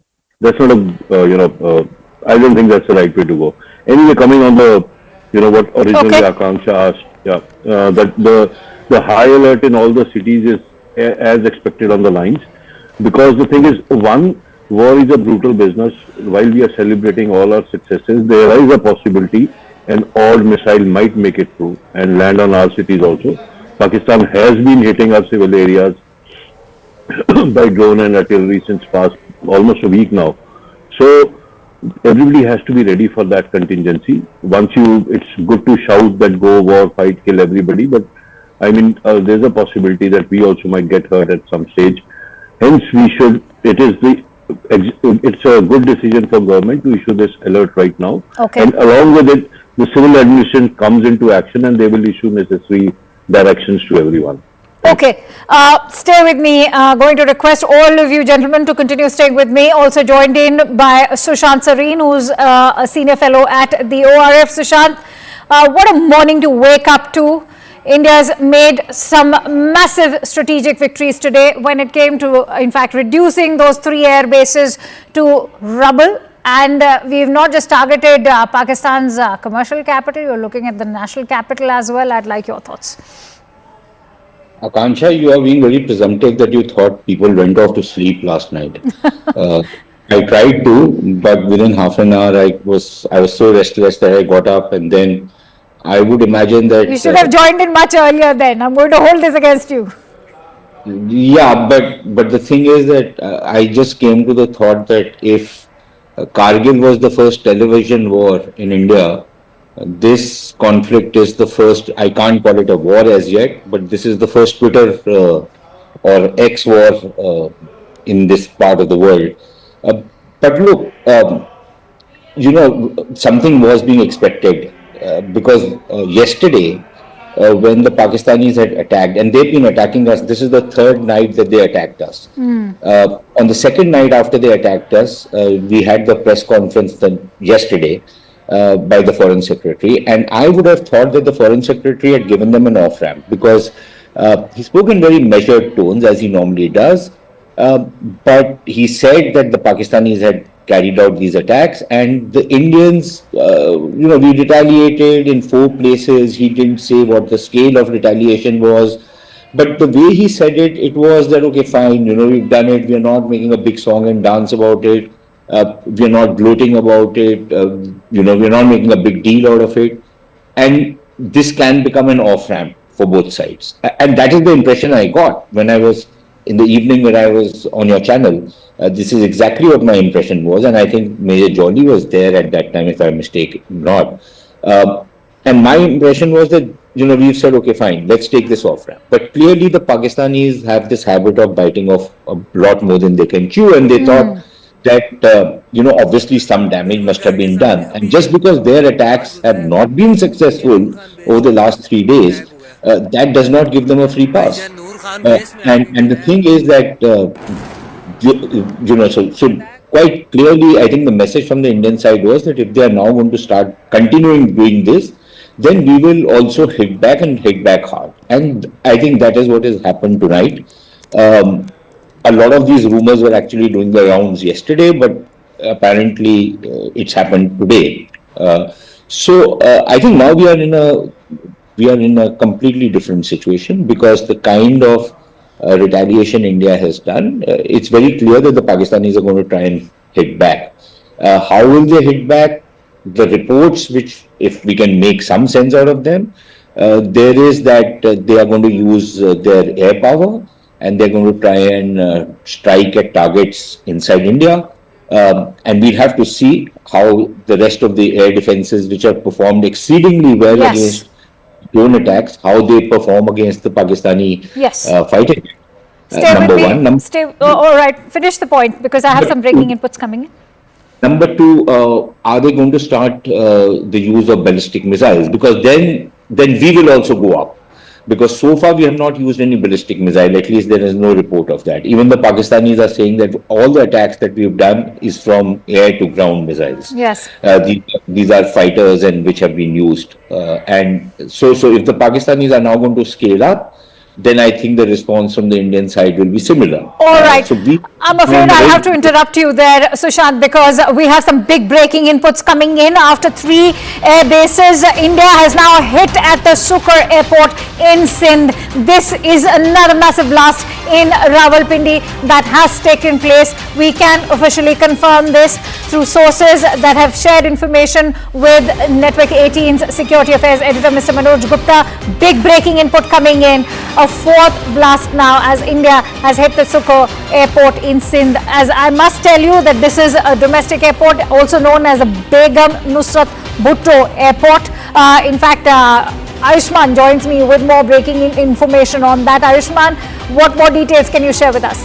Absolutely, Akanksha. As we've been tracking all these sites that have been targeted by the air-to-surface missiles coming in from the Indian forces, more information coming in where Rawalpindi has now seen another blast. This is what top sources are telling CNN News 18. Information brought to us by our securities editor Manoj Gupta. Also, as you were pointing out, the Sukhoi airport in the Sindh area also now being targeted by these air-to-surface missiles as India unleashes on these particular sites in Pakistan in retaliation to Pakistan's drone attacks along the international border as well as the LOC. So we can just add it to the list of the attacks which are coming in. The Sukhoi airport has been targeted in Sindh. In Rawalpindi there is another blast, and as we were reporting earlier, Islamabad, the Noor Khan Air Base, the Murid Air Base, Sheikhpura, the Rafiki Air Base, Darawal and Lahore also being targeted by the Indian forces. Air-to-surface missiles deployed when it comes to this offensive coming in from India.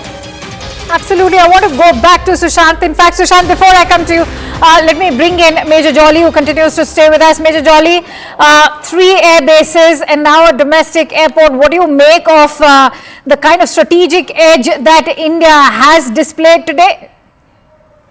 It is fantastic. Actually, this is how it should be. If you're fighting a war, it's not a exchange of niceties.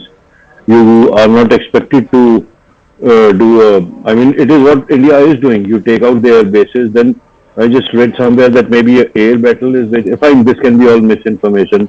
But taking out why they are taking out the other airport is because the moment wars happen, there are some airports which can act as a dual capability, civil as well as military. So if you're obviously the planners, I won't get into detail of that. The planners have decided that we are going to demolish or even mitigate any possibility of aircrafts taking off of this region, so whatever the bigger plan is. But we hold superiority. That's the point to note here. The kind of superiority that we are, I mean, the world enjoys actually. India enjoys right now that absolutely no air defense. India is striking when and wherever we want. This looks like a World War II kind of a setup, when the smaller countries didn't have air defense and you could go and send missiles everywhere. So this is fantastic position to be in. I want to quickly bring in Glenn on that note. Glenn, what is your assessment of the way India has hit out at the air bases? Now this domestic airport, what does it speak of not just our defense, but also our offensive capabilities and the defense preparedness so far? Well, so far, it appears that India's modernization program of recent years has been bearing fruit. We have all been reading that it's only in the mid-process and that India was far from having really modernized doctrine, training, and equipment, but at present it's an impressive performance. I can comment more substantively on the policy implications or objectives. India seems to me to have clear objectives that it's trying to achieve. One, obviously, to stop terrorism. These conventional attacks won't do that, but as a response to a terrorist act, they're completely understandable. And then two is to make the point and then stop having made the point. That's clear and sensible. Pakistan's objectives seem to me a lot murkier or incoherent. One could understand a response for pride and national sovereignty. But as one of the gentlemen said, it seemed clear also that India has been providing the off-ramps that one wants to in this sort of response. And Pakistan is not taking them, and I see nothing positive that Pakistan can achieve out of all of this. Stephen, I want to bring you in quickly about the way the Indian government has in fact put this out. They've said that these are going to be custom match attacks, because remember, just a day ago our own military installations, whether Udhampur or Pathankot, all of them were attacked. So this is indeed a custom match attack. Well, you may see it that way. I may see it that way. Pakistan probably doesn't and see it that way, or even if it does, I get back to the notion of the leadership there saving face, that being their possible imperative here in what generally is, I agree with Glenn, kind of a chaotic handling of this whole confrontation. And we shouldn't underestimate the extent to which they may be wanting to save face as this matter unfolds. The fact that India is now on high alert for return attacks means that I would think the Indian government is assessing that Pakistan might very possibly strike back. What does India do next? That's a good question if that happens. And I've said this before, but I hope that one way or another, a way is found to de-escalate this, maybe mediation by a third party. But we don't want this to get to a point where Pakistan sees no alternative to saving face other than using its ultimate nuclear weapons. Again, I don't think it'll come to that for all sorts of reasons, but we are in very, very dangerous territory now by virtue of that as even a small possibility. All right, Stephen Golub, thank you very much for joining us. If you're joining us early this morning, it's been a night of attacks and counterattacks. There's been a major escalation in the last few hours. It started with Pakistan trying to send ballistic missiles. That is a major step from these drones that they were sending for the last couple of nights. A major escalation by Pakistan trying to send ballistic missiles to at least 6 different places, all of which has been successfully intercepted. India, in return, has attacked multiple places in Pakistan. The latest that we're hearing is that the Sukhoi Air Base in Sindh has been attacked.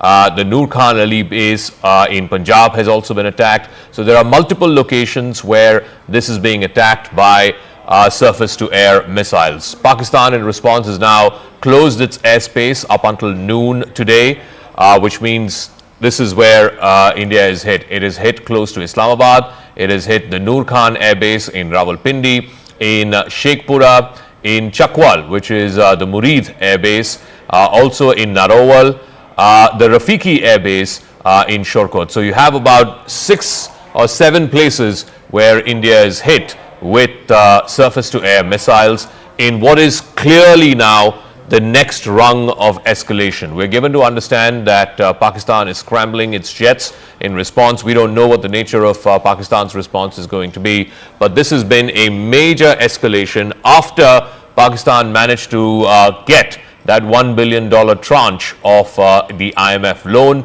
as well as, of course, after the visit of the Deputy Foreign Minister of Saudi Arabia to Islamabad. So I think somewhere the calculation now by both sides is that they're now climbing into the next step of the escalation ladder. What happens in the next few hours, we don't know. There is some kind of a response coming from Pakistan. India is, of course, 100% prepared for it. In about 20 minutes time, I'm given to understand, there will be a briefing in South Block by senior officials of the Defence Forces. We will bring you up to speed as and when we know who is addressing the media. Clearly, it's been a night of major escalation from Lahore to Sindh, Rawalpindi. Multiple air bases have been targeted by India. There's also, by the way, drones that have been hanging around major cities, including Lahore, Islamabad and Rawalpindi. In Haryana, over the skies over Sirsa, we're given to understand that the Fatah-2, the missile that Pakistan had launched, has been intercepted. So major escalation. There was an attempt by Pakistan to hit the Jammu Air Force Station as well. That too has been intercepted by India's air defenses. So from Lahore to Sindh, India is matching Pakistan tit for tat in what has been a major escalation by both sides. Pakistan, of course, deciding to climb that escalatory ladder after the decision of the International Monetary Fund to give it the $1 billion tranche of its loan, as well as, of course, after the visit of the Saudi foreign minister. Now, Pakistan seems to have made a calculation that they want to up the ante. We're getting more breaking news. This is again a bid by Pakistan to try and escalate the attack. The bid has been thwarted. Pakistan tried to attack the Jammu Air Force Station. Remember, Jammu has been in the target for the last 2 or 3 nights now. Remember the drone attacks that happened a couple of nights ago. It started with an attack on the Jammu airport. Now the Jammu Air Force Station was tried to be attacked by Pakistan using some form of missile. We're not sure what nature of missile they tried to use, but that attack, that attempt by Pakistan has been intercepted by India's air defense. So major escalation that has now been thwarted. Also earlier this morning, an attempt was made over Hisar in Haryana. That too has been thwarted by the Indian Defence Forces. Let me try and see if we can go across to Akash first, our defence reporter. Akash, just paint the night for us. Where all has Pakistan tried to attack us, and where all has India responded to this Pakistani escalation? Right, so it started late in the evening yesterday. In fact, we saw that the ceasefire violations from evening, but then the drone attacks and also the missile came at around 8 p.m. and again starting from Jammu and Samba, we saw the initial reports and in fact the confirmation that how drones have been coming, but all of these were thwarted. But this time around, Indian authorities and in fact the agencies retaliated, and a strong retaliation was there. Noor Khan Air Base that is in Rawalpindi, Shorkot Air Base that is in Punjab, that have their JF-17 squadron, and Muridke Air Base that is again in Punjab. We have been told that these air bases have been hit and in fact the assets, their air assets, including the air defense system, has been hit by Indian forces. We have seen the DGI-SPR confirmation as well, though we will wait for the official confirmation from the Indian Armed Forces, Zaka. But at this point in time, while we are talking, in fact in Jammu, we have been hearing a lot of AD gun sounds, and possibly there was an attempt to in fact destroy some sort of asset or the infrastructure in Air Force station here in Jammu, but it has been thwarted. Our air defense is very much working. AD gun is importantly playing a major role this time around, because we have upgraded and in fact incorporated the counter drone technologies in our AD gun systems. So at this point in time, while it is about Jammu, it's the early morning hours, and in fact just a while back we were hearing the air sirens, in fact Zaka, but we have been told that the attempt has been thwarted. In fact a missile was launched towards Delhi as well. This is what we are learning. In fact, Manoj Gupta is bringing us this input, where a missile was launched towards Delhi, but it has been intercepted in Sirsa, and in fact the attempt to attack Delhi has been thwarted, Zaka. All right, so that was the Fatah-2 missile that Pakistan tried to launch to Delhi. It's been intercepted in the skies over Sirsa. Let's try and bring you up to speed with the counter-offensive that India has launched. It's been a very hot night between India and Pakistan. India has launched multiple missile as well as drone strikes, starting from Islamabad in the north, Noor Khan Air Base in Rawalpindi. It's one of the largest air bases of the Pakistan Air Force. That has been hit. The Murid Air Base in Chakwal, again a substantially big air base of the Pakistan Air Force in Murid in Chakwal, that has also been hit. In Sheikhpura, a third air base in Rafiki, which is in Shorkat, which is further south. All of these are in Punjab, in the very heart of Pakistan, as it were, in Shorkat. The Rafiki air base of the Pakistan Air Force has also been hit, and we have one more, the Sukur airport in Sindh. So Punjab and Sindh, which are the two biggest provinces in Pakistan, have been hit. Also in Narowal and Lahore, but these I think are smaller drone attacks. But India has also replied with ballistic missile attacks in response to what Pakistan tried to do. It launched the Fatah-2 directed at Delhi, but it was intercepted at the skies over Haryana. Let's try and go across to more reporters. Aishman is also joining us from our newsroom. So Aishman, can you bring us up to speed with the places where Pakistan tried to attack overnight and India's air defense systems have intercepted and brought down these Pakistani missiles? Absolutely, Zaka. We've been tracking through the night the attacks that have been coming in from the Pakistani forces. We saw how they lit up the entire border area all the way from the north in Kupwara, in Uri, where the ceasefire violations were taking place. Then we saw the drone strikes which were taking place in the Jammu area, all the way down to Bhuj. There were several attacks coming in from the Pakistan side, several drone strikes which were coming in from the Pakistan side, which were intercepted by India's advanced air defense system. And that is the latest update that we are getting from our investigations editor Manoj Gupta, who's also looking at every aspect of the escalating tensions between India and Pakistan, where the Fateh-2 missile that has been launched by Pakistan towards Delhi was intercepted at Sirsa. So India's air defense systems continue to be robust, countering any offensive coming in from Pakistan. Pakistan tried those offensives when it came to targeting the military as well as certain civilian areas along the line of control and the international border, all the way from Jammu and Kashmir down to Rajasthan, even to Bhuj in near the Gujarat area. But clearly the air defense system was deterring all those attacks. But the tensions continue to escalate between the two sides because Pakistan is now priming its counter-offensive. All right, Aishman, we'll leave it at that. I think the big news that we have is that it's been a hot night between India and Pakistan over the last 4 or 5 hours. The escalation started by Pakistan right after its announcement that the IMF, the International Monetary Fund, has approved a tranche of $1 billion for Pakistan as part of a $7 billion package that was agreed to a few years ago. The big development is that India has hit multiple air bases of Pakistan from Punjab to Sindh. Pakistan has tried to send ballistic missiles. One of them, the Fatah-2, which is a medium-range ballistic missile with a range of about 400 kilometers, tried to, or at least sent in the direction of New Delhi, which is the national capital, but got intercepted, I'm given to understand, by the Barak air defense missile, the surface-to-air missile. It has been intercepted there, and it has been brought down in the skies over Sirsa in Haryana. Let me go across to our guests in what is I'm afraid, a very, very serious escalation over the last 4 or 5 hours. Lieutenant General retired Sanjay Kulkarni is joining us, former DG of Infantry. Sushant Sareen, Senior Fellow at the Observer Research Foundation, is with us. Glenn Carl, former CIA officer, is also with us. Let me start with you, Lieutenant General. What do you make of this sudden and serious escalation by Pakistan? India, of course, responding measure for measure. Do you reckon now we are in the next rung, as it were, of the escalation ladder? We've now climbed to the second rung. Now both countries are sending ballistic missiles at each other. Good morning, Zaka. Good morning to my fellow panelists. Definitely, I think in the escalatory ladder, we've gone a notch higher, because in the 8th, we had, the Pakis fire about 400 odd missiles and drones towards India. All of them, of course, neutralized. Well, yes, last night also almost similar. When we saw at around 9ish, when things started off from Pakistan side, most of the targets again from, like on the 8th, it was from, we could say from Leh to Sir Creek.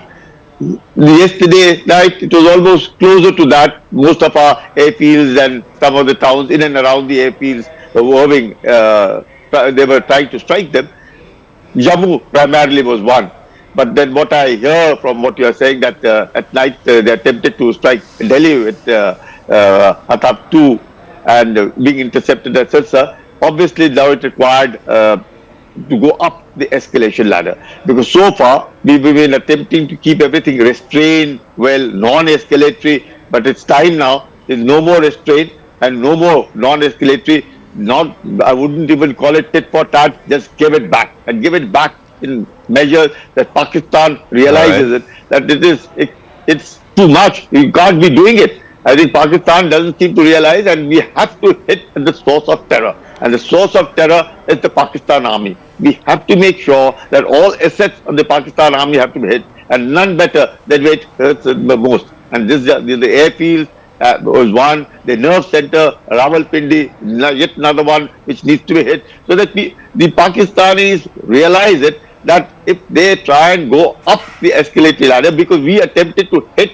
the locations of the terrorists. Those 9 locations for those 25 minutes and 24 missiles, and that was, we thought the Operation Sindoor was all over. But unlike that, when they struck India, it was they struck India. And therefore, when they have struck India, now they get it back. Even for the first 2 nights, I thought we were quite patient. We ought not to have been so patient. But notwithstanding that, since it's all over, we tried to show our patience. But now, obviously, the patience run out, and Pakistan needs to be paid back, not in the same coin, much higher. And now the time has come. So there are at least 3 Pakistani Air Force air bases that India has hit, including the Noor Khan Air Base, one of the biggest in Pakistan. Sushant Sareen, what do you make of what's been going on over these last 4-5 hours? Is this now definitely both sides climbing up the escalation ladder? The attempt by Pakistan to try and send a missile to Delhi, that is a serious escalation. How do you think that is being viewed in New Delhi? We believe there's going to be a briefing by the armed forces in the next few minutes, but what's your assessment?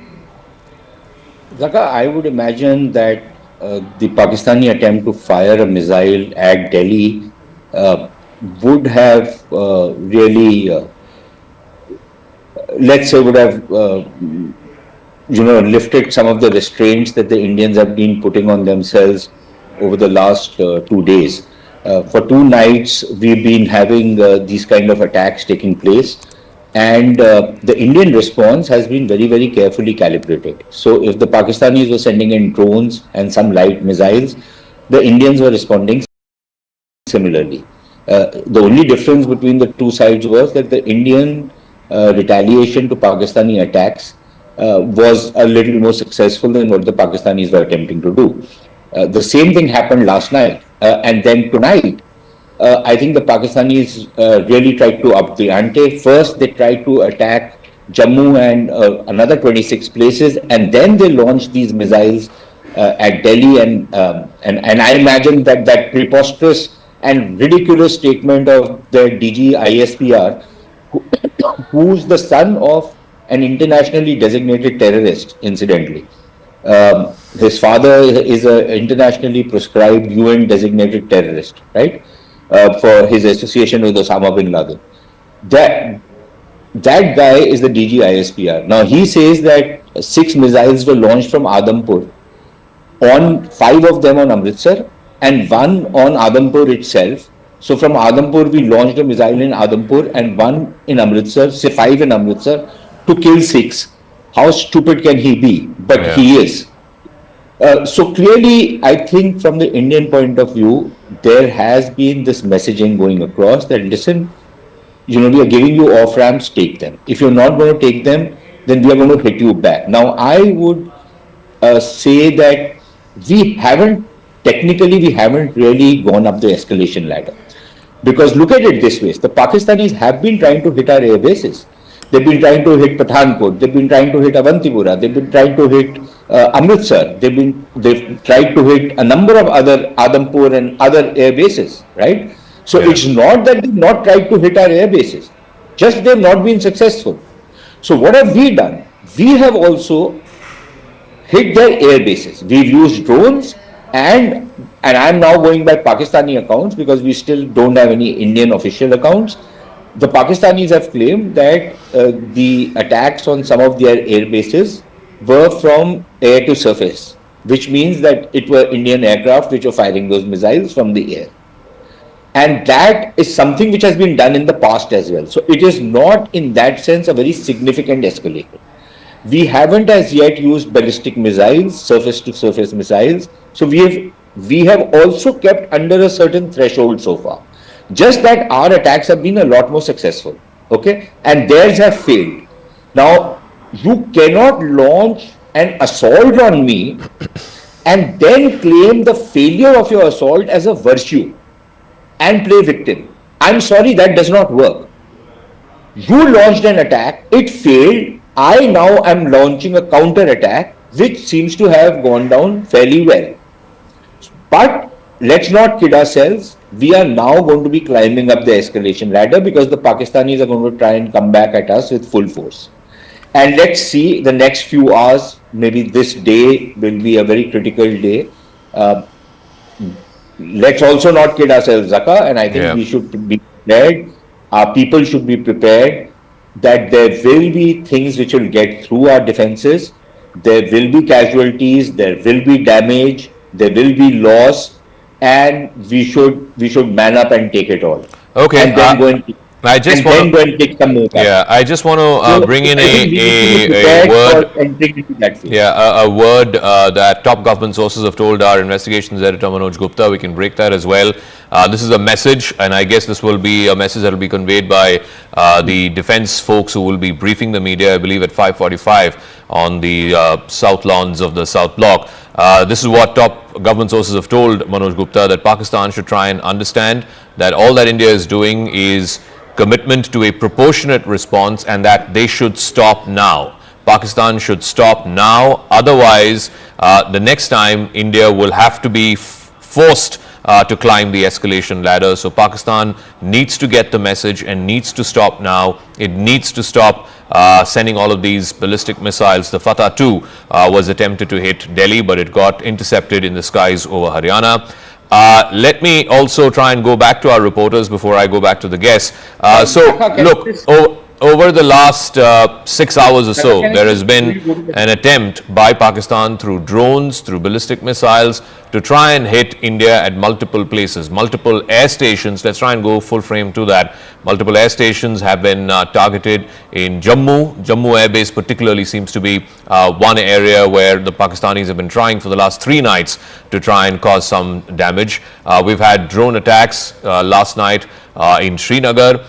We've also had an attempt to try and take down the Avantipura Air Base, also in Amritsar, the air base there, as well as, of course, the air base that we have in Haryana. But in response, India has attacked at least 3 air bases. 2 of them are major air bases for Pakistan. The Noor Khan Air Base in Rawalpindi, one of the biggest that Pakistan has. The Muridke Air Base in Chakwal, which is also nearby. Both of these, of course, are right in the heart of Punjab. Then there is the Rafiki Air Base, a smaller one in Shorkot in southern Punjab, and then the Sukur Airport, which is used both for civilian and defense purposes in Sindh. So both in Punjab and in Sindh, there have been major attacks by the Indian armed forces. We're given to understand that at least some of these have been surface-to-air missiles and some of these have been air-to-surface missiles, so they've been launched from a fighter jet. We'll try and get further information of that, but this is how it is looking right now. If Akash and let's get a sense of who are the other reporters that we have on the ground.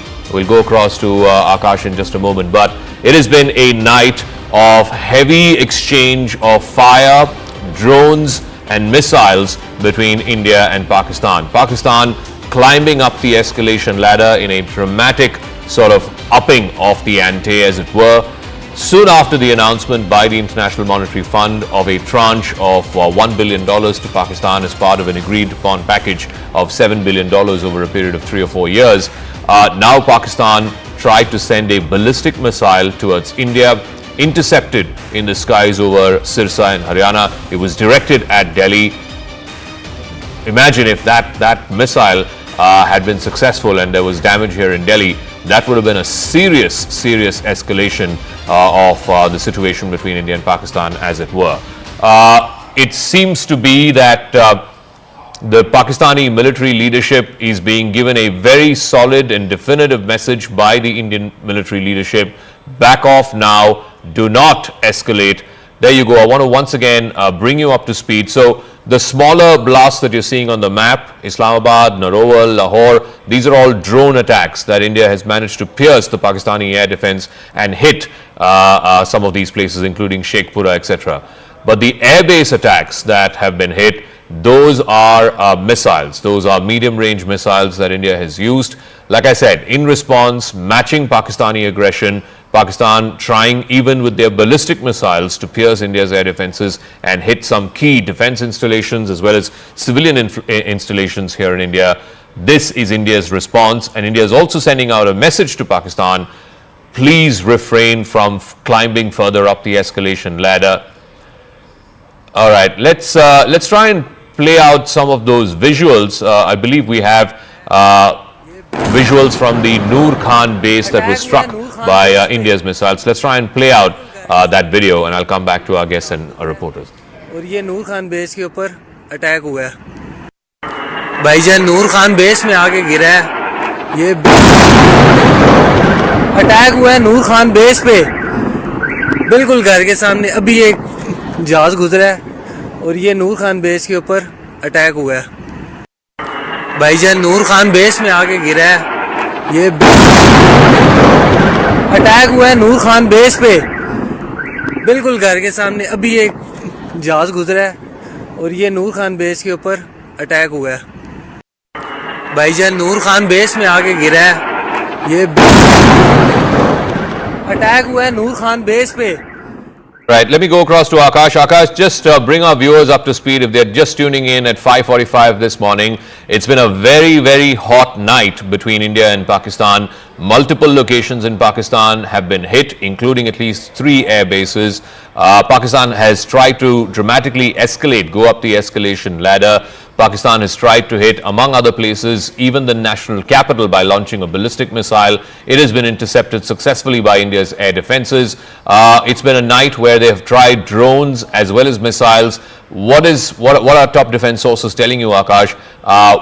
What is going on in these last 4 or 5 hours? Right, Zaka, first of all, in some time from now, we are going to have a press conference from the armed forces where we will be getting some sort of details of the sort of developments that have happened throughout the night. But at this point in time, in fact, in Jammu, we have been hearing multiple sounds, Zaka. We have been told that Air Force Station Jammu was on target. Initially, it was thwarted, but then, the sound is still on. We have been told that air defense guns are very much active. As far as, developments in the night are concerned, so we have been seeing major escalation from Pakistan, where after last evening, in fact day before yesterday and last evening too, they have tried drones and missiles through different in fact two different military stations here in India, military infrastructure. Jammu is one prime target where they have been, in fact, Zaka, you can hear the sounds as well, the air defense guns where Jammu is on target, and again we are hearing these sounds where our sources are telling us that Air Force Station was on target, but it was thwarted. Something rocket propelled is being sent. It can be a missile, it can be a UAV as well.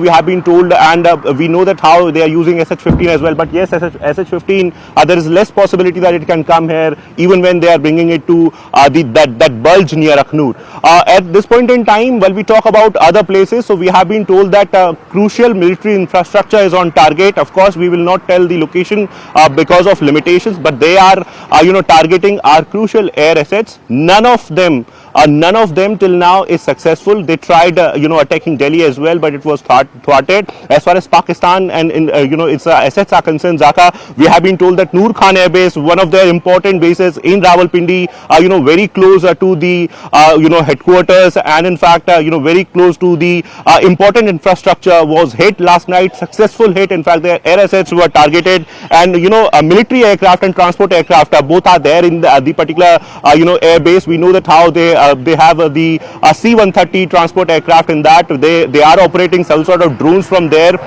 These facilities were hit by the Indian Armed Forces, including very high value target of the AD systems and radars.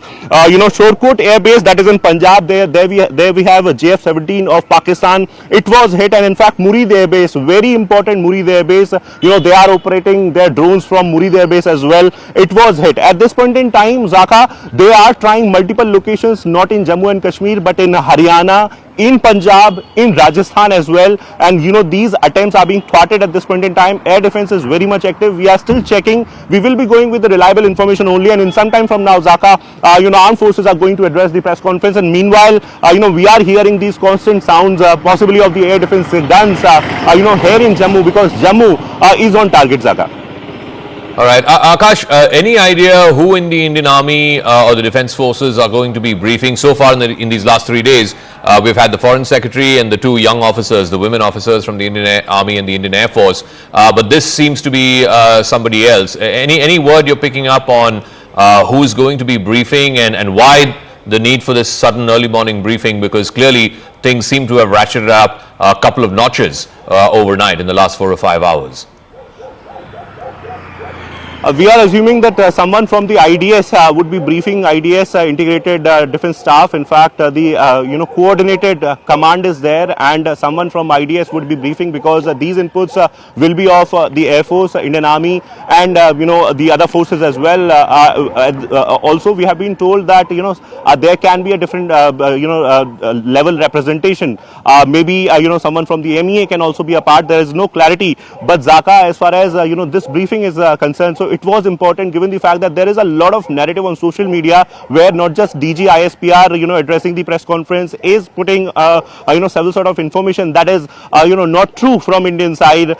We have their social media handles that are propagating some sort of narrative, and that's the reason why there was a need for this urgent press conference in the morning. Also because of the sort of operations that have happened throughout the night. We know that how Indian forces have retaliated to the aggression of Pakistan, where they have been trying to attack the military infrastructure here in India from last 2 days. Last night also, there were retaliation, there were operations, but India did not hit them. Akash, I believe the briefing has begun. My colleague Arunima is telling us that if we can get either her, if we can get a live feed or a phone or an audio feed of the briefing, let's try and go across to her. If somebody can just put her through on the phone.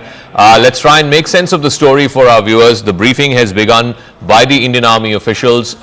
We're not sure if this is on camera, if this is on record, or this is an off-record briefing, but certainly senior officials of the Indian Army are briefing on the lawns of South Block, is what we're given to understand, to try and get a sense of what exactly is going on here. If we can please connect to Arunima. I've been asking for the last 5 minutes to our assignment desk. Please connect our reporters on the ground. Let's try and make sense of what the story is for our viewers who may be tuning in just now at 5:50 in the morning. It's been a very hot night between India and Pakistan. You can see those pictures. India has hit multiple locations in Pakistan, from Islamabad to Lahore to Rawalpindi. The Noor Khan Air Base in Rawalpindi, one of the biggest that Pakistan has been hit. Can we please put through some reporters to try and make sense of this story for our viewers? There is, of course, a briefing that is happening right now. by top Indian Army officials in South Block, on the lawns of the South Block. They will be giving us an assessment of what is going on, what has been going on in these last 4 or 5 hours between India and Pakistan. So the attempt has now gone up a notch from drones. It is scaled up now to missiles. All right, let's go across to Anvit, who is on the phone line. Anvit, where are you and what are you hearing? Hi, good morning. We are in Jaisalmer and they are observing a complete blackout. They had been shut all lights and vehicular movement from 6 p.m. till 6 p.m. in the morning, and even now vehicular movement has been restricted. What we are reporting, from where we are reporting, is 70 to 80 kilometers from the border, because the last village, that is Ramgarh, beyond that army is not allowing any civilian movement or any media movement as well. So we are reporting from here, but last night, even from here, we could clearly see the flares in the skies, and we could clearly see the ammunition coming in from Pakistan. But last night had been relatively peaceful. No visuals in the sky. Skies had been clear since last night. But yes, police have been making patrols, heavy patrols.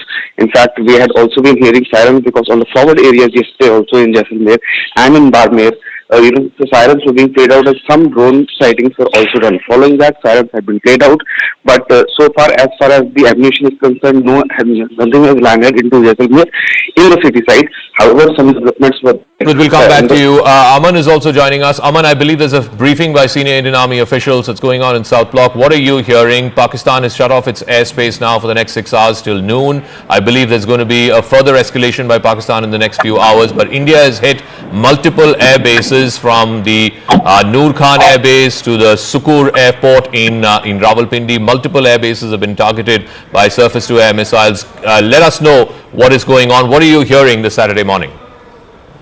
See, Dhaka, what we are hearing from Indian government sources is that Pakistan has launched its counter-strike to Operation Sindoor. You know, on May 7th, we saw India strike through Operation Sindoor, and the officials were saying last evening also that these drone attacks, which were launched by Pakistan over the last 2 days, were more of an intelligence gathering mechanism to assess our air defense capabilities.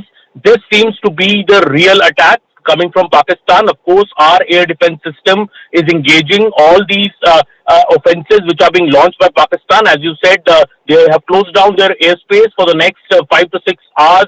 Seems that Pakistan is trying to now hit our air bases, and they are trying to launch missiles. That is what we are hearing. The Indian government briefing is about to start. It was to start at 5:45, but it's still not started in the lawns of South Block. Shortly, Indian officials will be briefing us on what exactly is happening. But it seems that this is Pakistan's response, and India is very, very clearly saying that this response is very, very escalatory in nature.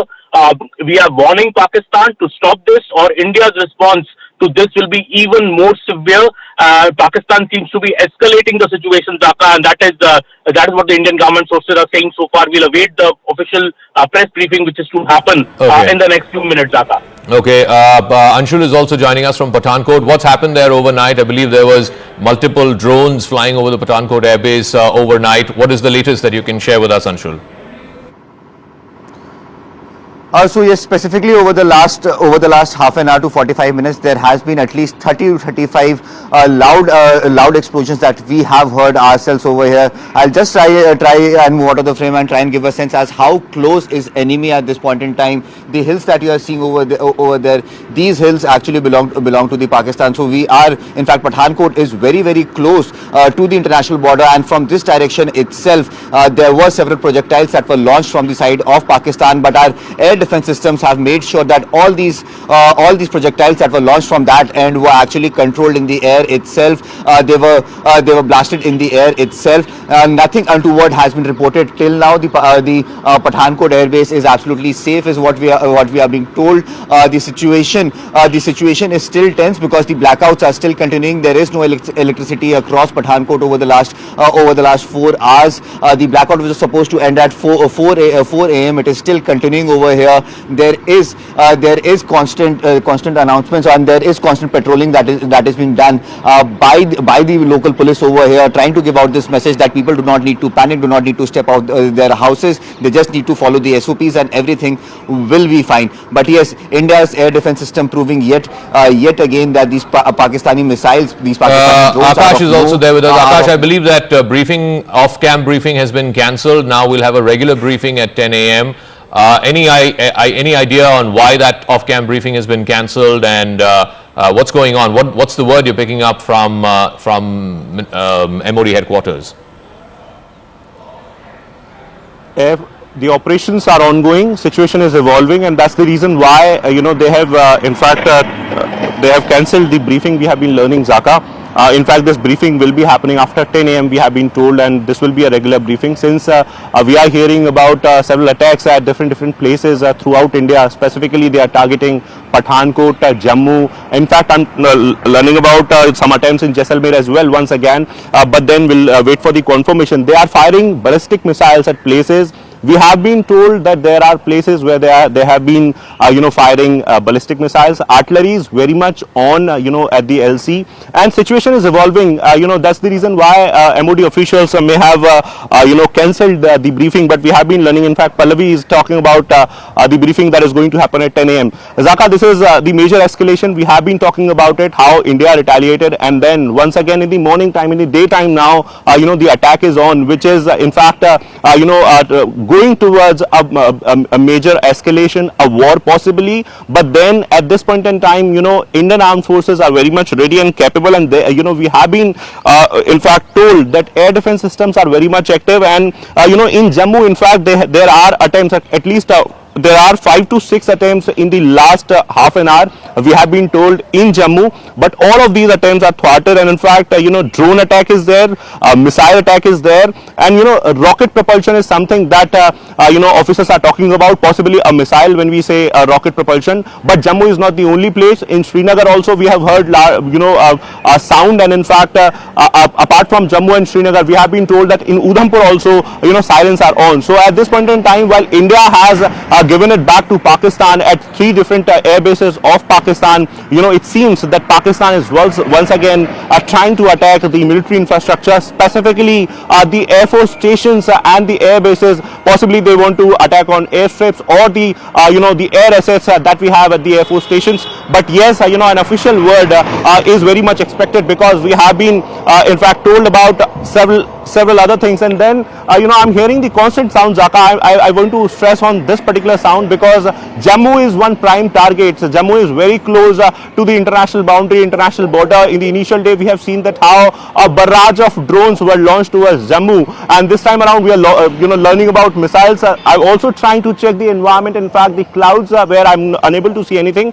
Very close to the airport I'm standing, and at that particular place only we are seeing, in fact we are seeing this sort of action, where we have been told that missiles are there, missiles are coming towards the Jammu Air Force Station and the airport. Both are in close vicinity. Also, other than Jammu and Srinagar, we have been told that there is a target in Haryana. I'll of course not name the location, but there is a target in Haryana as well, which has been in fact thwarted. Missile was launched. We know that how a missile was launched towards Delhi as well, the national capital. They clearly want to escalate it further. It was categorically mentioned by the Indian Armed Forces that we don't want to escalate, and that's why we are not targeting a civilian population. But we have seen that how last night in Firozpur a civilian population was targeted. Several individuals were hit because of this sort of target, where they just give me a moment. The big story happening right now is there's an off-cam briefing by senior officials of the Indian Army. They're saying that there has been retaliatory action that's been carried out. The LOC has been hot for the last 4 or 5 hours. In fact, more than that, it's been hot since last night.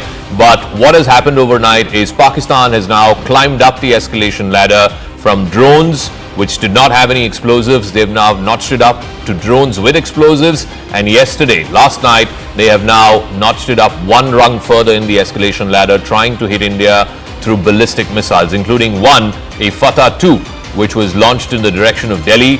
Thankfully, that's been intercepted in the skies over Sirsa. India has retaliated. India has responded to the Pakistani escalation. India has managed to hit at least 3 different air bases in Noor Khan, of course, which is one of the biggest air bases of the Pakistan Air Force.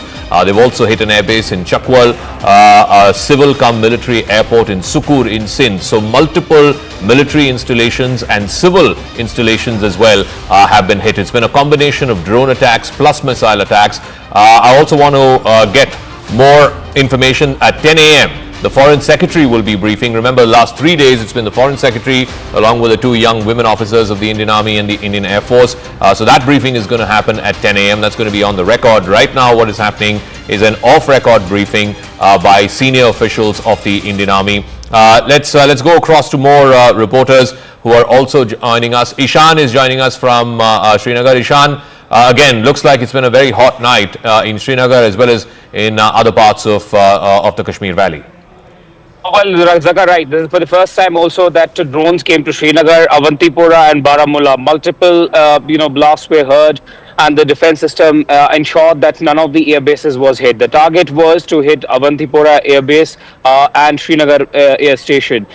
We should understand that Srinagar airport is not just a civilian airport. It's a military army, Air Force air station. So that's why they try to hit the crucial infrastructure. And even 5 or 10 minutes back, we heard in Srinagar people are waking up to the 2 loud blasts that were heard, possibly intercepting some kind of missiles or some kind of projectile being fired towards possibly airports in Srinagar or Avantipura. These are the main 2 bases. But apart from this, we have been learning that they tried to carry out, drone-based attacks last night on the India's military infrastructure, particularly in Baramulla, which acts as a front line for the line of control. So they might have tried to hit the Indian Army's main assets in Baramulla, Srinagar, and Avantipur, but that has been repulsed. What we have been given also to understand is that security around these vital installations has been doubled, and it's amply clear that they are going to attack these vital installations to basically stop the militaries or air forces advance, if at all that happens with Pakistan. But during overnight, there has been massive shelling that has taken place both on the line of control in Kashmir and also other areas of Kashmir where people have already left their houses and left for safer destinations. All right, Aman is also joining us. Aman, what's the word you're hearing from top government sources? It's been a very, very hot night, escalatory action by Pakistan. India responding with both drone attacks as well as surface-to-air missiles. What are you learning from top government sources? I believe the Foreign Secretary will be having that briefing at 10 a.m. for an official word. But what are you picking up on what an escalatory night it's been between Friday night and Saturday morning? Well, absolutely, Zaka. It's been a big escalation, first from Pakistan and a big response from India. That is what we're hearing from top government sources, especially India's attack on 3 air bases of Pakistan, mainly the Noor Khan air base, which has in Rawalpindi, which is a major response by India, because this is now India firing missiles at Pakistan after the relentless 2 days. Pakistan has sent 300 to 400 drones the previous night, and yesterday also these drone attacks have been incessant on our forward, cities, and all major cities of India are now on high alert, because there is also news that Pakistan fired a missile towards India, which has been intercepted at Sirsa. So Pakistan is really escalating the situation. This seems to be their main attack in the last 2 days. Maybe, as Indian officials were saying at the briefing yesterday, that those attacks were mainly to gauge India's air defense system capability and gather intelligence. This seemed to be the main attack which has happened last night, and though it has been foiled to a larger extent, and we'll get details of that at 10 a.m. when the Foreign Secretary and the government brief us on what exactly has happened. But so far it seems Pakistan is escalating the situation. Indian government sources are saying that Pakistan should stop, because if it doesn't stop, the Indian response is going to be even more fierce. India is ready to go to any lengths to protect its assets, to protect its territory from such missile and drone attacks by Pakistan and by hitting Rawalpindi. India has shown the capability it has to hit in the heart of Pakistan. We have seen these visuals on the screen as well. Indian government sources are very clear that India is not going to step back if Pakistan is going to do such big retaliation that we have seen since last night, and big air bases of Pakistan being hit by India. We'll get more details. I think the official press briefing, Zaka, has also been put off for now, because the operation is ongoing. It's a very evolving situation, and the next 2 to 3 hours could be very crucial in determining which way this escalation is now going, Zaka. Arunima is also joining us from South Block. Arunima, I believe there's been some off-rec information that's been given to reporters. Who was briefing and sorry, what have they said? What is the information that you have? Yeah, so this was supposed to be an official briefing, to respond to all that DGISPR has said. But what we were told that since air operations have begun again, for the last 1 hour or so, air operations have begun again, even though on ground, this is what we learned that on the LOC, the ground fire that we are hearing, that has become intermittent firing for now. So the entire focus is on the sky. And because of those ongoing air operations, the briefing has been delayed now. The briefing is now expected at 10. But what we can confirm is that, South Bloc is carrying on retaliatory attacks after Pakistan carried out its misadventure at 26 locations last night as well. And these are air operations mainly that are going on. DGISPR and Pakistani officials claim that Pathankot and Jammu air bases in India were targeted, but there's no confirmation that is coming in from South Bloc at this stage about whether Pathankot or Jammu air base was targeted at all, because we have seen over the last 2 days also such attempts were made and the attempts were thwarted. India, however, is confirming that three Pakistani air bases have been successfully targeted as a retaliatory action after Pakistan's misadventure. At around 10 o'clock, we're expecting a detailed list of the overnight operations that have been carried out. One must emphasize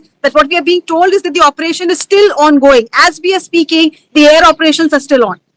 So here's what we know, that Pakistan in a dramatic manner tried to escalate the attack on India's military installations. I have a list of places that have been hit overnight, or at least the attempt was made by Pakistan to try and hit. It attempted to attack Udhampur, which is a large base that we have. Pathankot Air Base, one of the forward air bases of the Indian Air Force. The Jammu Air Force Station has also been one of the targets of the attack. Sirsa, where the skies above Sirsa is where the Fatah 2, the ballistic missile, was intercepted and brought down. That, we're given to understand, was headed in the direction of Delhi. So it's a major and dramatic escalation by Pakistan over the last 6 hours or so. I suspect it was after the announcement by the International Monetary Fund that they are releasing that tranche of $1 billion as part of that agreed package for $7 billion over a period of 3 or 4 years. Let me ask you, Arunima, so in response to this, it's clear that Pakistan has escalated and tried to attack India's Air Force and Army bases. India has responded too. Is there any word you're picking up officially from Defense Ministry officials or from senior army sources as to what are the places that India has hit in Pakistan in response to what Pakistan has tried to do? So before that, Zakar, since you mentioned that, from Sirsa, the target seemed to be Delhi. So what we heard from South Bloc is that Delhi is absolutely safe, that there was no attempt that was even close to the national capital. So that is one thing that South Bloc has made absolutely clear, that there's no problem for the national capital. However, on the Pakistani side, the report that we are getting is that Islamabad, Lahore and their air assets were targeted and successfully targeted is what we are being told. However, they're refraining from going ahead and giving an official word or official coordinates, because they do want the foreign secretary and the two officials who we have been hearing over the last 3 days between 10 and 10:30. That official briefing is expected, and they do want to give out the specific names and air bases at that press conference. But indications that yes, we have carried out retaliatory attacks in the Pakistani capital, in Rawalpindi and also in Lahore, and they're emphasizing that in spite of all the bombastic claims that are coming in from DGISPR, none of the Indian air bases have been breached. They're all safe, and the national capital, the misadventure that they wanted for the national capital, was stopped way ahead. So Indian air defense is still working, but once again to emphasize that the air operations are still on.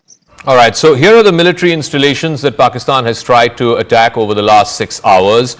There was an attempt at the Udhampur station, at the Pathankot Air Force Base, the Jammu Air Force Station, and of course over Sirsa, which again is a large Air Force base, Air Force station in Udhampur as well. There, the missile, the ballistic missile, the Fatah 2, which is a medium-range missile, is about 300-400 kilometers range, which Pakistan tried to send in the direction of the national capital. That has been intercepted and that has been brought down in the skies over Sirsa. So there are at least 4 or 5 Air Force stations that Pakistan has tried to attack, Indian Air Force bases that Pakistan has tried to attack over the last 6 hours. In response, India has hit back and it has targeted at least 3 major air bases of the Pakistan Air Force. The biggest one, of course, the Noor Khan Air Base, right in the heart of Rawalpindi. You've also had an attack on the Chakwal Air Base and the Rafiki Air Base. There's also one on a smaller civilian defense airport in Sukur in Sindh. So at least about 4 locations which are air facilities have been hit by India, both in drone attacks as well as missile attacks. Again, medium range missiles that have been launched, air to surface missiles. Let me go back to our report. Aman is also joining us. Aman, again, just putting this into perspective for our viewers. So up until last night, till that IMF announcement happened, till about midnight or so, Pakistan was sending these exploratory drones, these probing missions. At least on the first night, none of them seemed to have explosives attached. Last night, there seemed to be explosives with some of those drones. But post midnight or so, this dramatic escalation by the Pakistani Air Force to try and target specifically some forward Indian air bases, and now India in response hitting back and successfully targeting some Pakistani Air Force air bases. This is now a definitive climbing off the escalation ladder. Put it into perspective for our viewers. Well, absolutely, Zaka. What government sources just told me that, when we attacked Pakistan during Operation Sindoor, we did not target any military installation. These were all terror targets under Operation Sindoor. It is Pakistan which started off 2 days back, by first attacking our military installations, trying to send these drones, to attack the Jammu airport, the other Bhatinda air station, which was mentioned yesterday in the briefing as well, that Pakistan tried to target. It is Pakistan which started it. But yes, over the last 2 nights, what the drones which were sent by Pakistan were more, as you were correctly saying, not were armed, many were not armed. These was most of an intel exercise to assess the capability of our air defense systems, more like a recce missions, which government sources are saying the real attack was kept off till the IMF bailout happened.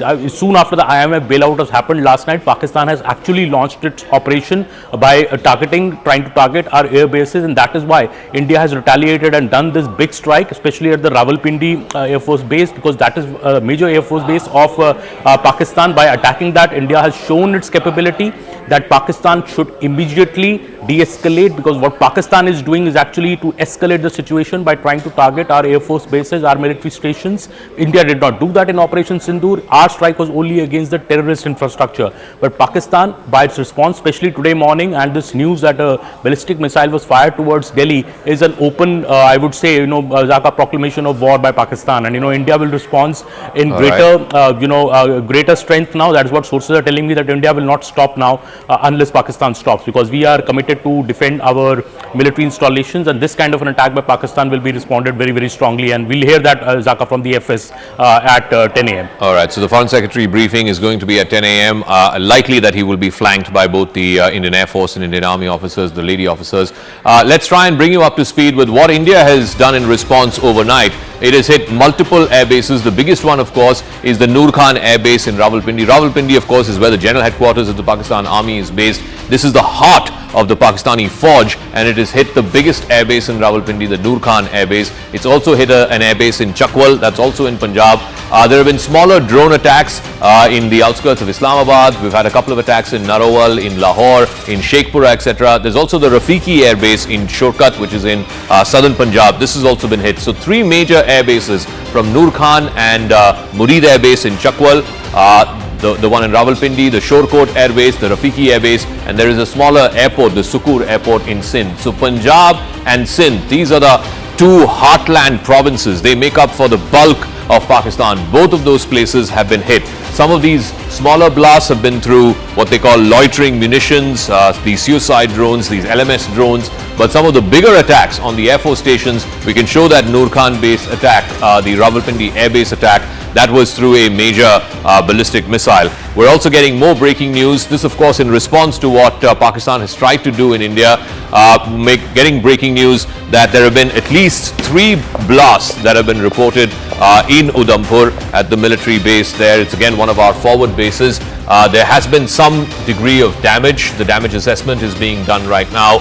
There has been shelling, and this is of course keeping the LOC active and hot. There's been massive heavy artillery shelling that's been going on across Surankot, Jammu, Naushera, as well as Rajouri.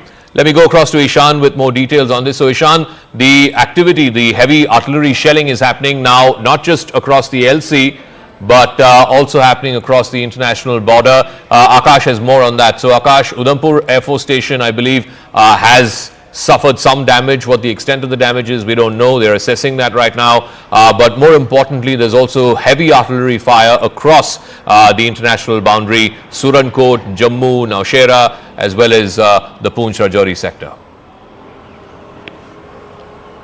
Right, so a ceasefire violation is there, at the LC, but yes, Udhampur was one target, and Manoj Gupta is, reporting in fact that how, Udhampur has got hit, in fact, but in fact there were sounds in the Udhampur, and there we have the headquarters of the Northern Army Command, and that's why it is very crucial place. It was on target, in fact, day before yesterday, in fact, yesterday it was on target, but we have no confirmation of the hit, but yes, three, sounds have been heard, in fact, from this particular location. Also, Zaka, in Jammu, I'm learning about a civilian location being hit. They are targeting civilian population, while the attack on the Air Force Station or the air base was thwarted. I'm learning that in Jammu, we have some civilian casualty, possibly, injuries, or I should say, in some time from now, we'll have confirmation, but we have air sirens once again here in Jammu. And Zaka, they are today they are launching the ballistic missiles.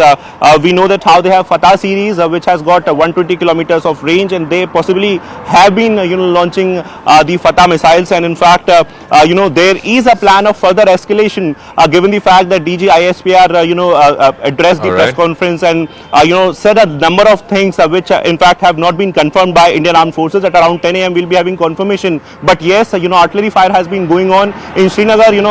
The explosive sounds are in fact very much there, in fact have been heard by the locals, and Ishan has been reporting from there. In Poonch area, shelling has been happening at the line of control, where we have reported that how civilian population was targeted, Gurudwara was targeted. In Rajouri as well. Akash, just stay on with us. I'm going to come back to you in just 1 second. I want to bring our viewers up to speed and give them a degree of reassurance as well that Pakistan has been attempting to hit multiple Indian Air Force bases, forward air bases, but the good news that I can share with you is that all are safe. There's been relatively minor damage that has happened, no casualties, no fatalities in any of these installations. The Pathankot forward air base, the Jammu Air Force Station, the Udhampur Air Force Station, all are safe. That is the word that we have from top government sources. All three of our forward air bases are safe. All personnel have been accounted for, whatever minor damage assessment is going on, but all three air bases are safe. Arunima has more on this. So Arunima, that's the big picture. Pakistan trying to attack India's forward air bases. All of them are safe. In retaliation, India targeting some of Pakistan's air bases. The Noor Khan air base up in Rawalpindi is one of the biggest that they have in the country, and that has been hit badly. You can see from those pictures. Arunima. Successfully targeting Pakistan is what we are hearing as well. One must underline that officially at 10 a.m. we are expecting location by location, coordinate by coordinate briefing by the Ministry of External Affairs. Most likely Foreign Secretary will take the podium once again, along with the two officers from the Indian Army and the women officers from the Indian Army and the Air Force. But what we are being told is that even though Pakistan attempted to attack Pathankot, they attempted to carry out attacks in Udhampur and also in Jammu. All these three air bases, the air assets were targeted, but Indian Air Defence managed to thwart all these three attacks at Jammu, Udhampur, Pathankot. No damage done. All our assets are safe. There's no casualty, no injury to any personnel present in the in the air base complex. All right. Arunima, we'll try and come back to you as you try and, look, reporters are spread all across the country, particularly in some of these points that have been hit or attempted to be hit by Pakistan. There has been cross LC as well as cross IB firing. This is heavy artillery shelling that Pakistan has been undertaking for the last couple of nights at least. In the Jammu, Poonch, Rajouri, that sector, in Surankot, in Nowshera, as well as in Rajouri, overnight there's been heavy artillery shelling. Ishan is there with us with more details on that. So just break this down for us. There's been an attempt to hit some of the forward air stations. All of those have been thwarted, but at the same time Pakistan is also using heavy artillery fire both across the LC as well as across the IB. Well, absolutely right, Zaka. Even it started yesterday before the sunset. Generally, they would fire towards Indian positions after sunset, but yesterday they started firing at around 4:30, and then India had to retaliate. This is happening in Uri, this is happening in Keran, Tangdar, Kupwara. Every place in line of control has been impacted by the ceasefire violation. People have been moved, people have been taken out to safer locations and safer shelters, and now we are hearing that the exchange is still happening on the line of control. Look, what we have also heard is that there have been, at least 3 sounds that have been heard in Srinagar, which has woken up people. We are getting messages from people, but we should tell our viewers that there is no need to panic, because there's a lot of panic around after hearing those sounds around Srinagar and other parts as well, as a possibility that they might be also trying to hit India's important assets in Jammu and Kashmir. Yesterday they tried to attack through drones by sending drones to a couple of locations which are very important for the defense forces, but they were immediately the air defense system ensured that they are brought down. Sources told us at least 8 drones were seen around Srinagar, Baramulla and Avantipur, which hosts one of the big air bases of Indian Air Force in Udhampur. So they try to attack the vital assets. All right, so Ishan, we'll come back to you. There's some forward air bases, including Udhampur, Pathankot, I believe even Adhampur again in Haryana, which is again a forward air base, has also been tried to be hit. Akash, what are top Ministry of Defense officials, Indian Army, Indian Air Force officials telling you? Clearly, I think Pakistan is climbing the escalation ladder, no doubt about it. That has been the attempt. The attempt has also been to try and target some of India's forward air bases and air force stations. All of those attempts have been thwarted by India. India, in response, of course, has successfully carried out major strikes from the Noor Khan Air Base to the Chakwal Air Base to the Rafiki Air Base. Tell us what you're picking up from top defense sources. Like I said, the attempts at the Air Force stations, the forward Air Force stations in Udhampur, in Pathankot, in Jammu and Sirsa, in all these 4 places have been thwarted by India's air defense systems. Right, you rightly pointed out the Air Force stations in Jammu and Pathankot specifically are safe, and in fact I am learning that there is in fact some sort of damage in some civilian infrastructure. We'll get it confirmed by the civilian authorities as well.